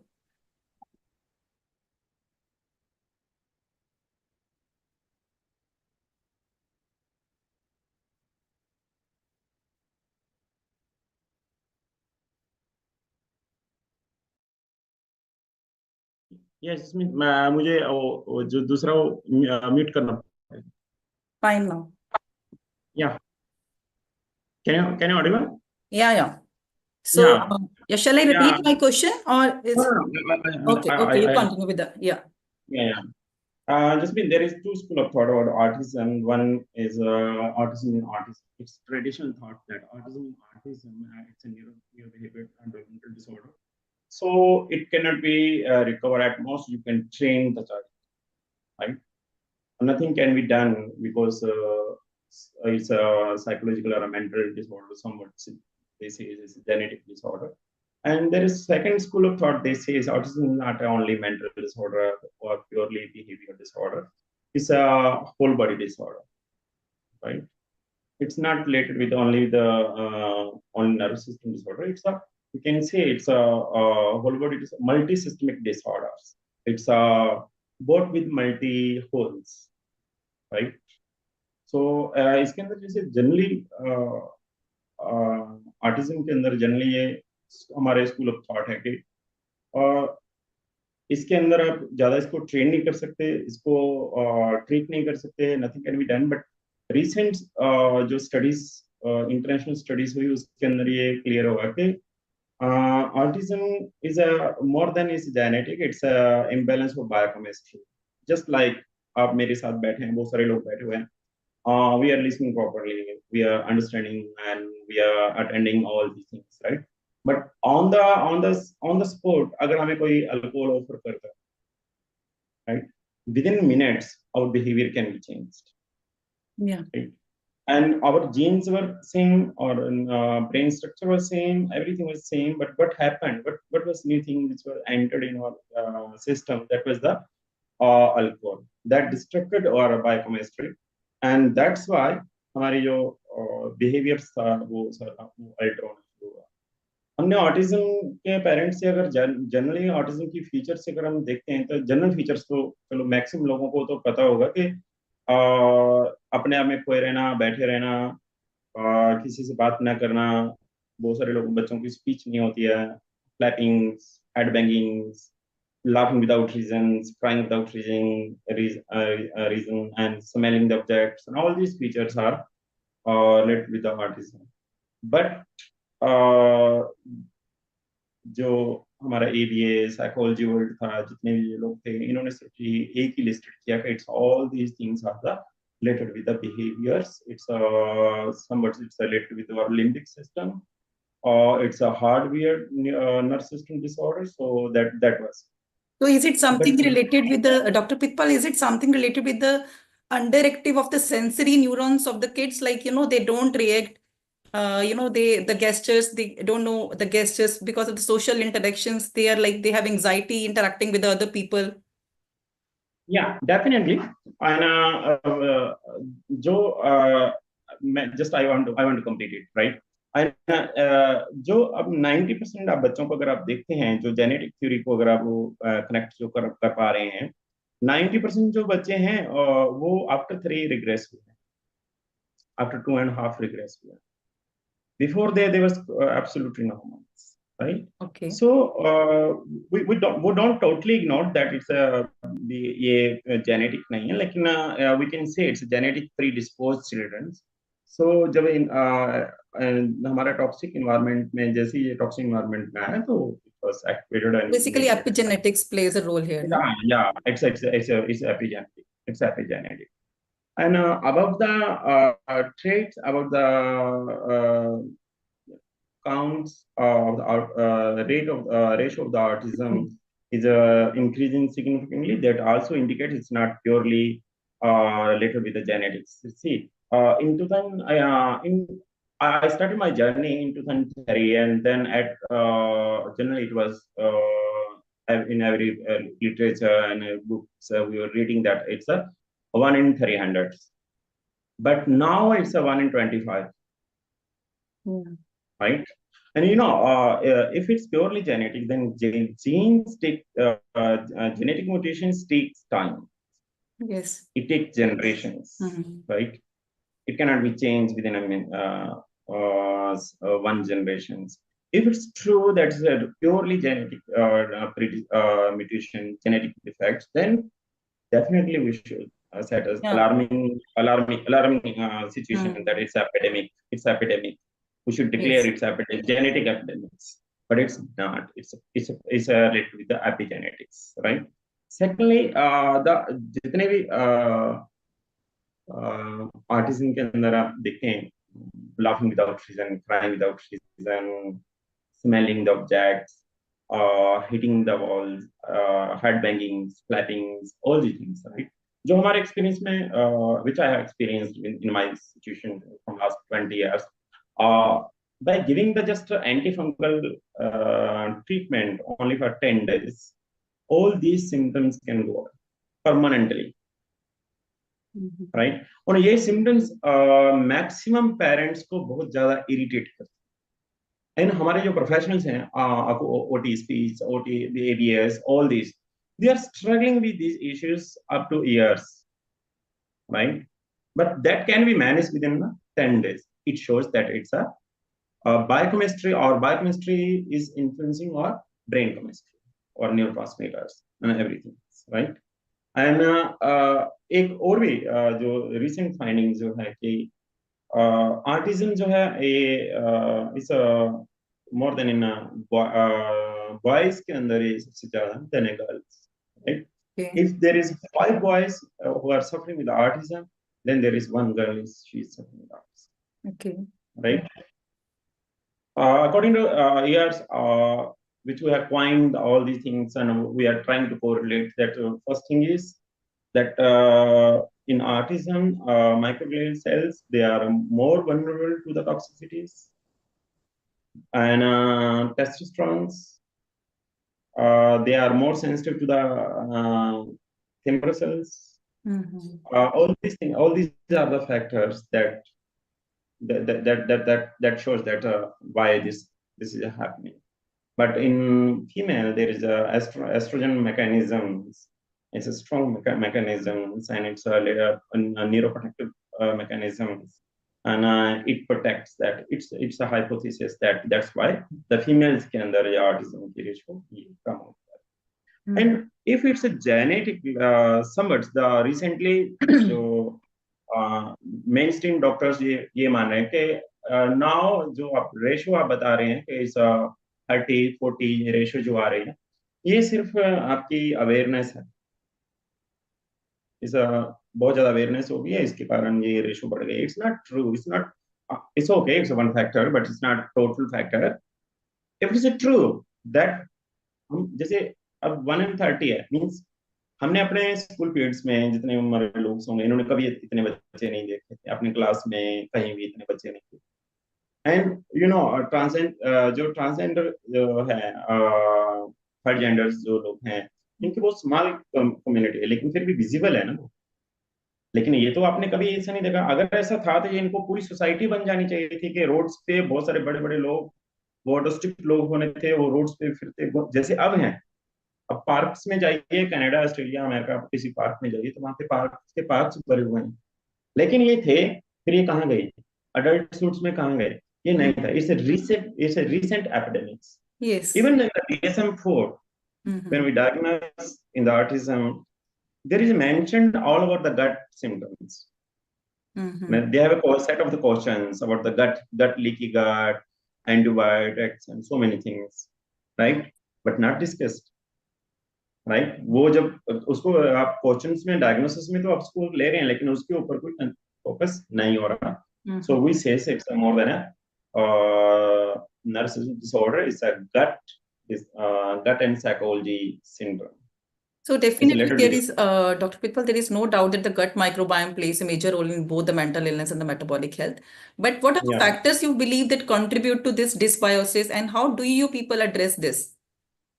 Yeah, definitely. अगर आप इन parents की अगर आप history लेंगे तो surprised to know that first thing is the C-section, second is the breastfeeding, absences of the breastfeedings,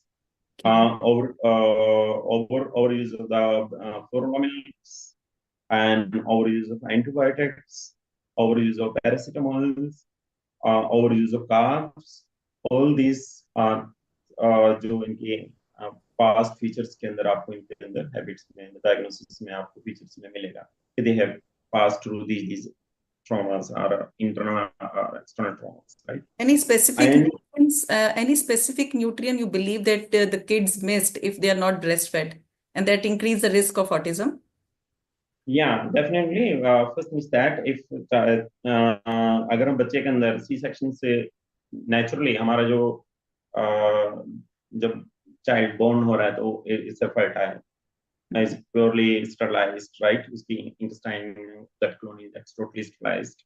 But how we first introduced by the first, if it's passed through vagina, then he inhales the gut flora, right? Vaginal flora. Second is that our first breastfeeding. We generally believe that जो हमारा vaginal flora है इसमें 3000 types of species वो हमारे गट के अंदर जाते हैं और हमारा जो ब्रेस्ट है ब्रेस्ट फीडिंग है उससे हमारा 1400 टाइप्स ऑफ जो स्पीसीज हैं वो हमारी कॉलोनी गट कॉलोनी के अंदर जाते हैं जो फाउंडेशंस ऑफ हेल्थ रखते हैं लेकिन अगर ये दो फैक्टर्स अगर बच्चे के अंदर मिस हैं तो डेफिनेटली गट डिसबायोसिस वहां से शुरू हो जाएगा बच्चा and child will crave for the carbs only and अगर ब्रेस्ट फीडिंग मिसिंग है तो definitely introduce the formula milk and with the different flavors and different things, right? And more than with high sugar and artificial sugars. Even हमारे लिए ये होता है कि ठीक है, it's a recent अभी phenomenon ये चला है कि it's a fruit sugar, it's a fructose. But you know, fructose is dangerous than the simple normal sugars, right? And एक molecule अगर sugar आप content लेते हैं तो आपको 26 molecules, magnesium and zinc and other digestive enzymes and but if you are taking the fructose then you need 56 molecules of the magnesiums and zincs and all these things and वहां से हमारी जो gut flora है जो dysbiosis शुरू हो जाता है and then child उसकी बच्चे की history अगर आप देखते हैं तो he craves for always for the carbs, for the sweets, for the rice, for the wheat, for fast foods, for toffee, chocolates and sweet drinks and everything. And after that, as he is consuming daily, and he is becoming picky eaters, वो day by day picky eaters होता जाएगा जैसे जैसे वो पिकी eater होता जाएगा वैसे वैसे उसके जो न्यूट्रिशनल डेफिशिएंसीज वो बढ़ जाएंगे एंड जैसे ही हमने इन बच्चों को जो असेस किया है और इसका जेनेटिकली हमने इनका भी जो पाथवेज जो थे म्यूटेशन से हमने चेक किए हैं उसमें मेजर जो आ रहे हैं जैसे DDR and MTHFR, right? They are अब जैसे हम पहले विटामिन डी बोलते थे कि विटामिन डी आंखें बंद करके हर एक को दे देना चाहिए अभी ये अंडरस्टैंडिंग कि आप एमटीचर जो है मिथाइल टेट्राहाइड्रोफोलेट ये हर एक बच्चे को दे ही देना चाहिए commonly they are commonly deficit and magnesium and zinc as in minerals में अगर आप जाते हैं तो magnesium and zinc, right? We have tested more than 300 children the international lab Mosaic lab before it was Great Plains Laboratory in US but now it's Mosaic and we are getting service from them and we tested more than 200 children and ये major factors हैं इसमें zinc है vitamin D है B12 है B6 है magnesium है and folic acid है ये सभी बच्चों में डेफिसिट है and you know the cerebral folate deficiency if there is cerebral folate deficiency then that might cause for the epilepsy as well, right? And but now it's very common and same we have also tested the mothers में जब उन्होंने testing किया तो same factors उसमें, right? They were also deficient with the MTHFR, वो enzyme उसमें नहीं था तो ये कॉमन फैक्टर है. एंड सेकेंडली जैसे से ग्लूटेन एंड केसिन की जो कंट्रोवर्सी है उसमें बहुत सारे बच्चों में ग्लूटेन जो IgG एंड IG बहुत जो है और रिस्पॉन्स जो हाई है and same in milk. You know, if gluten is not digested, if casein is not digested, then it will convert into the casomorphine and glidofenes. It's just like a morphines, it's opioids.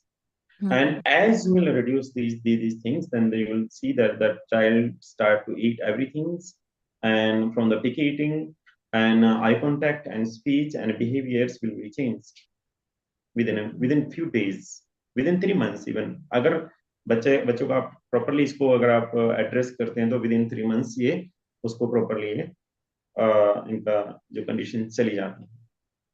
And जो generally हमारी मैं हर एक parents को यही बोलता हूँ कि he is not eating the sugar, he is not asking the potatoes, he is not asking the rice. His bacteria, they are asking the potatoes and fast foods and everything. Basically, it's a need.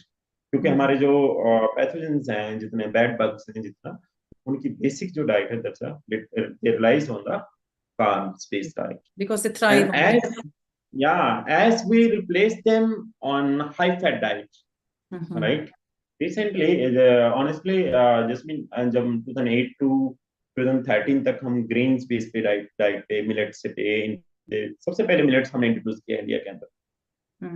जब कोई 2009 के अंदर millets के ऊपर कोई बहुत ज्यादा बात नहीं कर रहा था, तो gluten free, casein free के अंदर हमने जो millets and camel milk ये दोनों का एक alternate ढूंढा के. Why camel milk is so important? Yeah, camel milk is a substitute of the cow milk. I'm not saying it's a Ramban remedy, right? I'll say it's a substitute of the cow milk, bovine milk, right? Because of the casein and different types of caseins and lactoglobulins and high vitamin C and calcium. That's why it's a more reliable, right? And लेकिन result जो हमारा था 33 to 40%. Definitely वहाँ पे 60 to 70% got failure rates. Even we have started the chelation therapies, but it was not successful. Up to 2014 to 2018, we introduced the chelation therapy. Right? It was so costly, very risky, but we have taken, we are continuing doing everything under the supervision of Dr. Amar Singh Ajad. He was a pediatrician, right? But after all these things, our success rate was 60, 62. But in 2020, when we stopped the chelation therapy because it was very costly and we were being blamed that we were charging very high. Actually, we are not charging, but its cost was high because of importing the supplements and sending the tests to the labs, and that was very costly. So we stopped, and then we shifted on the high-fat diet, right? Purely non. In our words, we say it's a non-veg diet, right?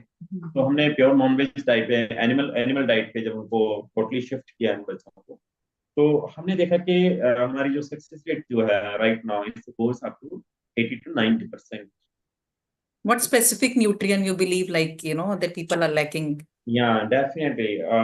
In vegetarian pupils, generally in Europe के अंदर ये generally understanding है कि they are the all Asian people, they will have deficit in B12, B6, magnesium, zinc, all these will be deficit, right? ये deficit होते हैं और हम बच्चों में देखते हैं कि ये common deficiencies है B3, B1, B12, folic acid, magnesium, zinc and vitamin D. अब इनको जैसे ही ये नॉन वेज डाइट पे इनको जैसे शिफ्ट करते हैं तो rich source of magnesium and zinc. And जो लोग इस पे बिलीव करते हैं कि it's possible through the animal plant as well, right? But only I'm going only by the plant-based diet or by the minerals like magnesium and zinc. अब जितने भी एग्रीकल्चर रिलेटेड जो हमारे साथ जो लोग बैठे हुए हैं, if they उनसे अगर आप पूछेंगे तो मैग्नीशियम एंड जिंक वो हमारे प्लांट्स के अंदर भी डेफिसिट हो चुका है, राइट? एंड हम उनको फर्टिलाइज करते हैं बाय मैग्नीशियम, जिंक, मैग्नीज, ये सभी कंपोनेंट्स हम उनको दे रहे हैं. अगर हमारे प्लांट्स में नहीं है तो हमारे एनिमल्स में भी वो हमारे अंदर, हमारे फ्रूट्स में भी नहीं आएगा, हमारे वेजिटेबल्स में भी नहीं आएगा, तो हमारे अंदर भी कहाँ से आएगा? हमारी सॉइल के अंदर जो डेफिसिट हो चुका है. It's very simple quotations that if you want to check any village health, then you just check the soil from the village, right? And you can easily assess the village total health average health, that how people are suffering with autoimmune disorders and all these things. And same thing is जैसे इन बच्चों के अंदर आप देखते हैं कि इनके अंदर हमने देखा कि mitochondrial dysfunction is very common, right? Q10, that's why Q10 deficiencies. What about carnitine and essential fatty acids? Every child is deficient with that. Mm-hmm. Right? Even taurines, cystothiones, N-acetylcholine, all these were deficient for about each, right? Yet even glutathione, you can check in every person, every child, right? There is glutathione level will be just 0. Yeah, antioxidants, all the antioxidants. Totally, because cystothionein is deficient, yeah. And the reason behind that's methylation defect. Definitely. Right? Because cystothionein is not due to methylation defect, it's not converted into the cysteines and again downstream to the glutathiones. So all these things are it's totally with the metabolic health. And why are we thinking that it happened by the GAPS diet, by the fat diet, by the low carbs and high fat diets? Because if we use the high fat diet, then we can use the ketone as a bypass source. Yes. Right? To support the mitochondrial dysfunction. Right? So that's why they are getting better after these things. So उन बच्चों के अंदर अभी हम जैसे हमने उन बच्चों के अंदर दोबारा से Q10 multivitamins, multiminerals, iodines, manganese, vitamin C, and I also mentioned that vitamin C, every person is deficit with the vitamin C. It's if you go through the organic acid test, and you will find that every child have a very severe deficiency of the vitamin C and glutathione. Means all our antioxidants level on that there is. Yeah. That's why we are under the oxidative stress, and we can't fight with the plant-based diet. Yeah, definitely, because when we put the people on the meat-based diet, like if they have another inflammatory conditions, because I believe that inflammation plays a major role here in autism, na? Yeah. And when we remove all the plant-based diet, we see like the inflammatory markers, they come back to the normal range. Yeah, definitely. Yeah. It's an ignored part in the autism when we're treating the autism, that we are not addressing the inflammatory markers, right? And if inflammatory is very easy to assess that by checking the histamine and all these things. And if you can assess all the inflammatory markers, then if you can reduce that markers, then it can be possible, right? And by supporting the non-based diet, by supporting your microbiomes, that's very important as well. If you are just giving the supplements, course, vitamin C, all these things, but still child will not get better if you are not focusing on the microbiomes and your gut health. And specifically, you have to put child on the high fat, low carbs diet, not low, even I will say that totally remove all the starches and carbs as well. जो बच्चे totally carbs and starch को remove कर जाते हैं, right? वो कुछ बच्चे तो ऐसे हैं जिसमें कि within 3 months भी work हो गया, but we don't advertise to them in our center because ethically it should not be advertised, right? Because miracle should not be advertised. Yes. But generally, I would say okay, averagely it takes 1 year because सभी बच्चों, every child has different conditions and different deficiencies and different biomarkers.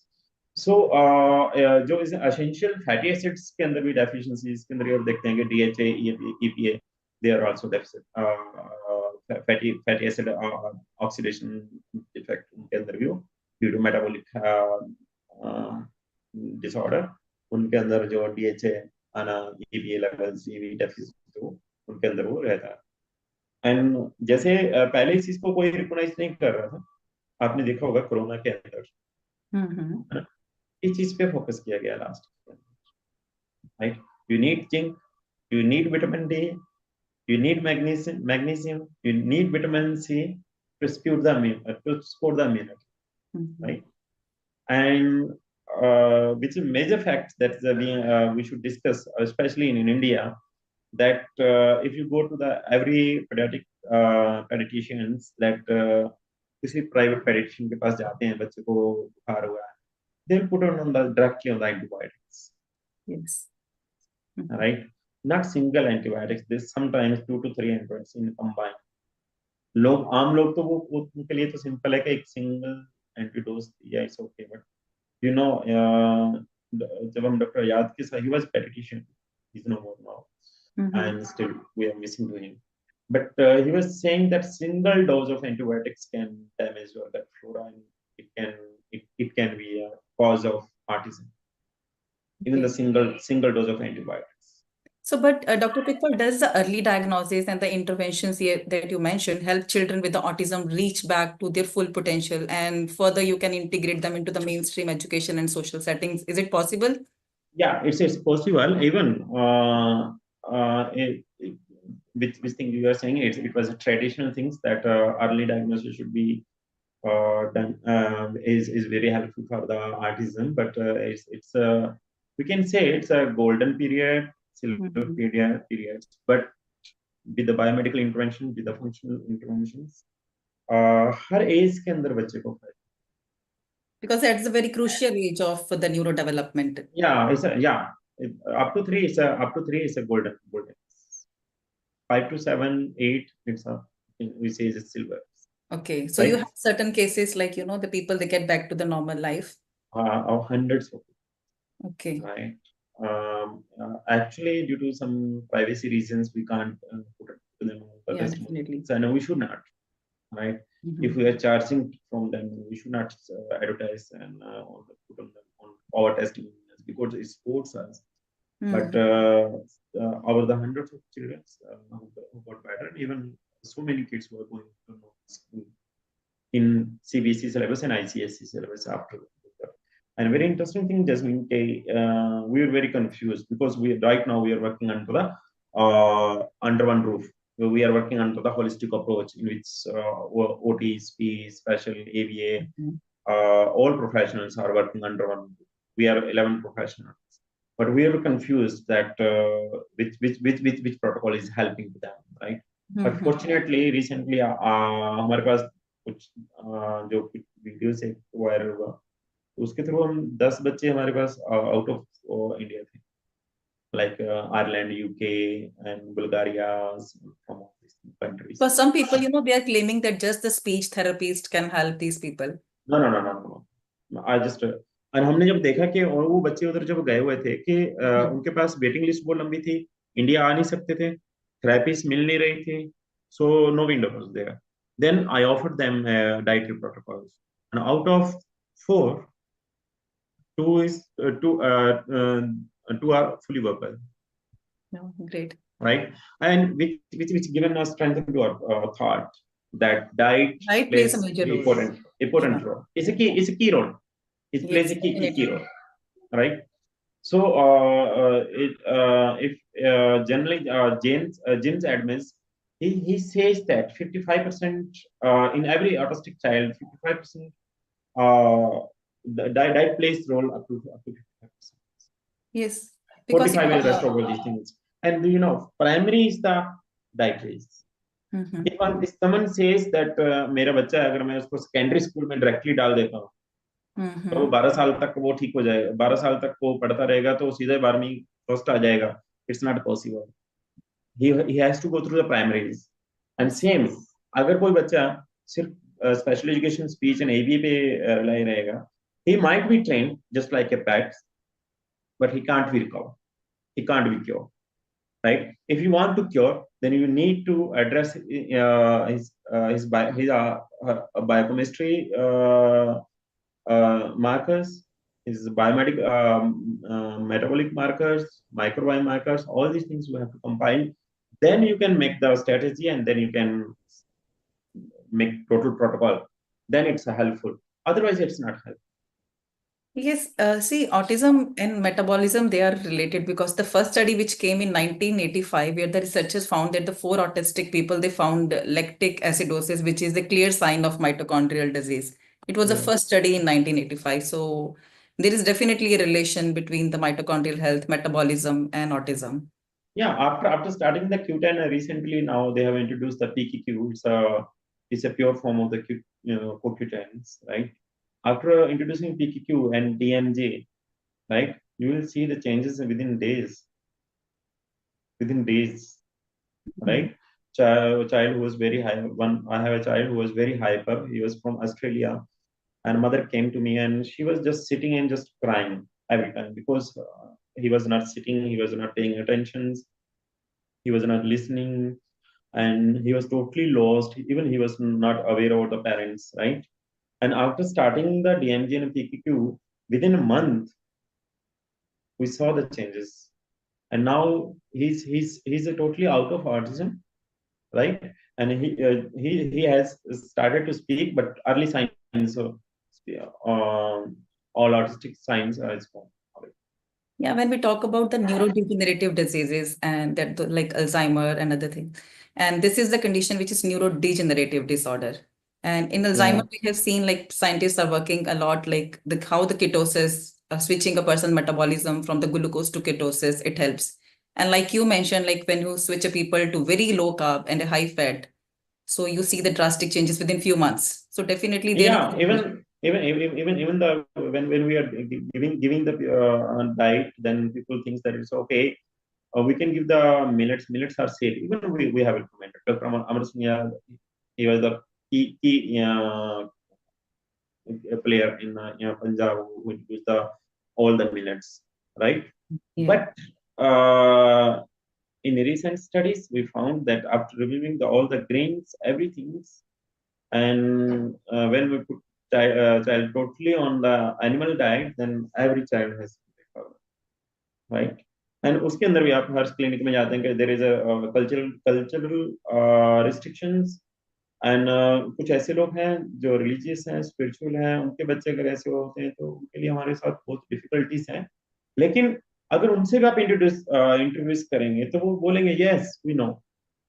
उनके बच्चों में result इसलिए ज्यादा है क्योंकि वो नॉन वेज टाइप, और हम दे नहीं सकते, इसलिए हमारे बच्चों में रिजल्ट नहीं है. वी नो, हमें पता है, लेकिन हम उस वे में कुछ देख रहे हैं. Then we introduce them some totally milk based product, dairy based products, because in autism before camel milk there was no way, right, for vegetarian people, right, कि आप कुछ भी उनको दे नहीं सकते animal. Lekin after the camel milk study we conducted in 2010 and finished in 2013 with the help of Dr. Yagil from Israel. It was published in IMG. And उसके अंदर हमने ये देखा कि हर एक ऑटिस्टिक बच्चे में उसमें रिजल्ट उसमें आया, right? Because we used the camel milk and we used the different products of camel milk like fermented milks, whey proteins, everything from the camel milk, right? And that was the only alternate for the vegetarian people. We are also struggling. Still, we are struggling, but we are not getting results as the getting who are totally on the non-vegetarian diet. Okay. So, what other than the camel milk or the dairy products they have? Dairy products they can't use the we don't recommend the cheese, right? And we only recommend the fermented milk, means fermented dairy products. Ghee, butter, let's see, curds. Everything from the camel milk? Everything is from the camel. You know, just mean that अगर हम बाकी चीजों को छोड़ भी दें, right? Bovine milk, जहाँ cow milk, buffalo milk, इसके ऊपर जहाँ goat milk इस पे रखते हैं. जो camel milk की जो camels की जो diet है, right? They're purely on herbs, just like Punarva in Ayurveda. In other words, they say it's it. Bakda in Ayurveda we say is Gokuru. They take bubbles, shishams, all these things. All these are herbals, right? So they are going to even the Thor and everything, right? Palms and everything, and so that because of this factor, मेरे से अगर कोई पूछता तो क्या मैं बोलता ठीक है, ये भी तो डिफरेंस है कि हम यूरिया DAP बेस्ड प्रोडक्ट तो नहीं ले रहे हैं, इंडिया के अंदर रहना, नॉर्थ इंडिया में रहना और बच्चों को ट्रीट करना, it's very difficult because everything is coming from the DAP. And in 2009, when we conducted the study, we found that the uranium level was very high in every child. Yeah, right? the toxicity, if you can talk Yeah, about we are the first who introduced the heavy metal toxicity Okay. in human in Punjab. We can say northern India. That was the largest study. That was the largest study in the world, which was very popular. And उसके अंदर जब पहले starting के अंदर हमें पता नहीं लग रहा था कहाँ से what are the sources of the uranium, what are the sources of lead, why they are increasing day by day. So you have seen the uranium, arsenic, and lead, all these, the toxicity in the people of Punjab? Yeah. It's very common. And even the cadmium, nickel, arsenic, aluminium, uranium, barium, platinum, all these are the heavy metals are available. So any specific region of Punjab? Reason in Punjab, not in Punjab, in all areas where all the green revolution happened. Overuse of the phosphate fertilizers, right? And there are some pesticides which had arsenic levels, and nickel is coming from utensils, right? Every shining, जितने भी आपके utensils हैं उसके अंदर आपको निकल मिलेगा, right? And aluminium we are consuming, I think so, in grams daily by our utensils, right? हमने recent जब डाइट के ऊपर जो फोकस कर पा रहे थे तो हमने देखा कि हमारी किसी भी जो मार्केट में गए तो हमें कोई भी ऐसा यूटेंसिल नहीं मिला जिसका बेस एल्युमिनियम के बिना हो, एल्युमिनियम फ्री हो, right? Everything was the aluminum. So now everything is now increasing. And so what do you recommend? The castor iron pans? Especially generally, it's in Europe now. Recent research they recommend only glass. Glass, okay. Even they recommend the stainless steel as well, right? But it's difficult to get it in the pure form. Pure form. Yeah, base is the aluminium. Its base is the aluminium, right?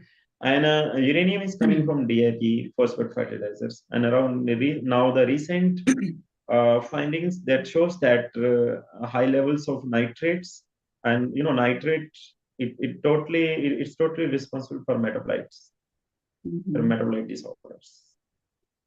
So nitrate level should be less than 5. It's now in our research recent finding.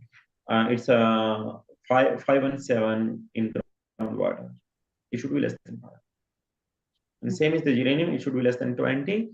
But now recent finding, we found that it's 1270 ppb. And it's increasing day by day. And some people now you heard that in Malot area and Abor areas, they are saying that we found the potash and phosphates and everything from the agriculture land, right? And जो हमारी assessment है ये ऐसा है कि it's not like that. We will not. It's general fine. We have found all the metals and all ingredients which already we have dumped in our agriculture lands from 40 years. And still it's ongoing. And recent जो अभी जो सबसे बड़ा attack जो miss ना हो जाए हमारा, वो है कि हमारे पेस्टिसाइड्स बायर जो Monsanto था वो डायरेक्ट इंसेक्ट्स को या इनको किल करने के लिए आता था. अब बायर की जितनी पेस्टिसाइड्स हैं वो डायरेक्ट पेस्ट को नहीं मारेंगे आप. They're saying that we are attacking their reproductive health. वो उनकी reproductive health को डैमेज कर रहे हैं. And फ्लाई का जो फ्ली रहती है, हमारी जो पेस्ट रहता है, उसके जीन्स है ना, हमारे jeans, right, up to 66% genes are similar to that pest. अगर उसको डैमेज कर रहा है, हमें भी करें. And today I was reading the WHO guidelines about the drinking water. They said that which we have decided the limits. Suppose they have decided the limit that it should not be more than 30 ppb per liter in groundwater. They said if any person consumes only 2 liters per day, then it's the 30. If he is consuming 4 liters, then it should be less than 15. If he is consuming 6 liters, 8 liters, then it should be less than 5. Oh. Right. So the safety markers, when we read the safety markers, then we should also correlate that how much we are consuming. Definitely. Right. But they have a set of markers and different. So, Dr. Pritpal, before we conclude this session, I would like you to give one message that you would like to share with the parents to help prevent the conditions like autism in the future generations. Yeah, definitely, it's better than the prevention is better than the treatments. एक तो जितने बच्चे हैं उनको कभी भी formula milk पे मत डालिए. It's better is that कि आप उनको फ्रेश मिल्क कहीं ना कहीं से अवेल कराइए. It's very difficult in New York, but in India it's very possible now. कम से कम एंटीबायोटिक्स का यूज कीजिए. ऐसे डॉक्टर्स को ऐसे पेडियाट्रिशियन को पकड़ने की कोशिश कीजिए जो थोड़ा सा लेट चलता है. And third one is that हमें कम से कम जो है कार्ब्स डाइट पे रहना चाहिए. Maximum fermented dairies and fermented products के ऊपर जितने भी. What about meat? No. What about meat? Yeah, definitely. Meat is the ultimate source. And it's my personal experience with my child. He's 11-year-old and he's a cricket player. And पहले बहुत ज्यादा week था, वो चलता नहीं था, भागता नहीं था, बहुत वीक था. बट लास्ट 3 years से जब उनको टोटली शिफ्ट किया गया, नॉन वेज डाइट पे शिफ्ट किया गया, you will surprise to know 11-year-old child, he can run up to 8 kilometers. Oh, great. So you completely eliminated all the grains and the processed food? Yeah, totally. So it's like on a carnivore diet? Yeah, same. We can say we don't say it's a ketos, but we say it's a low carbs and high fat diet. Okay. Right. इस पे आप बच्चे को रखिए और आप secondly before going to plan the child, we must go for some genetic mutation profiles. Go for the testing genetic part. Okay. And from that you can easily find that MTHF, what about the MTHF health, what about the VDR health, what about the SCOMT health, what are all these genetics. There are 16 genetic mutations which are the responsible for the autism that can be easily tested in every country, right? And according to that we can decide. If genetic means doesn't mean कि पहले जो हमारे बोलते कि genetic is a fixed thing. Now genetic is not such a fixed thing, right? We can bypass, right, by giving the supplements, by giving the diet, high diet. So it's possible to do that. So thank you so much for sharing your insights, Dr. Pritpal, and we hope that your message reaches the people so that they begin to eat in a way that aligns with our human evolution. So I believe that meat is a central component of human life. Jasmine, it was my first Zoom conference, right? And I was I had a little anxiety. And no, it went very well. I hope that my message was clear. No, it went very well. Thank you so much, Dr. Pritpal. So Shashi ji is here. Yeah, so Dr. Pritpal, thank you very much. In fact, the conference went very well and you shared very, very valuable information. Yeah. And, it was a good interaction with both of you. I think Jasmeet has also taken effort to interact with you and she's information. She's brilliant. And we look forward for further collaboration with you in coming times because you have a very important concept running in. So we'll get back to you further on this. Thank you very much, Dr. Saab. Thank you so much, Dr. Pritpal. Is Anup here? Anup is not here. Fine. Okay. Thank you. Okay. So please get Dr. Roshni in.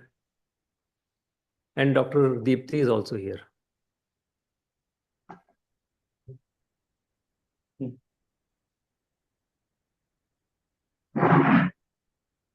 Hello, everybody. Hello. Hi, Shashikant ji. Hi, Dr. Roshni. Hi, Dipti. Hi, Shashi. You're comfortable, doctor? Yeah. Dr. Deepthi, you're comfortable, I hope. Yeah, I will have to check in a few minutes, but I think we are good till then. Okay, now till then I will keep interacting with Dr. Roshni. So in case you want to go off screen and come back, you can always do that. There's no problem. Yes, so nice of you. I'm so sorry. I'm traveling. I'm on my way to Chandigarh. I'm on the Ahmedabad airport right now. So, but I did not want to miss this session with you guys, and so I thought I will, connect from the car. No problem. So I'll just briefly finish off the introduction first of the forum as well as both of you. So I'm Shashi, a certified metabolic health coach from DLife, India's only award-winning low-carb platform, founded in 2014 by Anup Singh, who's from IIT Roorkee and a silver medalist, and also the Icons of India awardee. DLife pioneered the low-carb movement in India with Anup's groundbreaking 100 grams of carbs per day protocol back in 2012 made LCHF and type 2 diabetes management very, very easy for Indian vegetarians. And in 2020, he launched the diploma course, the only legally tenable course approved under NSCD and NSDC partner government of India in this segment. And also it has the highest CPD hours of 144. So Anup and I co-organized the India's first metabolic health conference back in 2023 and 2024, the second one, and now 2025. So both of you were part of either the first or second, and Dr. Roshni was there in second also. Now both of you are back in the third conference. So Dr. Roshni is an American board certified endocrinologist and also having more than 12 years of clinical practice. And she is in India for 12 years since 2011. So Dr. Roshni runs a physician-supervised coaching for comprehensive lifestyle change for metabolic disorders. And she is also tailoring international best practices to Indian lifestyle and habits to create a sustainable change, addressing emotional eating, social context of food, vegetarianism, cultural conditioning around protein, exercise, and much more. So her practice is medication management with the aim of de-prescription. So she's also author of the book Turn Around Diabetes. So welcome, Dr. Roshni. And I will always say that she is the low-carb endocrinologist of India. So Dr. Deepti Arora is from Chandigarh, and is an established and highly skilled physician with significant experience in internal medicine and geriatrics. So she's the founder of HealthWise Clinic, and she facilitates people to live healthy, possible life through a novel approach in management of chronic disease like diabetes, hypertension, fatty liver disease, and all the other metabolic disorders. She also incorporates therapeutic carbohydrate restriction, therapeutic fasting, and customized eating habits and other lifestyle intervention. So she also aims to control diabetes with minimal medication or achieve remission. So in fact, she's also known locally as a doctor who removes insulin injection. So welcome both of you. Thank you so much. So kind of you. So Nice to know. So I will also jump in directly to the question. So my first question is, we all know that low carb diets are known for initial rapid results, weight loss and blood sugar control. But the key question is the long-term adherence. What makes low carb sustainable beyond the initial stage? So can I take this? Yeah, you can take this. Yeah, so I think, Shashi, that's a great question. Low carb comes with very quick wins, like very fast weight loss, better blood sugar control. And those things are very motivating to all the patients at the initial, phase. But to keep the people on low carb for the, a long duration, that's a challenge that we have to take. So first off, you have to explain to the patient that it has to be doable. Any diet, it is not particularly low carb, any diet is not going to be sustained if it is not doable.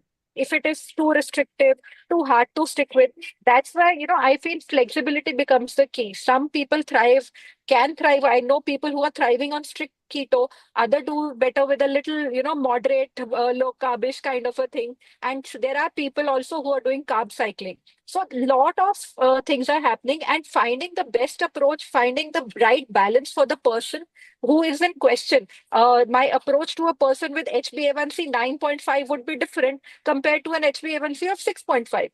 So it is, I would say, customized like that planning that we should be done for the person. Another big factor that counts in is satisfaction. Low carb diets, they definitely keep hunger in check because they focus on protein and healthy fats, and these are naturally filling, as we know. So when patient is not battling hunger cravings, on a consistent basis, it becomes, I think, easier for them to stay consistent.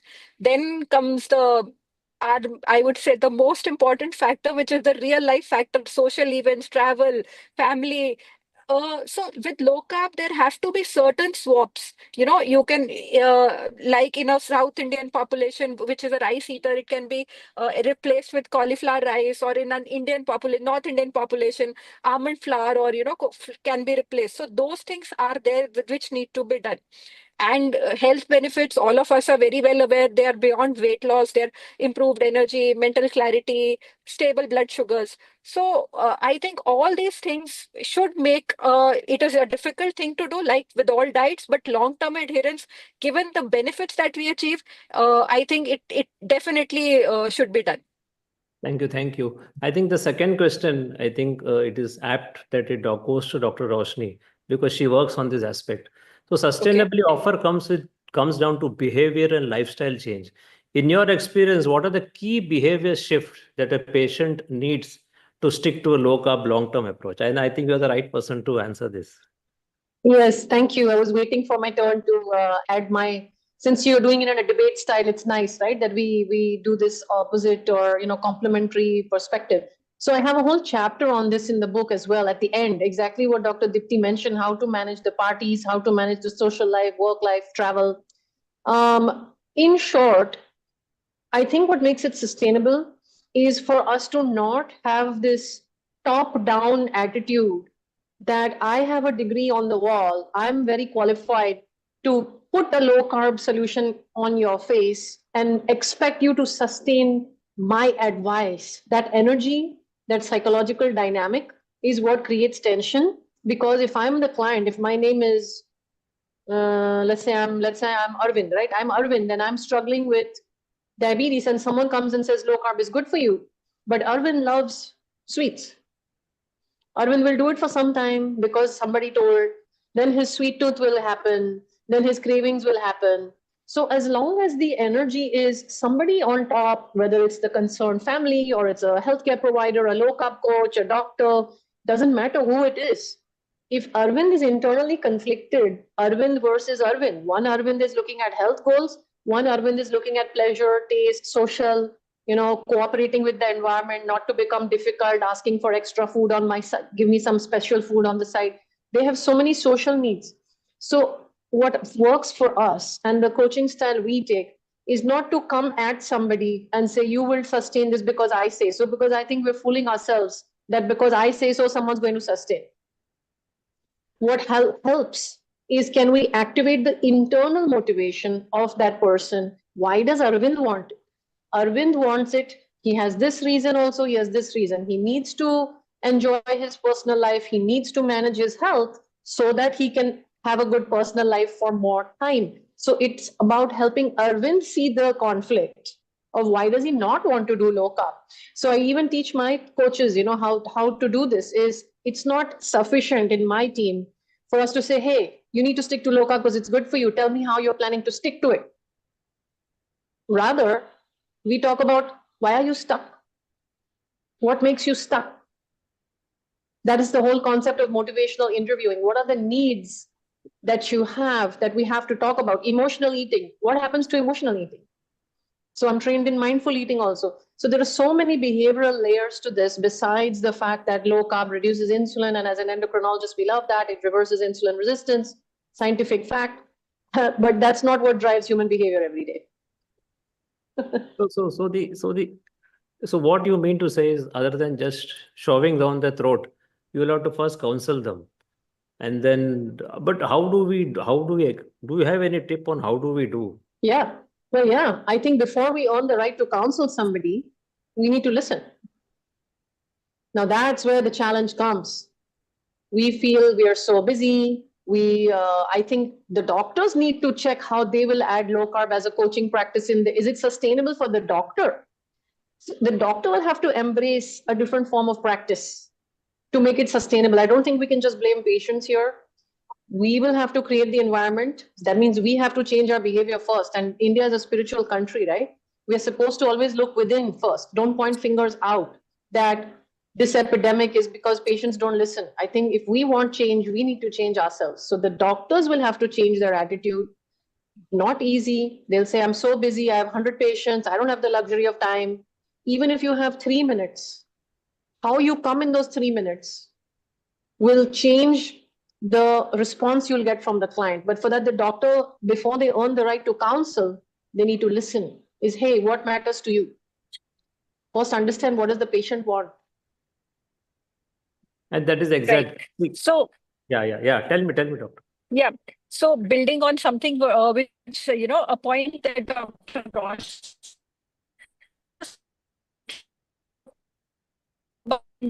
practices, I tell my patient one day a week, whichever day they want, whichever God they want to please, up to them. One day is going to be a complete fast.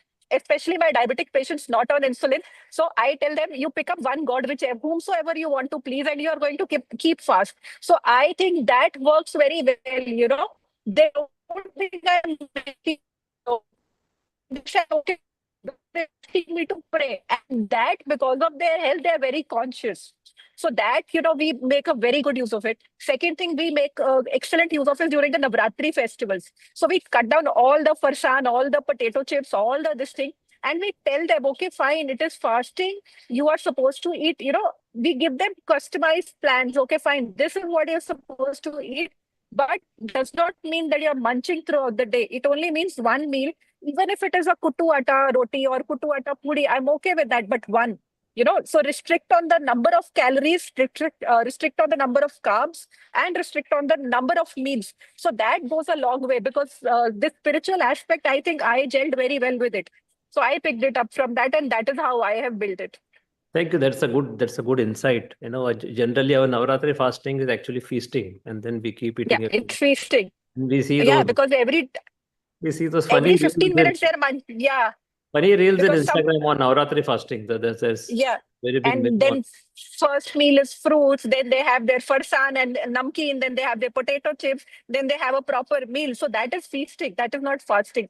So counseling the patient on the spiritual aspect also, is something which I think it needs to be done. Second thing which I also do is, I tell my patients intermittent fasting is a concept that they should not listen to. They find it very surprising that, why should I not listen to intermittent fasting? So I tell them, see, we are a country where they used to say Surya Uday, sunrise to sunset means Surya Uday and Surya Ast ke beech mein khana hai. So basically that is intermittent fasting. You're eating only when the sun is high. You're not eating during the night time. You're not eating during any other period. So that also gels with them. They're, okay, fine. Intermittent fasting, we don't know. But sunset and sunrise concept between not to eat between sunset and sunrise, or to eat between sunrise and sunset, whatever. So that they pick up very well. So Dr. Roshni, what is your opinion on this particular fasting? Yeah, so low carb itself, why do we even talk about low carb? Why do we talk about what is metabolic health? We're talking about insulin resistance, if I have to just give one word. And the power of low carb is to lower insulin. Now, what I find is, and I talk about this in my book, I talk about it all the time, nutrition is one aspect. Low carb is one aspect. There is sleep that raises insulin resistance. There is stress that raises insulin resistance. There is a lack of exercise or muscle loss raises insulin resistance. These are the four wheels of the lifestyle car. And until and unless you make these four wheels in a good condition, you'll keep on making insulin resistance worse. Now, the same way, a car should not go on the highway with a puncture. If you try to go for fasting as the ultimate weapon against insulin resistance, because fasting will lower your insulin levels, if you go on the highway with a puncture, you'll not reach.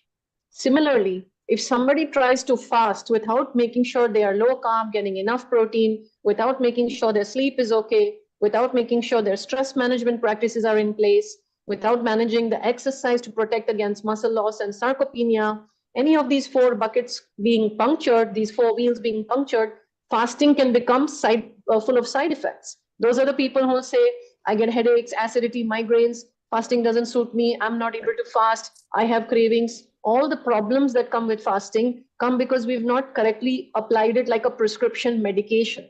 The same way we de-prescribe drugs, you have to use fasting as a therapeutic tool.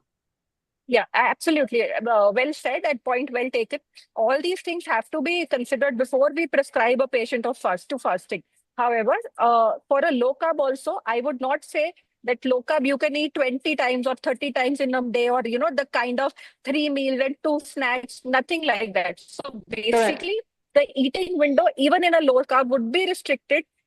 All the other factors, sleep, your muscle exercise, your at least another spiritual aspect I'll bring into it. So I tell my patients, do Bhagwan ji ko khush karne ke liye, you should walk. So that Bhagwan ji kaise khush honge usse? You will go to the temple. The walking is from your house to the temple. And then, so that picks up very well. Otherwise, they'll complain of why my knee is hurt or this, that, I can't walk. So when you tell them, go to the temple, do temple walk, that they do. So all these have to be built up. And like Dr. Roshni initially said, understanding the patient's pain points, understanding his requirements, understanding where is the lacuna, where is the void in the entire metabolic health. So, and you address that point directly, that gives fantastic results. I think that's a good point. And coming back to your point, Dr. Roshni, when you say coaching, you are right. It is not a prescriptive. We have to listen. As a coach, our job is to listen. And this is what even me, I was also a coach in my earlier, in the sense when I was a team leader handling almost 100 people. So the most of the thing which I did was to listen to people. So I think the same thing I do also now with my clients. I listen to them. I listen to their pain points, whatever small trouble. And I think that is what an important point which you touched. And I think this is also a good message to all the DLF coaches is, it is even our diet is not just prescribed to give them and buzz off. No, we have to listen to them. We have to spend half an hour, 1 hour with each. And many of us are doing, we are giving half an hour, 1 hour, 2 hours to each of the clients to listen to them, listen to their pain points. And then, either we give suggestion or many times we also evoke suggestion from them. The coach's best way is to evoke suggestion from people. I think that's what we have to do. Fantastic. Absolutely. And the other point comes is people feel that this is very restrictive. So who will take up? Dr. Roshan? I'm happy to take that. So that is the whole drama, na? Food drama, ye tug of war. Why are we getting into this tug of war that I'm going to restrict your food? How about we empower you with knowledge? Now, the biggest issue is patients will go, like you mentioned, on Instagram and they'll search a diet. They'll go on YouTube and they'll search a diet. This health influencer is saying, eat this. This one is saying, don't eat this. Such a famous person is saying, and you're saying opposite. So I'm like, why do you want to listen to all these people with degrees and profiles and followers on Instagram? Your body is going to tell you the truth. You do the mini experiment. You take any XYZ food. You see how it's responding with your glucose levels and you decide. It is not us restricting you from your food. You get to decide. Like Dr. Dipti mentioned, same. We tell the patient the same thing. I'm not going to stop your snacks, but each time you snack, you are having an insulin spike. Is that what you want? You decide. You are driving. And I give the analogy of Google Maps. Google Maps is saying, take a right, take a right. If you take a left, well, you're driving, right? Google will then re-navigate from where you have gone. So the idea of me restricting, don't go this way, only go this way, it's disrespectful that they don't have any decision-making autonomy. They don't have any wisdom on the ground that I'm driving my car, there's a rock in the way, there's a dog who has crossed. I will have to take a different decision than what Google Maps understands from the sky. So it's not for us to restrict. It is for us to empower them with enough tools and enough knowledge, use our education, use our professional background so that they don't need to become doctors. Now, it's not right that just because they're not biology graduates, that they don't understand how their body works. That's not fair. So that is our job. Our job is to cover that much knowledge gap and respect that they have as much wisdom about the reality in their daily life. This drama of restriction comes when we don't account for the fact that they are also intelligent people who want to be healthy. Dr. Deepti, what is your take on this, that it's a very restrictive diet? There's a common thing we hear. See, restriction in terms of, first question comes, okay, fine. If I'm not going to eat my rice, if I'm not going to eat my roti, what am I? See, that's a very practical question. How do I finish my vegetables? How do I finish my dal or whatever?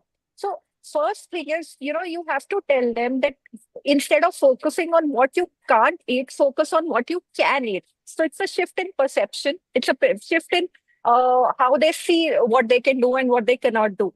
So also I tell them, in case suppose there is, somebody, there are people who say, without roti, I cannot eat anything. So I tell them, first fill your plate with protein, with the vegetables, with salad. And then once you are maybe, let's say, 3/4 full, then you can have roti. If you want to, maybe half roti or one roti. So that is the way, stepwise, when you try to bring them down. So if you work that way, it is not very restrictive. Second thing is, initially, if you suddenly tell them somebody to switch from a normal diet, which is a very carb heavy 150, 160, 170 gram diet, you tell them to switch to a low carb diet. And there is so much myth. So like Dr. Roshni said, so much myth, so much drama happening over the social media, Instagram, and people putting CGMs and showing that I eat this and this is what happens. And there's a very funny Instagram video. With the CGM, I ate a mango, my sugar did not rise. So you have to explain everything to the patient and then focus on what they can eat. So the concept of eating your protein first, eating your fiber and salad first has to be brought in. Then second thing, which I also tell them, is even if they have to have one meal which is high carb, one meal in a week is not going to undo their progress. So they have to go slow with themselves. They have to accept that this is the kind of life that we are living in, but slowly build progress with consistency. Perfection is not the goal here we are seeking. We are seeking metabolic health. And maybe one meal will definitely take you off track, but you can re-navigate and come to the track again. So it is not going to be very restrictive.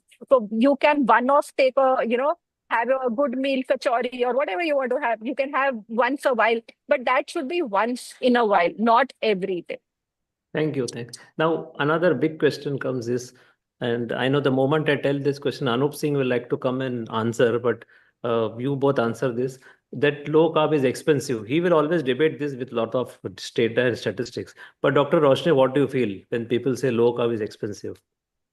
Okay, so then let's do the risk-reward ratio. Is you do the hisab of how much you're going to spend on your low-carb pantry versus don't change anything in your diet, add up the cost of the medications, the condition, the disease process, the visits to doctor, to preventable conditions like organ damage, kidney, heart, eyes. I don't like using scare tactics with people, and I don't try and threaten people. But if we're going to talk about money, we know diabetes prevention is cost effective because diabetes itself puts people into bankruptcy. In India, when people, sometimes people comment rudely on my videos also on social media as, oh, she's talking like this. How will the poor Indian afford these foods? Correct. The poor Indian is the one most likely to spend 1/4 of their personal income, 1/4 of the personal income and 1/10 of the entire family's income on their diabetes when it gets out of control. Because they will delay, they will not understand the signs, they will not go for periodic checking. They'll come when it is already affecting organs. They lose their daily wage. So it is financially devastating mostly to the poorer of the poor. So if we don't show them the preventive benefits of expense savings, then they will talk like this, the short term. They're not looking at the long-term investment. I don't know how Anup answers it, but I'm sure it's similar lines or something on that similar logic is do the long-term calculations. Dr. Dipti. So same thing, the long-term complication of losing your eye, losing your vision, not being able to see, going in for expensive laser operations, that is what has to be told to them. Losing a kidney, some people you have to scare a little small segment of people, but most people would not question on the expensive aspect of it.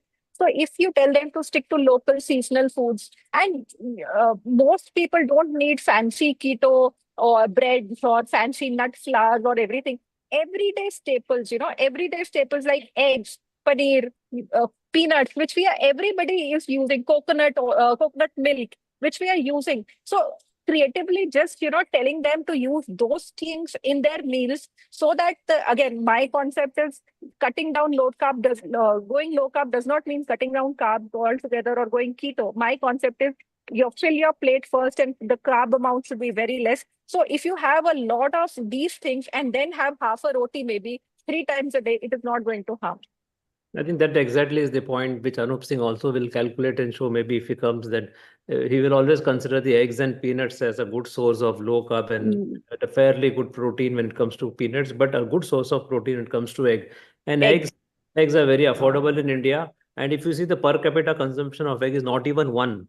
I mean, that's how poor it is. And with all the dogmas and everything in India, when we are all seen, you are also in low carb space. I'm also as a coach. We say that public are so reluctant, even non-vegetarians are so reluctant to take eggs.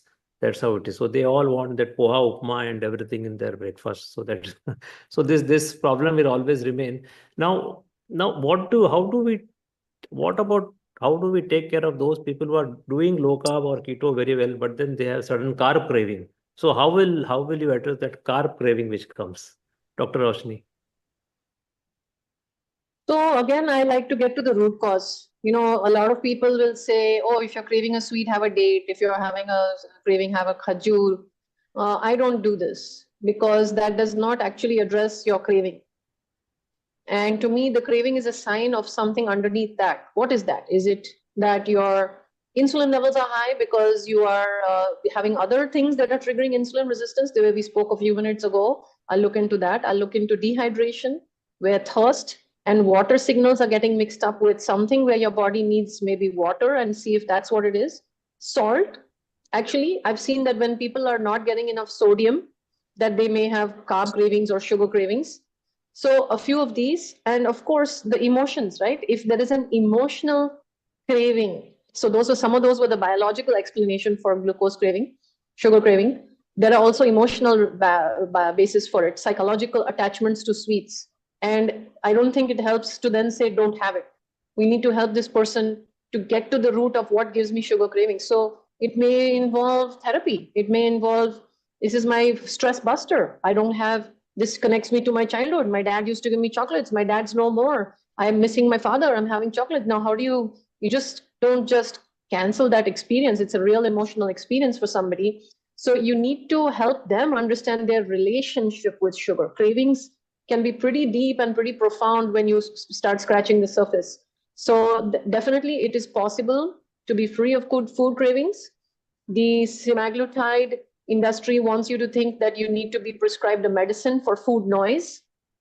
I find that to be very concerning, that thoughts about food are now being relabeled as noise, and we think we need to be given medicines to manage food addiction. I think that may be a premature message if we don't first help the person to actually explore their relationship with food, and instead of making it pathological and call it a disease that you're thinking about it, help them understand why are they thinking about it. And sure, the world is marketing sweets and junk to you. No wonder you're thinking about it. It's not a surprise.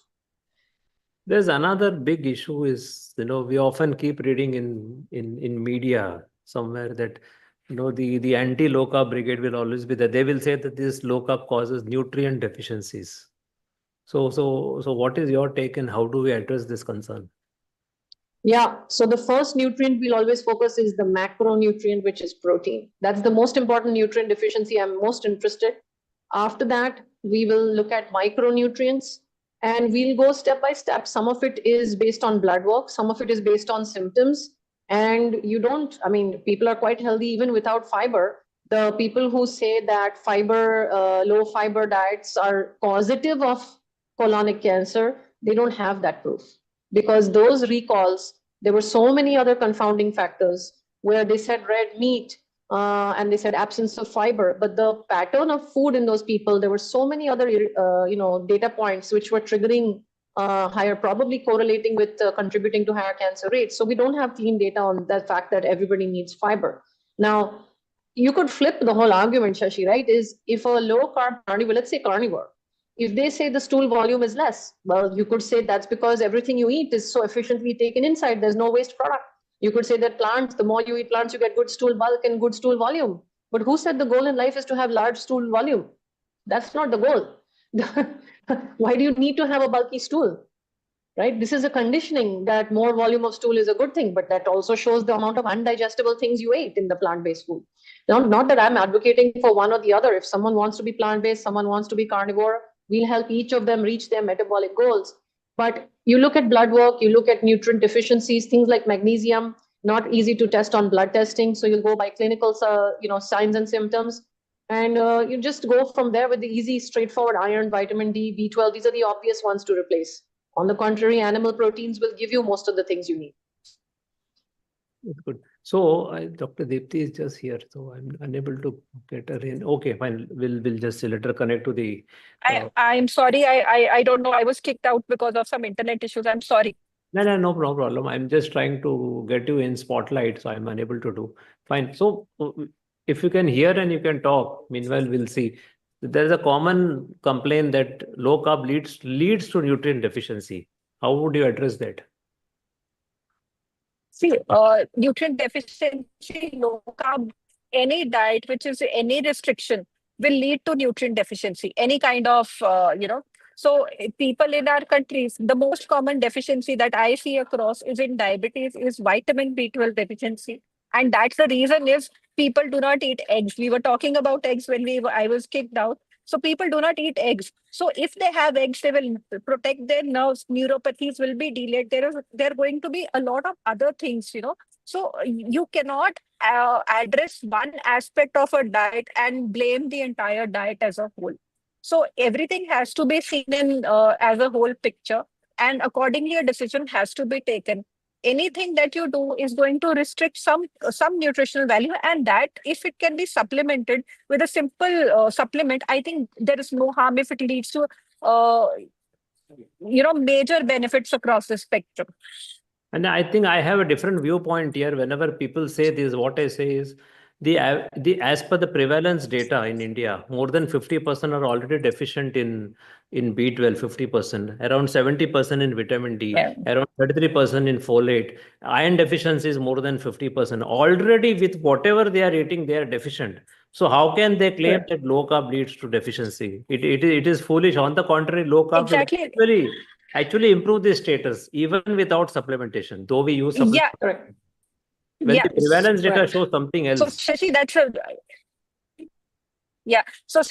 a very valid point. As an intellectual, we can talk that it does not happen. But teaching people it's a different, ball game altogether. So I am very clear. Yes, it can. I do not argue on that point. I said, okay, fine. It can cause when there is a nutritional deficiency. We'll see. Right now, let's continue with this. So there is no arguing with common sense. Like Dr. Roshni said, use the wisdom of the patient. So my wisdom here says, okay, fine. I have done my best. When a nutrition deficit comes up, we will see. So mostly we know the energy levels will go up. Everything is going to improve. When the digestion also improves, I have seen hemoglobin of patients also getting elevated.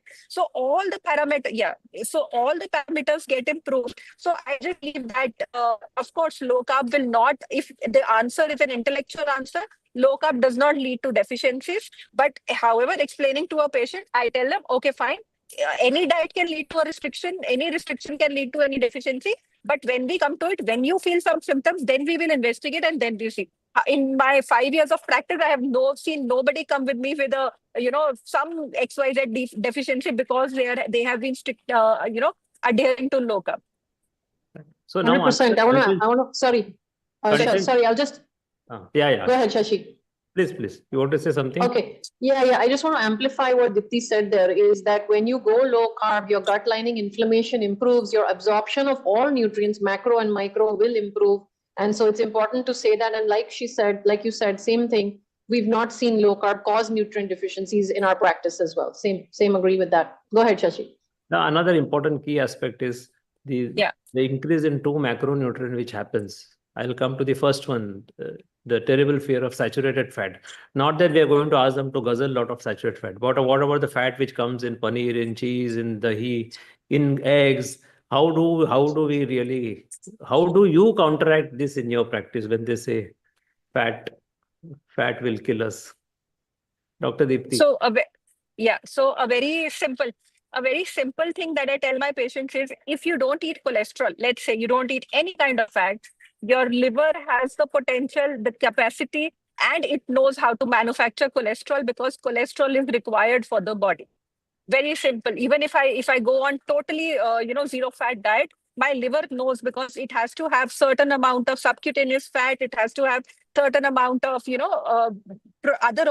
this thing which has to happen. Our knees require some fat, what they call grease khatam ho gaye, like in our local language they say. So our knees also require Vitamin D requires, vitamin D is such rampant deficiency we see these days, but vitamin D is a fat soluble vitamin. So vitamin D also requires. So if you don't take orally, liver is going to manufacture. So that is the first point that I make. And when I talk to them about this particular fear of cholesterol and heart health on low carb, so it has to be explained to them. It is not only that cholesterol is good or cholesterol is bad. You can't take a extreme approach either ways.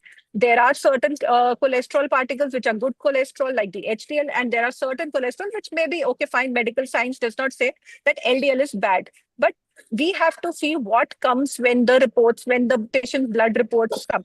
So a well-formulated low-carb diet, a diet which will have healthy fats, it will have from sources like nuts, seed, avocado, olive oil, all these things, coconut oil. So these tend to increase the good cholesterol, which is the LDL, and they decrease the triglycerides. On low carb, we cut down on fruits. So fructose, when we cut down on the intake of fructose, triglycerides also come down. So that is these two benefits. Yes, there may be a few cases where LDL has gone up, but the benefits of the good cholesterol, I think they bypass the LDL cholesterol rise which is there. So the bottom line, I would say, when low carb is done right, it can be quite heart healthy, especially when the focus is on whole.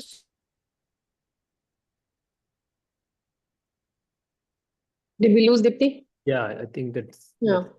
fine. You can address this concern about saturated Yeah. fat and cholesterol. Yeah. Yeah, I was going to ask you, you want me to answer this in 1 minute? We're already over time, and it's like a 1 hour topic, which we have to cover in 1 minute. No, we But just have time till 6:30. It is 6:22. We have another.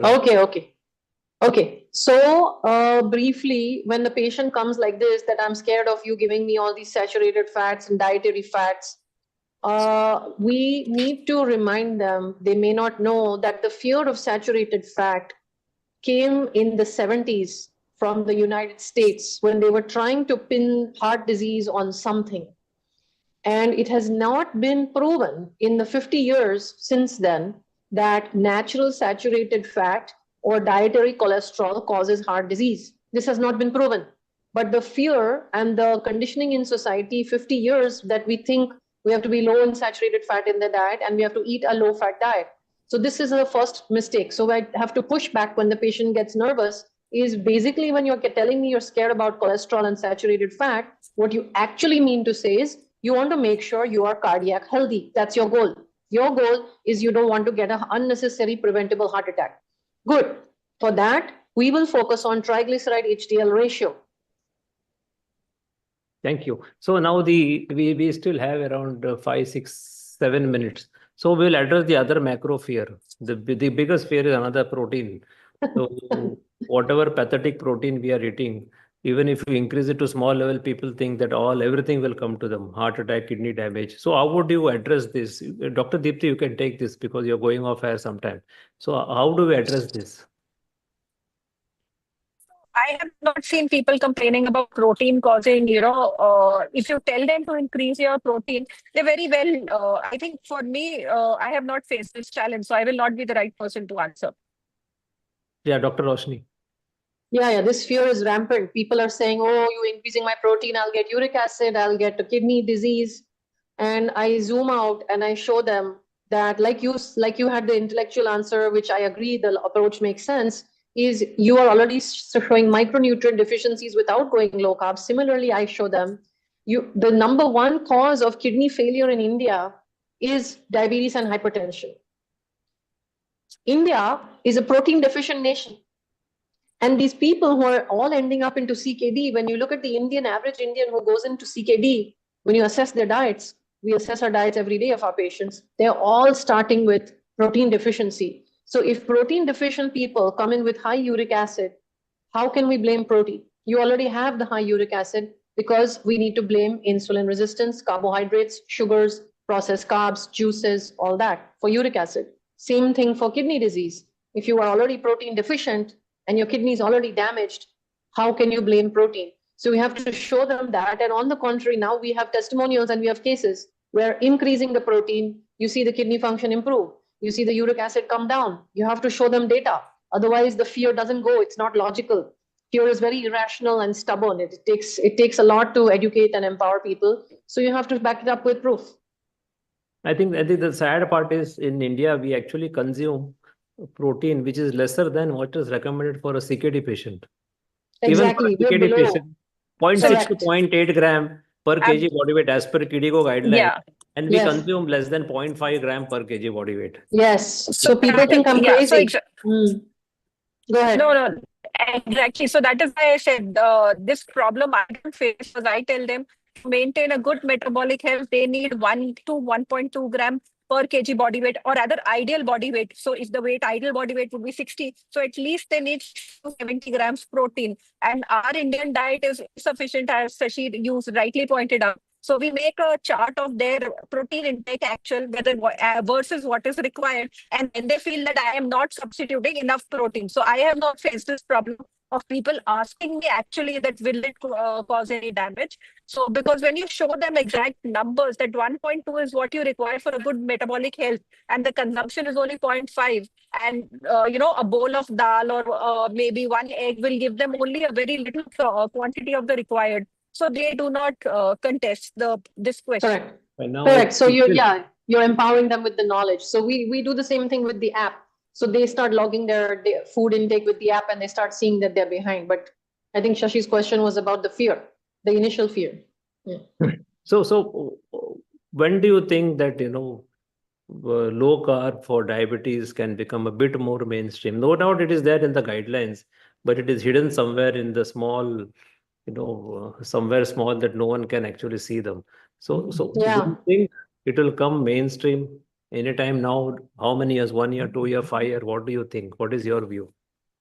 Yeah, definitely within the next 5 years. Let's just you, me, D-Life, let's all of us make it 2025 is the goal. Let's make it go crazy this year only. Why should we wait? There are lives at stake. There are like literally preventable disease burden and death and suffering that is preventable by making it mainstream. So we need to get all the hashtags, PMO office, whatever it takes to get this into the limelight, for sure. Thank you. I think we still have 2 minutes. So what is your message to India? Start tracking. I think data helps people. The thing is, the ignorance and confusion, loss of trust comes because they don't know for themselves. And I think the poverty of knowledge is going to keep us sick. We have to learn to count. We have to learn to understand macros to a basic degree. You don't need to become a dietitian or a nutritionist. Now I have my app. You all must be having your way of showing patients to count. We all need to learn how to count our basic macros. Without that, I don't see how people will get the confidence that they know what they need to put into their mouth. And metabolic health starts with nutrition. Without understanding what food you're eating, you'll always be lost depending on somebody else's expertise and knowledge, and you'll be behind in your own health. So I think the biggest message is learn to count. That'll help with the carb doubts. It'll help with the protein doubts. It'll help with everything. Thank you. Thank you. And what is your message for Metabolic Health Conference and D-Life people? Let's do something interactive. Bring in patients also to, maybe like a question answer webinars where patients can ask or the public can ask, and we do a little bit of that Q&A.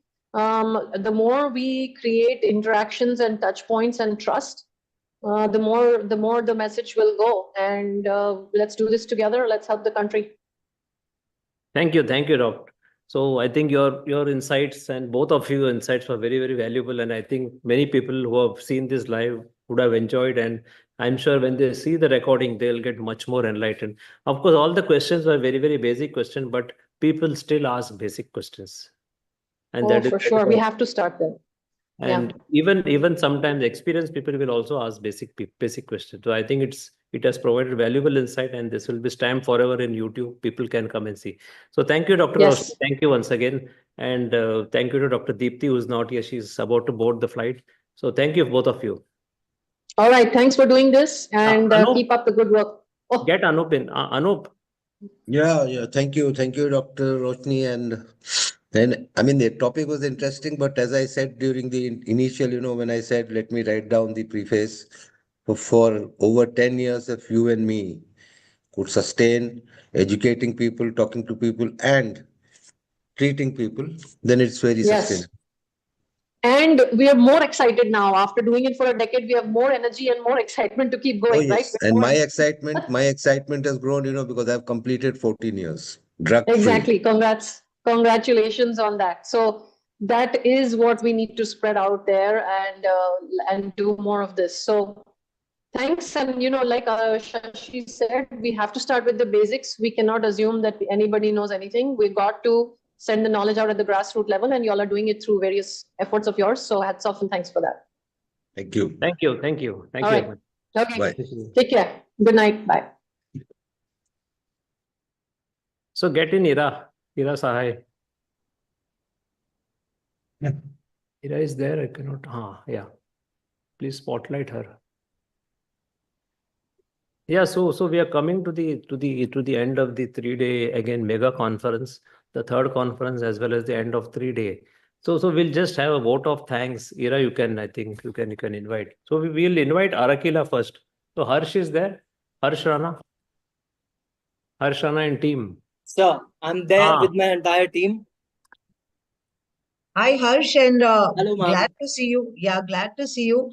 And we are here at Arakila, Sindhudurg, and Harsh and Vivek and all of these wonderful people are leading the team who's taking care of us.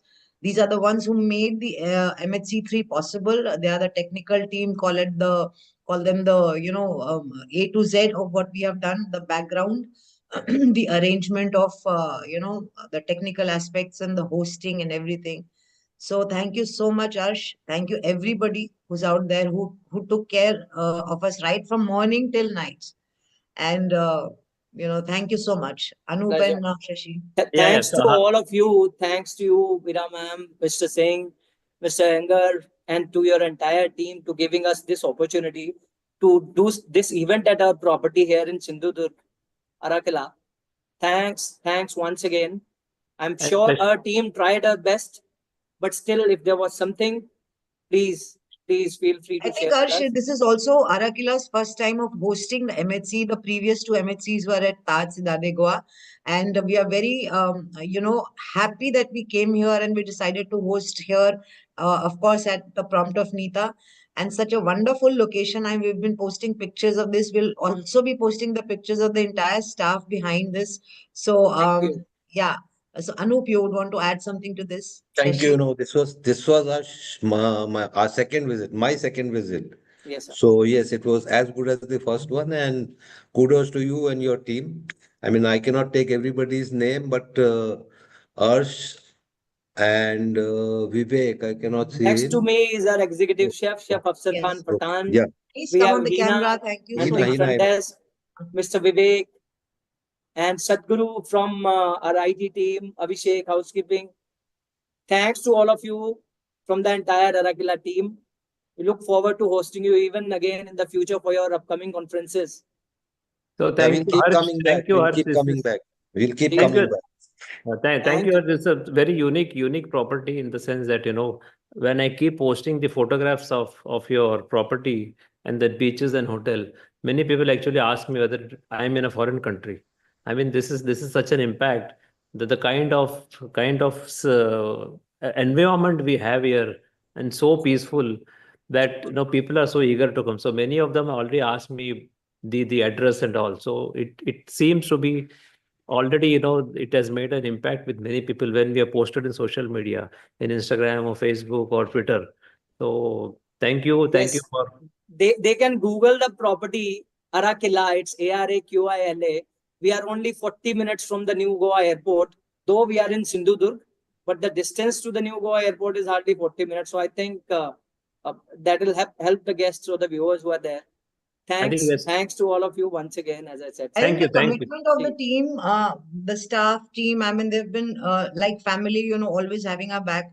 And so much so that, when we were about to come here, the entire team had a Zoom meeting with us and finalizing everything, they were not well versed with the keto and low carb aspects of, that way of cooking or serving.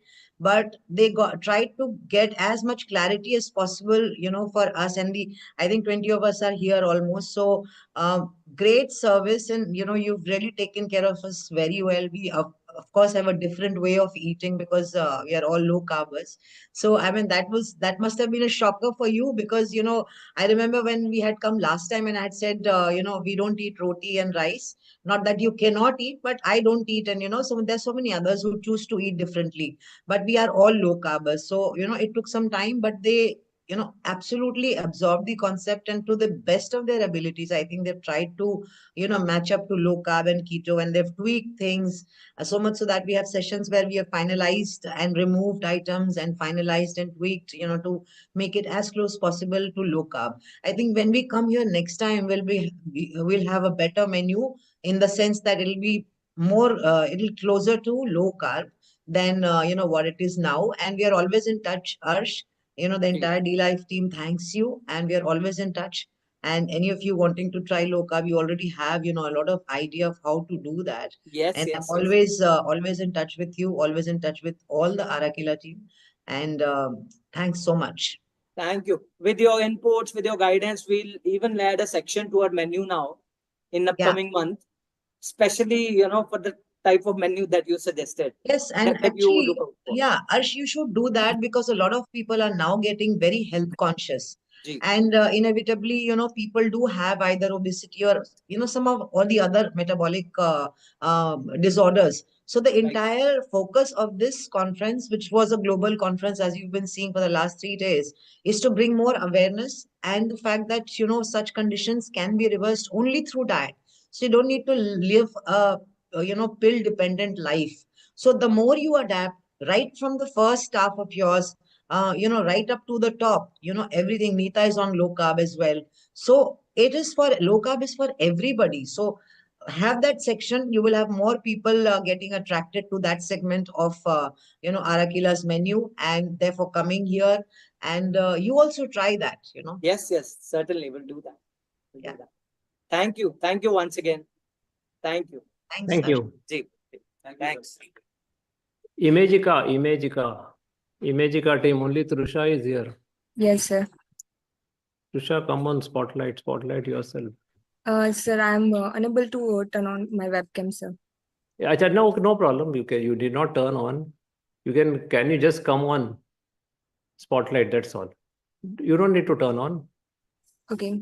You can just come to the main screen. That's all. Can you? Yeah.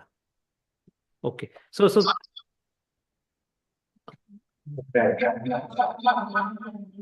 Can you put it off? Kaisa hua?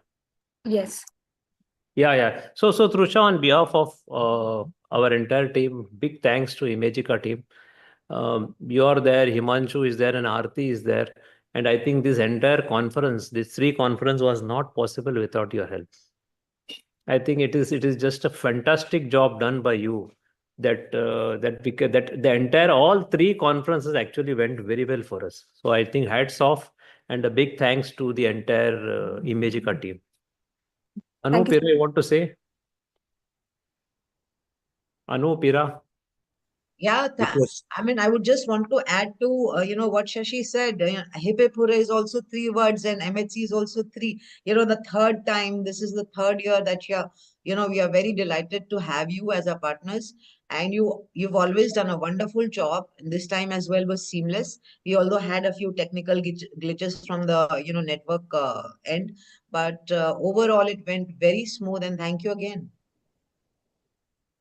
Yeah, and thank you so much, ma'am.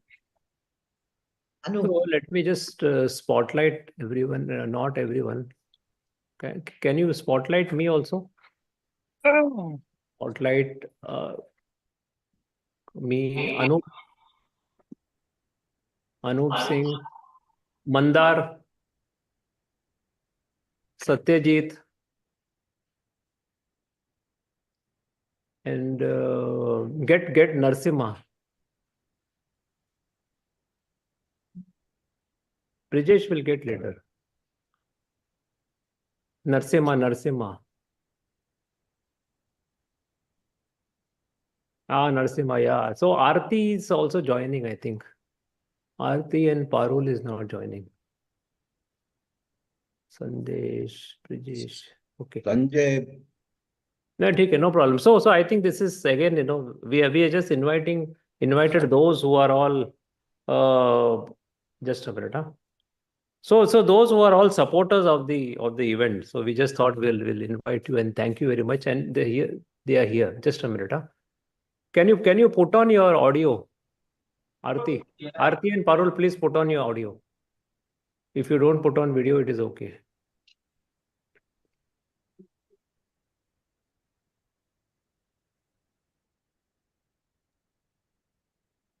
Yeah. Dr. Parul, unmute yourself. So fine. So it's a special thanks because you guys have been one of the supporters of the conference. So we thought we'll give a special thanks to all of you. Dr. Parul is here. Yeah. Hello everyone. Yeah. Parul किधर है? Yeah, Parul. Anup, you want to say something? Yeah, when we say, internally funded, now you know who the people are who are behind this. Thank you. And Ira? Yeah, I mean, everything has already been said, and these are the forces behind the faces and the forces, and there are so many more, who have been working tirelessly in the banners, making the posters. Yeah, we are getting everyone. We are getting everyone in. Yeah, so Aarti, Parul, family. So how do we get everyone in? Do we put to the gallery mode? So all of you. Yeah, gallery mode remove spotlight. Remove spotlight, yeah. So guys, thank you. All who have worked behind the scene also. Siddesh for making all the posters, and you have touched up all the posters very well. And who did the? Siddesh, you also did the agenda, correct? Yes. Yeah. So thank you, Sandesh, for doing all the background work. And Ashish, thank you for taking care of internet here, giving suggestions. And thank you everyone, those who have come to this conference venue, so that we all gather and make and enjoy the session. Though enjoy the event here, though we have not been able to meet much, but nevertheless we have been able to enjoy all the sessions. So thank you, Dr. Sandeep, Dr. Gopal, Dr. Sridhar is not here. Is he here? Mr. Sanjay, Naeem. So our Navy SEAL is also here. You can remove that background so we can see, because you are not in Coimbatore anymore. So we can see. Thank you, Asmita. I also wanted to invite all the hosts. Special mention and appreciation to all the hosts. Everyone has done hosting in a professional manner. So the debut host, Asmita, is here. Ishani is traveling. And Jasmeet is not here. Okay, fine. So anyway, I think all the hosts have done a very good professional job, and I think we can keep continuing this, and we'll make MHC more and more stronger. Again, the third conference also went flawlessly, except for one or two minor glitches here and there. Practical purpose, everything was flawless. So we breezed through again in the third conference also. So thank you very much. So do you all want to say anything for 1 minute each? Mandar. I can see Mandar first, so I'll ask him. I'll just go one by one. Yeah. No, fabulous event, as you know. Thanks, Shashi, Ira, and everybody working together as a team. I think that's what I love. It feels like having a big celebration together, and here is to many more. Aarti.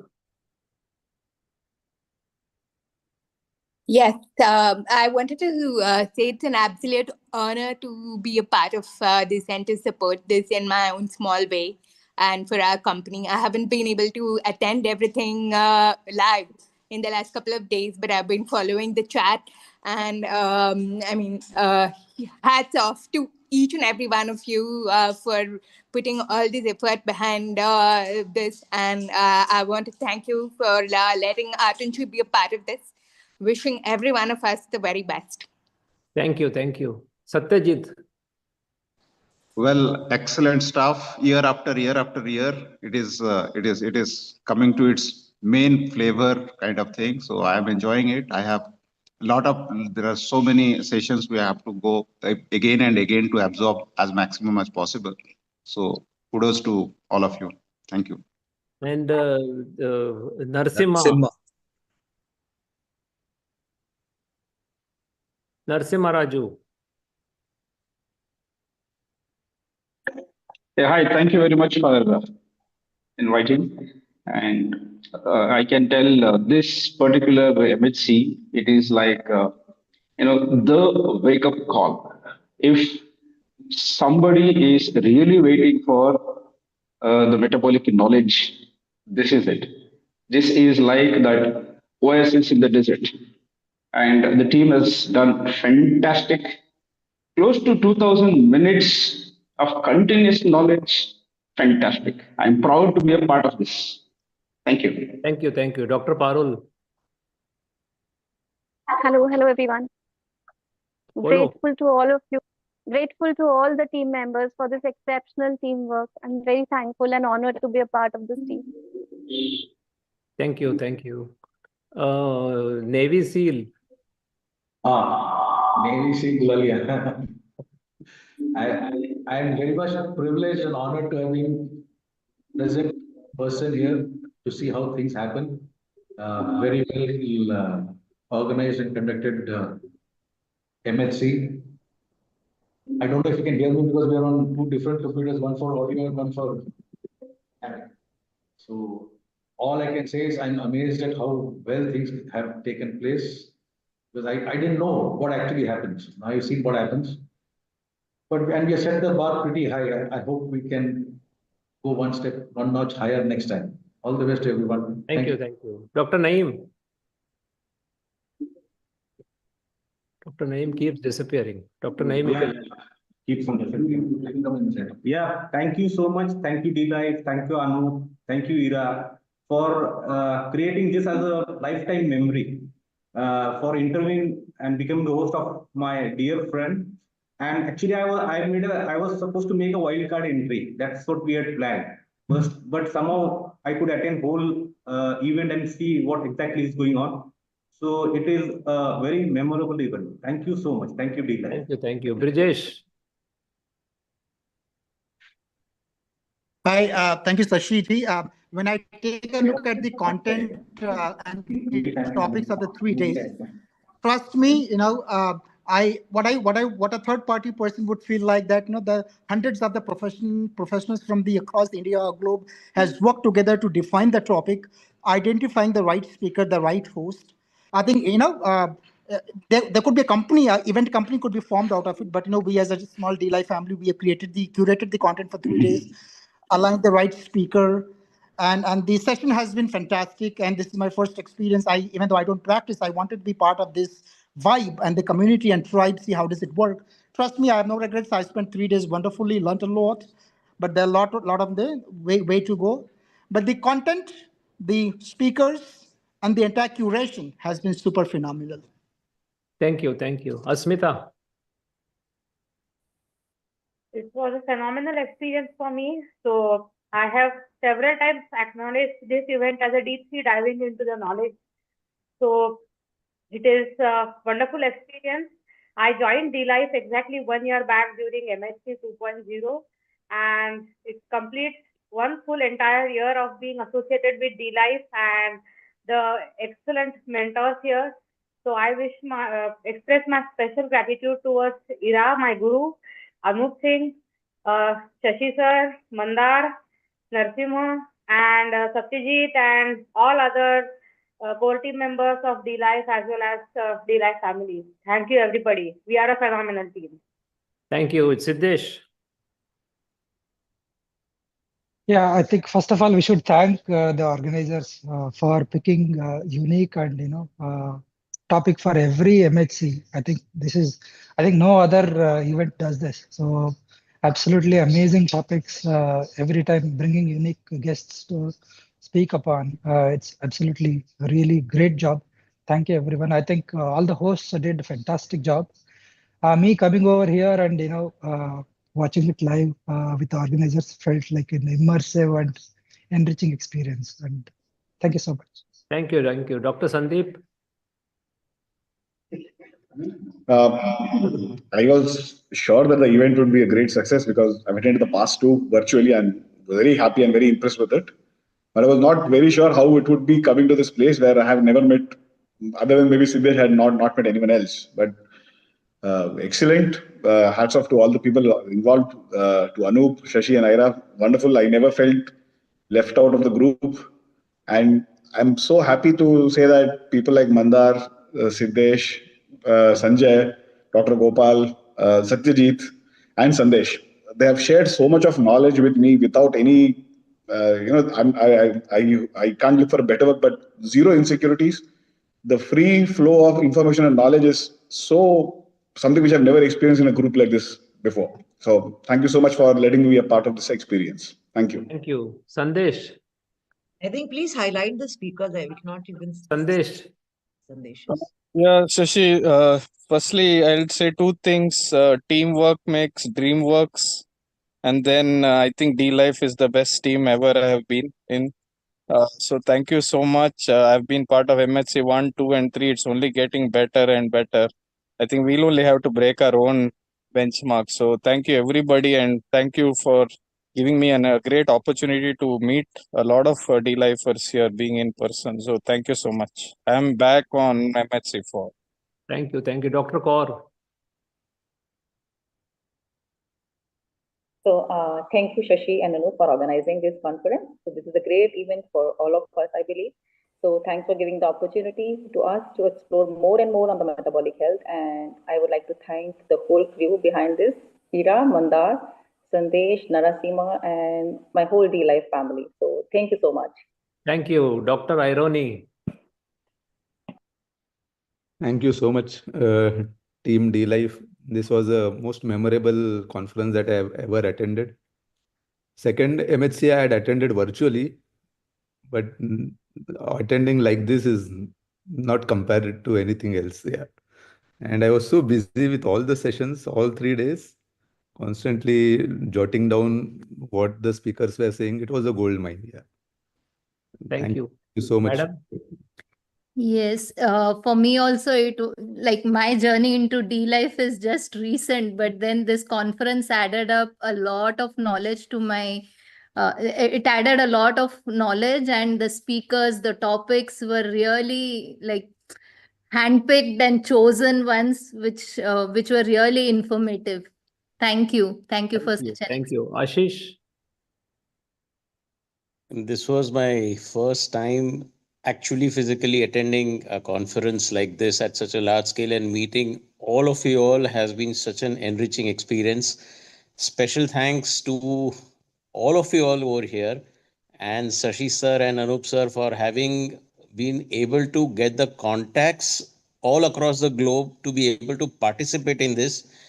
And not to forget Ira, who has been tirelessly, seamlessly been able to weave through all the episodes into just one magnanimous event. Thank you so much.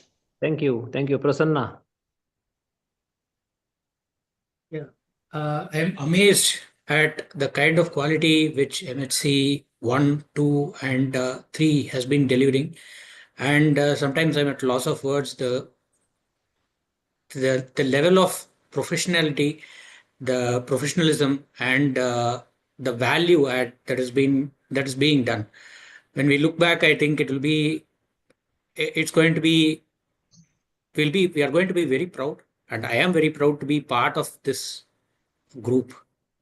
Thank you so much for everything that you have done. Thank you. Sayan? Shayan, SH. Sanjeev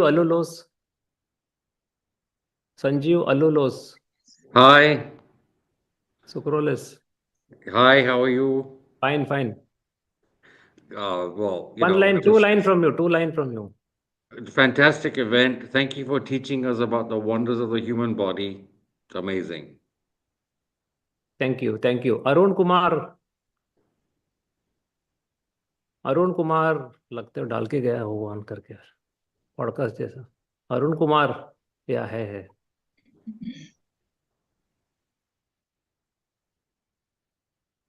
He has an inbuilt loudspeaker. Arun Kumar, आवाज नहीं आ रहा है. आवाज unmute करो. We are waiting to hear your loud voice.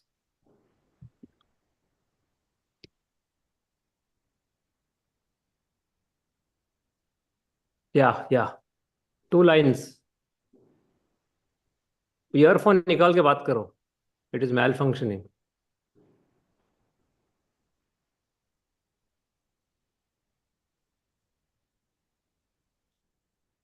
Log out, log in again. नहीं, earphone निकालो तो उसका गड़बड़ी है. चलो, शायन है क्या? Shayan, meanwhile while he fiddles. Shayan है क्या? शायन. चलो, ठीक है, no problem, ठीक है. So anyway, let me propose, first of all, thank you everyone. Let me propose a vote of thanks to Ira, because she is the face of Metabolic Health Conference, and without her would have been very difficult. The seamless execution from start to end, credit goes to her, and she has become a bigger face for MHC than any one of us. So thank you for conducting these conferences smoothly, all 3 events and all 3 days, 9 days in total. Thank you, Ira. Yeah, very, very happy and honored to be, doing what I'm doing. And if I've become the face of MHC, thanks to you and Anup, and love the work that we are doing. And, maybe MHC 4 will be another bigger milestone.